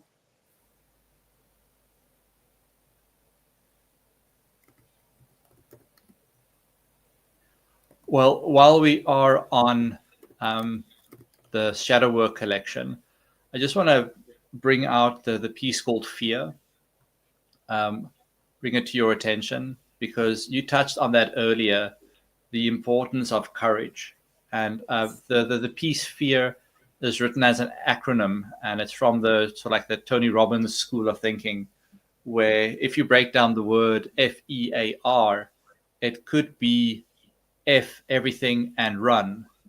But for the courageous, for the strong, it means face everything and rise. And I created this piece during lockdown just to remind my fellow creatives that everything is going to be okay. And even though there's a lot of uncertainty, there's also an opportunity for us to grow and to rise above the circumstances we find ourselves in. Very good. You said fear, and also you mentioned something, the strength. It's so interesting because when I talk about courage and fear is like, I don't know, I don't feel strong, but somehow I'm standing there, like doing what I'm supposed to do. So somehow I don't know whether you get the strength while you stand there. I had no idea, I had no clue how that works. I just know, like, yeah, I'm afraid, but I'm here. That's my mantra.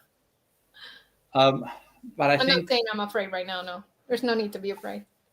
Yeah, but I think being afraid is completely natural. We Yes. all experience fear at one point or another. And the trick or the objective is not to avoid fear.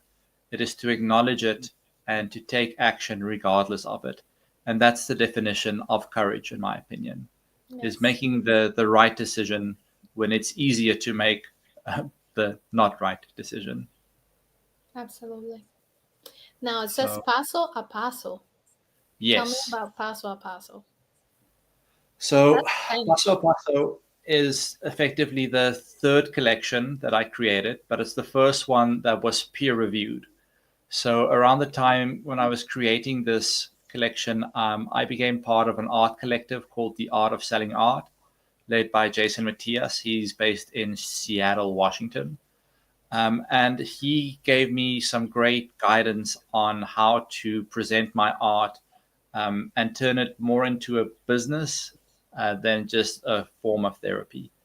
So I came up with the Paso a Paso collection. It's just some of the moments of my later seasons in Ibiza. For those of you who are not aware, I was a high-profile events photographer in Ibiza for about 7 years. I covered more than 1,200 events for some of the biggest names in dance music. And it was a wonderful opportunity for me to learn about what being a successful artist looks like, what success looks like, and what it takes. But also, I mean, Ibiza is known around the world as the capital of escapism. People go there from all over to escape everything.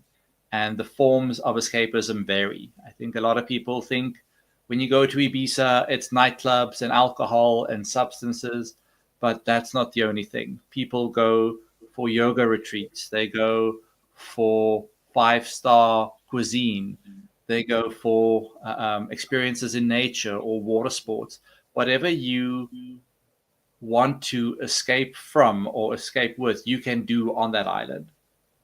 And because of the nature of my work, working as a photographer or a photojournalist, I got to mingle with all the pockets. I got to interact with all the different pockets of Ibiza, and see escapism up close. And one of the golden eggs or the golden nuggets of that experience was in observing that there were people on the island, um, who would attend and participate, but only minimally. They would only go to a club maybe once every couple of months. And if they were drinking or going to a yoga retreat, it's only every now and then. And the reason they weren't escaping at such a large scale is because they had figured it out. They had learned that the trick is to build a life that you do not have to escape from.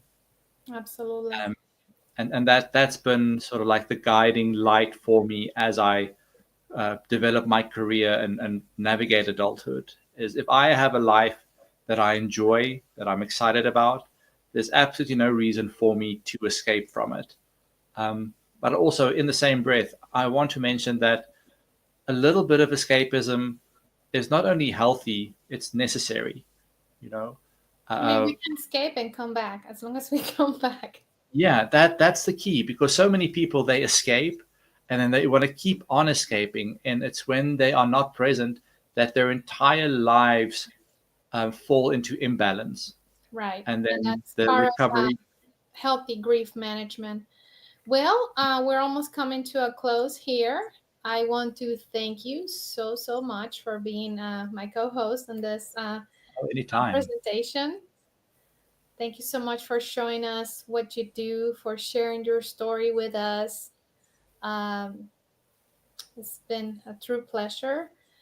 Is there anything last? We got like 1 minute to say one last word. Um, no, I just want to say that wherever you are is exactly where you're supposed to be. Um, and it's important to realize that life is always happening for you. It's not happening to you. So whatever you're going through, look for the positive, look for the opportunity to grow. And with that mindset, you can overcome almost everything. Absolutely. Well, thank you, everybody. Thank you so much for all you listeners. Just remember, whoever you are, whatever you are, you do have the courage. You have the courage to start that new project, new dreams, everything. Please remind us, Julius, where people can find you online, how they can connect with you. Sure. To view my fine art, you can go to fineart.juliusschuster.com. That's fineart.juliusjooste.com. You can find me on Instagram at juliusschuster.com, juliusschuster.fineart. And also, you can find me on Roosevelt's podcast and her blog. We talk about my art quite extensively. I ship in, I print and frame in Germany and ship to 48 countries around the world, including the US. And I'd be more than happy to have a free one-on-one consultation with anybody who's interested to talk about my art. I also want to show or mention that the art all comes with downloadable assets. So you can have your art with you at all times, whether that's for your smartphone, your iPad, your watch. There's always a mindful trinket to help you on your journey. So that's it. And also, Julius is a content creator as well. He's also a mentor. So, I mean, there's so many things that he can help you with. He's amazing. I can attest to that beautiful work. Thank you, everybody. You can also find me. All you got to do is go rosabellunscripted.com. You can find all my social media buttons out there. The Laugh Unscripted podcast. I'll see you there next time. Thank you. Have a wonderful rest of your day. Thank you, Tony. Thank you, everybody. Thank you, everybody. Chat soon.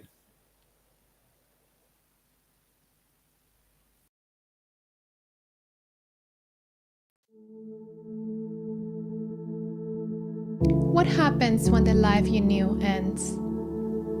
When the person you love the most is suddenly gone? When the world keeps moving but you can't? I lost my mother when I was just 17. And with her, I lost my home, my protector, my place in the world. For years, I lived in survival mode, moving from couch to cot, fighting through college, working, studying, failing, getting back up. Alone but never abandoned. Because something sacred was happening in the silence, in the sorrow, in the struggle. I wasn't just surviving, I was becoming. I was being refined by grace, by faith, by fire. I didn't return to the woman I used to be. I was reborn into the one I was always meant to become. Today, I speak so others can rise. I share so others can heal. I believe so you don't forget how. You don't have to go back to who you were. You can become someone stronger, someone wiser, someone more whole than ever before. You are not broken. You are being rebuilt. I am Roosevelt Sofeld, a story of loss, a testimony of hope, a life reborn through faith, purpose, and unstoppable courage.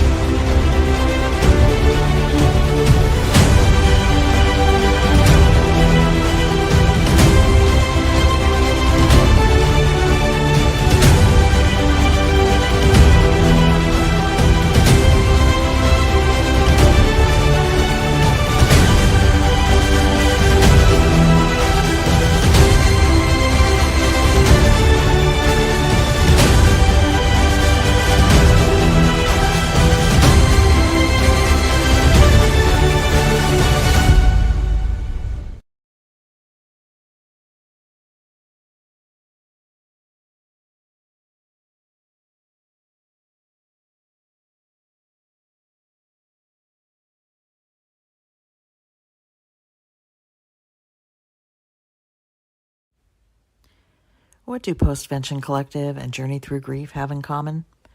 They are two businesses working hand in hand to educate, advocate, and support people left behind after a suicide. The act of suicide is surrounded by stigma, and that stigma trickles down to those left here to grieve.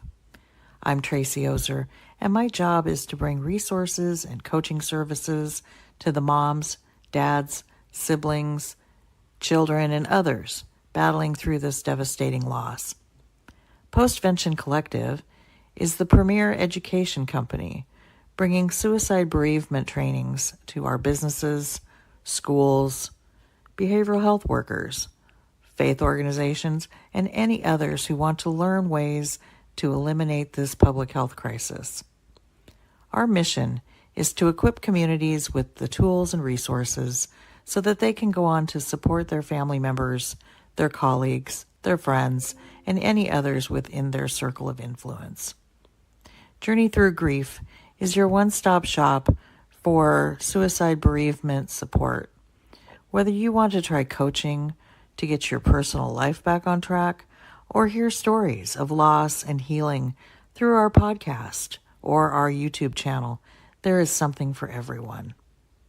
But most importantly, if you've lost someone by suicide, know that you're not alone, and we've been there too. Come into our community and let us earn your trust so that we can love you through grief.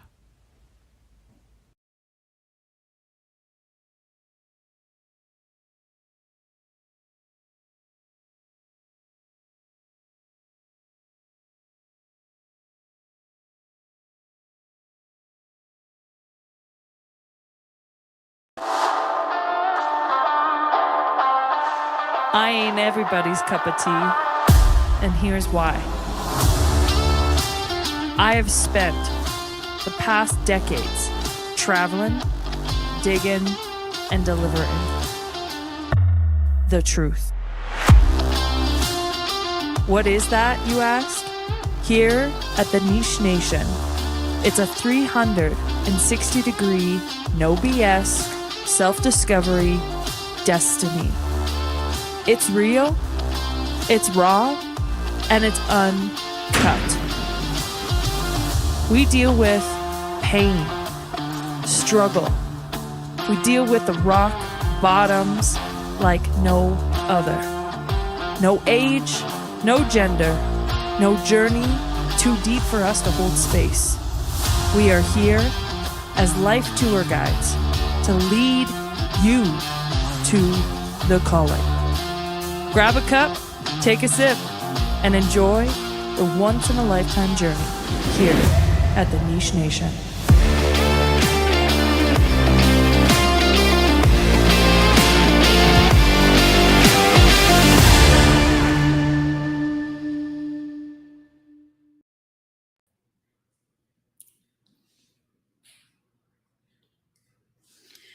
Hello, good evening. I'm so excited to be here.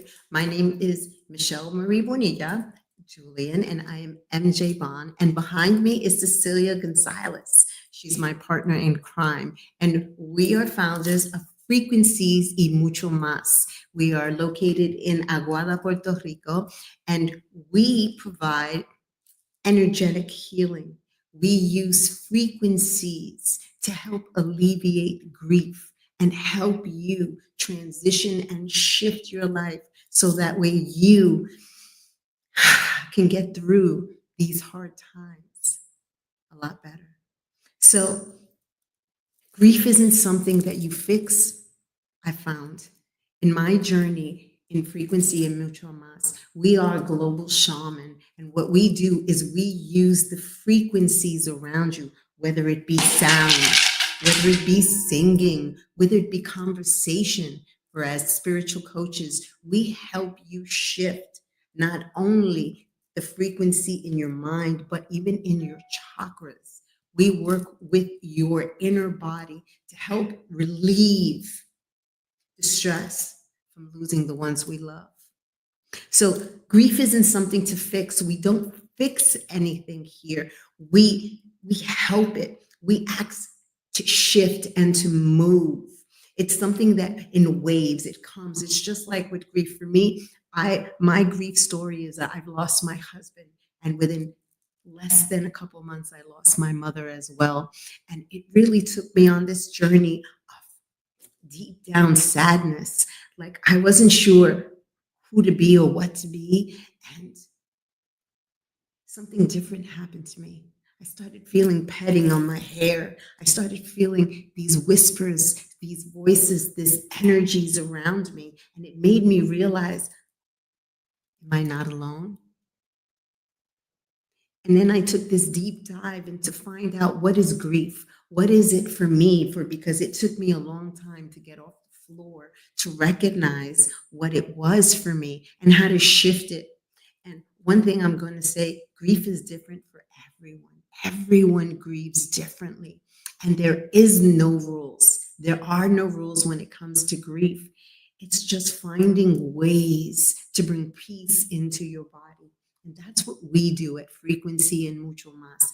We assist in finding the peace within and letting you find it come out in your world around you. So it's through certain tones and frequencies and using special languages and sounds that help us hold a frequency that words fall short. We don't rush you. We give you a complete understanding of your body. We talk to your heart.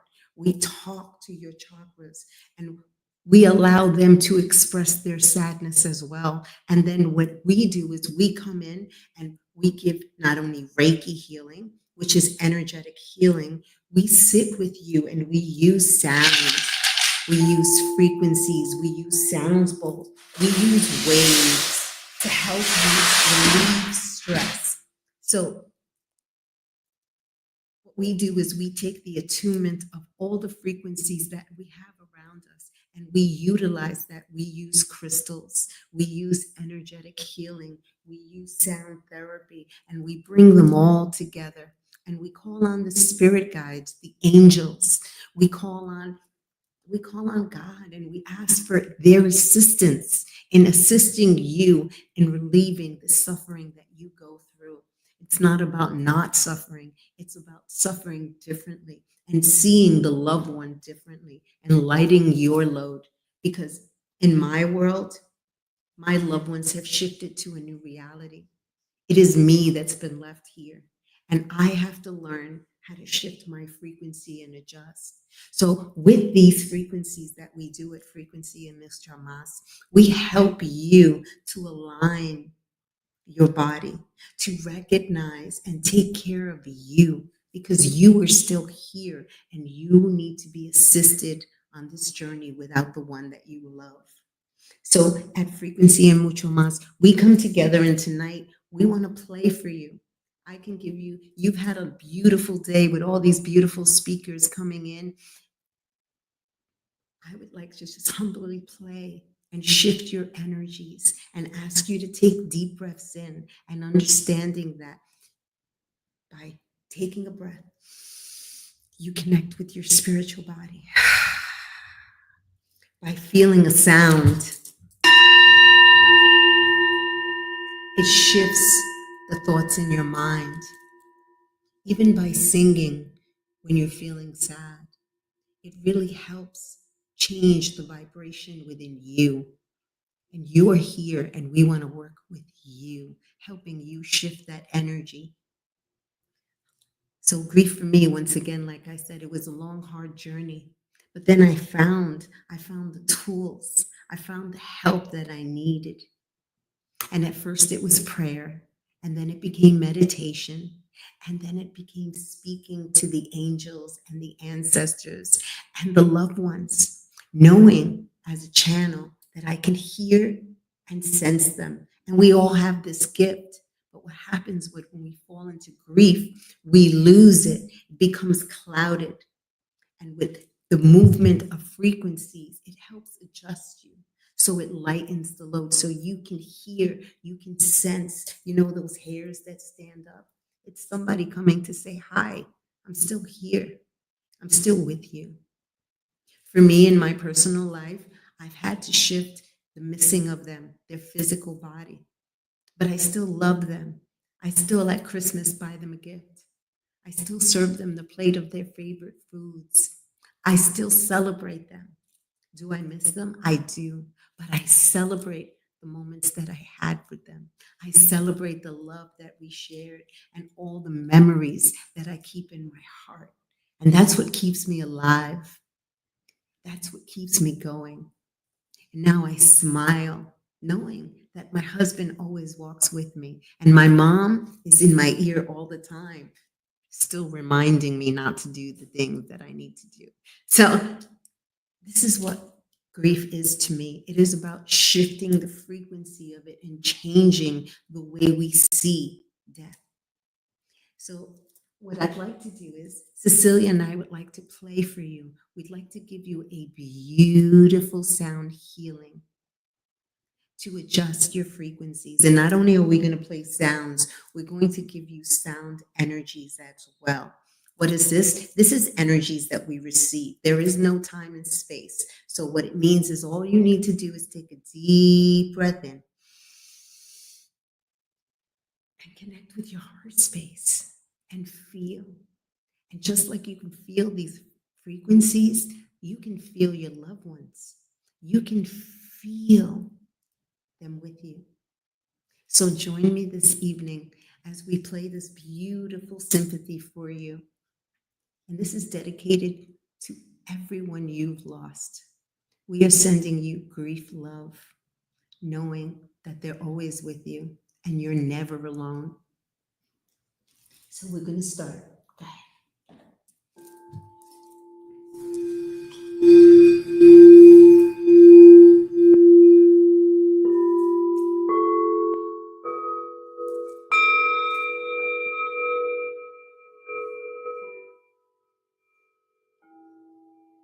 And these are different hertz frequencies that you're hearing right now. There is a frequency for your root chakra that assists in moving the energies. So if you listen to a 396 hertz, it helps structure, it brings vitality, and it makes you feel safe when you're alone.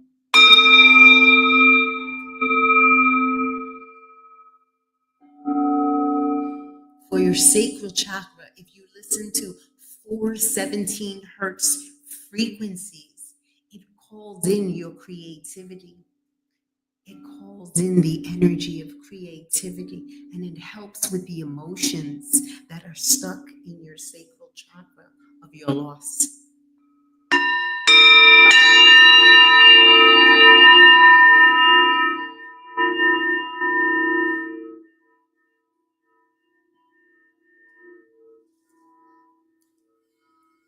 For your solar plex, 528 hertz frequency brings you balance. So when you're feeling out of balance and lost, listening to some beautiful 528 frequencies assist in bringing you back in your balance, back into your body.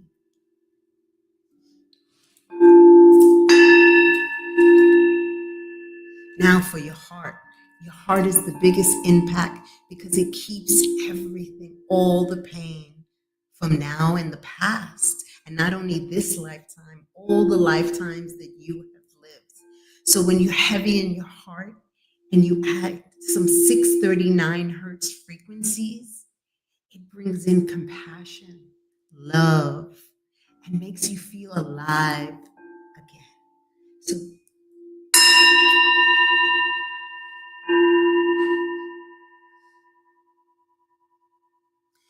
and we rise up to the throat chakra, and in your throat chakra, it's about listening and communicating and speaking your truth. And when we grieve, we don't want to ask for help. And asking for help is so important. So by activating 741 frequencies musics, it helps open up your communication. It helps you to feel and speak your truth.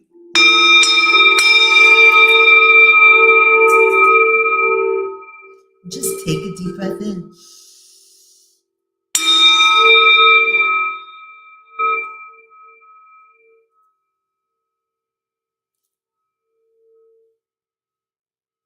And as we rise up in the frequencies, our third eye is where we see, it's where our pineal gland is.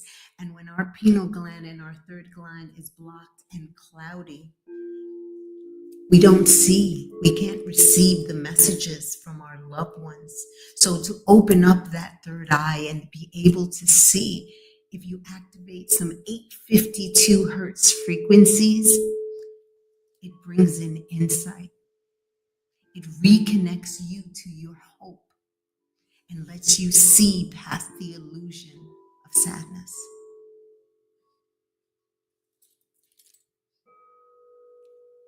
And as we rise up into our crown chakra, and our crown chakra is really in charge of our whole physical body. When our crown chakra is out of balance, you are literally completely out of balance. And to activate and reconnect with your body by activating 963 frequencies, you connect with your conscious, with your higher self. And it aligns you and brings you back into balance. It brings you calm. And it helps you understand that it's time to let go of pain and suffering. So we're going to play a beautiful symphony of all these frequencies for you and activate frequencies that help your heart feel lighter and alleviate some of the discomfort that we go through when we're in grief. So I'd like you all to take a deep breath in for us. And I'd like you to hold it for 4, 3, 2, 1. And let it go slowly. Make sure you drop those shoulders. Let's take another deep breath in. Holding it for 4, 3, 2, 1. Letting it go. Let's do it one more time. Take that deep breath in. And you notice when you breathe, the thoughts in your head go away. You're connected with your body. Your heart rate pulsates and you are back in alignment. That's what the breath does for you. Now we're going to begin, and I'd like to start with some water energy because water is movement. So let's move anything that is not serving you.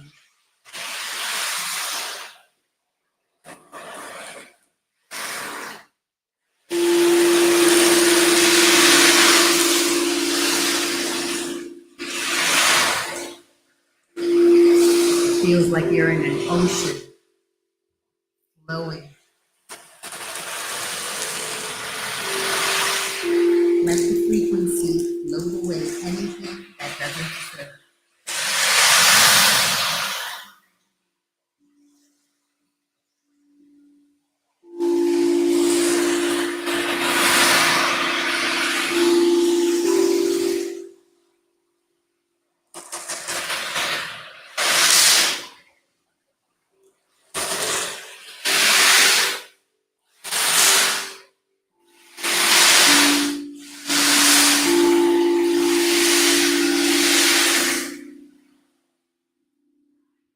Take a deep breath in.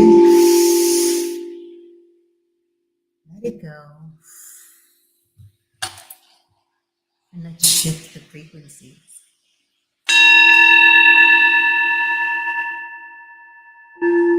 I want you to think of something you love, something without a doubt, the first thing that pops into your mind that you absolutely love.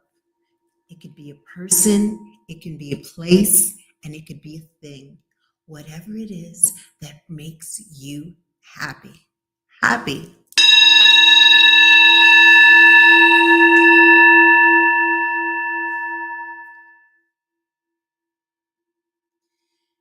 And I want you to hold that image in your mind and your third eye of that thing that makes you happy. And I want you to breathe in that happiness. Breathe it into your lungs and feel it entering your body until every cell in your body feels that happiness.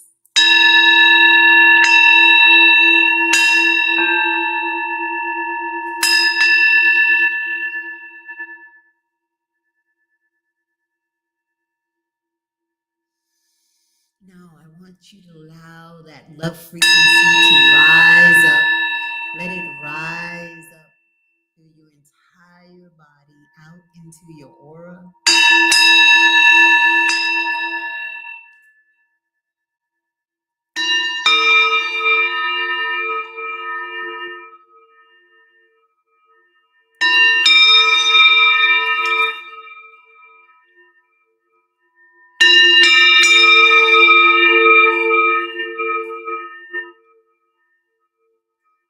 And just feel the love floating all around you as you float in your love frequency. This is the frequency where you connect back with your heart, with your loved ones. Allow this frequency to rise.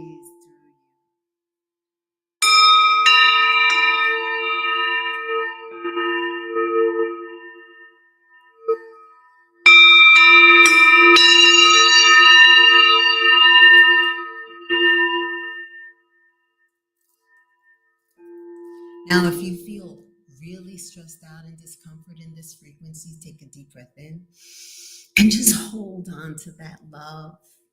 It is the greatest frequency in the world.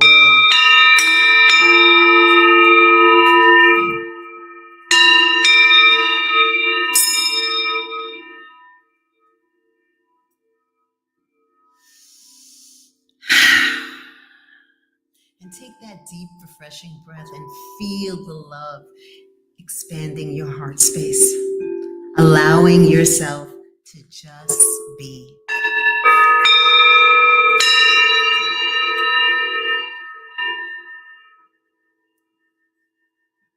Now, if you have a lot of discomfort and stress in your life and you're feeling very overwhelmed, frequencies.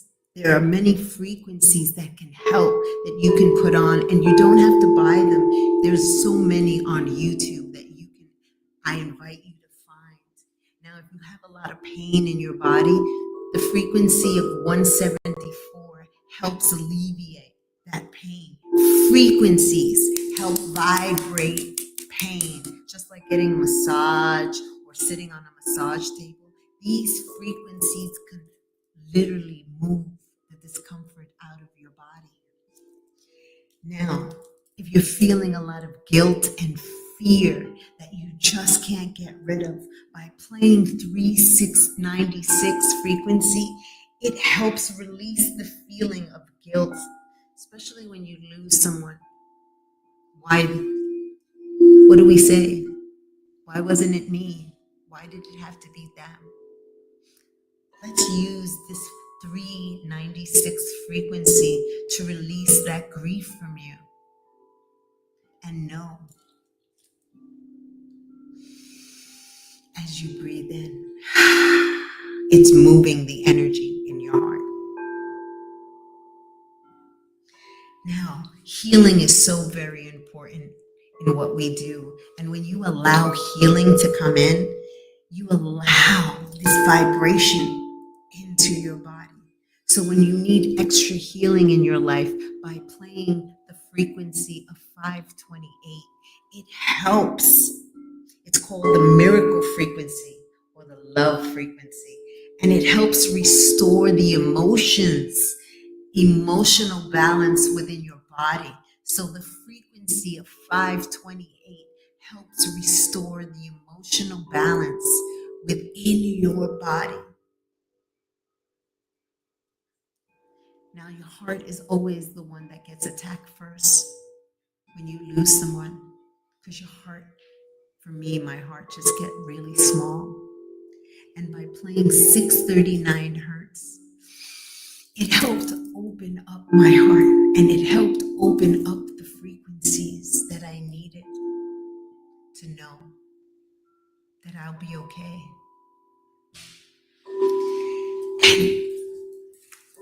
finally, I had to say, I had to let go.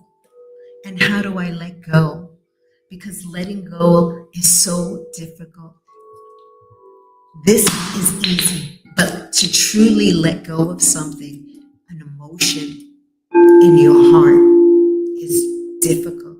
So by using the frequency of 852, it assists you in allowing the frequencies to flow and move out of your body. So please enjoy the frequencies that we give you so you can allow these frequencies to enter in your system and whatever it is. I feel some of you have your shoulders really tight, work, the weekend, the family, stress. By listening, you allow the energies to move that stress out and bring you calm back into your body. Listen and enjoy.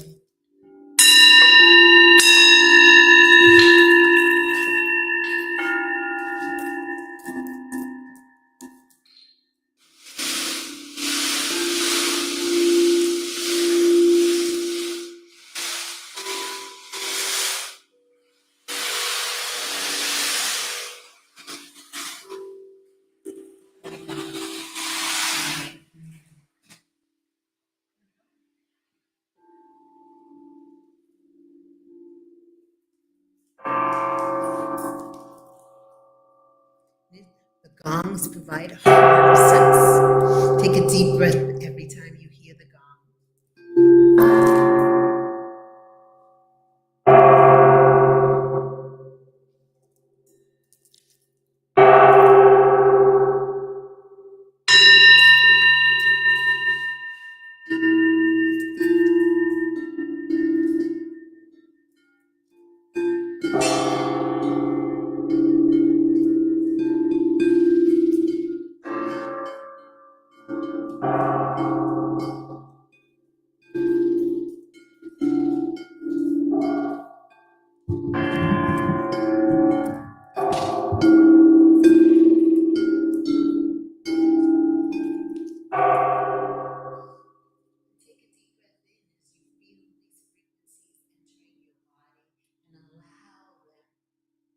These frequencies know what to do.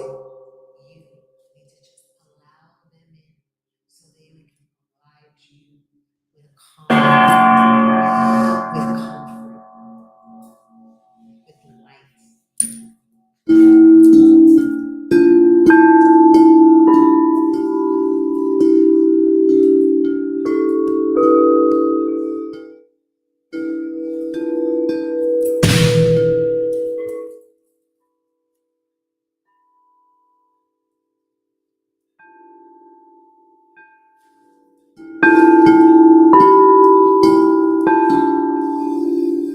Another great thing to help with frequencies. Crystals allow love back into your life, and this is rose quartz. I call this gong a love frequency because it helps assist in reminding you how much you are loved.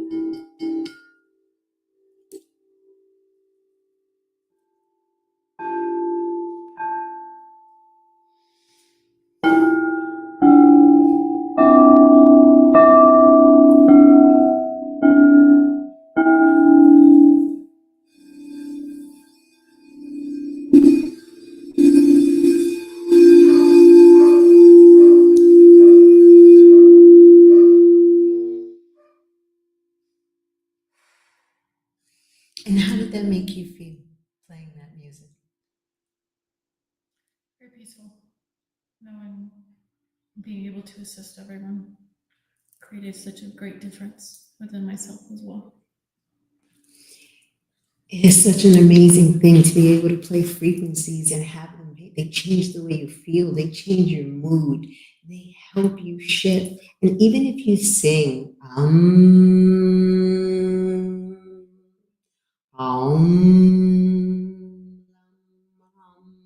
yam ram bam la,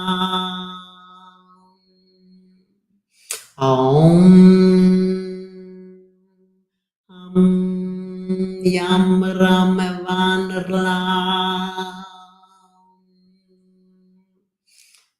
Your voice is a frequency as well. By singing and shifting the energy within, it helps bring peace back into your body.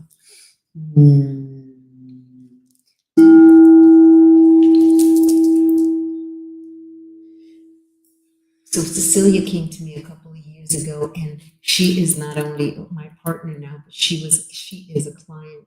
And it's about changing frequencies in her. When she first came, she had this sadness about her. She had a great loss within. And it wasn't loss of death, it was a loss of relationship that felt like death to her. And by bringing her and playing the frequencies for her and sitting her in energies and working on her and just being a positive influence and always helping her, assisting her in the present moment, because we live in the now. And by reminding her that right now, she is alive and she is okay, and that she has so much to give, it has helped her change her frequency. And the healing got to a point where she never wanted to leave again. And here she is. And she just stayed with the beautiful frequencies here. But these are what these great frequencies do. They help shift you. You hit the gong drum and the gong, and they help shift you. Now, I'm going to pull it up.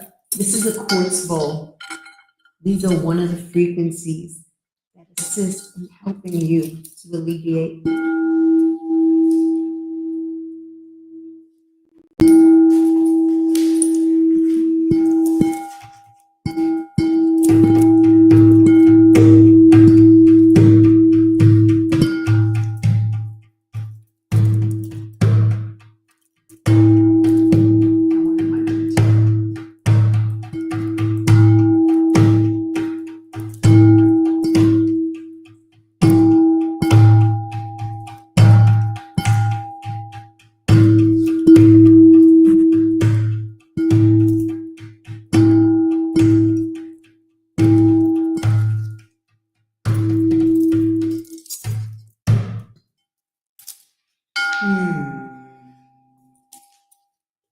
We play many frequencies here to assist you and help you to shift. So I hope you're enjoying this experience.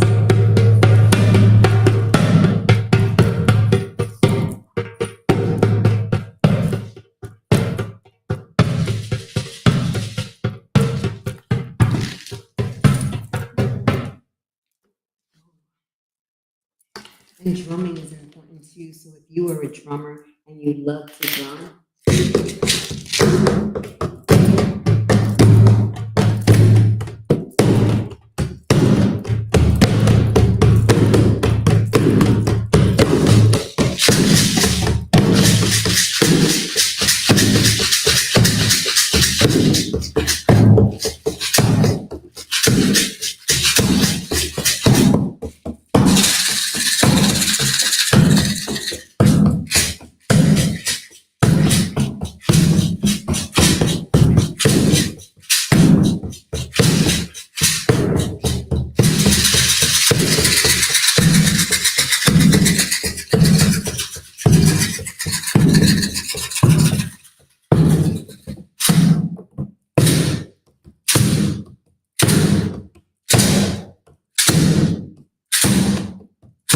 you take a deep breath in and feel the frequencies around you. How is this making you feel?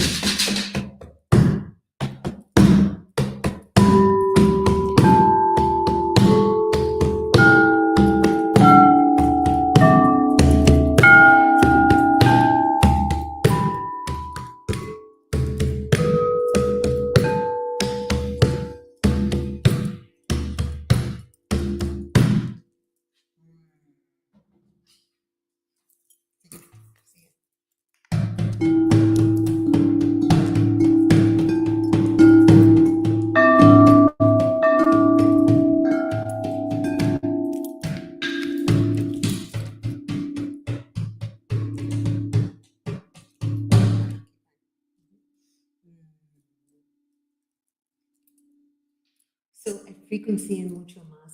We assist you as global shaman to shift the frequencies within you using sound, using crystals, using energies within your body. We open up a portal to your soul, and we ask your soul to assist you in relieving the suffering, the sadness, the pain, the depression, anything that keeps you stuck from moving on in your life and really, truly living your soul's mission.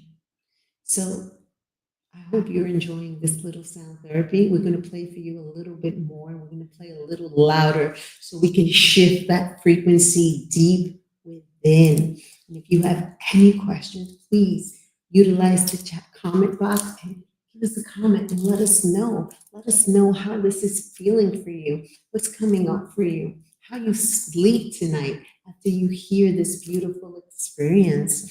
Right now, I'm hosting a retreat, so behind the camera, there are a whole bunch of ladies listening to this frequency as well, enjoying it, connecting, opening up to it. Ladies,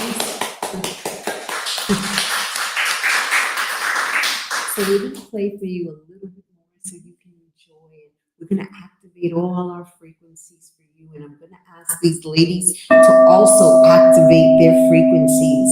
So ladies, activate your frequencies with me and join us in sending healing to everyone.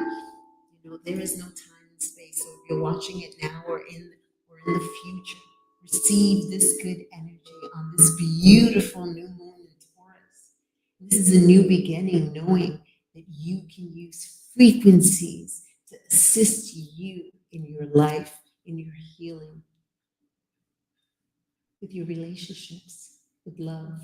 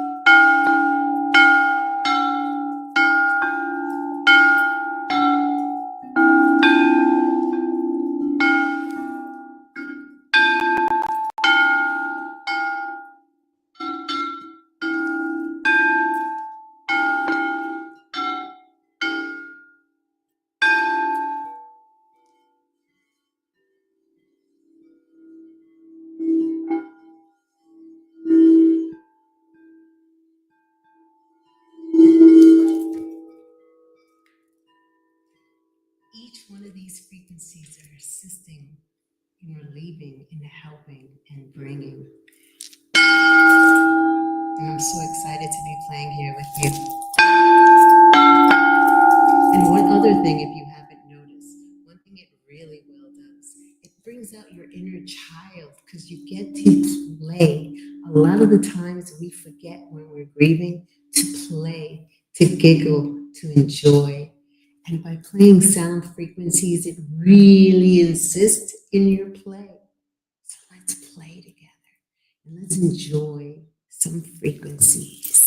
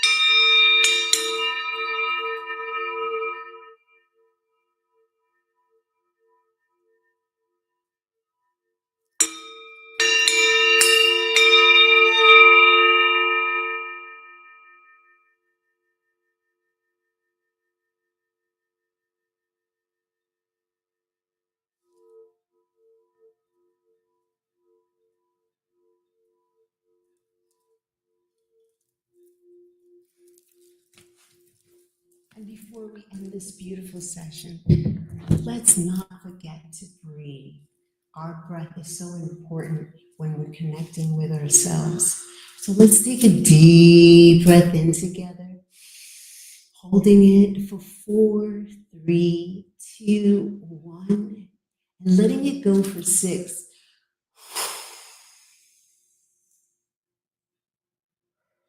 Let's do that again. Take a deep breath in. Holding it for 4, 3, 2, 1, and letting it go for 6. Just let out all that air and reconnect with yourself right now. And see how you feel.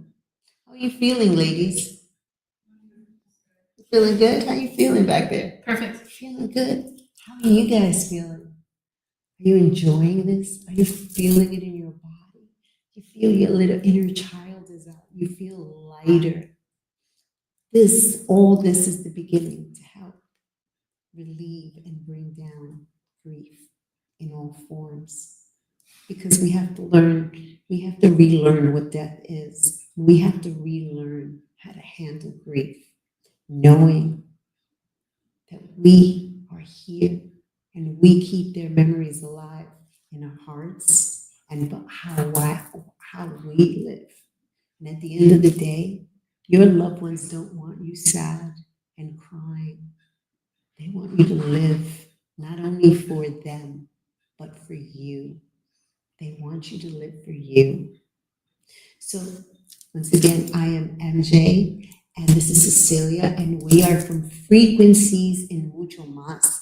We are located in Aguada, Puerto Rico, and we are global shaman. We provide hypnosis therapy and beyond, whether it be in person or online. We provide services of healing, whether it be in person and online, because we don't believe in time and space. You're receiving exactly what you need when you need it. And we are grateful.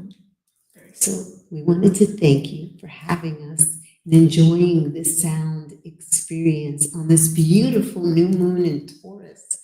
And it's about calm, knowing who you are.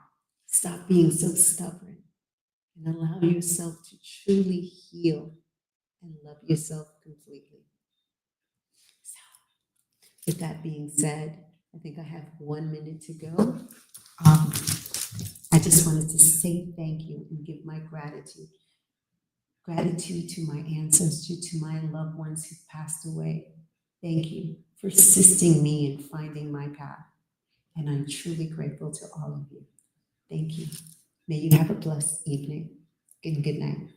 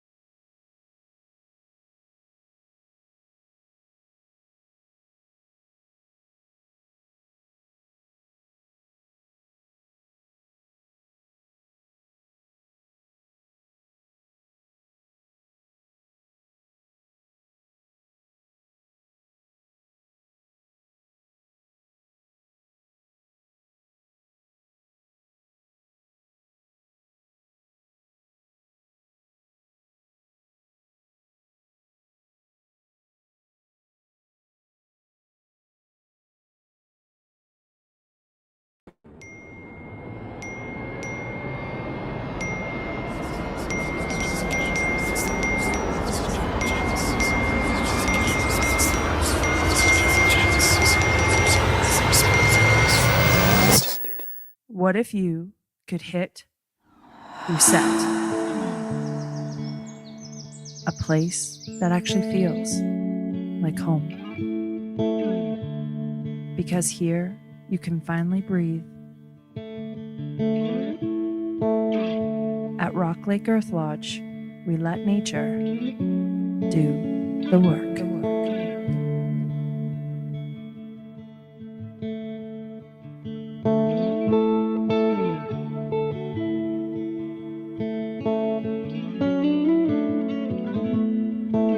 No pressure, no distractions,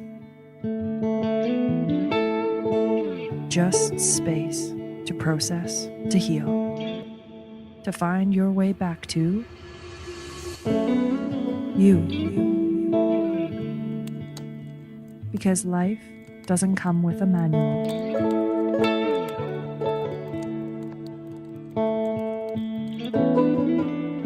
And healing doesn't have to be complicated.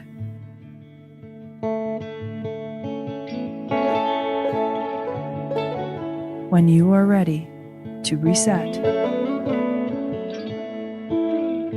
we'll be here.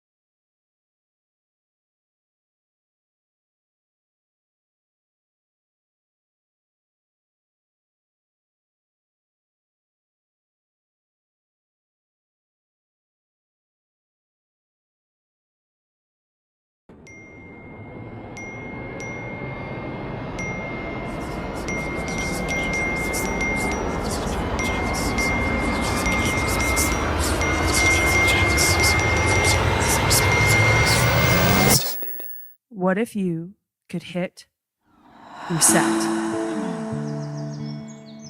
A place that actually feels like home. Because here you can finally breathe.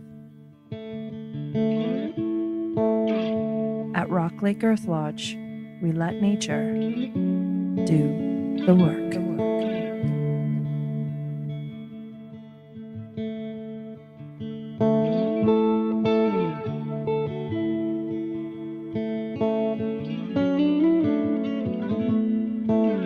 No pressure, no distractions, just space to process, to heal, to find your way back to you. Because life doesn't come with a manual.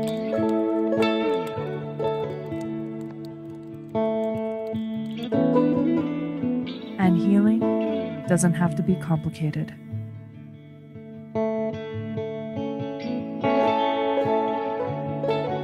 When you are ready to reset, will be here.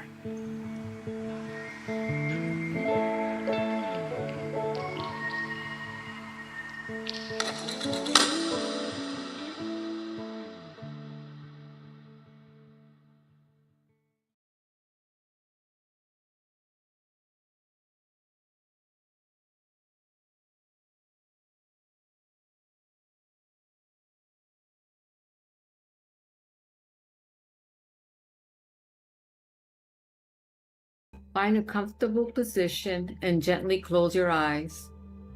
Take a deep breath in through your nose, hold it, and then exhale slowly through your nose, letting go of any tension. Serenity after the storm represents a comprehensive strategy to process grief and loss. 70% of women report feeling isolated during their grieving process. Now, simply focus on your breath. Inhale deeply, bringing calmness into your body, and exhale, releasing any stress or worries. With each breath, feel more grounded and at peace, knowing you are exactly where you need to be at this moment. Take one more deep breath in and exhale, bringing with you a sense of calm as you open your eyes and return to the world, carrying peace with you. Things are going to get worse before they get better. Grief is hard. Thank you for purchasing Serenity After the Storm. I hope that my experience with loss is able to give you insights and techniques to be able to manage your own personal journey with grief.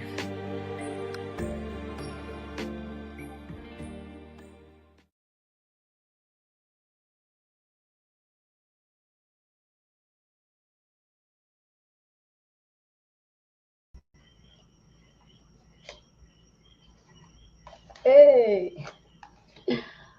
Hi, everyone. Well, it's the third day. Global Grief Conference.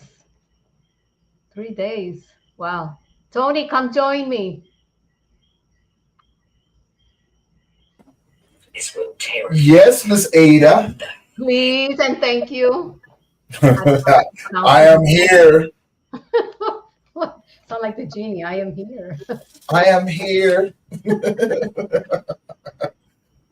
How you doing, Miss Ada?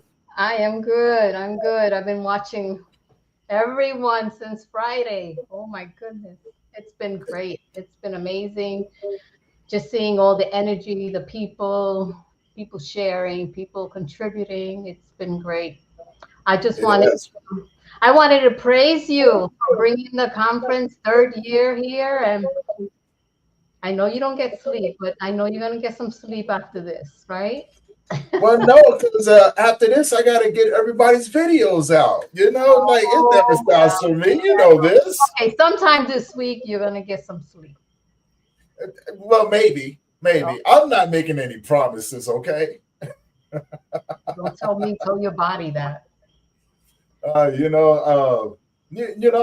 may take some time and just get some rest and just enjoy all of this that has been let it coming soak together. in, right? Like just let it soak in. Like watching how everything is coming together, guys.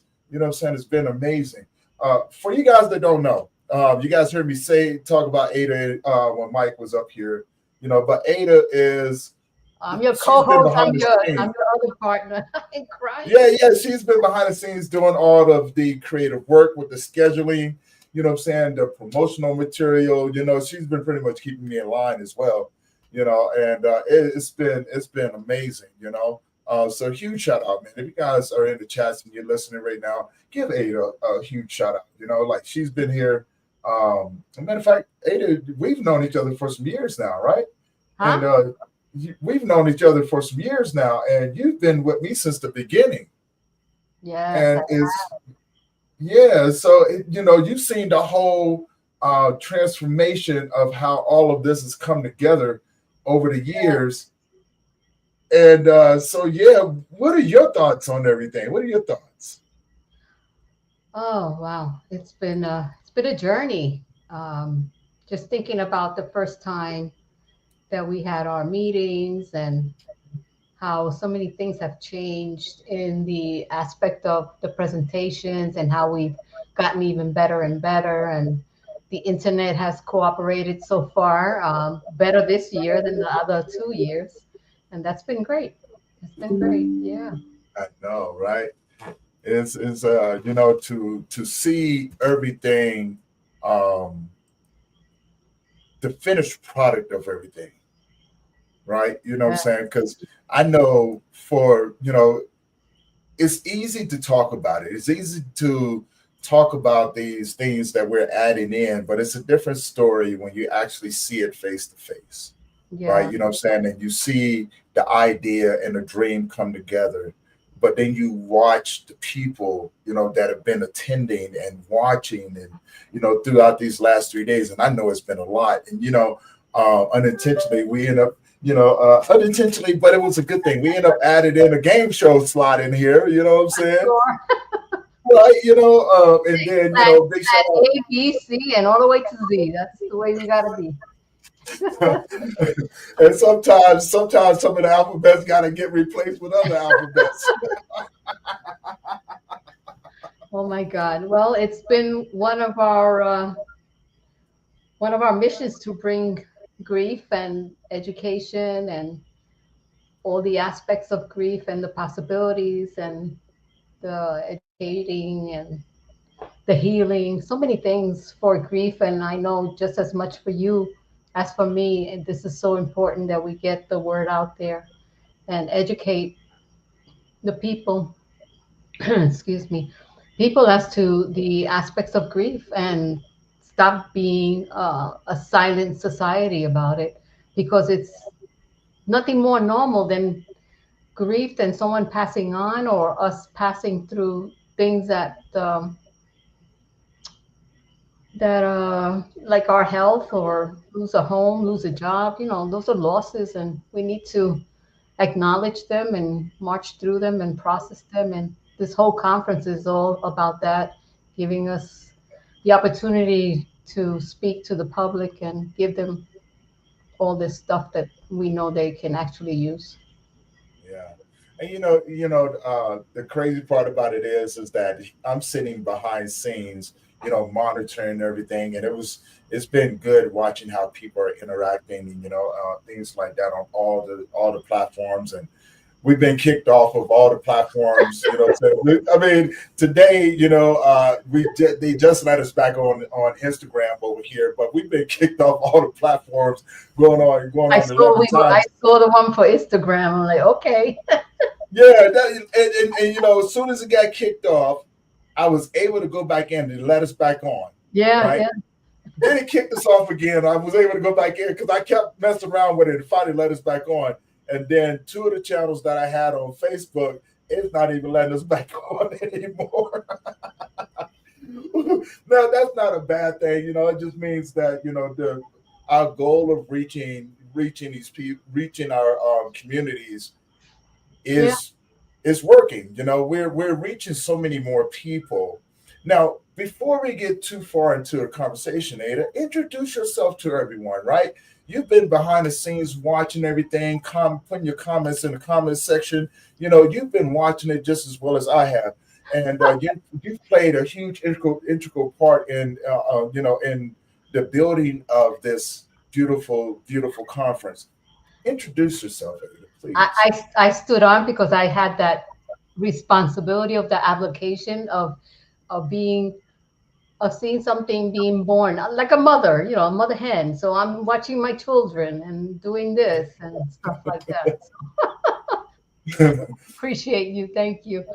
Yes, Most definitely. my name is Ala Malaven. I live in Puerto Rico. I am a transformational grief coach. I am also an author, a speaker, NLP practitioner, a yoga instructor, and what else? A mother, grandmother, sister, an aunt, other roles in my life as well.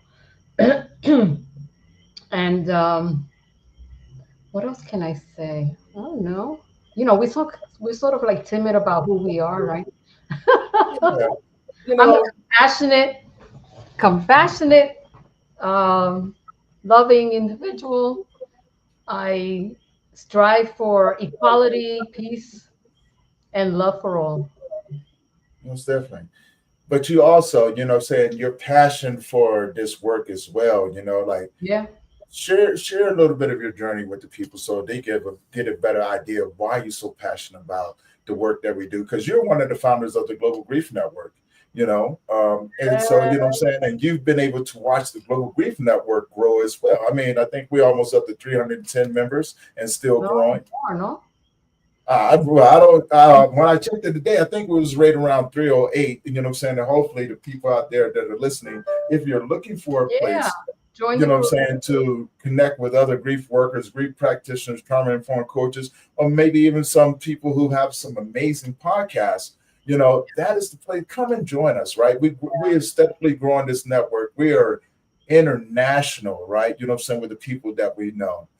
So tell the people that's tuning in, how did you get into this work? Why are you so passionate about this? Yeah, well, my journey, I have a lot of losses in my life, and one in particular was in 2015, June. My son-in-law passed away. I'm already choking up. This is part of it, guys. Um, and I saw that before he passed away, he was put in palliative care, and how the service was okay, but it should have been better.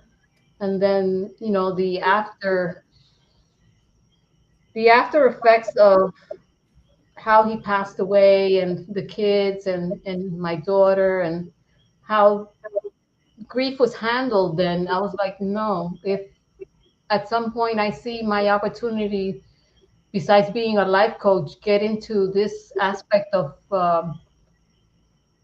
grief, then I want to do that. So I got into a program later on, and yeah, I went into the thanatology course in one of the universities, and it just happened to open probably at the end of the pandemic. So it was an opportunity for me to really dig into this particular work. And I do a lot of pro bono. So I do it Yeah. from my heart. Money is not something that I strive for. I mean, we all need money, but if I see someone that needs to have a moment of processing or expressing their grief, I'll sit down with them, and we'll get through it and give them all the options. And that's another reason why I wrote my current book. I just published it in December. It's called Serenity After the Storm. And in that book, I have most of my, I can't say all because I've lost so many people in my life, my parents, my boyfriend, my son-in-law, like I said, my uncle, my friends. So my dog. Yeah, had all those losses, and the aspect of grief was something always interesting to me, and how we don't process it in life. Although we talk about life coaching, we really don't talk about passing, and how to deal with it. Right. Now, I want to talk to you about. So I want to talk about the different forms of grief, right? You know what I'm saying? The different types. I think a lot of people don't know how to put words to these things, right? You know what I'm saying? Although they experience it, like, Devon was on earlier yesterday, and she's really really into anticipatory grief, Yeah, and a lot of people don't even understand that neither, right? yeah, yeah, yeah, And that's a very common form of grief that people um, really don't think about. They're just in the moment with these people. And when we talk about anticipatory grief, the definition is in the name. yeah. It's pretty much, focused around people who have been diagnosed with a terminal illness. Say, for instance, you got a family member or a loved one that Mhm. has terminal cancer, and they've just now went into ICU. Now you're sitting there with your loved one and you're watching them go through this terrible thing, knowing, like, you're anticipating the inevitable, Yeah. right? which takes you through a totally different journey. And it's almost like fast paced, right? Because you know what's happening. So in some really crazy form, you've already accepted the fact of that your loved one is going to pass away. They're going to transition out of this world. Yeah, and the thing there is that there's two people or a couple of people there processing grief, the individual Right. that's ill and the family members. So they're all going through their own processing of grief. Mm-hmm. And And you know, here's another form of grief that people don't really understand neither: complicated grief. You know, that is a really that is a really strange grief if you don't understand it, yeah, and it very messy. Like I almost think, aside from sudden loss, or sudden grief, complicated grief is probably one of the more tougher ones to try to grasp around. What are your thoughts on that? yeah, it all depends on the complicated grief. They might need a therapist besides a coach. You know, a coach and a therapist can work hand in hand, but if it's really a complicated grief where there's a lot of possibility of trauma behind it, um, yeah, sometimes we might have a coach and a therapist intervene with that processing of that grief. Yeah. Now, So, do you? mhm. I guess when you said that, I was telling somebody, I was doing a podcast with a young lady, and I was telling them, I was like, look, I got 5 different people I go to. Reason being, right? When you think about a therapist, for as us being grief coaches, we carry a lot, right? We carry a lot of people's trauma there, you know what I'm saying, and a lot of their emotions, because, and I could be wrong with this, but I do believe that that majority of us, 99.9% of us, are really, really deep empaths, and we can feel those Oh things when yeah, we enter into a room, right? And yeah, I do think it's important, what I'm saying, when it's just like, it's like going to a doctor, so to speak, right? A yeah, therapist may be specialized in one area, yeah, but then you may need someone to help you deal with your mental health, right, right? You may need someone to help you deal with, your suicidal ideation, right, yeah, right? You know what I'm saying? And so that's why I encourage people, if you can, get someone who specializes in these different areas. yeah, And I think that's why I fell in love with grief as well. yeah, Watching the different people in those different walks of life that yeah, specialize in these different forms of grief and yeah, trauma, mental health, and addiction. Like, there's going to be a totally different way to deal with someone who's an alcoholic than you deal with someone who's an heroin addict, right? yes, You know what I'm saying? yes, You would think that they go hand in hand, but they really don't. no, they don't. So what are your thoughts on encouraging people to go out there and seek multiple, a few people that specialize in these different areas? Yeah, selecting a coach is not so much like what their niche is or what their specialty is. There has to be some kind of rapport. Mm. You have to connect.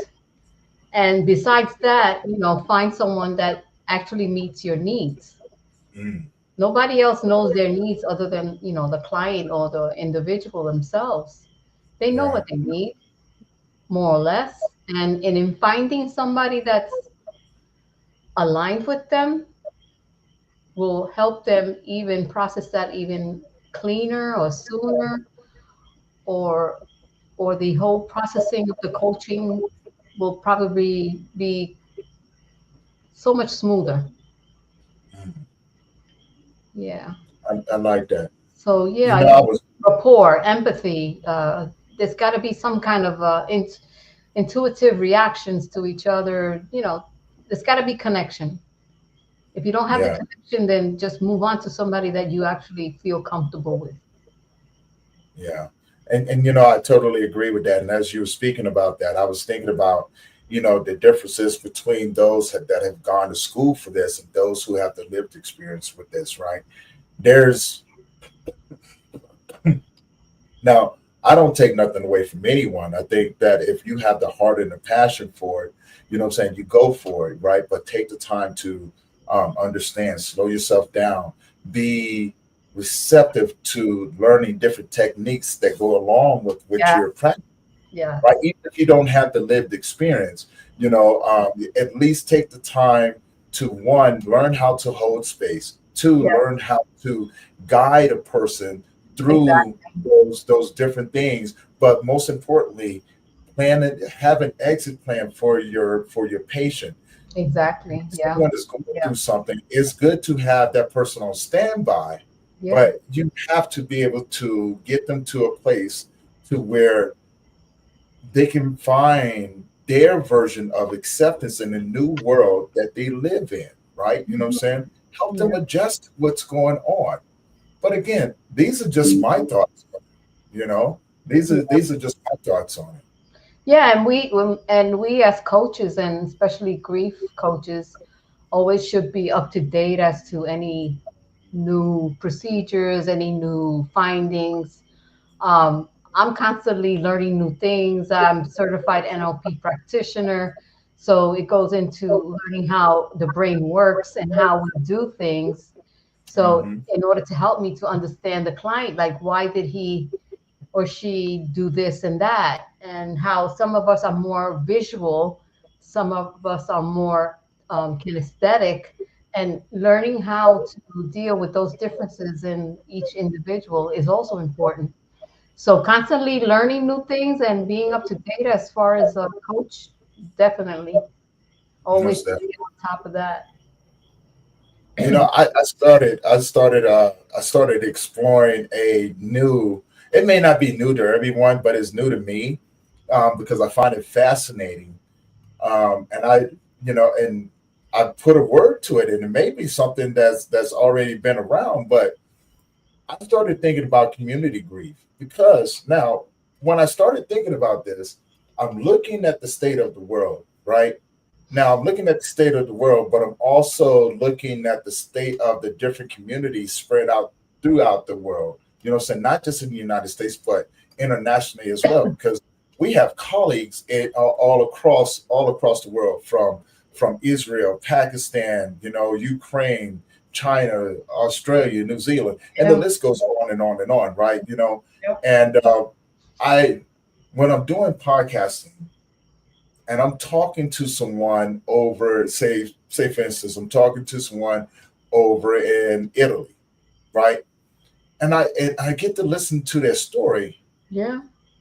It goes back to what I said in the beginning, when I first started this and made the discovery that grief was the deepest human connection that you can ever have with someone. Hmm.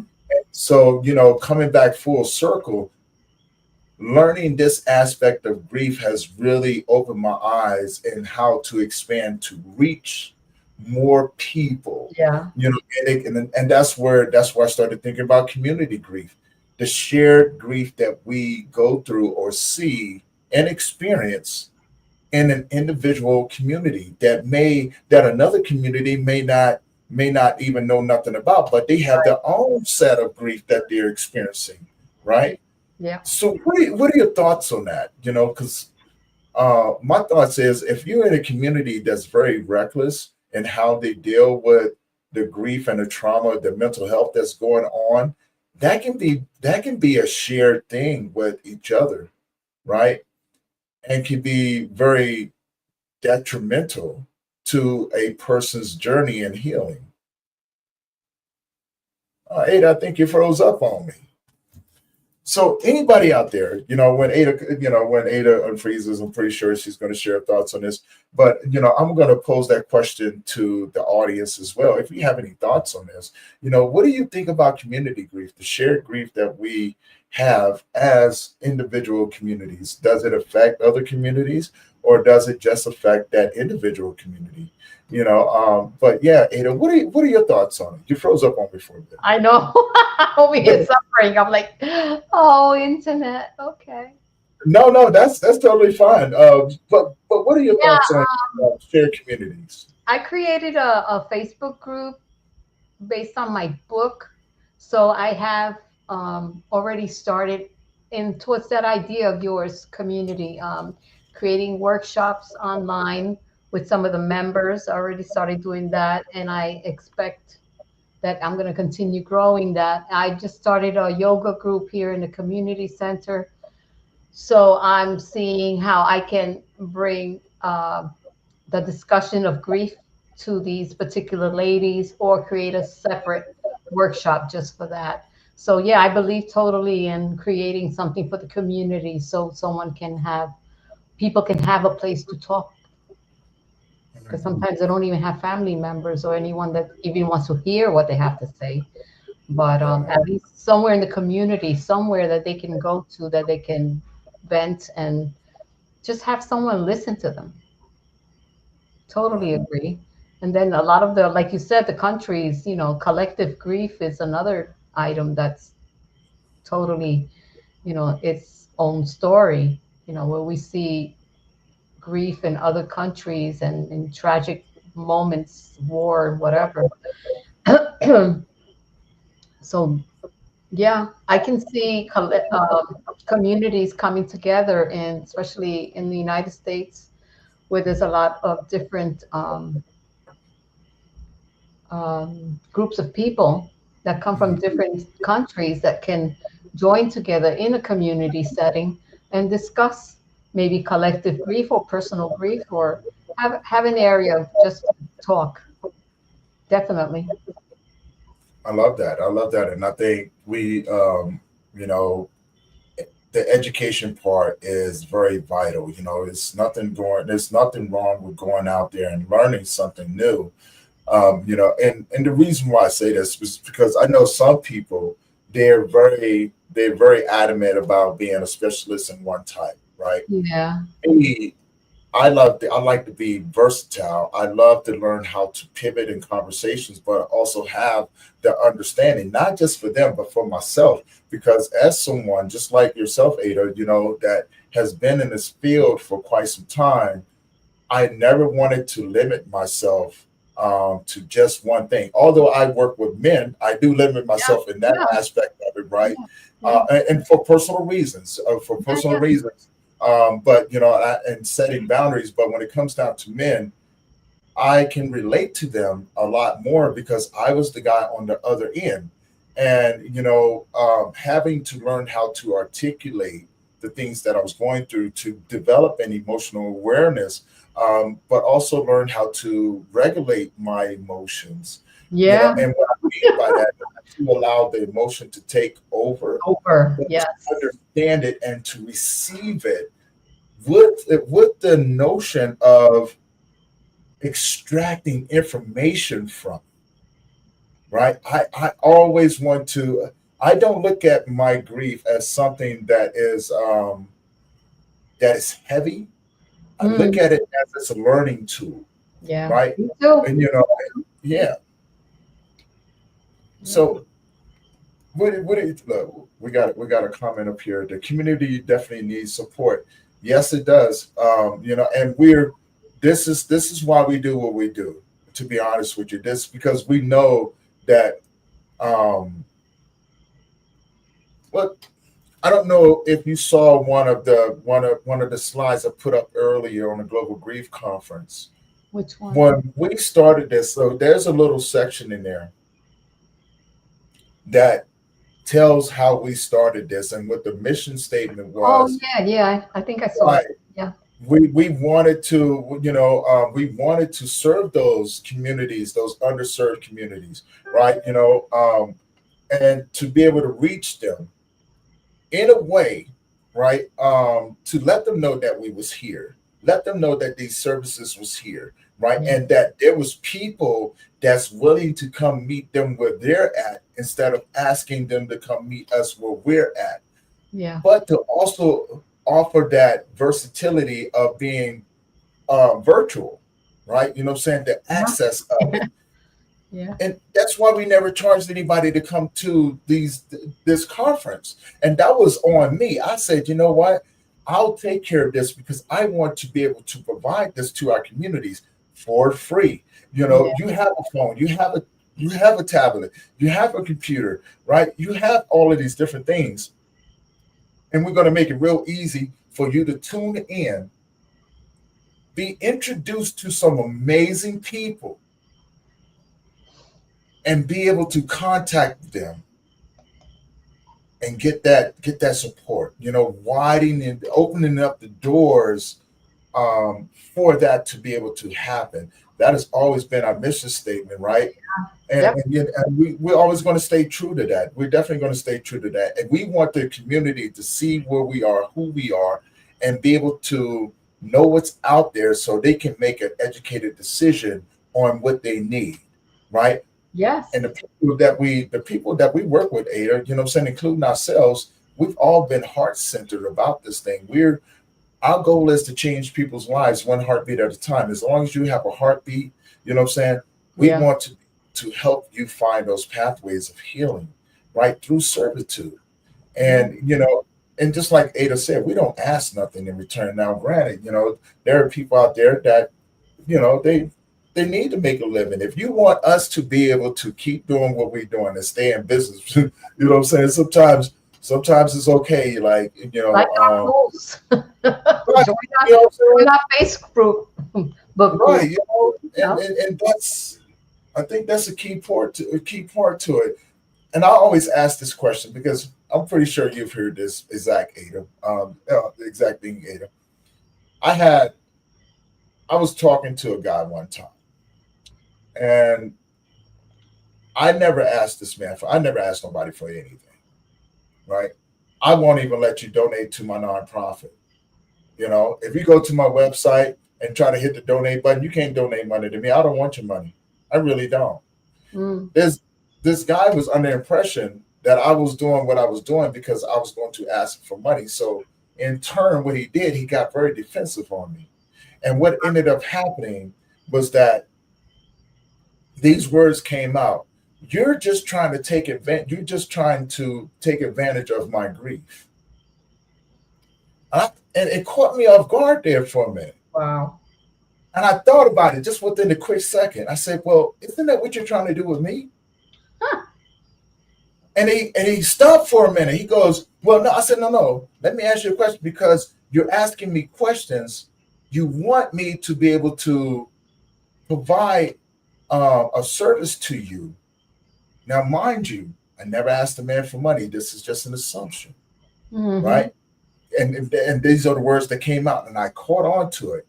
I said, but that's what you're trying to do to me. He goes, what do you mean? I said, well, you're asking me all of these questions to help guide you along this path to finding healing and things like that.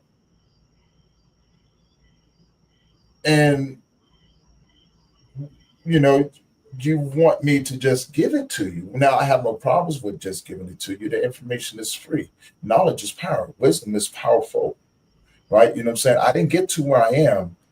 I got here because of the losses and the experience and having to navigate this. Yeah. So you're trying to take advantage of the knowledge that I have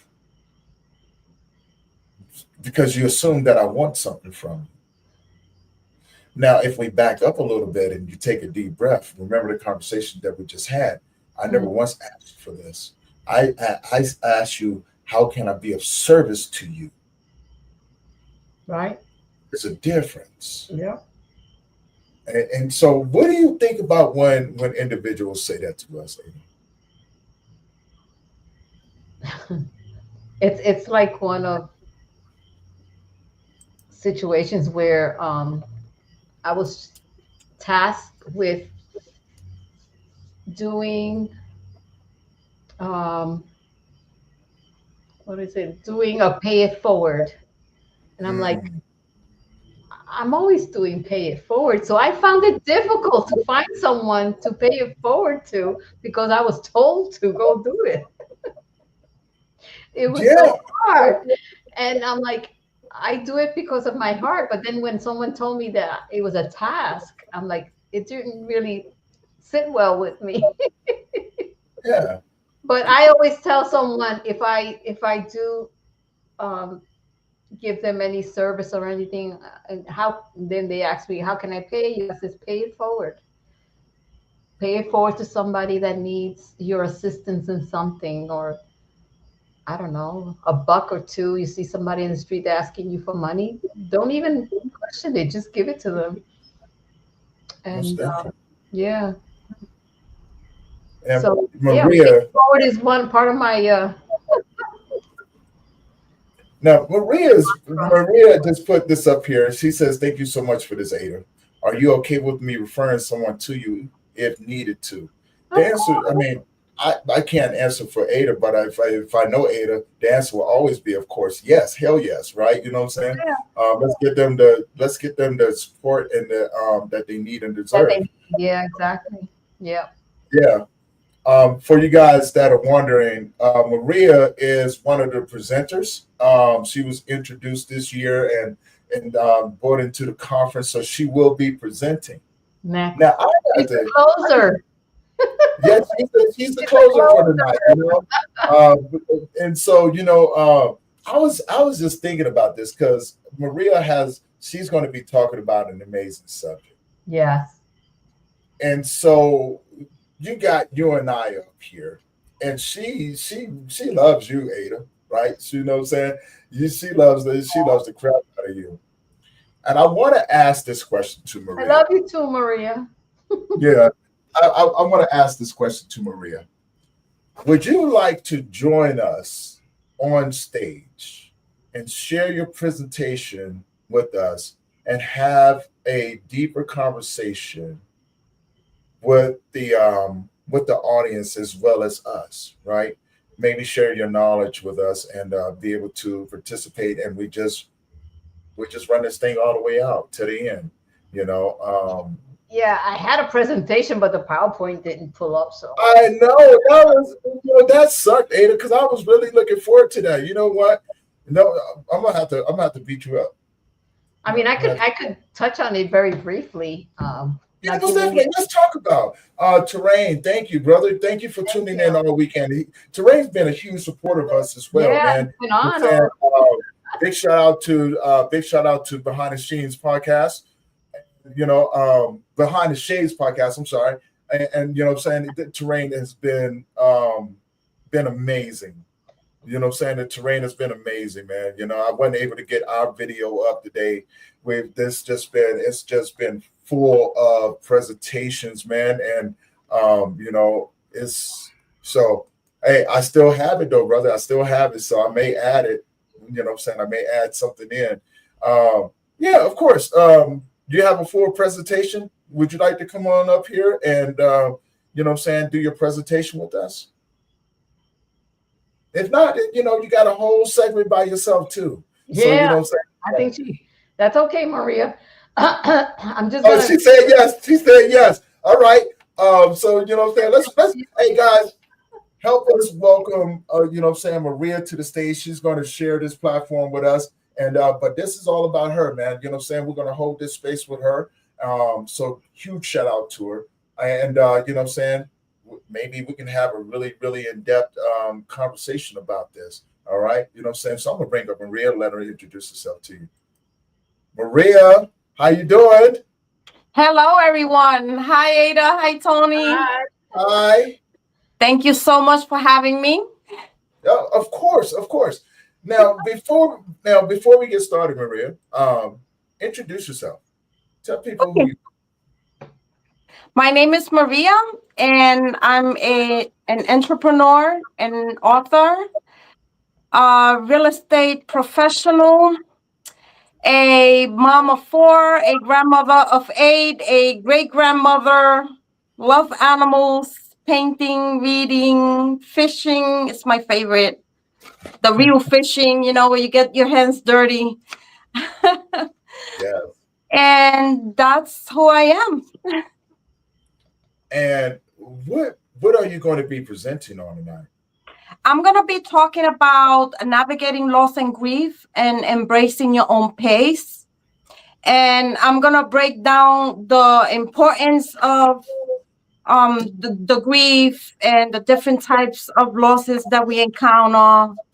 such as it doesn't stem only from the death of a family, but also other types of losses like your freedom, your health, or dream or gold. I also want to be talking about a little bit about the mental health considerations like the DSM-5 and some of the major mental conditions. And also I want to break down Elizabeth Kabler's model in which she talks about the denial, the anger, the bargaining, the depression, and the acceptance.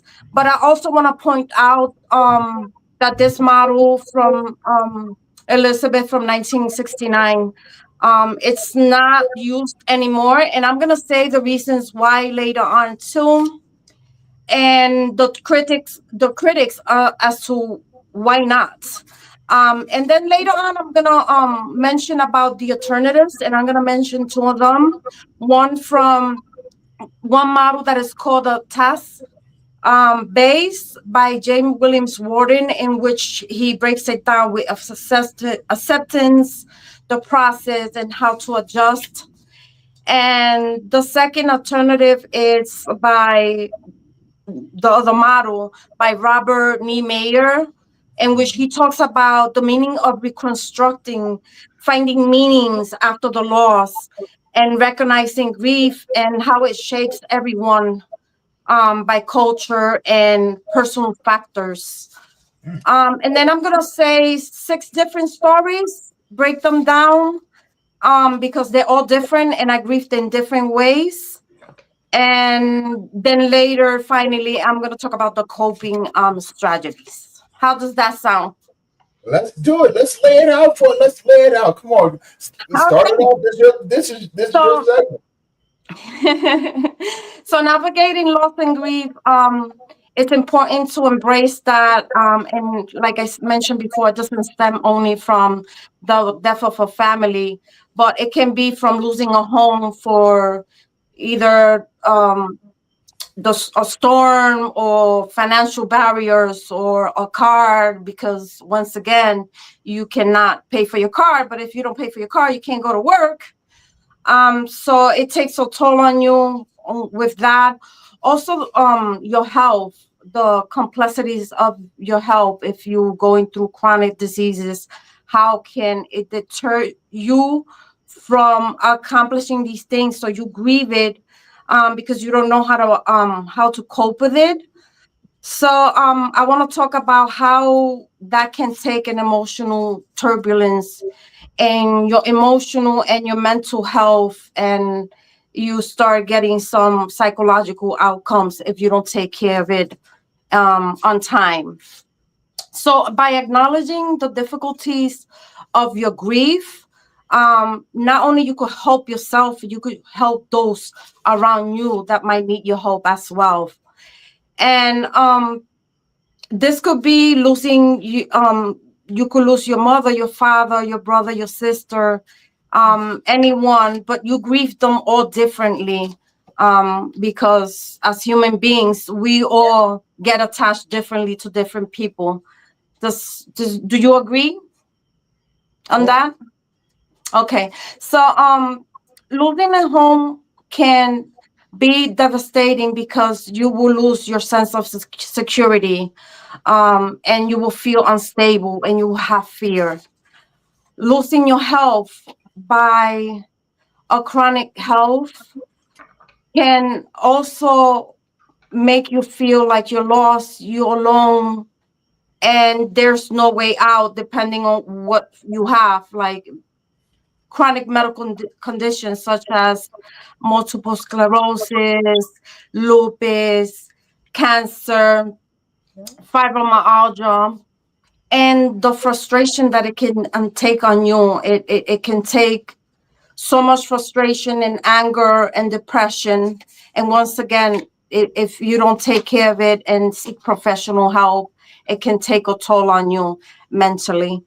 So creating and what it does is that it creates barriers and it starts affecting your life completely, especially if you're going through a chronic situation. Me, for example, I have fibromyalgia, Hashimoto's, and hypothyroidism, all three at one time. So I get the brain fog and the fatigue, gastro issues, headache, inflammation, pain joint, muscle spasm, muscle stiffness, and it's very challenging when you have all these dreams and all these goals and you want to do the best of your ability, but somehow you have a flare. But by knowing how to take control of these situations, we can overcome it and once again help ourselves, and in the interim help those around us. And losing the freedom, for example, losing the freedom through an abusive relationship, and how does this happen when they keep you away from your family? When you're in an abusive relationship, they keep you away from your family, your friends, and they even take you the freedom to speak and decide what you want to do in life for yourself. So you're not allowed to do that. And just trying to reclaim your freedom can take a toll on you mentally as well. So, and it comes with emotional scars and mentally emotional outcomes. Also, losing a sheriff goal or a dream.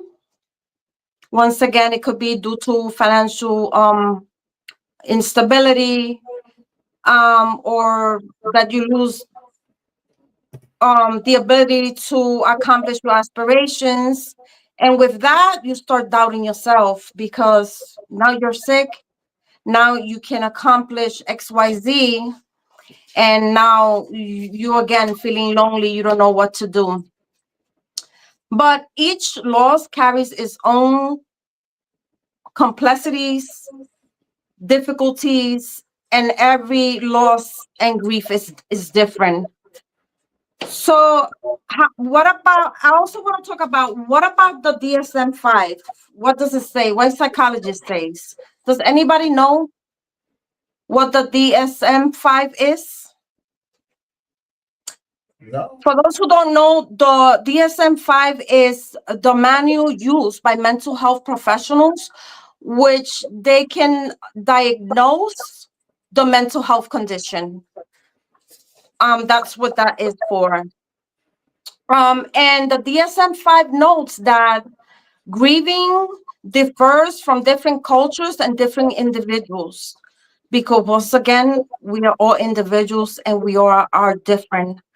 But we need to be aware of how severe is your grief, because the DMS5 states that in order for you to be diagnosed that you have a mental health condition, it has to be that you were grieving for a long time, like years of grieving, where you start getting depressed and you can't get out of bed and you can't function. Now at this point, you are completely lost.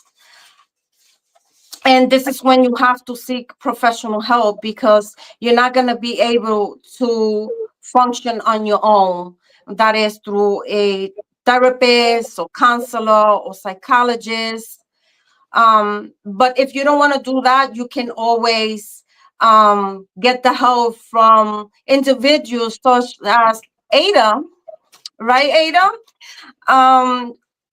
I'm pretty sure she will be out there ready to help and give some advice. So what are some of the chronic conditions of grief where you say, okay, you need help now?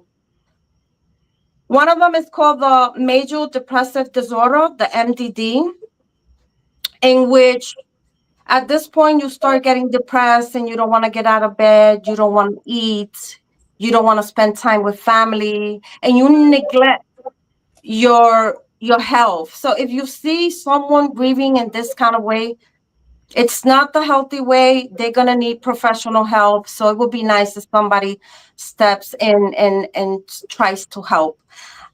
Post-traumatic stress disorder is another one. Post-traumatic stress disorder is when usually happens when you have an egregious impact, someone that you didn't know that they were sick, or an accident happened and that person passed due to an accident, or the person kills themselves in front of you, which later on I'm going to talk about in a story. And also, so they will need help if they have post-traumatic stress disorder, and also adjustment disorder, in which the individual at this point, they start having difficulties coping with everyday life. Like any little change is like, oh my God, I can't do this anymore. And it could be the simplest thing, and they basically drowning in a cup of water because they're having this problem. It's a mental health condition at this moment. So it is important that we address those issues with ourselves if we have that, or those around us. And is anyone familiar with Elizabeth Kubler-Ross model? Yes. Right. All the stages. So the stages are denial, anger, bargaining, depression, and acceptance. So the denial is when they are in total denial, like they can't believe this is happening. This is really not happening. And at this point, they're not even crying because they don't even believe it at this point. Then it comes anger, when they think it's not fair and they angry, like, why does this gotta happen to me? And how about the bargaining? The bargaining is when, if I only would have spent more time with this person, or I would have felt better if I would have called him, or if I would have visited him in the hospital. So that's when the bargaining comes in. And then depression. And once again, what is depression? Is the severe depression in where you have to go seek help? Or is it just depression because of the situation in which you are going through? So differing those two, it's important. And finally, acceptance, where the person accepted the reality, accepted the loss, grieved, and moved on. Right? But not everybody does that. It's not easy for everybody, and depending on the situation.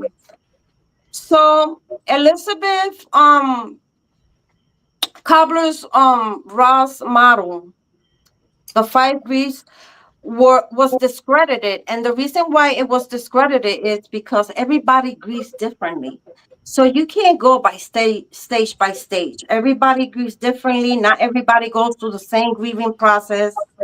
So it was not based on facts. Even though it was groundbreaking at the time, it was not. So it was more based on Western cultures, and other cultures were not involved. So that's why it was not valid. But guess what? We do have other models in place, and they have many others, but I'm only familiar with 2 of them.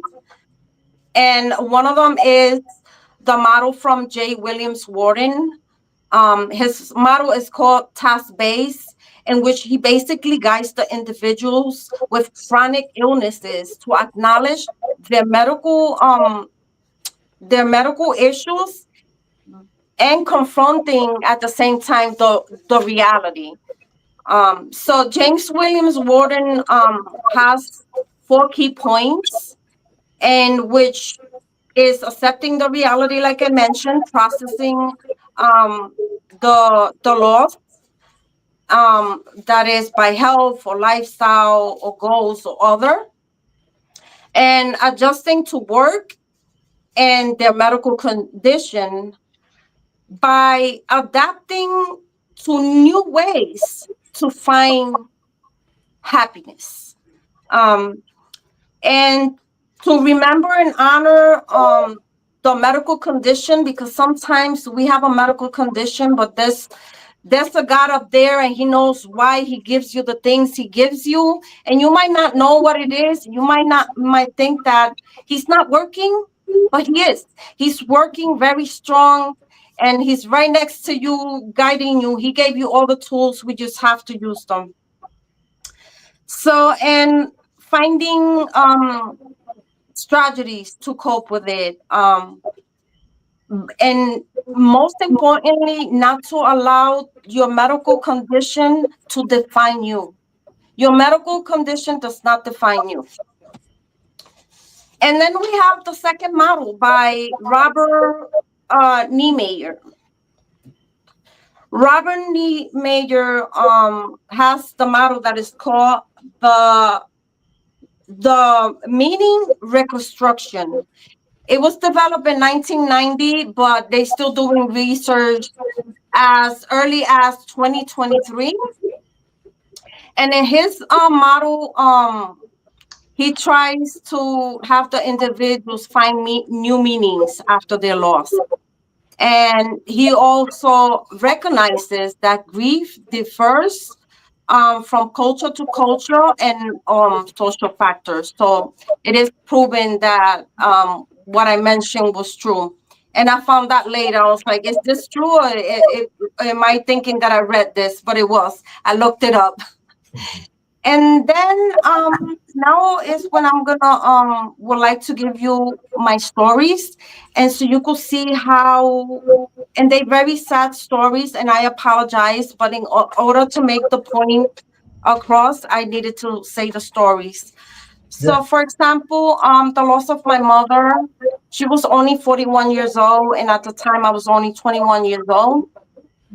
My mother had heart problems, conditions, and she was really unable to get better.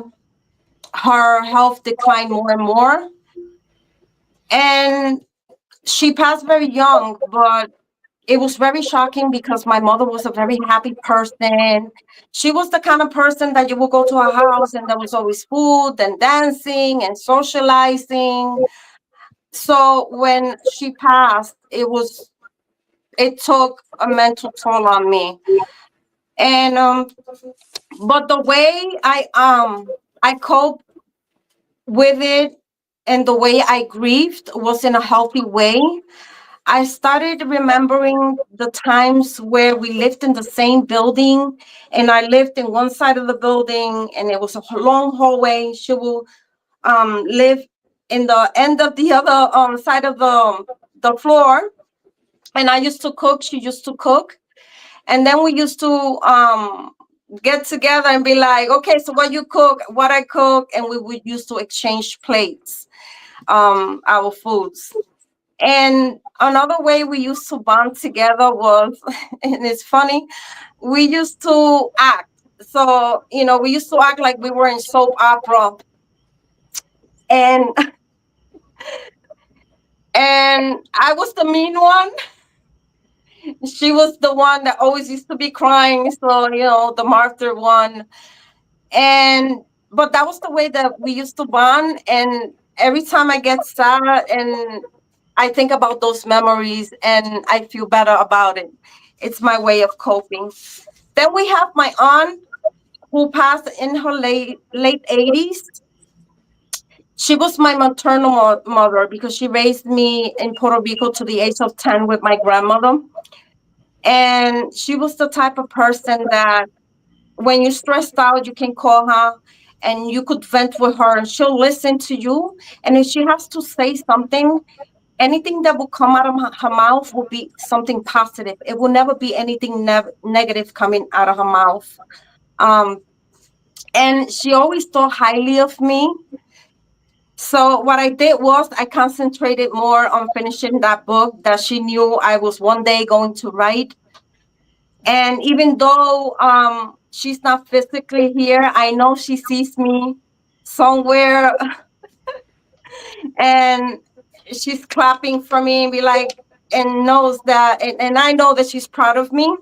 So knowing and remembering her this way helps me grieve better. And then it comes the loss of my brother, my 16-year-old brother, in which he tragically ended his life in front of me.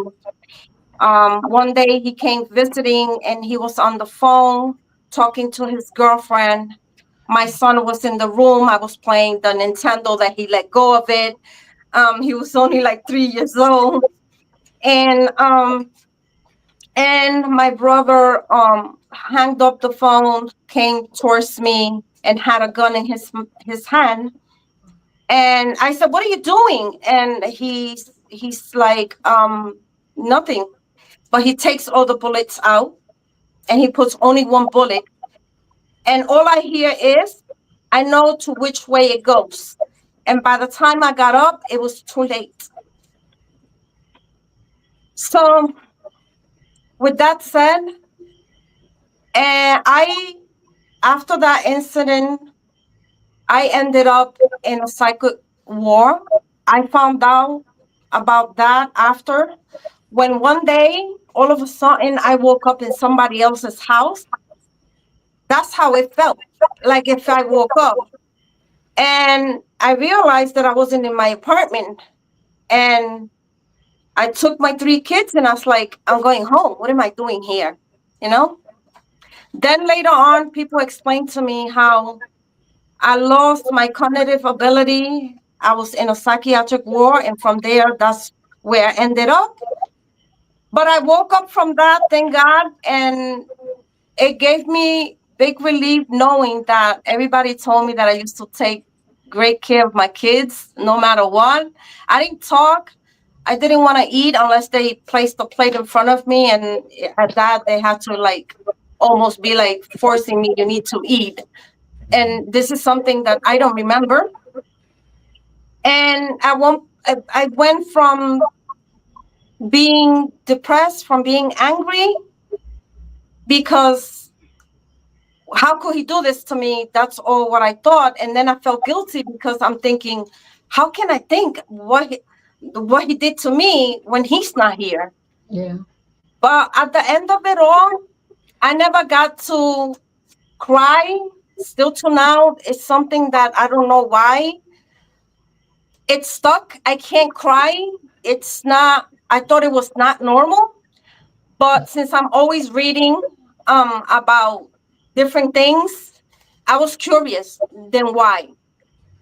Why am I not crying? And I found out that the reason for that is because it's a coping mechanism too. Yeah. So it's a way of not being hurt. And now I'm okay with that. I just remember the days where we used to bite our cheeks together because we both used to suffer from anxiety. And we always used to be like, "Oops," like, "Put your hand down, don't do that." And the times that we used to drink coffee and joke around. And that's how I remember my brother. And that's how I grieved him. I'm okay now with not remembering. I'm content with that now. And the loss of my freedom. That's another one. That's the 4th one. The loss of my freedom when I got together at 13 years old with this abusive man. Once again, my mother was sick, and she confided in this man that was supposed to take care of me and marry me. I was almost 14, 16 days before my 14th birthday. I was arranged to get married with him. I didn't get to get married with him. The church was closed to top it off. I won't be talking much about that now. But this man used to abuse me physically, emotionally, sexually. That's how I ended up having 4 of his children, which I loved dearly, and I will never regret it. And if I have to do it again, I will, because I know those children were the one who kept me doing the right thing all the time, no matter what. I'm grateful for that. But it was hard for me to try to get my freedom. It was devastating trying to get my freedom because I wasn't allowed to move anywhere, to go anywhere without his permission. But I educated myself. I educated myself on different type of topics, from relationships to toxic relationship to abuse, what was a covert abuser, a healthy relationship, and all different types of psychological books. And reading these books helped me